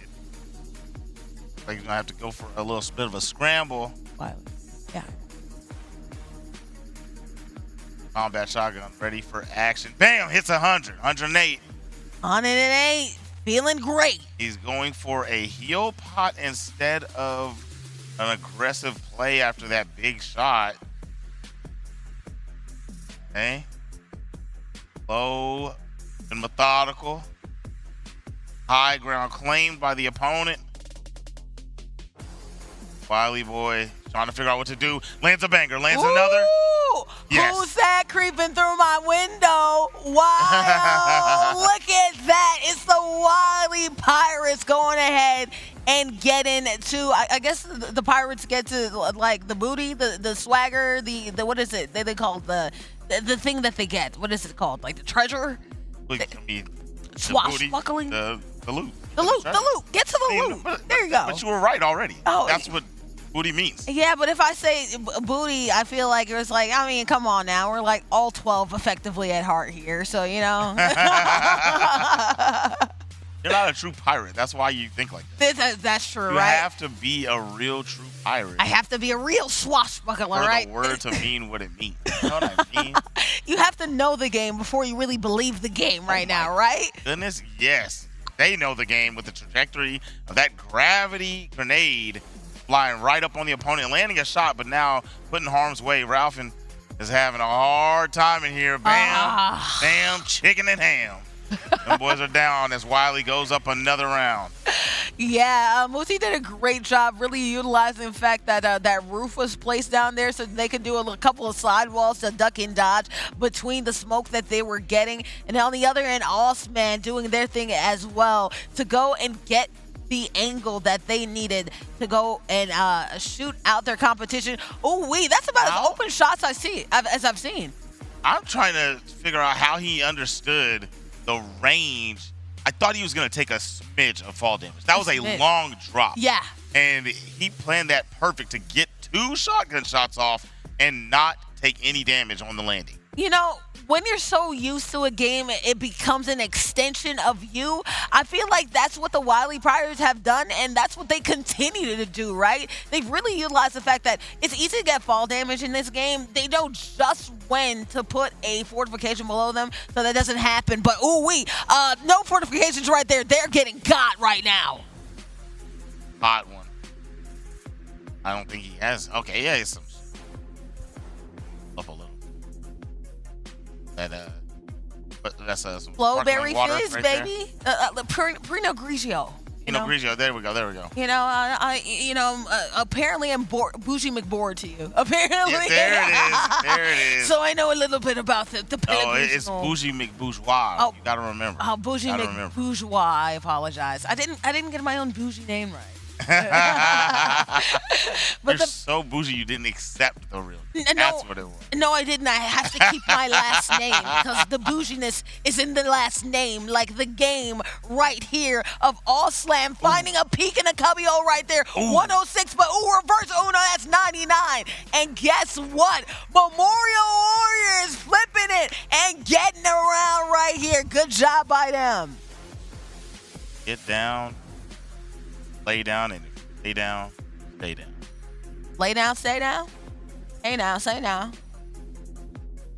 Come on. Hey now, say now. All about FN Fortnite. Let's get it. All right. Fortnite, baby. Woo! We got sticky grenades coming in hot, blowing up all the structures he's trying to build. Oh my goodness, that one landed in there. Tuck with him. One on the shoulder. Whoa. Damn. Oh man, you know they are gonna make a play on that. Yes, right here, knocking on the door. Is it death? Who knows? He has a teammate with him to assist him, and maybe he can get his heels off. But you see Musi is on the prowl, and when Musi locks onto a target, he does not let loose. The plunger bomb sticking to the side of their face like that one dude in Fairly Odd Parents right there, right? With a pimple. Doyle with a pimple right there. What an excellent play. I mean, you only had but so many frames to go ahead and get them right on the mark. What a great job with the plunger bomb. Didn't do as much damage as you had thought, but I'm just impressed with the fact they were able to stick it at all. That was a very good. All right. Coming in hot here. Let's see if he can find his opponent. I mean, we're watching Musi not able to, he's not even trying to find his way through the structure. I guess he was just keeping an eye on the top layer while Oslam was the one making the entry because he made first engagement. Musi came to help, just ate a banger shot, opened up the roof, couldn't see the shot. Bam, got it. Got Skippy up out of there. And I feel like Musi has really just been a bullet in Skippy's side. Yeah, man. Skip to you, Lou. Unfortunately, hasn't been good for Skippy. My. Wow. Wow. Wow. All right. Wow. Wow. Wow. He's just landing hit after hit, banger after banger, not playing around, dude. The reaction, that on target, there was 0.6 Yeah. 6 seconds. I feel like there was 0.00006 seconds in order to aim and Yeah. be true to that. Dog. Yeah. Dog.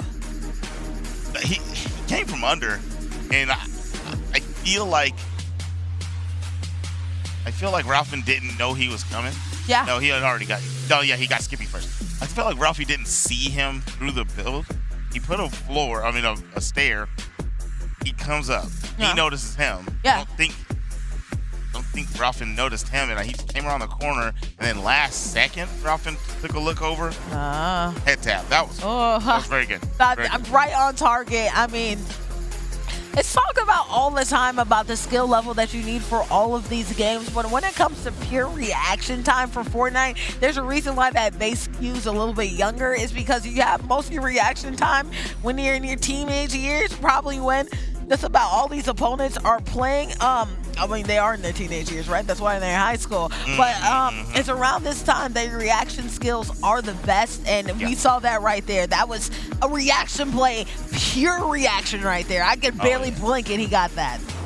Definitely a reaction-based game. Wiley, if you're a little confused out there, Wiley had 6 before the technical error, so once they got to 4 right there, we did claim game number 1, okay? Yeah. It is a best of 3, so they need 1 more. Memorial Warriors are going to need 2. They're going to have to kick it up a notch to keep up here because, if I'm not mistaken, that ended 10-2. Yeah, no, and you need the first to make 10 rounds complete and get to 10 wins. So, like you said, 10. I believe they picked up 1 more, remember, towards the end. I believe the second to last or third to last game, right? If I'm remembering correctly. So, 10-3, I believe. I might be wrong. Double check me. Either way, I do know this, that we are going to break. Wrapping it on, well, not wrapping up the Fortnite play, but we are wrapping up our focal cores. Reset after this.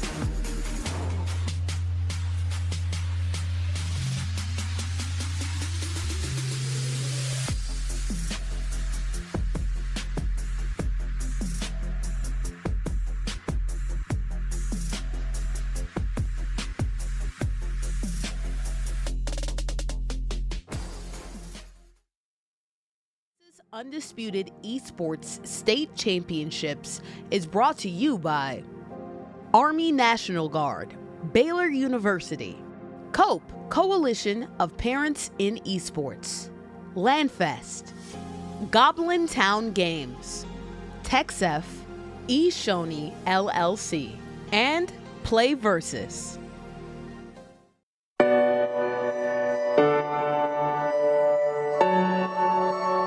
Landfest is community. Landfest builds and supports gaming communities to support charity. We have more than 25,000 attendees and 400 volunteers across 18 chapters that span 3 countries. Landfest is charity. Charity is at the core of what Landfest is. We've raised more than $1 million for charities nationwide. We support food banks, veterans, animals, hospitals, and so much more.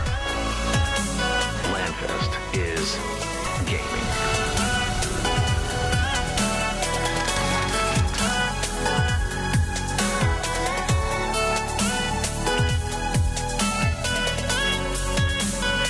Come join Landfest.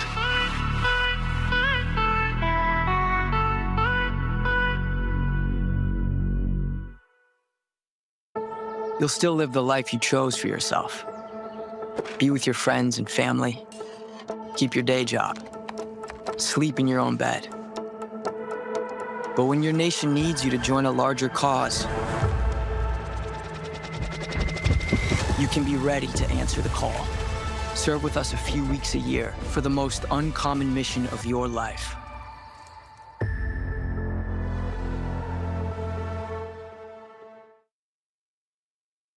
And we are back again. Who will be the best to 10? The Wiley Pirates already securing 1 of the dubs needed for the best of 3 series. Will they get another one? Is the question. I mean, the way that they're playing, Zip, I think it's possible. Yeah, it's looking good. Their strategy's really good. High ground's always Musy's, and then his teammate does a lot of the scouting or tries to do the side or low entry.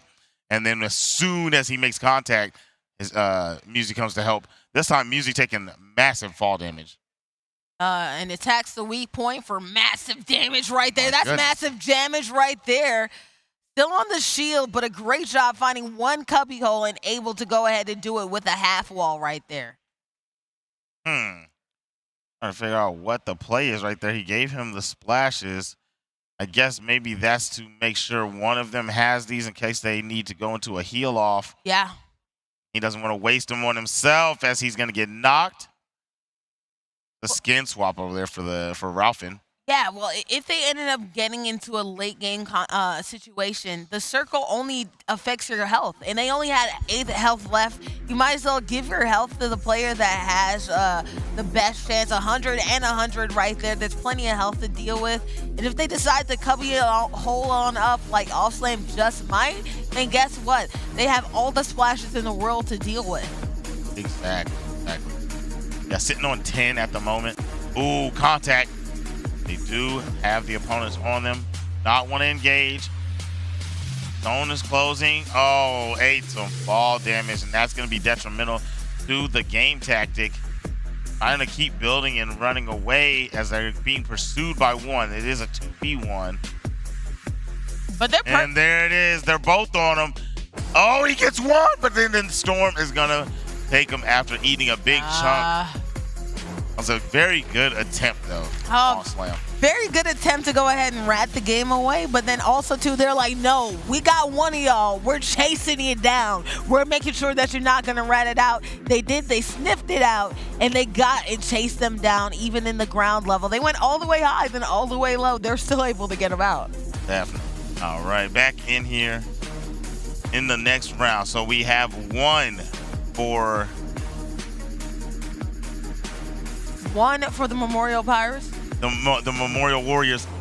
There's one for them right now, and they starting off hot. This is much better than the last game. Absolutely. Starting off hot, way better than last game. Missed the shot right there. You only get but .0 something windows of opportunity. 2 missed shots right there. You're just now seeing a little bit of Mizu, but not really right there. Ralph in a little bit of a reverse Uno situation. This is the same situation that Osman was in last game. They had to play the run game, but unlike that, Skippy is unafraid to go ahead and get into a little bit of a skirmish. All right. They are playing the slow game right. I say that, and the engagement starts immediately. All right, it has a player above, getting off the heels for free. No one decides to take down any of the walls. Maybe that was a trade situation. The opponent needs to heal also. Very good play there. Using the bounce pad to go up high. Trying to meet them on the high ground, but loses the build battle. They were building so quickly there. They accidentally went to the window screen right there. When you crank 90 so fast that you accidentally go on that thing. Look at that right there, shot them out the sky. But you know one thing, the Wily Pirates are really good. We just saw them there. They're all the way at ground level. Thank goodness that they have the plumber bombs to go ahead and get at them to make it harder for them to rat, right? But Wiley, they started up all the way high, and now they're all the way down low. They're still surviving. Reach for the sky. Shot him from the sky. Oh, my. That was crazy. Ooh-wee. That was absolutely insanity. I don't know how he landed that shot. Took him out of the skies. I don't know how he defended against the grenade play. Yeah. All those sticky grenades, it was probably like 5 or 6 coming down, and didn't allow the opposing team. I mean, he didn't allow them to keep them slipping with zone closing, and just landed some nice hits. Looks like they're partying in here right now with those potions. Popping bottles all over the place, right? All right, coming up here.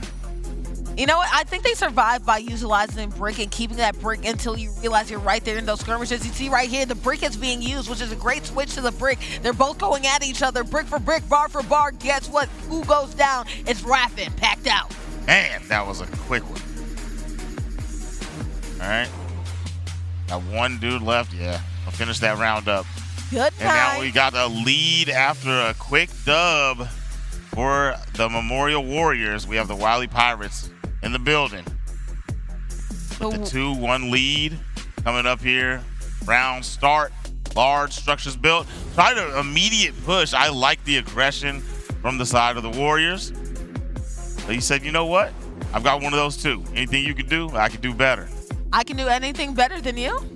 Yes. Okay, sure. Yeah, absolutely. But we do have a little bit of mobility with the plunger, which is really good for the way that the Wily Pirates play, right? They love to get for the high ground, so they have a get out of dodge option too, because they really do like to get out of situations if they don't like it.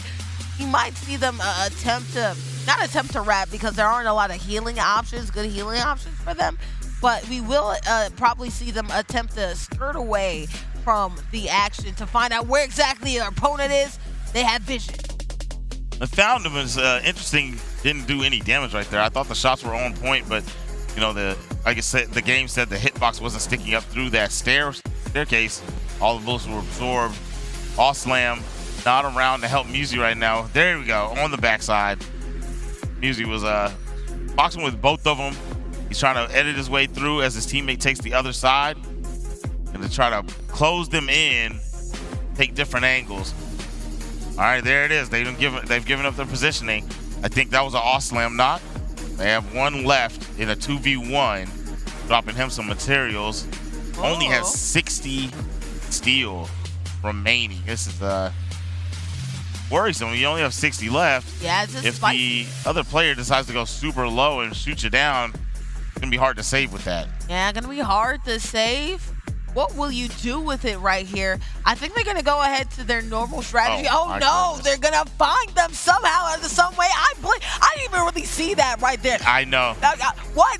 Huh? I think he kind of just tracked him and he looked down. He was like, no, there's another structure under that. Yeah, he's right there. He's got to be. Caught him.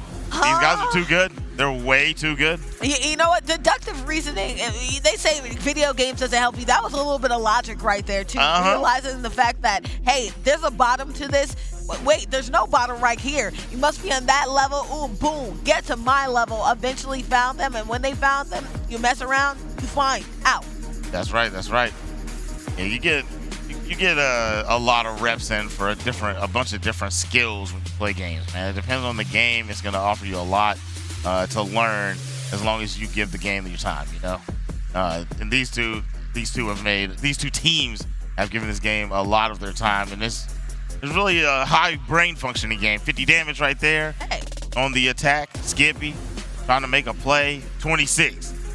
He has now really gotten to the point where he doesn't have to worry about the shields. There's his teammate Ralphin. This is Skippy still trying to defend against builds. He's got all slam on him. All slam here today, gone tomorrow. They got him. Now. All slam gone today, and let's see if they can go ahead and get it on up. Can they get more from this? So, you know, you just said, right? You give what you give to the game, the game gives you back. I know that you played sports and you're familiar with that phrase, especially a basketball coach or two saying that, right? That's right, that's right. But now all the way in the sky right here is none other than Means, who is able to get Skippy Jungle Top. Can they get the other one right here? The window of opportunity closed on up. They know who's on the other side. Great job walling away from who's on the other side. And they escape for the moment. How long can they escape, though? He's looking, he's searching, he's trying to find a good route. Keeping his eyes on him while he keeps on trying to pop splashes. Bam! One good shot. Yes! Musi is so clutch. The Wily Pirates have to be happy to have him on the team with his supporting cast of All Slam. And they are now up 4-1 in game number 2. Boom bop, beam bop, boom bop, bam. I mean, the type of speed they play on, I still don't understand. Especially like a couple games ago, right? But I do understand that, right? Musi putting the team on their back, clutching up on a 2v1 situation, highly skilled. They were utilizing that window to do some damage, and although on the other end they're trying to escape, you can only escape so long. Hunt down, they will find you using that deductive reasoning. Speaking deductive reasoning, they deduce where exactly their opponent is right there up from the heaven sky. They're shooting on down, trying to get fish into a barrel. What will happen though as they find them right here? Ooh, in a skirmish. Dropped down a little bit lower than they wanted, it looks. I think he had the advantage on said fight. Has 2 on him. I'm trying to pinpoint where Allslam is for his assistance on this fight. He's doing a very good job of boxing both off and not allowing them to catch him where they. There's Aust. Austin's playing right behind him. Very well done. And here we are, coming around the way and wait for some intel from his teammate, as that's how they've really been capitalizing on anything. Switching over to Ralph, and he's trying to engage with Musey, and that's the wrong one. That's not the guy you want to mess with. And we're going to see Skippy all alone out here. Caught by both of them, beat with the bat. Oh my goodness. Turned into Negan right quick. Turned into wow, that is crazy. Turn into Negan. Shout out to my Walking Dead fans. I know so many people who are like, nah, I'm gonna stop after that. How you gonna do that to my boy? But hey, it's okay. Boy, oh boy, me, oh my. Again, the grouping up the bunches of rounds that the Wily Pirates have been able to secure is really spectacular. We did have that 1v1 situation right there towards the end, but not 1v1, 2v1 situation towards the end. Tried to stick out, but can only do that but for so long. A lot of bricks being built right there. Bricks like Shaq from the free throw. I'm surprised they're using their bricks so far, so now. Window of opportunity off these half walls right there. Was able to go ahead and find one cubbyhole spot for damage. Oh, he had hit that first player 128 in other shot. For too much right now. And yeah, it looks he had like to they're been out. on the picks. I was trying to do the math. I know he's only on like 3 or 4 health. All Slam is gone. Being aggressive, trying to get them out of there, because as we spoke on, you can't play passive as they'll just play the zone game on you. And 2v1 zone game is an L. So he's trying to make plays. He's utilizing his heals. They have one down. Not going for the res. Yeah. Oh, wait a second. Wait a second. No. Oh, you are going. Wow. Okay, we usually don't get this. We are going for the res. We are seeing can you survive? Staying alive. Which we love to see, man. You don't see this in this close quarter type situation in action. So it's nice to see Memorial say, hey, teamwork really is the dream work. I'm going to help my friend even if they're falling and they're down. Oh, my goodness. We got a knock, and you take a look. He fell from the sky, Musey did. But there is the knock coming in from Ralph and finally taking down the demon that is Musey. And that's going to be a round for the Warriors. You know, when they fell from the sky, it looked like something akin from an action movie, right? Activate Terminator, pooh, right? Yes. We're ready, we're here, we're about to get into a skirmish right here. But luckily, they were able to find out where they were. You have 2 teammates on you. It's nice to have friends, absolutely. So they could play aggressive because they know it was 2-on-1, and that 2-on-1 situation helped out. But Brick City's being built as we have early vision. It seems that, who is this right here? Skippy and Muzi are going at it real early on here. All right. Wrapping around. We started this one with an early pop shot hitting Ralph. Hitting Skippy. And so now he's trying to get himself back in the game. Nice little pop shot there, only for 13 though. But still staying in the engagement. I like it. Come over the top. There's going to be one right there. Hello. It was Musey. You missed a shot. You cannot do that. You know he's on the prowl. I think he's going to see if we're going to see if he makes a play on him. You know, they were so close. They were practically kissing at that point. That's the closest that they've ever been in any matchup right there. And I'm surprised that we didn't actually see either one of them go down because of it. It's one of those things where you accidentally turn a corner, boom, and somebody's right there too. They weren't expecting it. Nobody was able to make effective damage from it, but I think they rediscovered who they are. Reunited, it's not going to feel good for one of them. Ooh, they got a lot of damage on Slam, but his hero came to save him. And there goes Musey taking down Skippy. Out of the game, taking that fall damage. But Ralphin, if you look at the feed, Ralphin knocked Slam. So this is now a 1v1 as they're both going to get their heels off. I like how they're picking each other, even still in some close quarters right there. Hey, man, teamwork and communication works in any situation, even if the storm literally is like 3 seconds or 3 feet tall. And it's looking like the storm is the entire map right here, trying to go with rat economics right here, trying to level out the bottom of them. Do they have enough heals to last right there? They have a lot of Flowberry Frizz left, and they also have a lot of Med Spray. Will that last them through the storm? I don't know how he knew exactly where his opponent was. Are they still up? Will he win this due to timeout? No, he will not. My goodness. Wow, Ralphin is right there. Spray on deck. Oh, they were running out of med spray too. Like literally one of the containers already down, several of them on 10. But guess what? They were able to hold on by the skin of their chinny chin chin. And that last shot was all the more important too, because guess what? On the other end, Mizu, he'd be able to go ahead and last through it because of the amount of med sprays that they had at their disposal. Yes, that's so many med sprays, and there was essentially no way to heal that off without looting more. He probably took his teammates and Slams and was able to get a little bit more survivability out of that. Now, we have a fight going on right here. Ralphin, clutch man from the last game, having it out against Musey. Is he standing on the corner? Ate about 55 damage. Yeah, that's why I like to have grenades in this mode right there. Ooh, we hitting at the structure. They ended up getting hit right there. They're building up, cranking some 90s to get the high ground right there and try to see if they can out-high and outlast Mizu, because, you know, Mizu loves the high ground as well. How high will they get, though, is the question. They're already to the roof, but all the way down low. Musey getting knocked. Also knocked too is none other than Ralphin. So a trade for trade right there. That was good. That was good.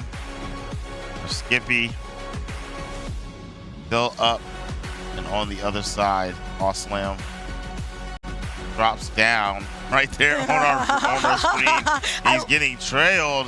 838 damage. I like that the camera wasn't following them, so we're like, "Oh, where you are?" Oh, and then you're gone. Hey, how you doing? That was good. That was good. Okay, so opting to back out, which makes perfect sense, right? You had, oh no, trying to climb in. I thought he was gonna get the res, and that was probably the main reason for the back out, and because you found that med kit, right? Yeah, you definitely make sure you get the med kit before we go ahead, especially with the storm coming too.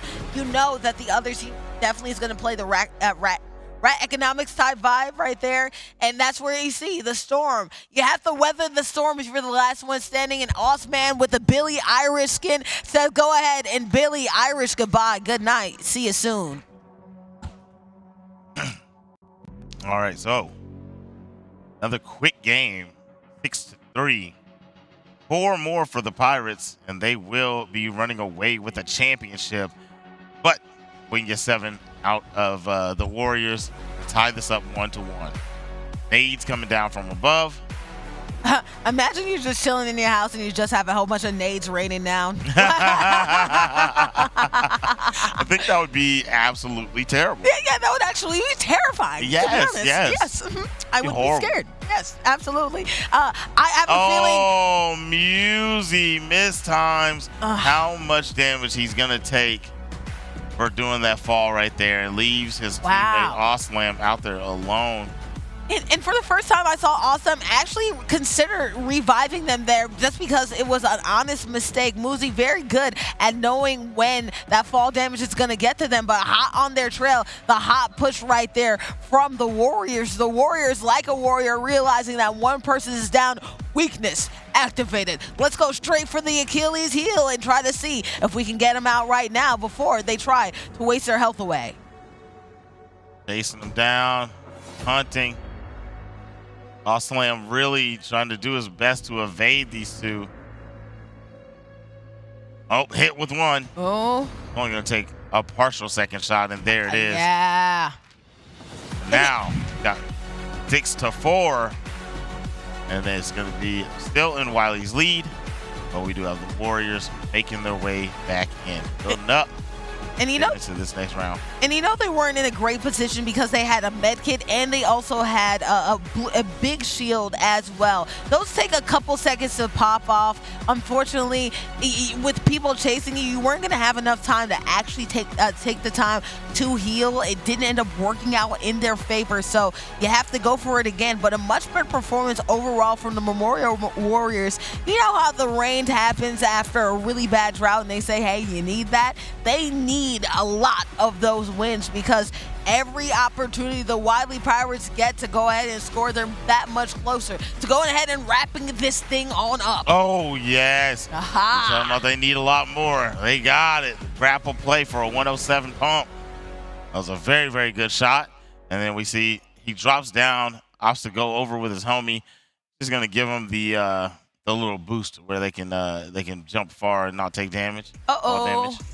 You pop champagne. Uh-oh. You pop champagne. I like that right there. Obviously, making sure your homie's good. As you see right there, Mizu always looking for above. I'm bad right now. I kind of sound like Batman the way I've been talking here today. But they're dropping from the sky. There it is. No fall damage there. Wow. No fall damage right there. Good job. That's that champagne. Understanding the champagne. The invulnerability spell right there. What's your Batman? He don't have knees, but God, they fell to their knees. Right there, excellent time play. Muzi got packed out right there. So he landed a 115 and then got popped right back. Muzi is out of the game. And now teammate Aweslam's trying to find a way to get to them before they pop the heels. But if we were on the cam, we'd know they did. Oh, he does make a clutch play. Popping off of that player cam right there. He's feeling it. And there it is. That's going to be 7-4 at the moment. A lot closer than the first one, but still in Wiley's favor as they go up top, get the high ground, and land some good shots. 2 for 1 special right there. They ended up getting those fish in a barrel. That's a dangerous portion of you guys being in the same area. If you have somebody who's really affected with their gunplay like you have seen Aweslam and Muzi do too, then you can go ahead and you can get both of them. Excellent shots right there to go and get a lot of that damage, probably all of their complete shield, but there's a little bit of a chase-a-thon going on. Mizu being seen, and I like the fact they're not backing down either. They want the smoke. Who's gonna end up getting it? Got a good little pop shot on him, 38. Going for the no fall damage before committing to play. Does give the rest of the shields also, by the way. Nice. Straight down, dropping on them, trying to figure out where they're at. Forgot that was a jump boost also. Awesome, down. All slam down for the count. You have somebody down below. When are you going to drop down on them? You do have the assault rifle to go ahead and make sure that you can get through the brick. They are reloading up, though. Not a lot of guns in that auto shotgun. Not a lot of rounds or slugs in that auto shotgun. Trying to figure out where you are in the steel. Can you find them out? You do have grenades at your disposal. Forgot this grenade round. And steel eats a lot of that damage, and all he got was one roof piece opened up. Flat roof. Oh, finally finds the opponent. Didn't really get any damage on that. I feel like he was missing. He didn't understand where he was at either. No, instead damage from up below. But look at that right there. A great job. What a rally right now that's been happening for Memorial right now, okay? They were down a lot. We're winning many games, but in this best of 3 series, in the second game, they've been doing a great job just stack in these rounds? Can they stack enough to make sure that the Pirates don't end up taking this away anyway? We'll find out a little bit later. Yeah, they're on the way. They're trying. Field pot getting used over here by Ralph FN. Or Ralphin. Ralphin up a storm. His teammate is over here hanging out, waiting to use a gravity grenade. I think you ripped that. Take your Rez off. But we have to see. Seems too dangerous. I understand. Yeah, no, we have to see. You're very tempted to go ahead and help your teammate, but this is a get out of dodge situation, especially once you have that shockwave. Ooh, we know I'm hitting it as an emergency eject button. Get me out of here, okay? I don't want to be left in a situation in which I'm one-on-one on Mizu, and I'm not in a favorable position as well. I don't even think they were equipping their guns at the moment. All right, falling down here. Your teammate Skippy's gone. Ralphin finds Slam. Lands a good one, but gets hit for a banger also. Trying to find his way away. Doesn't want to keep this engagement. Shotgun on the wall open. Fusey, where do you think you're going, buddy?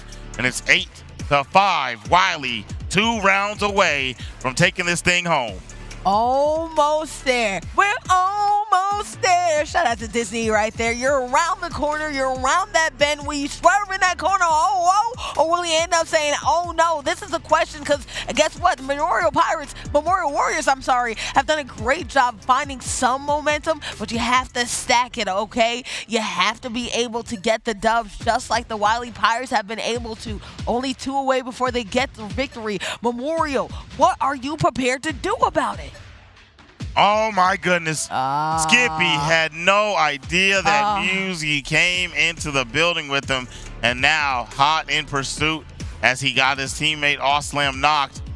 I'm pretty sure that Ralphin took a little bit of damage there. That's why he's trying to build against him. Doesn't want to, whoa.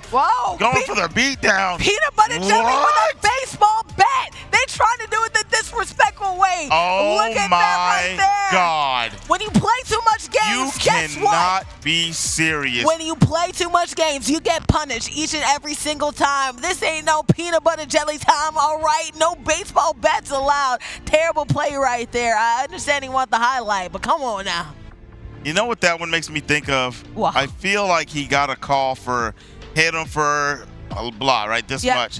And then when he hit his shots, he was like, oh, okay, that means he only has a little bit left. And so that's why when he didn't get him, he looked right. He looked over to the right like, bro, I've been there. I feel like that. It's like whenever in Gears of War, I used to compete in Gears. You hit somebody and your teammate says 4-pointed him, and then you hit him again and he's not. And you're like, dude, I lost because I pushed.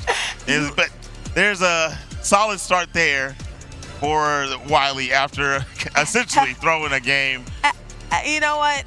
A lot of times, and this is a little lesson for everybody, being a good teammate is when you say somebody is one shot, you don't say that just because of your pride's sake. You say they one shot legitimately because they're one shot. Okay? That's right. You know, end of the day, I don't know exactly what that was about, but that's what I assume. We're going to make our way in here trying to find the fight. We're not going to allow him to get his res off or have his teammate back, so it's going to be Slam, and I think it's Ralphin that are still standing. All right. Well, this is interesting right here. You know that Slam usually when they're left in matches that they're unafraid to go ahead and wait this one out. It seems like they're very willing, more willing than we've seen them in previous times to go ahead and find out where their opponent is and try to get at them. But they're kind of half doing it right there. I mean, I'm not saying, oh, boo. I said they're half doing it. Never mind. Ooh, wee boy. They're going and had it. Fisticuff Central. Slam trying to run away from it. The smoke ended up getting smoked out. And guess what? Memorial, baby. They're going to put this in their memories if they flip this thing. Memorial. The Warriors. They have gotten really close here. Really, really close here. It is 8-7. If they get this one, they're going to tie it up. They need 3 to tie up the whole set.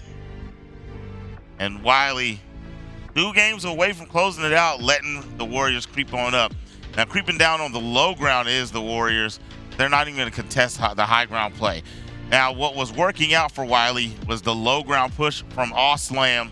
and having Musi cover him over the top, gathering intel. 150 with the accurate shots. Does he grapple over for the push?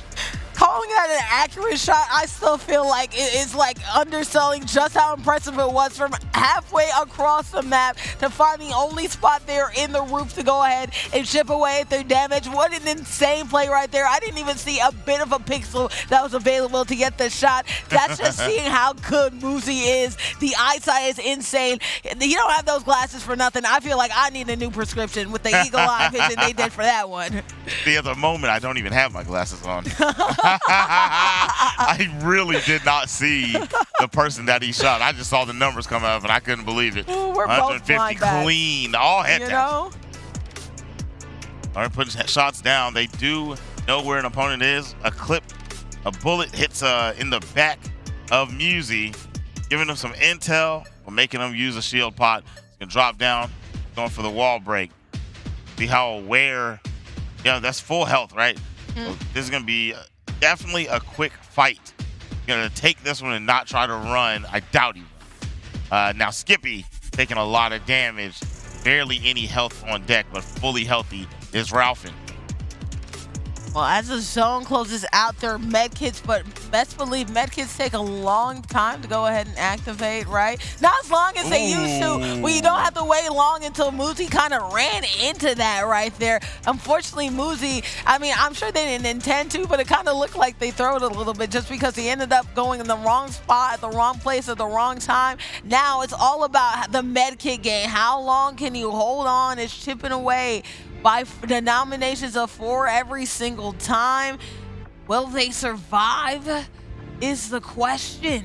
They're both still living. This is actually crazy. Ralphin holding on for dear life. I'm wondering, okay, there's the knock. I don't know, and he's outlasting. That's gonna be 9-7 for Wiley. I didn't get to see what heals were used on the opposing side, but nonetheless, they were able to outlast the Warriors in that heal off Ralphin versus Allslam. And now, potential final game of this one for the Fortnite boys. Banger shot is gonna hit Skippy on his push. He does land a little bit of pepper and gets a good 43 bomb onto Musi. But Musi has his boy Allslam to cover while he heals. I'm telling you right now, if I'm in the contest of waiting it on out with Allslam, I'm going to lose every single time. I know I am. So I need to push when I'm in that situation because they always find a way to have the perfect amount of health. But right now, trying to go ahead and get the perfect amount of wealth, and by wealth, I mean that belt. They're trying to go ahead and close this thing on up, chasing and being aggressive as ever. They see an opponent right now utilizing this, the rooftop right there to duck and dodge out the way. Flowberry Fizz popping right now as we have a chase down happening on the other side of that brick. They are really, really on their tails. They do not want to let them get away. They're staying on them. They smell victory. And it's got to be a little bit of panic in you. As much as you might want to fight it as the Warriors, it's like, man, but what if one of us gets knocked? And then I can feel our championship slipping away from us. They still have an opportunity here. Dropping down. Pressure's on Musi. Big shot. Allslam helping out. They separated and cleaned up the game. Wiley Pirates are your Fortnite Undisputed State Champions. Shout out the Wiley, not Coyotes, the veterans, the Pirates, the swashbucklers. They're getting it done, going for the glory and the booty. To the victor goes the spoils. And we were spoiled by some excellent performance and reaction skills from Miku and Allslam because they were just so dang good with their play. There it is. Champions are Wiley High School. Second place is going to be Warriors, and we're gonna go ahead and pass it over because we're gonna do the award ceremony in a moment with Dr. Neff. All right, we are here on the stage. We have just finished our Fortnite championships, and I want to give a huge shout out to the Memorial Warriors. They fought hard. That was a close matchup. Congratulations for making it to grand finals. And how did it feel to be up here, guys? The cough drops. It was an amazing experience. I'm thankful for it, and I had fun competing. Yeah, it was something new. I'm glad it was with my duo, but yeah, it was fun. Awesome. Congratulations. We're going to present your silver medals. One more big round of applause for Memorial Warriors. How you feeling? All right. Congratulations, good. guys. And can I get Wiley? Come on over. These are your undisputed Grand Finals champions. Can y'all lift this belt up for me? Everybody give them a round of applause. All right, now, if I'm understanding correctly, y'all won Fortnite last year. So this is two-time state champions. What does it feel like to be up here raising that belt a second time? Feels pretty good. Yeah. What they gonna say now? All right. Well, congratulations. Raise that up one more time. Let's hear it for them. Your undisputed Fortnite champions. Congratulations, guys. Back to the desk.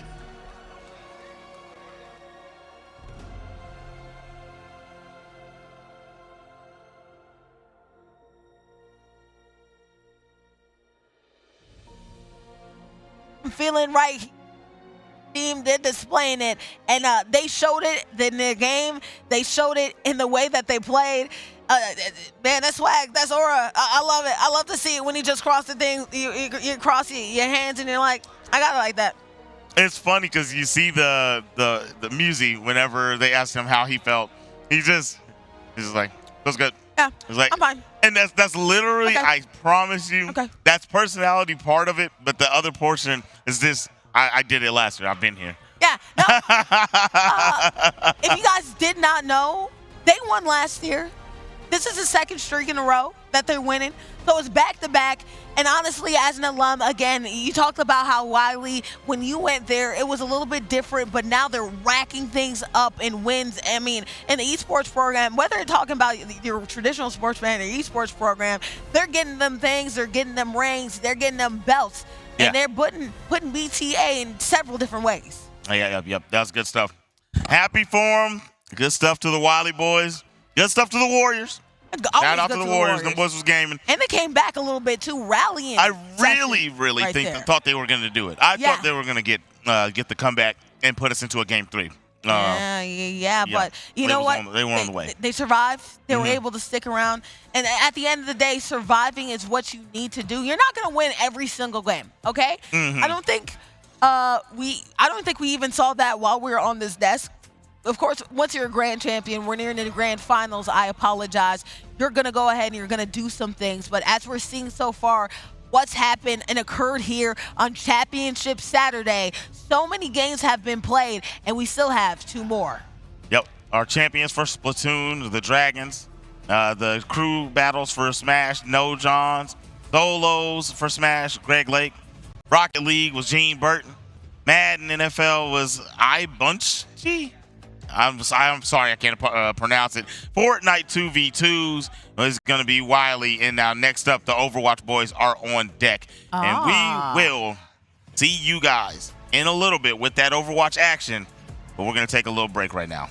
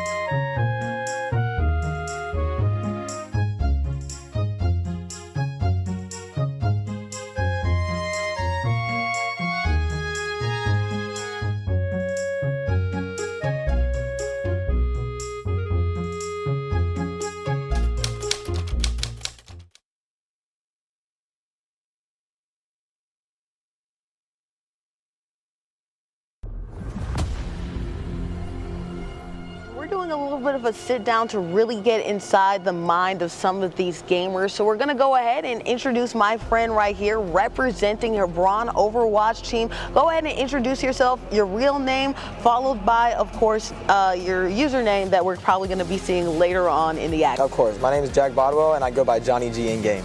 Johnny G in gaming. Now, Hebron is somebody that I know is always good with no matter what game you're doing. So going into Overwatch, what are your expectations, obviously, into this matchup? You know, we won last year, so very high expectations. We have a really good coaching staff with Mr. Gorm and Mr. Phillips as well. Yeah. And we had played the upper finals against the team we're going to place in the finals, and it went to map 5. It was very close, but we won. And so I'm feeling really good coming into this matchup. We went back, we watched the game, we know the adjustments we need to make, and I'm really excited for it. Okay, so spoiler alert, they won't be seeing these adjustments. So can you share with the audience what adjustments you feel like you'll need to make going into this next game? Going into the game, a lot of it was just fight planning, ult usage, things of that nature. Like a lot of times we'd be up maybe a pick or two, but then the ult economy just sometimes we would overuse too many or use on a fight we already won, and then that would just end up snowballing. And then at the end of the day, I think it's confidence. Really, like going into it, we need to know that we're the better team and we need to play like it. I mean, confidence is a thing that I feel like Hebron always has. You know, I look at your coach, he has that hat.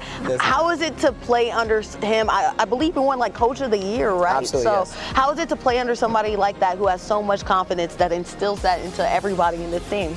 He inspires us, truly. He embodies what Hebron esports is all about, genuinely. And his motto is he wants us to be the loudest, no matter we are winning or whether we are losing, he wants us to be the loudest in the audience. And the entire dome, everybody should hear you.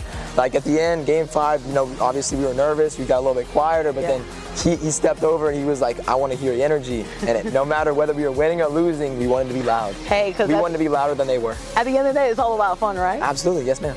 Okay, so you've been having fun, obviously, battling through this, and you've been game tested as well. Who do you feel like going into this matchup is somebody that you should look out for on the other team? I think his name is Zeract. Yeah, absolutely him. Who do they play?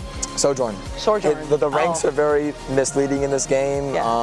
Even if it's a lower ranked player, some people just don't play competitive like that. And so if it's very misleading, he has very good aim. We definitely have to be very careful, but if we go in, target him, focus the people that we need to, I think we'll be okay. And one more thing before we go, who do you feel like is going to walk away the MVP of the team or will be really crucial in this matchup for you? I mean, I think it's got to be the man over here, Mr. Emong himself. MVP last year, MVP again. What are you going to do? Who do you play real quick? Reinhardt player. Ooh, Reinhardt, you have to have heart, and it seems like Hebron is a Hebron or is it Hebron? Hebron comes with a heart every single time. I feel like that's not right the way that you're laughing. Either way, congratulations to y'all for making it to this point to the grand finals, and best of luck to you on the way there. Thank you. And thank you so much for watching.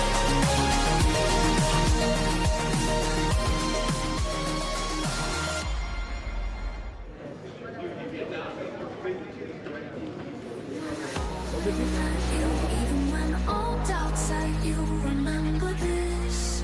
We are standing here, always standing here, standing here, standing here, always.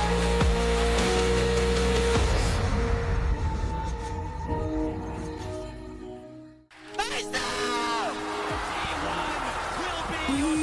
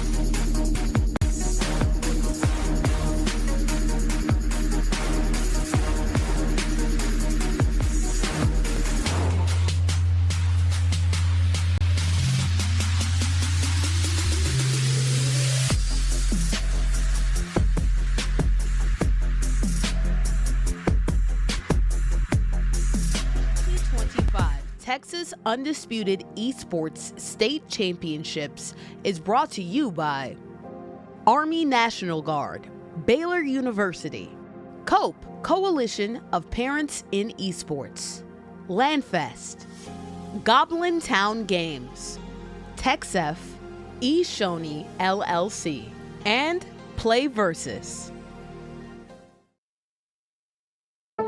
You'll still live the life you chose for yourself. Be with your friends and family. Keep your day job. Sleep in your own bed. But when your nation needs you to join a larger cause, you can be ready to answer the call. Serve with us a few weeks a year for the most uncommon mission of your life.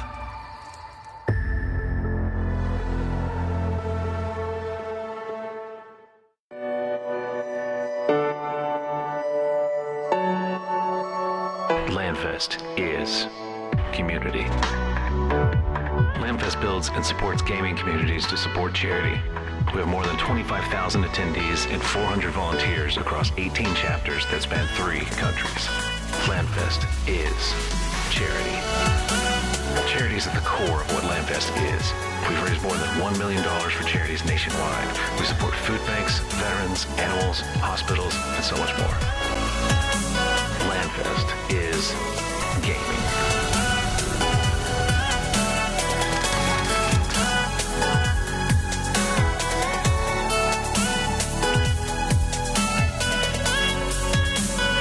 Come join Landfest.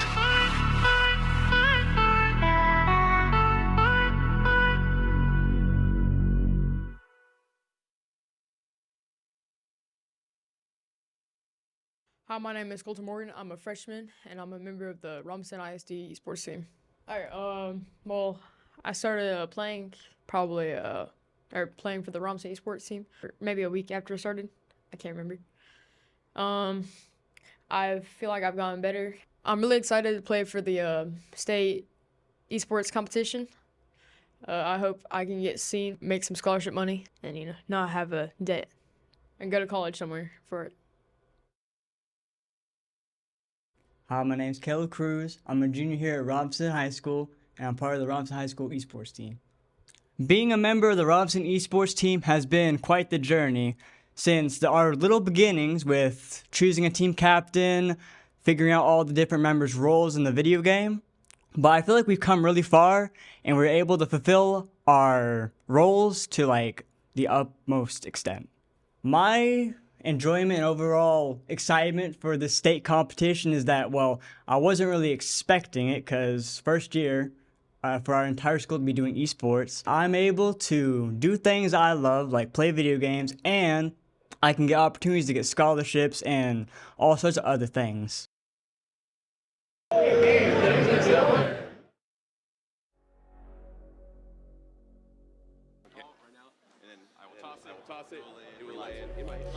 All right, we are about to have our coin flip for the Overwatch Grand Finals. So, Isaac, please take us away. Sounds good. Welcome, everybody. This is the Overwatch Grand Final between Hebron High School and North Crowley Catalyst. Let's hear some noise in the room. And right here to my left, we have Jack. And you are from Hebron. And to my right,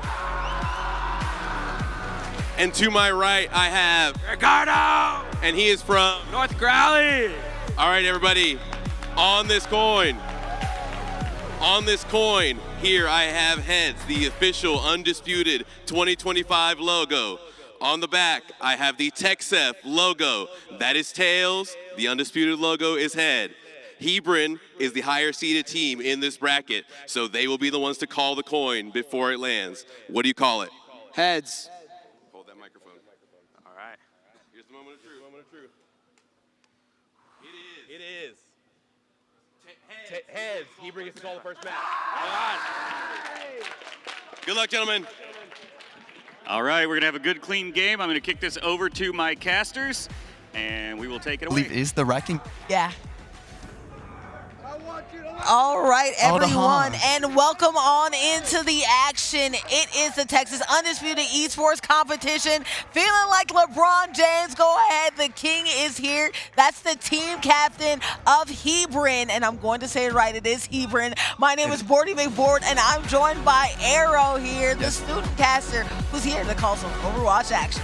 For sure. Both of these teams are incredible teams. I've been watching them all day today. Yeah. They've gone absolutely insane. So we have a lot of really good players. We have 2 GMs on both teams, and they both look super aggressive, super ready to play, and it's going to be a great day of gaming. Oh, it's going to be a great game of gaming indeed, because this Overwatch contest, we had a lot of Overwatch scrimmages last week, especially yesterday, I apologize, especially because unfortunately our pool play was unable to happen. 2 days ago, we fixed that issue. We had all these matches go down, and pretty soon we're gonna pull up the bracket to see why we are here, why Hebron and North Crowley are in the spots that we are in. But I believe we saw both of these squads play into the contest last year, so we see them again, both very good Overwatch, and not only echoed by me last year, but also by you. You saw them up close. Yes, I have seen them up close, and I can tell you that both of these teams are running an incredible comp, and they go hand in hand. Sometimes one wins one, sometimes the other one wins the other. So I will say Hebron and Crowley have both seen each other this year, and the last time that they went against each other, Crowley did win, but last year, Hebron won. Both of these teams are at the top of their level for these high school games, and I can tell you it's going to be a great game. And they're both Team Hive Squad there too, because, you know, one thing that I actually interviewed, and you saw that a couple minutes before we saw this action, I interviewed Hebron before things kicked off. Hebron, it's all about energy. They love their coach, they love their team, and they love to get hyped no matter what. On the other end, all I heard was North Crowley getting hyped up, especially 100%. even when I was in breaks. I would look over, and if somebody was yelling, it was Science Academy, it was Hebron, it was North Crowley. The Catalysts are doing their thing, but who will be the catalyst to victory here for our Overwatch Grand Finals? Again, bracket loading up very soon, games loading up a little bit afterwards, but it's exciting to see who might end up with the victory. For sure, and it's important to know right now, right? These players are warming up. They've had a few hours off. They haven't really been playing the game for these last few hours. Yeah. But it's gonna come down to who can lock in, who can play that aggressive play style first, who can get to the point, pop the ults fast, and get in there. Now, I have a question for you. Obviously, you are a student broadcaster, you know, and while we're waiting around, I have to ask, have you casted before? What's your experience, and how familiar are you with this Overwatch game? You know, this might be my first time casting, not gonna lie, but I do watch a lot of professional Overwatch, and I do know how the game works. I am Masters myself, so I think I will be understanding this game and trying to break it down for y'all. You know what? Even though I might be a master broadcaster, this is a master in this game right here. So honestly, I am the student. Please, Sensei, help me figure out what is going on. I play Overwatch, but right now, you are definitely the senpai or the sensei in this situation. So let's go ahead and see what's happening in this action right here. You talked about the team prompts though, and you've actually seen the history of these teams. Tell me what you've seen, their progressions to get to this point that they have right here. Hebron's on the screen right now, so we're going to start off with Hebron. So I saw a little bit of Reinhardt being played. I saw a little bit of Ball being played. So they're going to be a lot more mobile in some of these comps, and they know when to switch and when to switch off, right? These teams are playing at such a high level that some players are better at some characters than others. Yeah. And they know their strengths. They know what maps they can play with what characters. Yeah. I saw Emon destroying on Reinhardt earlier, and I saw Mr. Waffles, I think, on Ball. You know, for all the Ball players out there. I recognize Mr. Waffles. I recognize that name, Mr. Waffles. The Wrecking Ball game, insane, right? For sure, for sure. And on the other side, we have an insane team as well. I think I saw a Cassidy being played, straight shots on, same with Widows.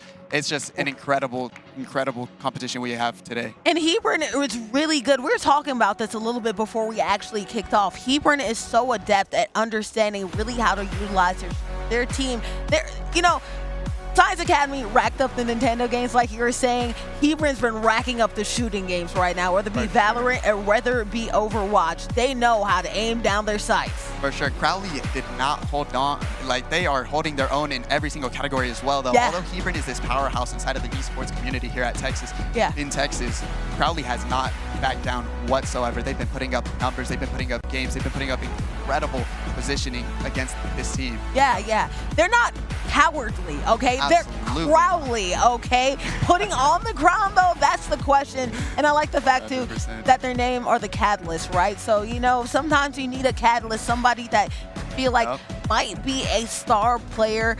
I want to ask you, since you've seen gamers play before, who do you think might be a catalyst for either one of these squads? Right. So this is, I think, where the teams really diverge. So Hebron is very energetic, super loud, super, like, a lot of energy. Yeah, you can see from the LeBron James anointed. From the LeBron James, the 23 over there. Yeah. And I love that energy. Yeah. No matter what, even if they lose, they yell super loud, and they keep that energy up.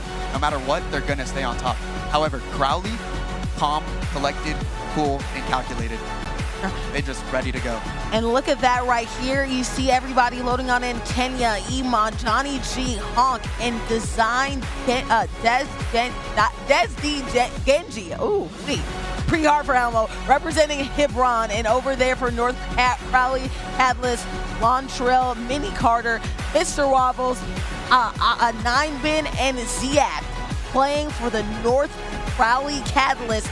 It should be a show. You're seeing right there a calmer demeanor, a little bit of fun right there from Honk. Johnny G representing LeBron James right there. That's the team captain as well. It's interesting to see what teams might happen. And you know one thing about Hebron, right? Whether it be yeah, for sure. They're Hebron, I apologize. No, there you go. Just in case. Just in case. Sorry. No. Don't be apologized because you're helping me, right? If I say Hebron, the chat will be after me and off my head. Okay? We apologize. This is me. I apologize. I'm a woman. I make mistakes. I'm a human. I make mistakes, okay? But I try. And so does Hebron every single try. But I do want to say this. Their team captains, they know something about swag, and whether it be that hat that you see in the background right there, the captain's hat, oh, captain, my captain, or whether you see the suit on the stage, they know how to get flying, man. They both have suits. You know, they mean business. They're not coming here to play. They mean business. They're here to win. Business professional over here. You know, coming into this, there were 32 teams. Yeah. But only 2 are going to win. There's 2 already, and only 1 is coming out of this a victor. The best of 32 is a question that people need to know and people need to ask. And honestly, knowing that you've seen both of these teams, I know you said it's up in the air, but if you were to make some early predictions, what would you say? Because you were talking to me about, like, one team is better at certain maps, another team is better at certain maps. So tell me a little bit about that. Looking into it, it's going to be rough. I think that Crowley coming into this is the better brawl team. On these brawl maps where it's close point, I think they look better. But Hebron, on these open maps where we're pushing a payload or pushing the bot, they're looking really good. Yeah. They're looking really good. So it's really going to come down to who can react to these ults faster, who can shut down, who can get these early picks inside the fight to really set the tone. You know, a little bit about this action, a little bit about everything that's going on is, unfortunately, sometimes it's the luck of the draw. Sometimes it's the luck of a coin flip, as you see right there. Yeah. The coin flip ended up going Hebron's way. But then also, too, sometimes the map, figuring out what you're going to do and where you're going to go. A lot of that has to do with how you win. Hopefully, though, the luck is mitigated, and it's mostly skill that we see here today because they're quite skilled opponents. Quite skilled players, and you are a skilled person, right, in general. I heard that you're a student, right? You're a student Yes, caster. I am a student. You're a senior. What's it been like being in esports in your senior year, and honestly, probably a little bit earlier on in your high school career as well? For sure. So this is actually the first year that my school has done esports, and it's been an incredible opportunity. I've got to meet, like, all these people inside this room. I've been making friends, you know, getting Instagrams, and I'm making these connections that I won't be able to forget ever in my life. Absolutely. It's really like there's so many hours that we put into these games that typically don't get to be able to shown to these players. Like, we don't get an opportunity to compete against other high schoolers. Yeah. And TechSef really provides that. it provides that opportunity to go out there, see these players one-on-one, see who's better on the sticks or better on the keyboard and mouse, right? So, And at the end of the day, it's about the friendships, the friends that you make along the way. You know what I mean? Obviously, it's your first year, you just said, being in an esports organization and program. What were some of the growing pains / lessons in your first year that you've learned, but you've grown from? For sure. It's been a few wins, a lot of defeats, but definitely we've grown as players. I remember going into this, I was maybe Diamond 1, Diamond 5, around there, depending on what rank or what role I was playing. Yeah. But at the end of it, we really got better. I was the highest ranked on my team at that shout point. out. And yeah, little flex. Little flex or whatever, But, just little. no, at the end of it, we were playing like a high diamond team. Oh, okay, right? yes. We had golds and plats, but it's really about that team synergy that you create throughout these years, through these defeats, through these victories, how you create that cohesion. And I think that's exactly what Hebron does so well. They feel like a family over there. They do feel like a family, and that's one thing that I talked about, whereas there are a lot of individual games. There are games where your star players can shine. I mean, and honestly, Overwatch, that can happen. Valorant, that can happen too, but Overwatch is such a team-based game that your team really has to be complete in order to make sure that you're really doing what you need to in order to acquire those dubs. For sure, and I think it's a little bit of a switch, right?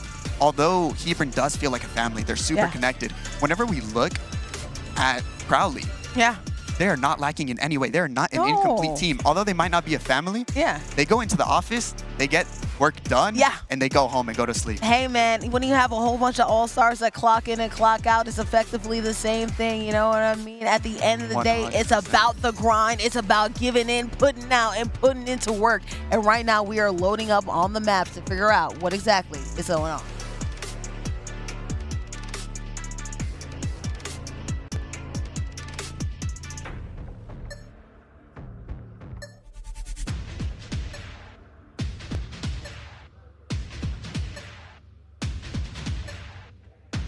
Alrighty, on in. We are loading onto our maps just to make sure everything is good. Gonna go on a mini, just 1 second vocal break while we load on up.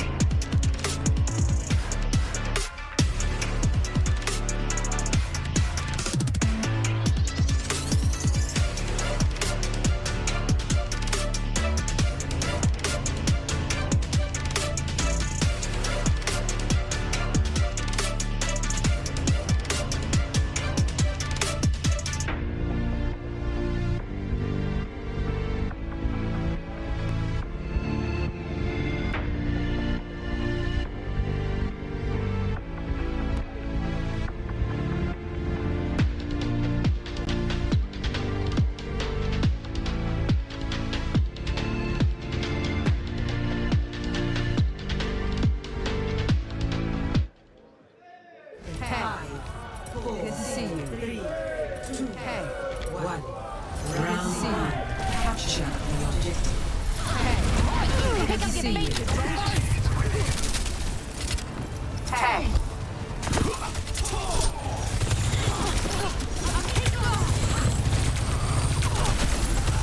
And we're jumping straight into the action here for the Texas Esports State Championship, the grand finals of Overwatch. North Crowley going against Hebron.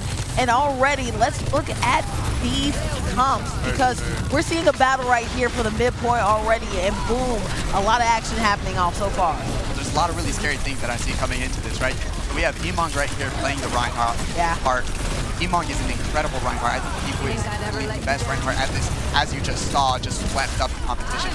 Emong is an incredible tank and an incredible Reinhardt, the best at this competition by far, I believe. So as we see this, we see a clear discrepancy within their support, which I think is where the biggest difference is going to be. So Hebron here is playing the very common in this current meta, this Juno and Kiriko, right? This gives you both mobility, but it gives you that Juno ult, which just double damage, right? Yes. But you can just clear it through whenever you pop that. Whereas the mini Kartar is playing Lucio, right? So we just get that big pop, that lot of health. Yeah, a lot of health right there. Both having the Kiriko, so you do have that speed option as well to go ahead and make that final pushes on the point when that does happen right there. But then you also have a Sigma right there, so a little shield for shield tank action going on right there. The Sojourn right now going ahead and getting a lot of damage so far, but a little bit pushed into point right now. Hebron getting pushed off a point right now, pushing into it. Mr. Waffles going ahead and one shot, and Mr. Waffles is down. So is the rest of the team right now too, but Sojourn does have their ult in their package, and they're going crazy right now on Emong.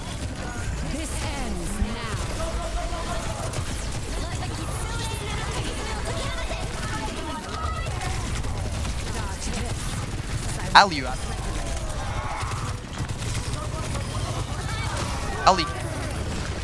Alright, the dies to the other Sojourn, getting diffed, unfortunately. And Emong just swinging his hammer away. Sojourn making it known, Emong, it helps to have a great tank, and you talked about that, right? They're an elite tank that's doing their thing. We have to pause the map early on right here and get everything involved. We'll go ahead and try to figure out what exactly is the issue right here. I'm hearing...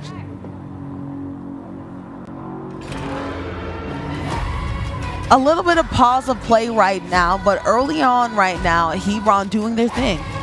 For sure. I think coming out of the gate, Hebron is playing really aggressive, which is giving them that edge over Crowley right now. It might be because Crowley played a few more games today, so they might be a little bit more burnt out. But Hebron, immediately whenever the game started, we could hear a chant from their team, 5, 4, 3, 2, 1. And they got straight to it, and I think that's exactly why they won that first point right here. No, and I interviewed Hebron earlier on before Hebron. I did say Hebron. I interviewed them early on before, and they said that that's a mentality that they walk into, right? Their coaches instill confidence in them, as we've talked about throughout the entire tournament. Confidence matters, especially if you ever were to be down in a matchup. You have to make sure that you're a confident team, and then also too, you have to make sure that you're a dominant team as well. They have fun, they know what they're doing, and I know that we need to go ahead and take a little bit of a break to make sure everything is good.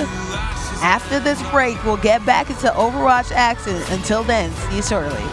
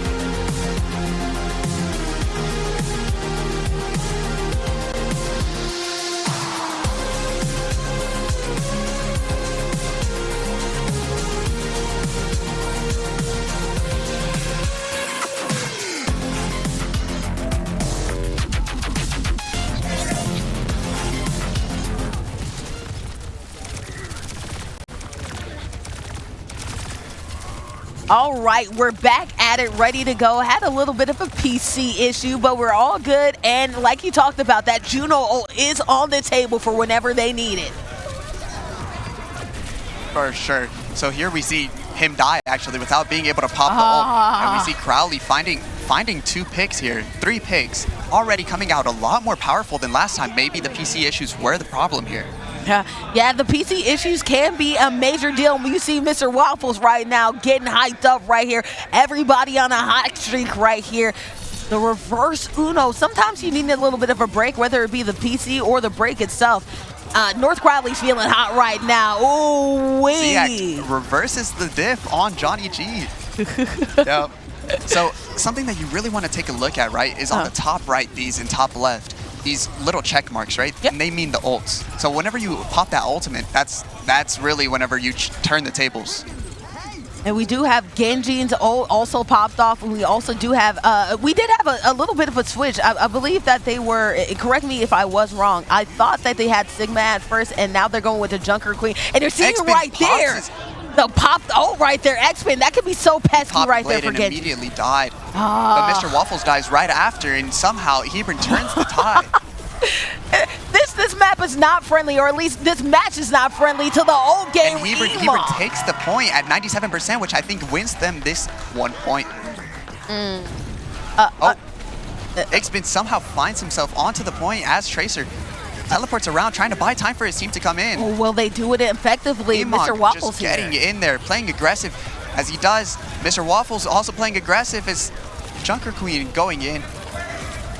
No picks have been made. Johnny G dies first. Hebron is inside a worse position, and it looks like North Crowley is taking this point back. Wow. At 99%. So usually the desperation X-Men Tracer play to annoy the opponent, or maybe you also have sometimes to a Lucio to annoy the opponent, that usually doesn't work. But if you have a good cohesive push afterwards like they had, they were able to turn it around. 100%. And here we saw something that's still incredible. We saw a lot of ults pop off in the background. Yes. Lucio still has his ult. We still have a Kiri ult inside this as well. We have a Kitsune Rush, which they're probably going to open up this fight with right here. You should open up with the Kitsune Rush and then go ahead, get the We also have a Sojourn ult, which we're probably going to pop right now. And we, well, they go, and that's a Kitsune Rush. Ult. Kitsune Rush. Lucio with the sound barrier at the reversal right there too, going and attacking at Mr. Waffles. We see fire strikes. We see Crowley finding 2 picks here, three picks, and it looks like Crowley takes this point back and might win this part of the map. Crowley takes the first map. Crowley. In an absolute upset. An absolute upset indeed to do that. And you know what? Having that sound barrier in the back pocket by Mini Carter was all the difference, because a Kitsune Rush unabated with the Sojourn on top of that, that absolutely would have cleared. Absolutely. And then whenever we saw that Sojourn ult pop, right? We see the Sojourn ult pop, but he pops it into the sound barrier, which leads him to do nothing. There's nothing you can do with it. Even if you hit 3 headshots, you're not going to get the kill on a fully beeped enemy. You know what I mean? Yeah, absolutely.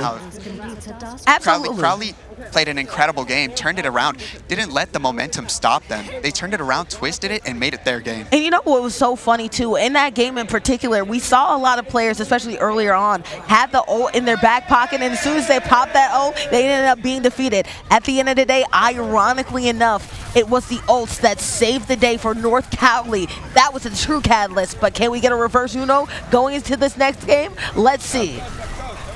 I'd also like to point out that earlier in the day, whenever they played against each other, it was the same thing where Crowley won on these brawl maps. But Hebron still took it home. Interesting. They are not out of the fight. And you can see that with their aggressiveness. If they can find a way to somehow maybe calm down on their ult usage, really think about how they're going to use these ults into these fights, I think they take this away still. Oh, well, too much left to be determined. North Crowley does get the point early on, but with a strong cohesive push, anything could be possible right there, making it so they can't even get out the hallway. You want to make sure that you keep that point, but you don't go and push too far out into that hallway, or else you can end up being snuck up from behind and go through the back doors. So right now, if I was E-Monk, I would have gotten out of there right there, because he found himself without a support, without a team, and it ended up killing him. However, that is better, right? Because he gets to regroup with the team. He gets to push back up a lot faster. I think they push a little bit too hard, solo pushes, and you don't want to have solo pushes. I know 100%. Hebron is a very aggressive team, but solo pushes, especially also too, as a Rhine, you're supposed to protect until you really get a pin going down and you really get your blade to go as well. So that's something to consider. Mr. Raffles in dangerous territory right there, the Junker Queen. For sure. So we see this Cassidy pop, right? And this kind of just creates space more than anything else. You're not really looking for, at this level of gameplay, you're not looking for kills with this Cassidy. You're looking for this spacing that it creates. So that way your team can use that opening.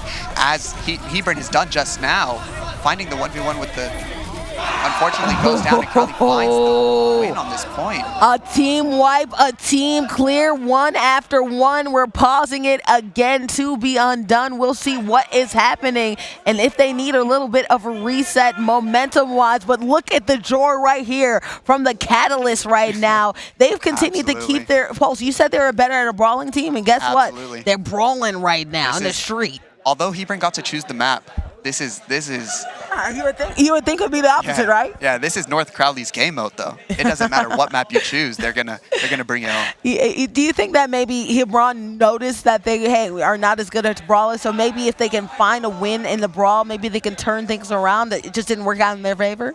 So Hebron actually ended up winning the last series, even though they lost the brawl. Interesting. Okay. So as Overwatch progresses, right, our next point is going to be an escort. Yep. So we'll really see how this shifts later on. But Crowley is playing an incredible game right now. I think even better than they were playing earlier in the day and earlier inside this school year, throughout this semester, inside these other lands.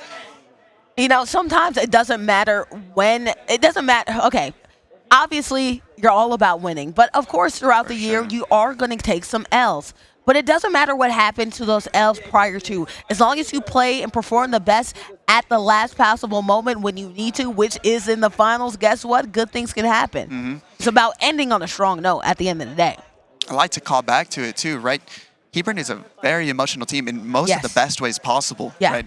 They explode whenever they win. They explode whenever they lose. And it creates a very unique atmosphere, right? Yeah.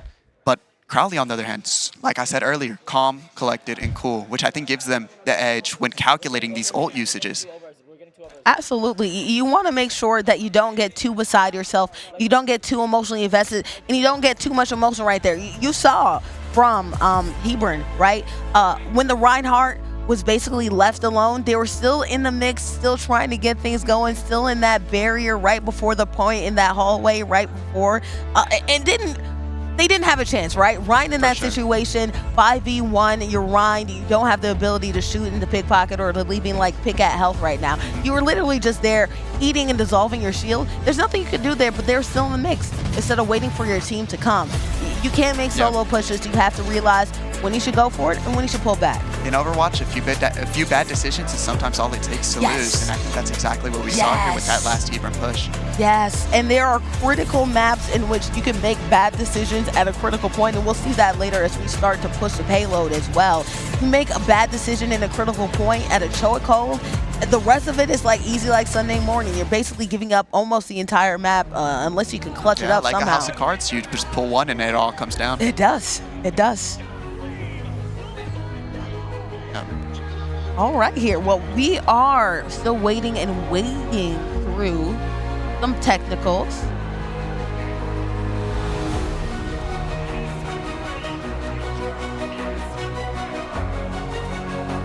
We're going to go on a quick vocal break, and we'll load back up as soon as these issues are resolved.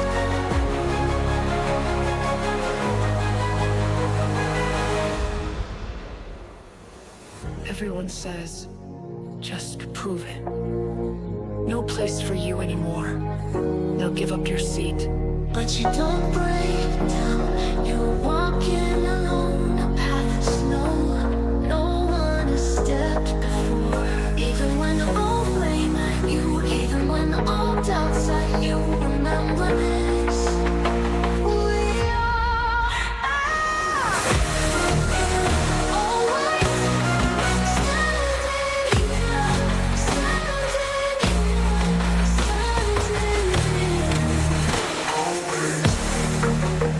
They try to break you,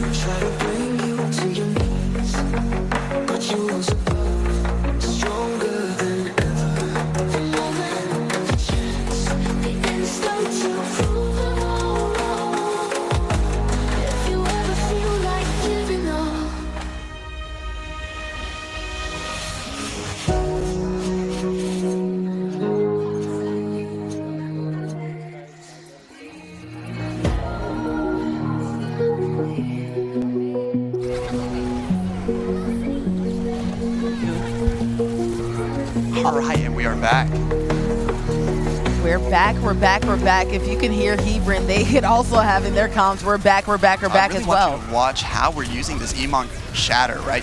Yeah. This Rhine shatter, he's popped some incredible shatters today when I was watching the games earlier. He's probably looking for a shatter around here. Pins Mr. Waffles back away from his team, but he's by himself too. A good shatter, and he finds an off angle, trying to get into the back line of the team and find a pick to see if he can save his team. A good shatter. Goes back into safety. Yeah, a good shatter, a good pin could really change the tone of the game and really get things going. So I'd love to see that Reinhardt play good. But look at that Tracer, being a Tracer right there, flanking around the team. They don't even realize it is happening. So boom, it's too late. But a Kitsu rush coming out at the same time too. And Emong destroys Kiriko. So there we saw 3 ults being used by Hebron, however, right? And they knew that they had to pop it because they're going against a team that is already at 99% on this point. Yep. Right? So if they waited any longer, they don't get enough usage out of their ult. If they sit on it too long, it just won't work out. So that's why they popped it there. Absolutely, and it worked out at the perfect time. They literally needed every second in order to turn that thing around, and they utilized it quite well. We'll see what Mr. Waffles is going to end up doing. The Junker Queen going ahead, Emong doing trying what to base he him typically away. does, playing aggressive, getting it in there. I think that's a little bit tight spaces. Yeah, I think that's a little bit too aggressive, I would say, on a map like this, especially with competitors like this. But who am I to say? They already got Midi Carter down, so they can go ahead and stack this up if they play it smart. 100%, and taking out that Lucio early while he's still at 75% on his ult charge really sets the tone too, because he still won't have that even during the next fight. I like the Tracer on the Tracer that's trying to annoy the Tracer, out tracing the Tracer, but ooh-wee, there's... It sounds like you kind of predicted it. Emong did push up to 4. Yep. He found himself with his pants down inside the backline, just getting destroyed by Crowley, pushing in way too deep. Yeah, deep pushes when you have accomplished teams is no good. You can But then bully. Kiriko finds a pick on Ixpin. And look at that, the Kiriko doing his damage as well. Now they can't Kitsune forget rush. about the point, because now Crowley is on 99%. They need to touch the point, otherwise they lose. Well, are they going to do? I do see the Emong trying to get into the mix right there. Emong is holding Crowley it down is for looking dear really life. rough inside of this fight, and it's because they popped those ults early on. They can't really find a footing like they typically would be able to, which is unfortunately going to lose them this. Yeah, Duno trying to hold on for dear life. They're getting packed out too, and Crowley going takes this ahead. map. Yes, they're cheering, they're doing their thing because they go ahead and clear this thing on out. And let's go back to that push, because I feel like that was the edge, right? We did see that three ult pop right there to go in reverse Uno at 99%. Yeah. That was exactly what Hebron needed, and if they didn't push too far, then they would be able to hold on to the objective. But that's the issue. You can push in far when you know you're much better than the other team, but this is a grand finals. That's another good team as well. Don't push too far or else you get pushed right back. Now, going into this, we know that Emong actually plays Valorant for Hebron as well.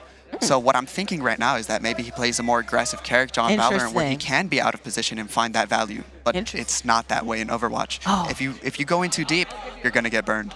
You're going to get burned, especially too if you're going against people. He was going into their respawn. You know what I mean? When you're going to your respawn, it's one thing if you're able to clear off one wave, but you're going into fresh health enemies.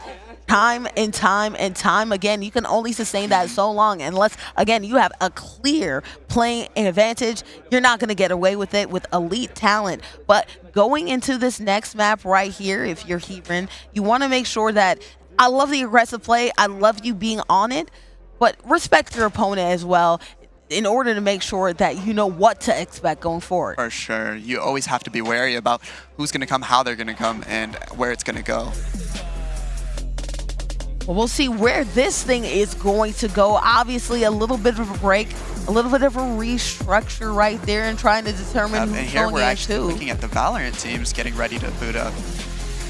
Yes, and we do know that the Valorant squad is going on right here. Shout out to them. They're playing on. While we go ahead and we go back to the action again, Kenya, Emong, Johnny G, Honk, and Des D Genji for Hebron. Can they go ahead and turn it around? Hopefully the PC issues be blessed. No more of that in the way. Instead, we can go straight to the gameplay. And what the map that Hebron is probably going to choose next is going to be Kings Row. Oh, I was going to say, they would love Kings Row. They love Kings Row. Yep. And for good reason. They're incredible on Kings Row. I saw the push earlier, and they pushed it all the way to the other side in 4 minutes, which is an incredible feat. And I have to ask, do they have that really cold Widowmaker that can get shots out of nowhere? I was watching them warm up, and yeah. I know there's some Widows in here that make Widows. Yes, the Widows that make Widows. I like that. That's a good call right there. But Hebron, they're really known for elite gunplay. I mean, we saw that they have a great op in Valorant, but also, too, you talk about this in Overwatch, right? Very good in elite play. Kings Row, I like that, too. That works with Hebron style because you can afford to be aggressive because once you get past this choke points, which there are a lot of choke points in Kings Row, then guess what? You're basically home stretch clear and free. Yeah. I think honestly what Hebron needs right now is just to take a step back, really breathe, get the energy back and pumping after they really inspect like the situation at hand. Yeah. Especially for E-Monk. I know he was pushing up a bit deep, sometimes making some bad calls, and I think he just needs to take a deep breath, lock in, and keep it going. And I like that for a Reinhardt player in general. I feel like Kings Row is Reinhardt's map all the way, and if you're a good Widowmaker, it's a great one for you as well. I mean, it's basically made for, especially that initial push coming out of the chapel into, for the first point. You have that big fence right there, right? That's made for Reinhardt to go ahead and protect your players, and boom, you can get some easy pins around that statue point, and then boom, you get your first point. I mean, I was watching E-Monk on Kings Row earlier, and he was incredible. Yeah. Just left and right. Yeah. Each swing, I think, was a new kill. So.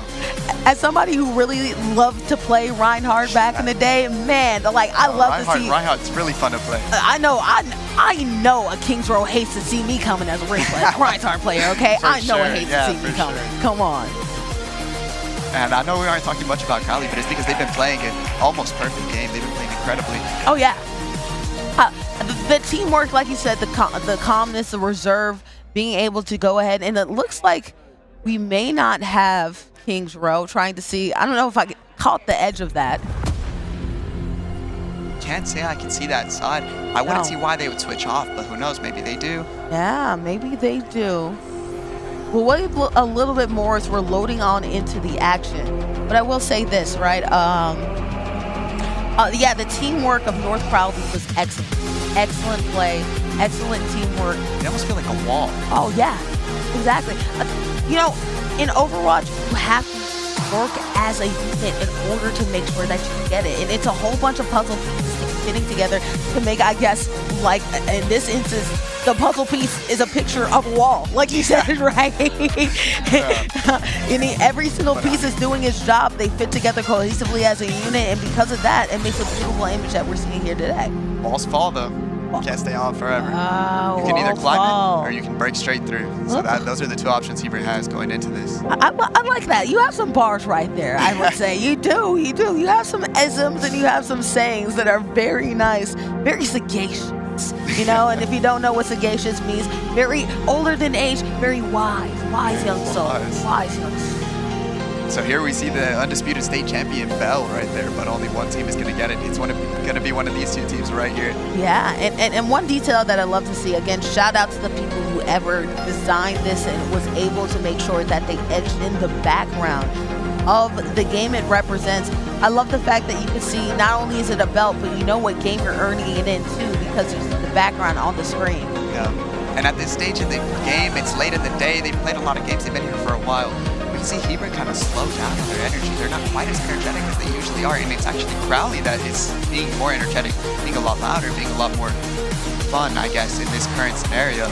It's not to say like Crowley wasn't fun. I was seeing Mr. Waffles go crazy yelling people's names a little bit earlier on, but I'm telling you, there's a certain level of energy. Shout out to the parents too in the crowd. No, shout out to the parents. That's great. All right.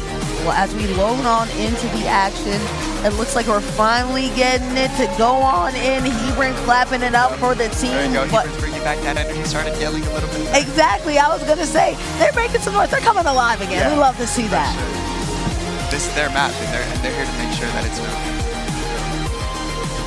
We're about to load up to games. A little bit of a delay, but it seems that we fixed up whatever issue was going on. And shout out to the technicians as well that made these games possible to be made. For sure. over hundreds of computers. It's really difficult to try to, make sure everything is running quite at its level. So shout out to the technicians that really make it happen. And as somebody that's worked several of events, technology always works until you need it to, 100%. Oh no. Now, seems like both these teams are getting ready. Both of them loading on in, getting ready until the action right here. About 30 seconds until we see this thing go off. I can't wait till we see this map because, as you said, there are some maps that it seems like Hebron or North Crowley like to see the most. So, depending on the gameplay mode, great things could happen. All right, jumping on into the action. Oh, wow. This is where we're finally seeing the ball. This is actually the map that I play whenever I play competitive. Yeah. This is my map choice, so I'm really liking this right now. And we know this one is also known to having a couple choke points, but 100%, this first choke point is the hardest to get through in this entire map. And if Hebron can hold it down with that ball, and you see, this is where Hebron comes alive. Hebron has two incredible teams that they can switch to. Yes, two incredible gets maps. found, unfortunately, by the entire team. Oh, you don't want to have an early loss earlier on into this action, This first point is the hardest to get through, and Crowley just steamrolls through, finds the opening. Exactly. You want to hold it down, especially if you have somebody like the Honk. If you have the Wrecking Ball, right? You want to make sure you can push them off point and sustain it, right? And Ball is doing that real job. Nothing is more annoying than a good ball player, right? 100%. But unfortunately, they've already lost their points super early. Paul got out early, and because of that, it's made it hard on Hebron to go ahead and kick them off that point. They already got the payload. And we can hear Crowley actually from the commentating booth, their comms, how they're talking to one another, how they're calling out these players, how they're saying, hey, take the fight, take the fight. Yeah, no, their comms are so clear. You can hear them yelling the comms right now. Even with my earpieces on right now, I can hear the comp and I can hear everything going on. What a crazy thing that's happening. And that's such an integral part of this gameplay. It's just, it really separates the teams. Like, Crowley gets one picked, fortunately, and Hebron finds the high ground here, looking down, shooting, finding picks, and it looks like they take this fight. Yeah, they take this fight and they do it well. So what a reversal right there. Of course, once you get one of the supports and you get the tanks too, everything just sort of falls down. But look at that right there, Genji staying alive somehow until the ball says, not today. And here, we saw Xbin find another pick, right? He gets that stagger on that Moira. His spawn, he knows his spawn is closer, so he can afford to die earlier on and then get respawned in. Whereas Hebron has to get that further trek to the point, so it's going to take them a little bit longer. All right, we are seeing things popping off right now. Hebron doing their job right there. Ball doing their job. Can they go ahead and get the Genji out the dodge? Yes, they do. But still a strong push right there. Ooh, look at that flanking there. That's a good play. Yes, huge ball play. He's finding it. He's trying to find that kill on Cassidy. He narrowly escapes death, though. Ball is in critical condition. He's barely managing to stay alive here. He finally found some health packs, his healers, and they're holding the point back now and take it back from the Crowley Catalysts. As Ball pushing in deep to see if he can find an extra pick, maybe just cause some mayhem, kind of get the Crowley Catalysts, a little bit discombobulated, if you will.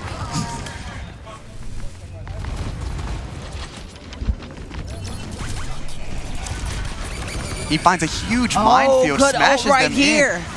Huge ult. See, and this is that space that I was talking about earlier with Cassidy as well. But high noon is pop off. Can't get anybody with the high noon. Can't do anything with that. So unfortunately, a wasted high noon right there.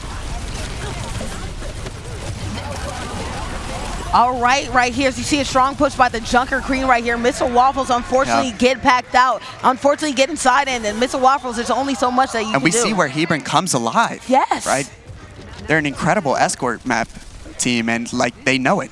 they know this is their game mode now. We switched the tables here. And this is good too, right? They couldn't defend the first payload, which really was unfortunate for them. But they found a way to go ahead and rally the troops. Can they continue it though? I like this alternate push point right here, going through the back door right now for North Crowley, trying to catch them slipping. 100%. And here we see the blade go off. Ixpin trying to find pigs, but I think there was a Lucio beat. Maybe Moira pops ult, and Ixpin is left at 11 HP.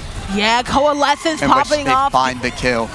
Yeah, Coalescence popping off, Genji popping off right there, ults popping off all over the place right now, escorting the payload, trying to get it back, but it's been stuck just at that same spot. Hebron, even with the down tracer, they've been able to hold point. 100%, and it's just incredible gameplay from both teams. You know, Hebron lost that first point super early on, but they didn't let that affect them. Like my smash hit. Oh, another pause in the play right here. The lag, unfortunately, for this computer is just not letting them play. Technology can be good to you, it can be bad for you, and Mini Carter right now making all the faces in the world. Look at that, it's stuck in between a sour note right there. Mini Carter, the PC did you dirty. It looks like he had a piece of sour candy right there, the way he's making him point his face.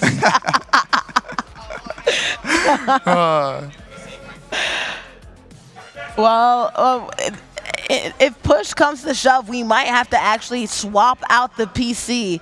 This has been, I believe, the third reset that we've unfortunately had. Reset. And like you said earlier, technology works, or technology doesn't work whenever you do need it to work. No, it doesn't.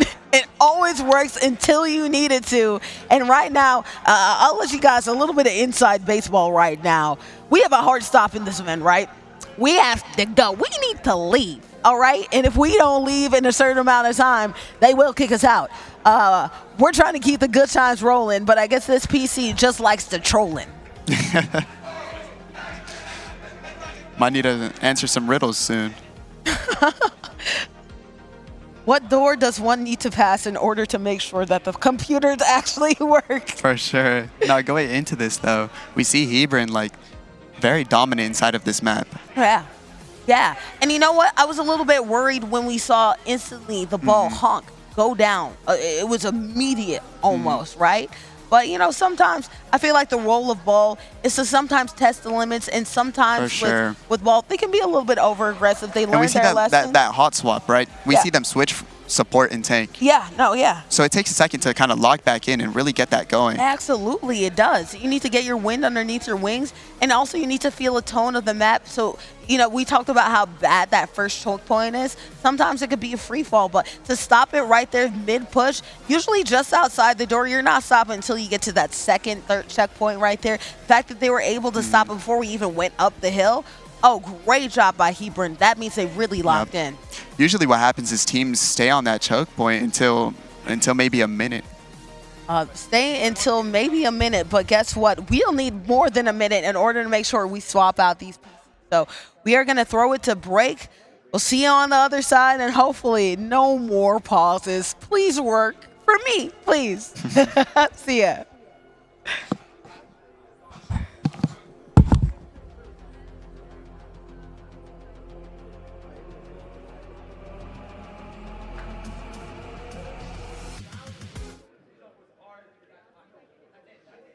Texas Undisputed Esports State Championships is brought to you by Army National Guard, Baylor University, COPE, Coalition of Parents in Esports, Landfest, Goblin Town Games, TechSef, eShoney LLC, and Play Versus.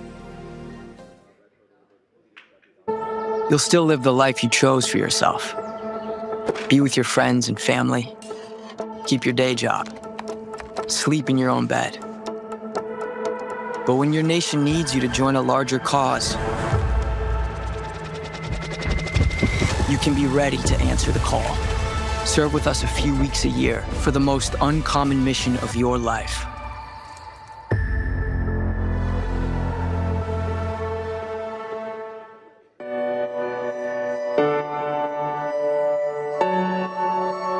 Landfest is community. LAMFest builds and supports gaming communities to support charity. We have more than 25,000 attendees and 400 volunteers across 18 chapters that span 3 countries. LAMFest is charity. Charity is at the core of what LAMFest is. We've raised more than $1 million for charities nationwide. We support food banks, veterans, animals, hospitals, and so much more. LAMFest is gaming.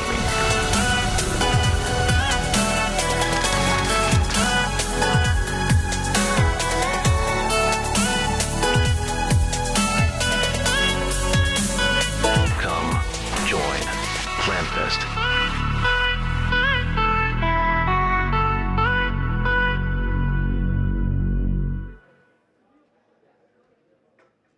Hi, my name is Colton Morgan. I'm a freshman, and I'm a member of the Robinson ISD esports team. All right, well, I started playing probably, or playing for the Robinson esports team maybe a week after I started. I can't remember. I feel like I've gotten better. I'm really excited to play for the state esports competition. I hope I can get seen, make some scholarship money, and not have a debt, and go to college somewhere for it.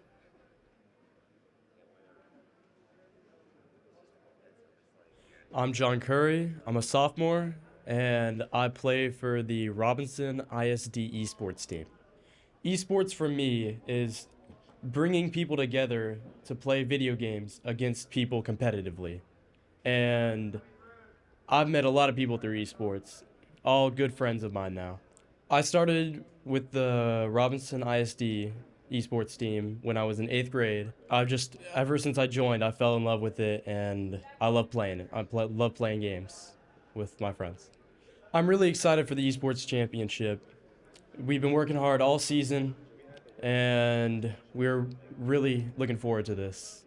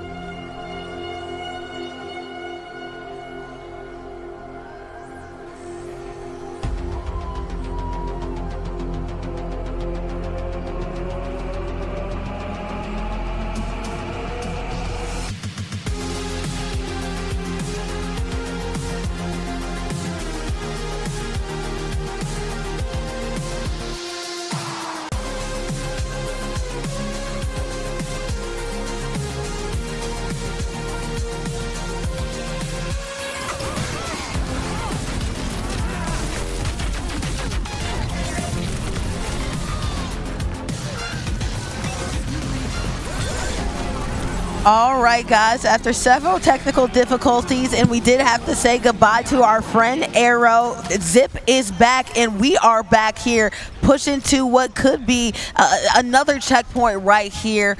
Again, North Crowley continuing to do their thing, and the break ended up working out well for them right here as they hit the second checkpoint. Yep, and we're having a nice little choke point battle right here, trying to hold them in Hall. See a nice play right there. Got a couple KOs, 5-player kill streak. And this point should be capped here in just a moment. It should be count here in just a moment, but that Junker Ball being absolutely a problem. Mr. Waffles being a problem too. Guess what? The bombs are all over the place. Ball being a problem. Honk going ahead, getting off Mr. Waffles, and Honk doing their thing with their ult and pushing everybody off point. They go ahead and they secure, or they're about to secure, the second checkpoint. They still have so much more to go. That is Honk's a tank, correct? Yes, Honk is the tank with the hamster. Our student was able to get hamster right there. Okay. Gotcha. Honk the hamster was going ham to make sure they couldn't get that cap. It looked all but secured. Now as they come in for the refight, it's looking a lot cleaner this time around, but Honk going crazy once again, pushing the rest of the team back. We see 3 fall on the side of North Crowley. My goodness, and Hebron, the stronghold. You know, Mr. Waffles is trying just so hard. So George's ult finally cracks through. They're able to go ahead and get to round 1. Good job by North Crowley. It looked like Hebron might have gone ahead and just really taken control of that, but instead we're switching sides, all thanks to the great play of Honk. They were able to do their thing and keep them at bay. That was beautiful, beautiful tank play. Doing exactly what a tank needs to do, stay alive and cause havoc. Staying on the point so they couldn't allow them to push forwards, capping and securing for the squad, and bought time for the rest of the squad to get back and come back for the refight. And they did exactly what they needed to do, won that thing. And it looked like he even might have been in a serious situation in which they couldn't go ahead and close it out, especially once they lost that first checkpoint so easily and they got to the payload. But right now we are switching gears. Now it's time for them to beat the 121 mark, 121.9 mark going into this next game right here. Only 1 point captures. So if they're able to go ahead and go to the second point, then they go ahead and wrap this thing on up and take this round as well. North Crowley with 1. Hebron trying to get the board. Can they get to point number 2? That's the question as they prepare to go ahead and secure the payload. All right, if you could hear those players, their cadence going in to the match is always energetic.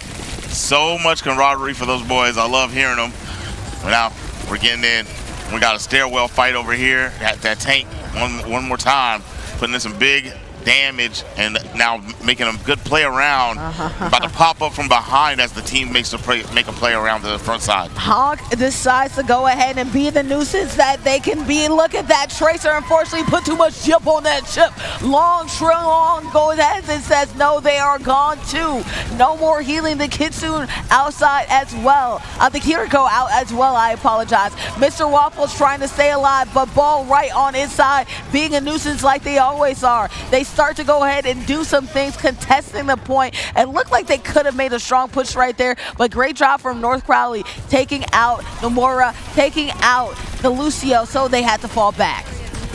My goodness. Mr. Waffles over here on the front line, like you said, on the attacking end, was doing everything he could for his team. Now on the defensive end, you see him poking and prodding and really trying to make sure they don't feel comfortable coming around the corner. And we have the Junker Queen, the rally cry that is available to their side whenever they try to get their ult. We also have High Noon as well, and we see that right here being pulled. Unfortunately, I think they do get the Tracer, but not much going on to that. Can they stack it though? Honk, unfortunately, on dear life, hanging by a wire. Mora doing a good job keeping them alive. and Northern Crowley pushes them into their choke again. This is what it's like to get past this choke. It can be very hard. Once you get the momentum, everything is a little bit easier for you, but this is a very hard choke point to really go through, especially once High Noon is activated and live. They try to go away with it, able to get one hit from it, but not get a kill confirmed. Could not get the kill confirmed. Now putting down some massive damage over here. Oh, yeah, jumping to the back lines. Really beaming. Oh, my goodness, but couldn't secure the bag. A mistimed coalescence, I feel like, right there, especially you could have got the sound barrier. You could have got over here Sojourners, or you could have gone here and you could have got balls. Oh, all of this could have popped off at a similar time, and he would have been able to go ahead and push past this chokehold that you've had an issue with. But mistiming that is unfortunate. That's a good job. That's a good ball right there, and that's a great play right there from Ball, going ahead and doing some wreck and damage right there, getting him out the way. Finally, Hebron is able to get past the choke point and able to capture on the payload. That is until the Tracer comes and saves the day. They got most of the point, but can they get the last little bit is the question. Yeah, sitting at 85% contested 3v2 on point. The scrap is happening. That was a very good touch. And now so they did get the capture now. There it is, winning the team fight after you said Tracer came in there and stopped them in their tracks. And now they're finally gaining some leeway, gaining some ground. They got 3 minutes to get to the next checkpoint. And usually it's this point that's a little bit easier than obviously that heck of a choke point hold that they had earlier on. So great job. You know, although I do feel that Moira unfortunately popped that coalescence a little bit early, you know, that Wrecking Ball Honk did a great job in doing their own, holding on to the last minute. The bombs were all over the place. It forced them to move. They wrecked them off their spots and put them out of position so that they can be in great position to get the payload. But as we approach the second point of interest right there, High Noon is available. High Noon, everybody backs out hearing the audio cue. Really is only the Junker Ball in the vision. They go ahead and they use it. Johnny G is out. Dead Genji out as well right here. So good job getting the 2-for-1 off of, it looks like Ivan right there. The Tracer cleaning up the work. So the High Noon gets nobody. It did get them to back up and scramble for a moment. Honk didn't really quite care. He dodged. He knew he wasn't going to hit the final shot. Put a big play on him and knocked him out. Put that big play on him. Big plays all galore. And Ivan for Crowley has just been a nuisance like a good Tracer has been. Look at that Tracer right here going ahead and making it difficult. That is Ziak out the way. Minicard only holding on to a sliver as well. And we also have Honk putting and applying that pressure. BG can only do but so much. Mr. Waffles goes out. Wrecking Ball. It's time to wreck the place on up. Pushing them and getting them out of their spots. Hebron is feeling alive and thriving. Sojourn, you feel the yearn from her right here as she does their as well. Oh my gosh, excellent play all around. Good appreciate able to stay alive. Talk about getting hunted down. A tank with a shield is everything to a man with a pistol. He just pushed him into the room, closed him out. I'm loving the way this character Honk plays. A mobile tank like this that does pretty solid damage, really distracting, and can put up some good 1v1 fights if you can get somebody soloed out. I'm loving what we're seeing from these guys. Man, there is nothing more annoying than a really good Wrecking Ball, all right? A good ball does that, exactly what you did. High mobility, putting pressure. Look at that. I've been deciding I'm going to put pressure by myself. Taking on Honk 1v1, that's crazy. That's crack. Emong, you're among the players that are also getting packed out too. Johnny G, Johnny be gone. That's exactly what you are. Great job from North Crowley. Again, there's only 30 seconds remaining. One last push probably available for Hebron. You have to time it very well if you want to be effective. Yeah, Hebron, 17 on the clock. North Crowley already on the front lines, ready for this scrap. A behind play. Almost had a pickup there on Johnny G. And I saw what Beast was trying to do there. They're trying to go ahead and use their ult to really distract themselves right there. High Noon, unfortunately, hasn't been putting up enough work, but Beast is out and going good. Crowley going ahead and doing that thing to North Crowley. Can they hold on? Ball being an abusive force like they always are. Ball is their last thing in the way. It's overtime. They have to make this if they want to go ahead and win this one. Ball is the last thing they need to worry about. The time is ticking, and North Crowley survives in this match. There it is. Able to hold them off, stave them off. Didn't even get halfway to that checkpoint.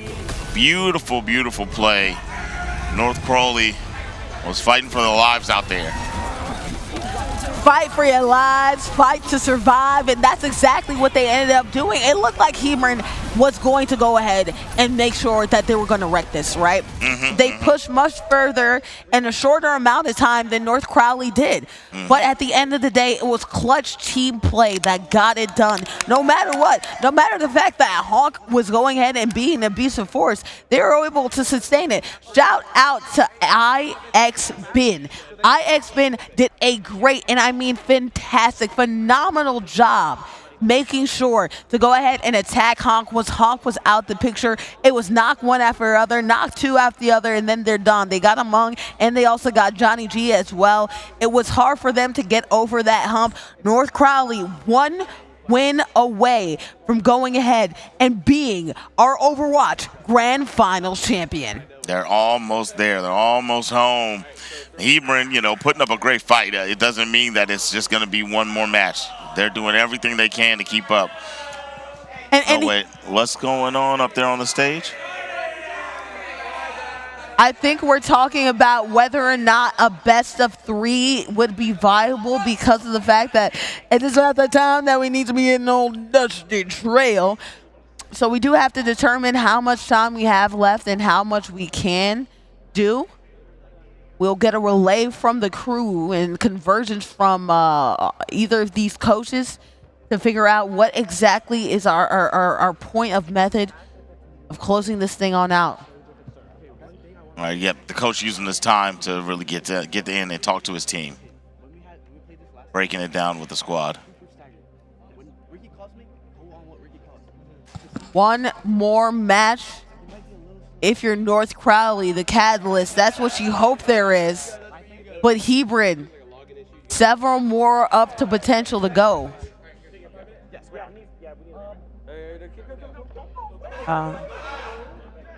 You know what?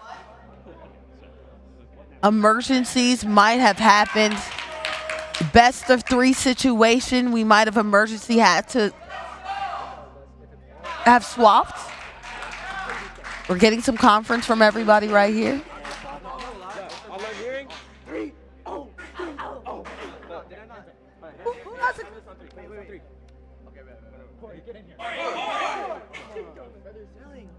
Ready? 1, 2, 3.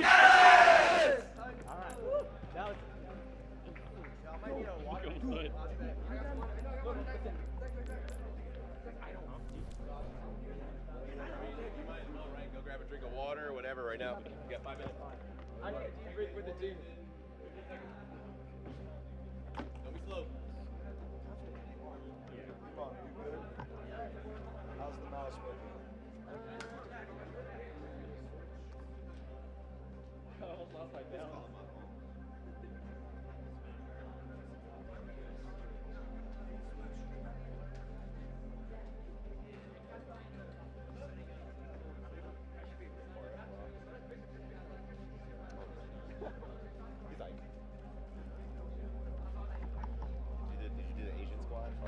I did. I did do the Asian one. But I was trying not to fall off stage.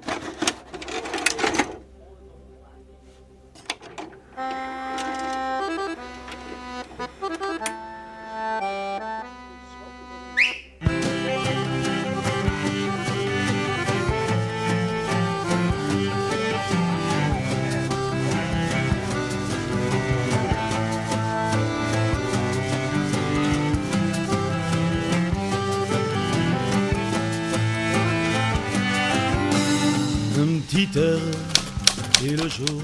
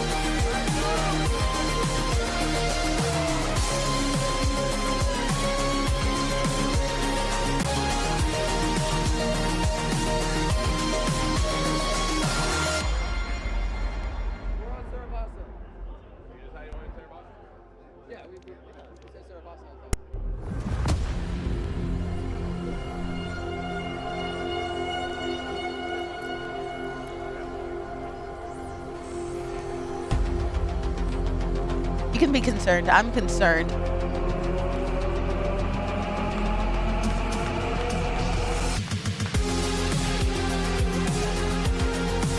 Dang, Daniel, back at it again here for what could be our closing bit of action here for Overwatch, or it could be the beginning of a Hebron run. We have no idea, but what I do know is that the Hebron squad is never going to go down without cheering on their crew. They are down 0-2, but could we have a comeback season right here? We did see the LeBron James jersey, and guess what? We've seen him come down from deficits, so will we see that right here from Hebron, or will it be the crew from Northern Crawley go ahead and do their thing and crawl past the finish line? Maybe sprint past it. We'll figure it out. You know, I'm so far removed that I just saw the Lakers jersey and I immediately thought it was a Kobe jersey. Oh, right. I didn't think about it. My brain just automatically told me that. But who's mad at it? Did you see him do? He did the king like I didn't see it. No. No. The hand on the thing. No. Yeah, he did the whole bronze I wish I celebration. did because I love that celebration. Oh yeah, that bronze celebration is so good. And they're always getting lit up in here. We're at Flashpoint. Bam, bam, wah, wah. Flashpoint, high octane energy right here. A lot of movement. Emong, we're going with the Reinhardt combo. We're going with Juno, which is good in this open ceiling action. And then on the other side too, mostly the same comp for the Catalyst. All right, healing them up. Honk staying with them. Making sure the team is able to fight back on this chokehold. Top of this staircase. They were opposed very swiftly. Wow. And chopped down. My goodness, what a push. Emong among some of the greatest right there. Of course, you do also have that speed boosting portal that Honk is able to provide in perfect symbiosis in order to make sure that they go ahead and clear a majority of that. But look at that right here. Dang. Crowley was doing their good job. Out though is none other than Ziak. Oh, the comms are going crazy right now for the Catalyst. They know how to communicate. Man, they are definitely communicating.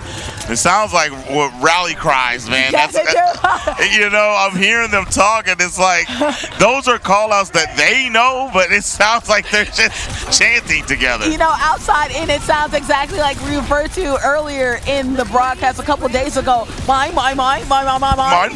Exactly. But guess what? It's mine when it comes to the checkpoint. It's what Northern Crawley was going to say. But now the Crawley gang, what are they going to do with the Flashpoint right here? As it's the Junker Queen who ends up getting packed out right here, and no ends up flying out right now. Ooh, another down moment right now. Hawk doing their thing, everybody cheering their name. Hebron getting some praise from the crowd for getting ahead and capturing the point.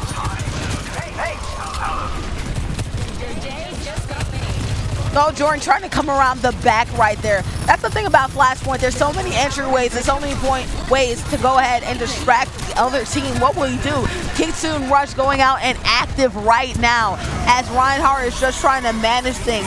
Goes ahead and it kind of gives up point. We'll see if this is a bait situation. The shatter is going down and good. They all evade the shatter. Well, one couldn't right there. Good job from Hebron getting one of the shatter. That's a Genji. Oh, that's a pin. That went back right there. Oh, and that was great because that Sojourn actually was active right now. Hebron is on fire. Wrecking Ball. I mean, they're not a Wrecking Ball, but oh my God, this Reinhardt is becoming a Wrecking Ball to this other team. Only one left, and that's the Lucio. A full almost team wipe thanks to Emong, among the best that we see today. Beautiful, beautiful play. He held it down for his team on the 99 and the overtime, trying to make sure that his team can start racking up, and now getting to about 60. They're going to get a last team fight, I would assume, on this point. And this is wild that it's such a battle for Hebron to come through. In winners finals, they beat Catalyst. They beat them 3-2. Dragon's Blade going ahead and doing that. Good job. Oh, the slammer, jammer. That was a great job during their own right there. Emong doing their thing. Oh, you're knocked out right here. Before even Sojure could do their thing, no Kitsu rush, no sound barrier popping off as well to do it while they're doing their ults. What a play right there. Mr. Waffles trying to survive, but I don't know if they will cry right there. There's a shatter right there. Hebron with a push and doing their thing regardless. It's been Emong causing a wreck right now. Oh my goodness. Back in the building. It's still going, and Hebron able to hold on strong. Look at him popping off. He's feeling the energy of the moment, and they are still here.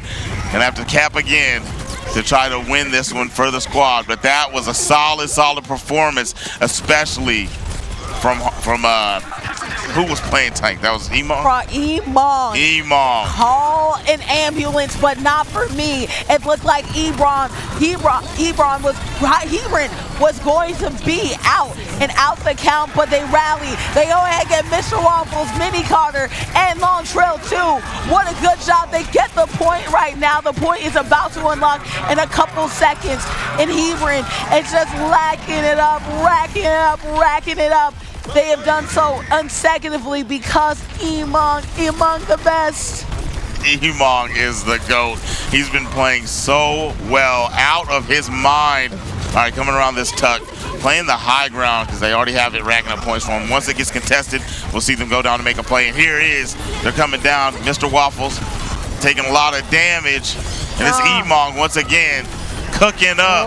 Anyone who approaches is going to feel the wrath of the big man with the axe. Yeah, unfortunately he used the pin on the fountain, so that is not good. A high noon that actually gets Mr. Waffles to go down. They've been really bad with getting a lot of kill confirms off of that. Juno going ahead and knocking them off as well. What do you know? I do know this, that Hebron is making a hell of a rally cry back. My goodness. 67 for them as they are going to get recontested here in a moment. All playing on the left side. And now we're in. Crowley has made their way in. Mr. Waffles back in the building. Had a rough time because immediately last time challenged Honk. Putting big damage on. Juno can't do it, but the Dragon's Blade ends up coming through right there too. Right there, Mr. Waffles is out, and that's good because they can't get their rally cry to go on down. Johnny G well timed right that. Chalk with a good play also as well. And the next flashpoint, the last one could be flashpoint if Hebron is able to continue the momentum, has just showed up on the map. Movement is going on. Who will end up being this? Will it be Hebron or will it be North Crowley to turn this thing around? North Crowley having a hard time here. It looks like every point they go to, they're eating a lot of damage, being highly contested. Better positioning, better pizza Papa John's from those boys at Hebron. And Emong he's getting a lot of heal, so he's able to stay out there and do everything he wants. But it looks like we're having a good fight on the side of North Crowley for the first time in this one. And Emong going down, full team wipe. And there it is, the cap is here. All off the back of that Genji. What do you know? Northern Crowley really needed that. That could be the catalyst for them to close this game on out. But Hebron, they really need this flashpoint. They can't allow for their enemies to get back into this one, especially on series point right now. Kitsu Rush is activated along with the sound barrier too. We're going here. Oh, baby! What a well-timed Dragon's Blade, getting 3 of them things and Emong among them. What a great job and great time, especially during that Kitsu Rush. You don't even get to take advantage of it. All right, being preemptive there, putting a trap down, putting good shots. But that front line, Emong making his way through and allowing his teammates to force behind him. This is big time right here. If we see Ziak get dropped, as this chase is relentless, but they are able to hold strong and take down Emong. And we're gonna have North Crowley still holding point, 95% coming to a close. and that's one on the board. Yeah. Hebron, you definitely didn't want to give up anything, honestly. All the momentum going your side in this matchup. And also, too, you're already down so many overall series points as well, right? One more and this thing is a game set and a match, right? So you have to make sure that you get your opponents out of this. Close it now before it ends up being a 2-2 tie. I like this. They're going to go for a wrap, kind of trying to play way for his teammates. There it is. But they were contested. Took a little too long to make the play. I like that snatch, though. Going to take Mr. Waffles out of the way. Good pin. Getting a cleanup. Good pin. Good pin. 9 is down. Oh, my goodness. And Ben is going down, too. Look at that. Ooh, with the shadow. Ooh, wee. They put too much chip on their chip. Fall back, and rely on their teammates. That's another one from the other teammates right there. But Emong leading the charge to make sure that they can capture this point. Very well played. Very well played. Seeing that the front entrance was not the wave, taking that fight up onto the top floor, and then Emong pulling Mr. Waffles out of the way and leaving them tankless was the answer to winning that fight. Got to be more careful about positioning if you're Mr. Waffles, noticing that Emong is trying to go for plays like that. And now they have the points to rack it up. Trying to get in there is North Crowley, the catalyst. They are not able to, as we're seeing Johnny G swinging around. Flank is here. Big damage. Take another one with him. The North Crowley boys unsuspecting as they got snaked with a great flank. Johnny G, the G standing for Geisha, going ahead and making sure with a sagacious play right there, going ahead and knocking out the competition. Lone Drill OG was left out. But look at that speed boost right there. Lucio is providing. They're trying to get right back into this point.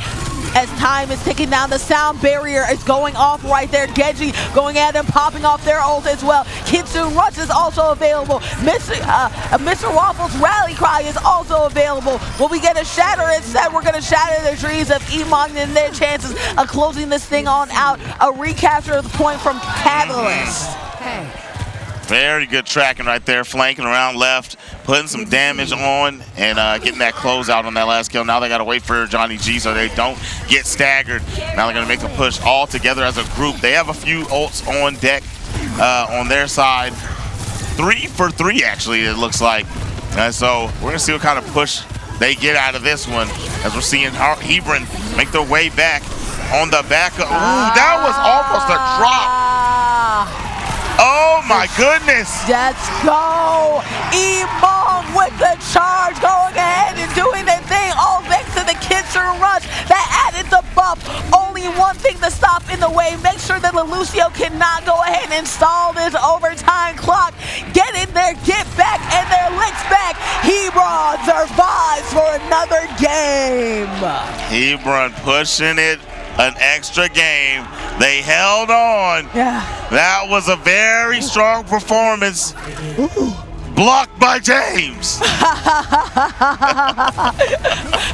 Well, it is some king stuff. It would be some king stuff for you to go ahead after being down 0-2 back against the wall to go ahead and clutch it on up. Can they turn it overall? Correct. It's the question. It's one thing to get one win. Getting in the seat again. They're all popping off. They're all getting hyped. They're ready to play. Yeah. Look at that. The chant from the students. The squad is letting them know. It's Hebron. And we're feeling them. It's Hebron. Just so you guys know, it's Hebron. All right? They're going to bully me too. Okay? I just want you guys to know. Don't. It's Hebron. Hebron. Yeah. They said Hebron or did they say Hebron? I thought it was Hebron. They said Hebron. Yeah. They said Hebron? I think so. I think I have battle scars because I thought I heard Hebron and I was like, oh my gosh, I guess I'm attacking myself right now. It's okay. My voice is attacking me. I think whatever is happening right now. The computers are attacking the players right now. But I do know this. The fight's still in their heart. They're still thriving. They're still surviving. And they're pushing to another game. It's Hebron, right? They could have easily given up. They could have easily thrown the towel on in, especially with all the delays. But they're still able to go ahead and win that flashpoint thanks to some awesome play from Emong. All right. Yeah, that tank play was phenomenal. Yeah. He was doing everything you need to do. Like if everything. you want to tell somebody, hey, you want to learn tank roll, this is what you need to. This is what you're supposed to do. Cut the tape and show them that. Put on that film. Yeah. For you to study. Yes. And it's like, you know how some players are like, oh, I look at Iverson, I look at Kyrie, I look at Jordan. I look at how Emong is playing with his Reinhardt, and I'm taking notes right now. I'm over here. I'm trying to say maybe I should get back in the lab. Maybe I want to put on a LeBron James jersey right there so I can feel like the GOAT and the legend. And you see that right now, Emong. It would have had this swap from Johnny B. Johnny G was the one that was throwing on the LeBron James jersey. But then who's the real king on this issue? I mean, they're both kings. They're both there, right? They're both doing their thing. Definitely. But Everybody on the stage is the Kings. I mean, everybody. They've made it this far. You know, they got to be hoisted up in some light. You know. Everybody who's here is a king, gender neutral, okay? Because honestly, and I do have to say gender neutral, all right? Everybody here is a king because they're doing their thing. Because, you know, look at how many people are here. Half the computers are down. We're tearing down everything right now. They just care about ball. We care about hoops right now. We care about Premier, Valorant. I'm talking about Overwatch. I'm talking about, what's the other game that we played right before this one too? Madden? Yeah, Madden yes. here, okay? The last 3 games for this tournament, people are leaving, but the people who want to stay, they really want to see some cinema happen. And Hebron is trying to provide some cinema by doing a comeback. Can it be comeback season? I'm not sure. Definitely seeing some cinema right here. This is North Crowley up 2-1 versus Hebron. And I'm pretty sure this is going to go the distance. These guys are all locking in, talking strategy, trying to figure out exactly how they want to go with this.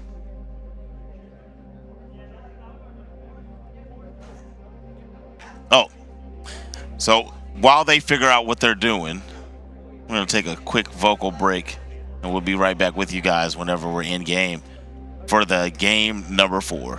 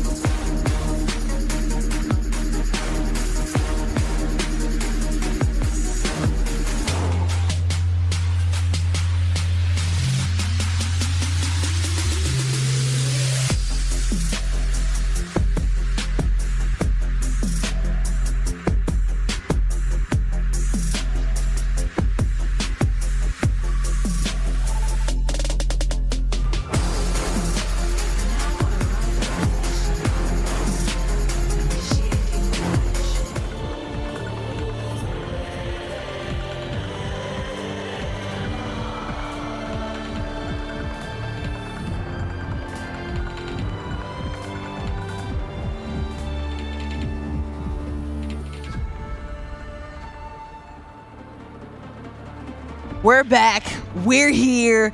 Hebron. I was almost about to say Hebron. Hebron went ahead and survived another game, was able to pull it out. But can they stack it up 2 more in order to make sure that they win?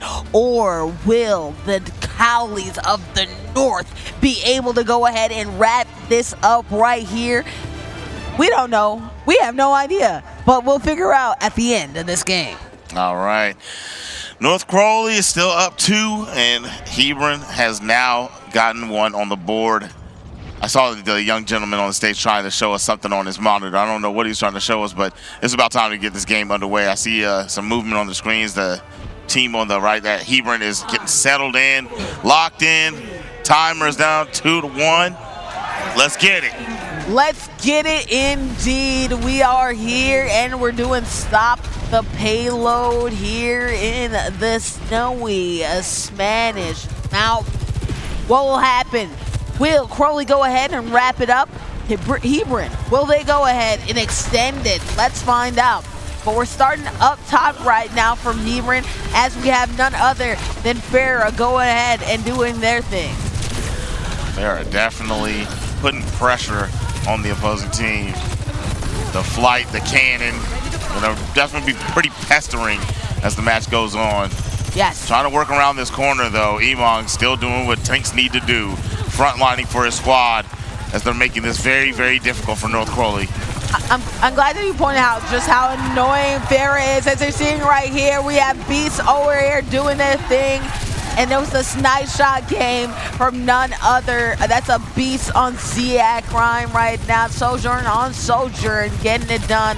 We already switched from the Farah. The Farah's already out. We just started, and we're going with the Juno. So we were just like there for like 5 seconds, I guess. Oh my No, I apologize. goodness. It's Ivan that went from Genji to go ahead with the Farah. I apologize. Gotcha. That was a lot of damage outcoming. So, you know, I'm learning, and so I see Farah, she does massive damage with that aerial cannon, yeah. Oh, and she's so annoying, and you forget about her, honestly. It's a good counter to go ahead with this Reinhardt. You can block horizontal, but it's hard for you to block vertically. Juno makes it so you can at least speed up your arm swings, and this is good positioning to go ahead and get a pin if you got the angle for it. Not quite the angle right now. I know Ryan is waiting for the perfect moment, but Ivan just being a nuisance for down low. Kitsu Rush is going here and going hard and going live right now. What will Ryan do with it? Will we get a pin down? We have Shatter on the map. Pin doesn't work out, not successful. But you're cornered right there. Mr. Waffles, good night. Diak also down as well. All right, they don't get the checkpoint. Very good hold by Hebron. They still have a minute 45, probably 2 good solid team fights left as they're only 87 meters down the way. They have 1 ult as they come back. Emong has his and Beast also. We're gonna see what happens whenever they re-engage. Stop that payload. See if it's easier said than done. Easier said than done, obviously, but look at that conquer right here. Oh my gosh, what a move. Beast going ahead and doing it, and it's hard. Rip through them, my lord. That was absolute insanity. Made quick work of them, and there goes one of those 2 team fights that I said they would have. I don't know if you guys hear it, but the Hebron crowd over there is losing it after their team makes a big play. The honk, and that was all based off the honk right there, going ahead and making sure that you use their speed up mechanic to go ahead and say, we're ripping through this team regardless. The teamwork is right there, but you want to make sure that you don't end up getting in some situations because the Kitsu Rush is going. Look at that. A good play by Sojourn to make sure that the Farah is gone. We have ults being popped up all over the place right there. Sojourn trying to get into things. Emong surviving right now, but a good job getting Honk and Johnny G off from Hebron right here. Luckily, Emong is still there surviving, making sure that they can push him off the point and hold him off, but you're holding on for dear life. You do have the good heals beside you to make sure you can survive in this one. And honestly, it's just about holding on to hold on. That barrier only has but so much health left to its name and to its game. And Johnny G is out of here. A kitchen rush, which could be timely right here. A shatter! That shatter is what they needed. The shatter and going ahead cornering and boxing them with the kitchen rush. But a good turnaround, a reverse Uno by Ivan in the crew, baby. The final moments, resetting that clock to 2:30. They got through North Crowley in the final seconds of that overtime. What a way to overthrow Hebron after a phenomenal stand they had. Emong almost had him up out of there, but they were able to overcome. All right, back at it now. New choke, same team. Ziak down. Mr. Waffles eating mad damage. They're gonna have to go into full retreat. The whole team jumped them, fight back. The whole squad went down right there. What a play to make sure to funnel on into the tank. And once your tank goes down, good night. Johnny G, though, it's a Genji on Genji battle. Finn going from the Pharaoh to go ahead to that. And I really do like the switch to the Doom Fist as well as a response to get at Emon's shield. So the close quarter battles from both of these squads right now. No more vertical play, but we're seeing High Noon be activated. Will you go ahead and eat up at the barrier? Couldn't get the barrier right there. And that High Noon is wasted, unfortunately. Yeah, essentially, I thought he was going to at least rip it to try to put damage on Emong's shield, but he really wanted somebody to make a peek and try to take a kill. Unfortunately for him, it did not happen that way. Nice pushback on Beast over here. And guess what? You want to make sure this sound cannon actually has some use, but unfortunately it can't. North Rowley trying to close this thing on out. They're going to the second point. They got the confirm. Will they go ahead and push past this third? Is the question. Right, that's 2 points on the board there. One more checkpoint to be had. They're trucking along, waiting for the opposition. Now the fight is here. Emong on the front row. Still sticking with that same tank. Got his shield ready. Oh, and he's in there. He's in there. Banging out with the squad. This is huge for the boys. It's going to take a lot of time off this clock as we got, oh wait, X-Men is the last one down. Beautiful tandem work there with Johnny G, Emong. Wow, what an excellently chimed shatter, really doing and utilizing the fact that they had to squeeze into a choke point to go and push as a team. You have the whole squad there, then guess what? It's time to get cleanup duty. If the pin and the swing didn't do it, then it was Genji going ahead and blading it up and down, out of here. Great job by Hebron, but they still have a long ways to go, especially with the Dragon Braid going on the line. Will they get them just in time? They will. Johnny B. good, why don't you? Oh my goodness. Trying to get a little bit of a retreat here. Johnny G cooking it up. This man is actually making huge plays right now for the squad, and they need them. It's 45 on the clock. We're going to get one more good team fight, maybe an overtime situation, but I mean, they've got to make something shake on the side of North Crowley if they want to win this one, if they want to take this one to 3 points. And they can't even rely on an ults because the only thing they have is High Noon. I would not have popped it off there. I think that was ill-advised from Zeus. That could have been their get-out-of-dodge charge. They do have the Kitsun Rush, which I do feel is also a little mistimed as well, but it can hold them out at bay. They get out of dodge and out the way of the Kitsun Rush. Nothing much coming from that, but you do have another shatter on board right there. A pin goes down and it's in, and guess what? Lucio has to go ahead and back up because of it.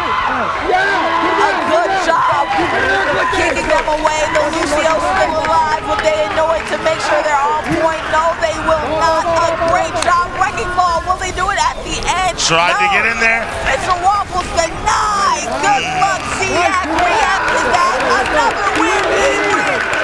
Holding on, not catching the third. Stopped them at the last moments. That was very, very well done. Now setting themselves up where they can get 3 points. They won't have to go into an overtime. They won't have to go to another round or anything like that. They can just claim this point and take us to game 5, right? Absolutely, they can, and that's very good, right? If you're Hebron, you don't want to get in any more close call situations. You want to make sure you end this right now. So push, push, push. And as my boy Arrow said before he had to go, they are a team that is usually very good at pushing, but usually doesn't always cut it. You have to be great at it, especially with your back against the wall.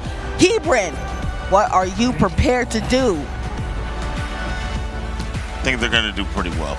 I'm going to be honest. I like their chances. Yeah, I like their chances. Looking at what they're doing out here, I mean, look, the stat line across the board, they're completely outplaying in every facet. You look at the kills, the deaths, the damage done. They're leading in all marks. Absolutely, and shout out to Honk because they made some crucial plays, particularly in that first checkpoint right there to make sure they can get past their that they can wave off some of the attack that Crowley was doing. Of course, at the end of the day, it was Emong that made the biggest plays of them all. But every little bit counts in a match like this. The goal is at least 60 feet. It's somewhere around 60 feet. 57 to be specific. Well, to be even more specific, 56.88 is needed.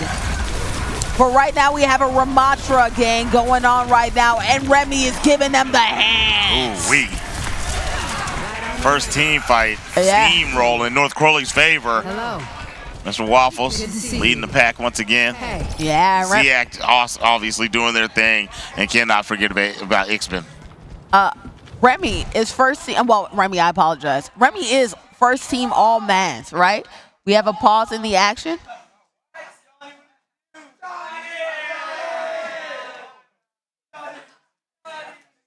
And did we have another DC?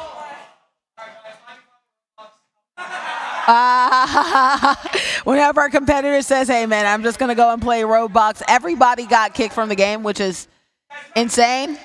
What happened? At this point, I think this is cursed.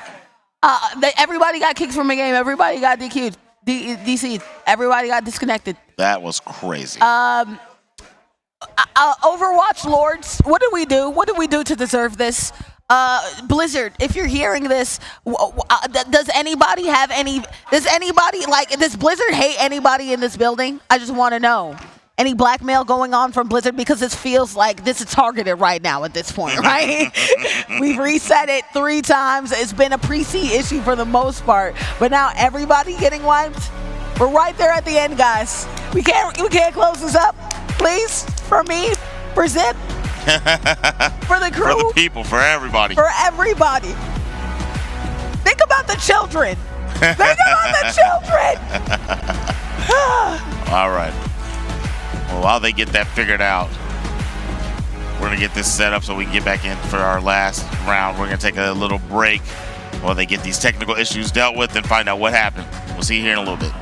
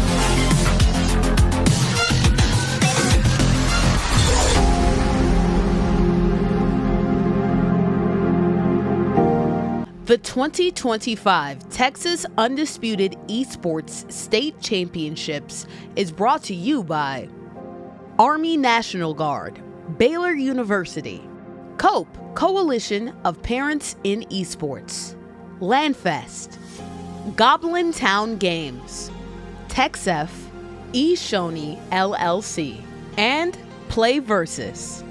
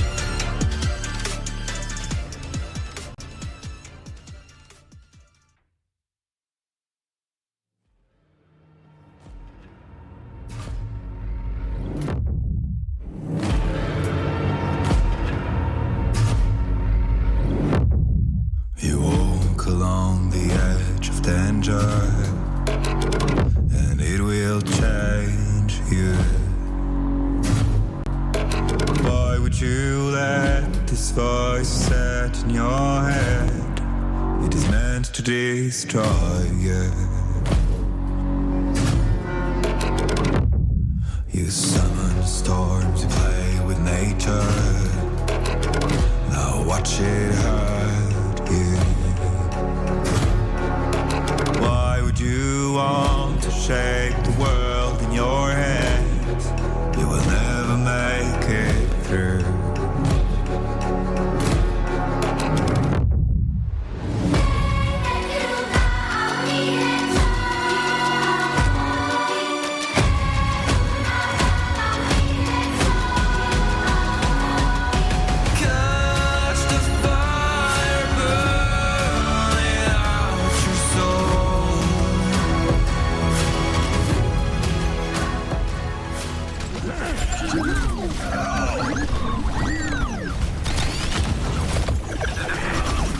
Hopping on into some action again, it's Bordy McBoard, and we're here for what could be the final right here in Nepal.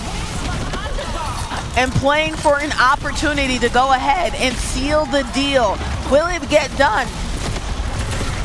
Hebron can go ahead and make sure that they can do this thing if they capture 2 of these points in a row, but will they is the question. We see that Genji ended up going with the Baptiste, which we like. We also have a Bat going ahead and going into some action as well. So we love to see that. And joining in the action, well, you have to do a little bit of a tag team game right here.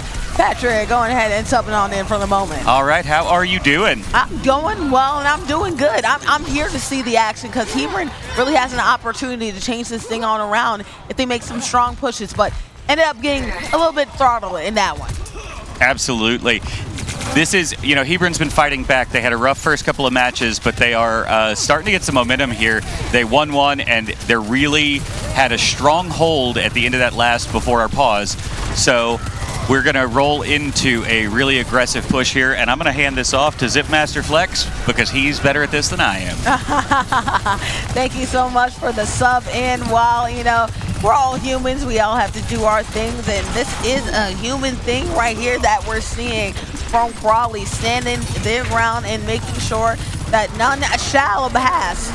But we'll see how much will happen past this point right here, as we do have some ults finally getting on the stream. We actually have Defense Matrix going on somewhere around the corner. We also have Diak in the Sojourn ult going on right here as well. So I missed a good bit, but I come back and it's 1 minute left, only halfway to the first point. It was a rough start for the Hebron boys. And they lost another team fight, and we still have Emong out there and Johnny G, but Emong goes down. Now it's Johnny G all alone as he's staggered from the rest of his squad, and that is not going to be helpful with the time constraints that are left as they have to go through the respawn time, and everyone else is going to have to make their way forward to try to get something going. They have to escort the payload. They have to go ahead and make it past their first checkpoint in order to get the time. Only really enough time for one more push. So with 30 seconds remaining, you have to make the most of the time. In their back pocket, we have the Genji ult right there. Honk going ahead and getting their ult down. So right now, Juno doing their thing, and we know Honk can be quite the machine when they have an opportunity. Backing up and giving up the space is Crowley, making sure that they don't end up getting some easy pick plays from Honk. There it is. It's going to push into overtime here. They are now on the point. Everything riding on how they handle this fight right here. A lot of damage being put down on both sides. Honk down. Dagger down. And there it is. There it is, your champions. North Crowley, the Catalyst. They are the champions, the undisputed 2025 esports champions for Overwatch 2. After a long, drawn-out battle, issue after issue, these kids all stayed strong. The coaches stayed strong, and they were able to get their victory. Shout out to their opponents at Hebron. Yeah. The second place. A lot of strong performances all the way around. And we're going to be doing the award ceremony here shortly. That was our final game of the night, guys. Yeah, but stick around and watch the trophies. But I do want to say this. What Yes, an go ahead. impressive job by Hebron, right? Not impressive job by Hebron getting back into this thing, but most importantly, an impressive job by Northern Crawley, right? Obviously, with the delays and the delays and the delays and delays, you started off strong. You were losing momentum. It was very easy to just lose that momentum completely and drop the ball. They turned it around and flipped it. And with that flip, we're going to flip her back to Pat for the opening ceremony or closing ceremonies or the closing matchup presentation. I don't know, Pat. It's been a long day.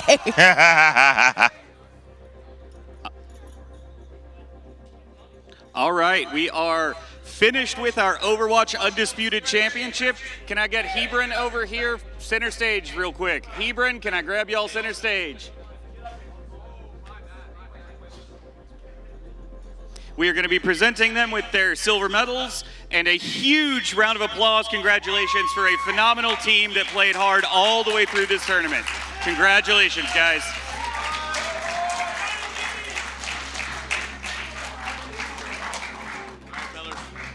Step on up. Good game, guys. Come on, let's hear it for Hebron.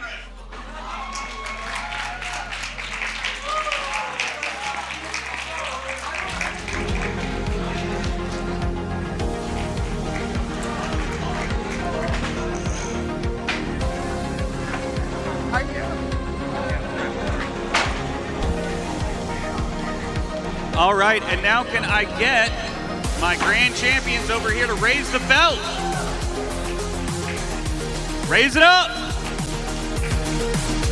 Let's hear it for our undisputed grand champions, Overwatch 2 2025.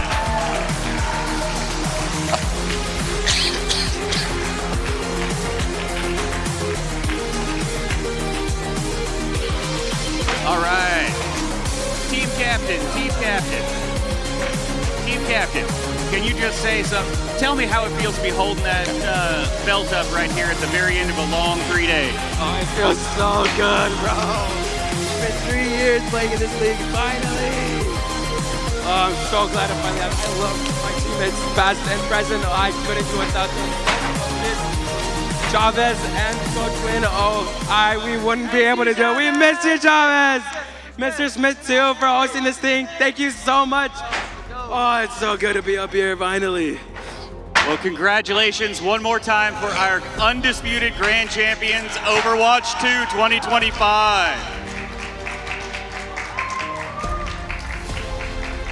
All right, and I'm going to kick this back over to our casters to close us out for this broadcast and for 2025. Thank y'all so much. And what a day it has been. Championship Saturday here today. Again, Border McBoard, Zipmaster Flex.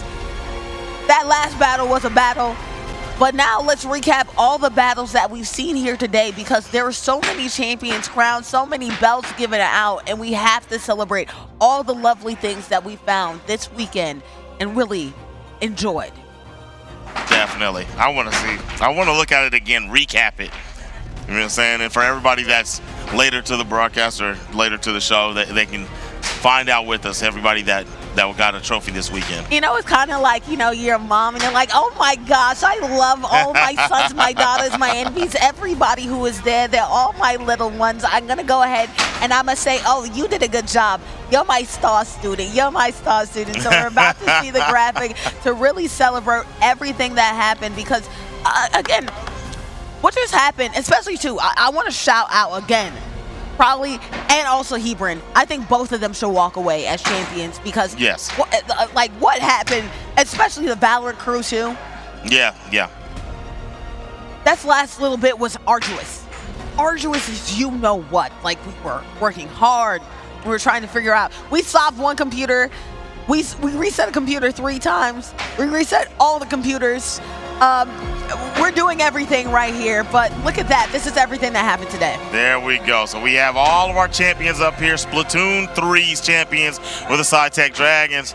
The crew battle 3v3 for Super Smash Brothers is the LCHS No Johns. And then we have the solo champion is going to be the relayer Greg Lake. Yep. And we have so many other ones that are coming on the way too that we'll inform you about as well. But the solos are just, the winners are coming in bunches, right? A lot of them coming in bunches. But I do want to finish my point when I was talking about all the troopers who are there. A lot of people stay to the end, even when their team wasn't competing. And that's an art of valor. That's an art of pride. That's an art of hoop. We really love to see games being gamed right here. And this is true gamer activity going on right here. Not in derogatory and in a complimentary as way possible. Shout out to all the parents. Shout out to all the students. Shout out to all the people who learned valuable lessons right here. I want to shout out some of the amazing people that helped out along the way, including our production assistants, Yes, right? yes. People like Fat, people like Key, people like Nico, who is his second year in a row, who helped out as well. And also, shout out to some of the lovely winners here for today. All right. And as we were going with the champions of the weekend, we did end off on the relayer Greg Lake for the solos for Super Smash Brothers. Rocket League champions was going to be Greg Burton. And then we have Madden NFL. That is Madden NFL 2025. That's going to be iBunch tight end. Yeah. There it is. Yeah, there you go. She The taught T. me, guys. She taught There me. you go. The Fortnite 2v2 Box Wars champions, Wiley, the Wiley Pirates. And then for Overwatch 2 to close the evening, we just saw North Crowley, the Catalyst, come through as the undisputed champions. Yes, and then shout out to players like from Mario Kart, also from also Valorant, and also we had another one as well, Apex. A lot of grand champions being crowned this weekend, and a lot of champions to make sure that this weekend was possible. All the love in the world to our sponsors, who are the reason why we are in these chairs, the reason why so many other players were in these chairs. Teams and players such as what? Ishoni, Texas Army National Guard, Baylor University, Phillips, Play versus Texas Scholastic Esports Federation, aka TechSef, Landfest, Goblin Town Gaming, Interstate Scholastic Esports Alliance, and COPE, Coalition of Parents in Esports. All of them brought together. Thank you so much and helped us make this event. Presenting sponsor is Texas Army National Guard. Thank you to the Texas Army National Guard for being part of this event and making sure we can make this happen for these students. Yeah, and Baylor University too. They're the reason why we're here. Shoni, all the parents, all the students, everybody who's involved with TechSef. Again, some of these sponsors make sure that this thing is possible. The Army National Guard, one of them, couldn't happen without you. So thank you so much. It's been a long weekend. My voice hurts. Your bladder hurts. A lot of our bodies hurts. But the joy that we had this weekend cannot be undenied and unfulfilled. Love you, bro. Thank you so much for doing this. And I appreciate you. Any closing words from you? No, it was awesome working with you, and it was awesome working with everybody out there. These kids, they did phenomenal, and I hope to see you guys again next year. Y'all have a great one. We're closing for TechSef, Texas Undisputed Championship 2025. See you soon, guys. Love you. Thank you so much, and love my voice. Thank you so much, guys. Bye-bye. Moving forward. Sit back. Bye.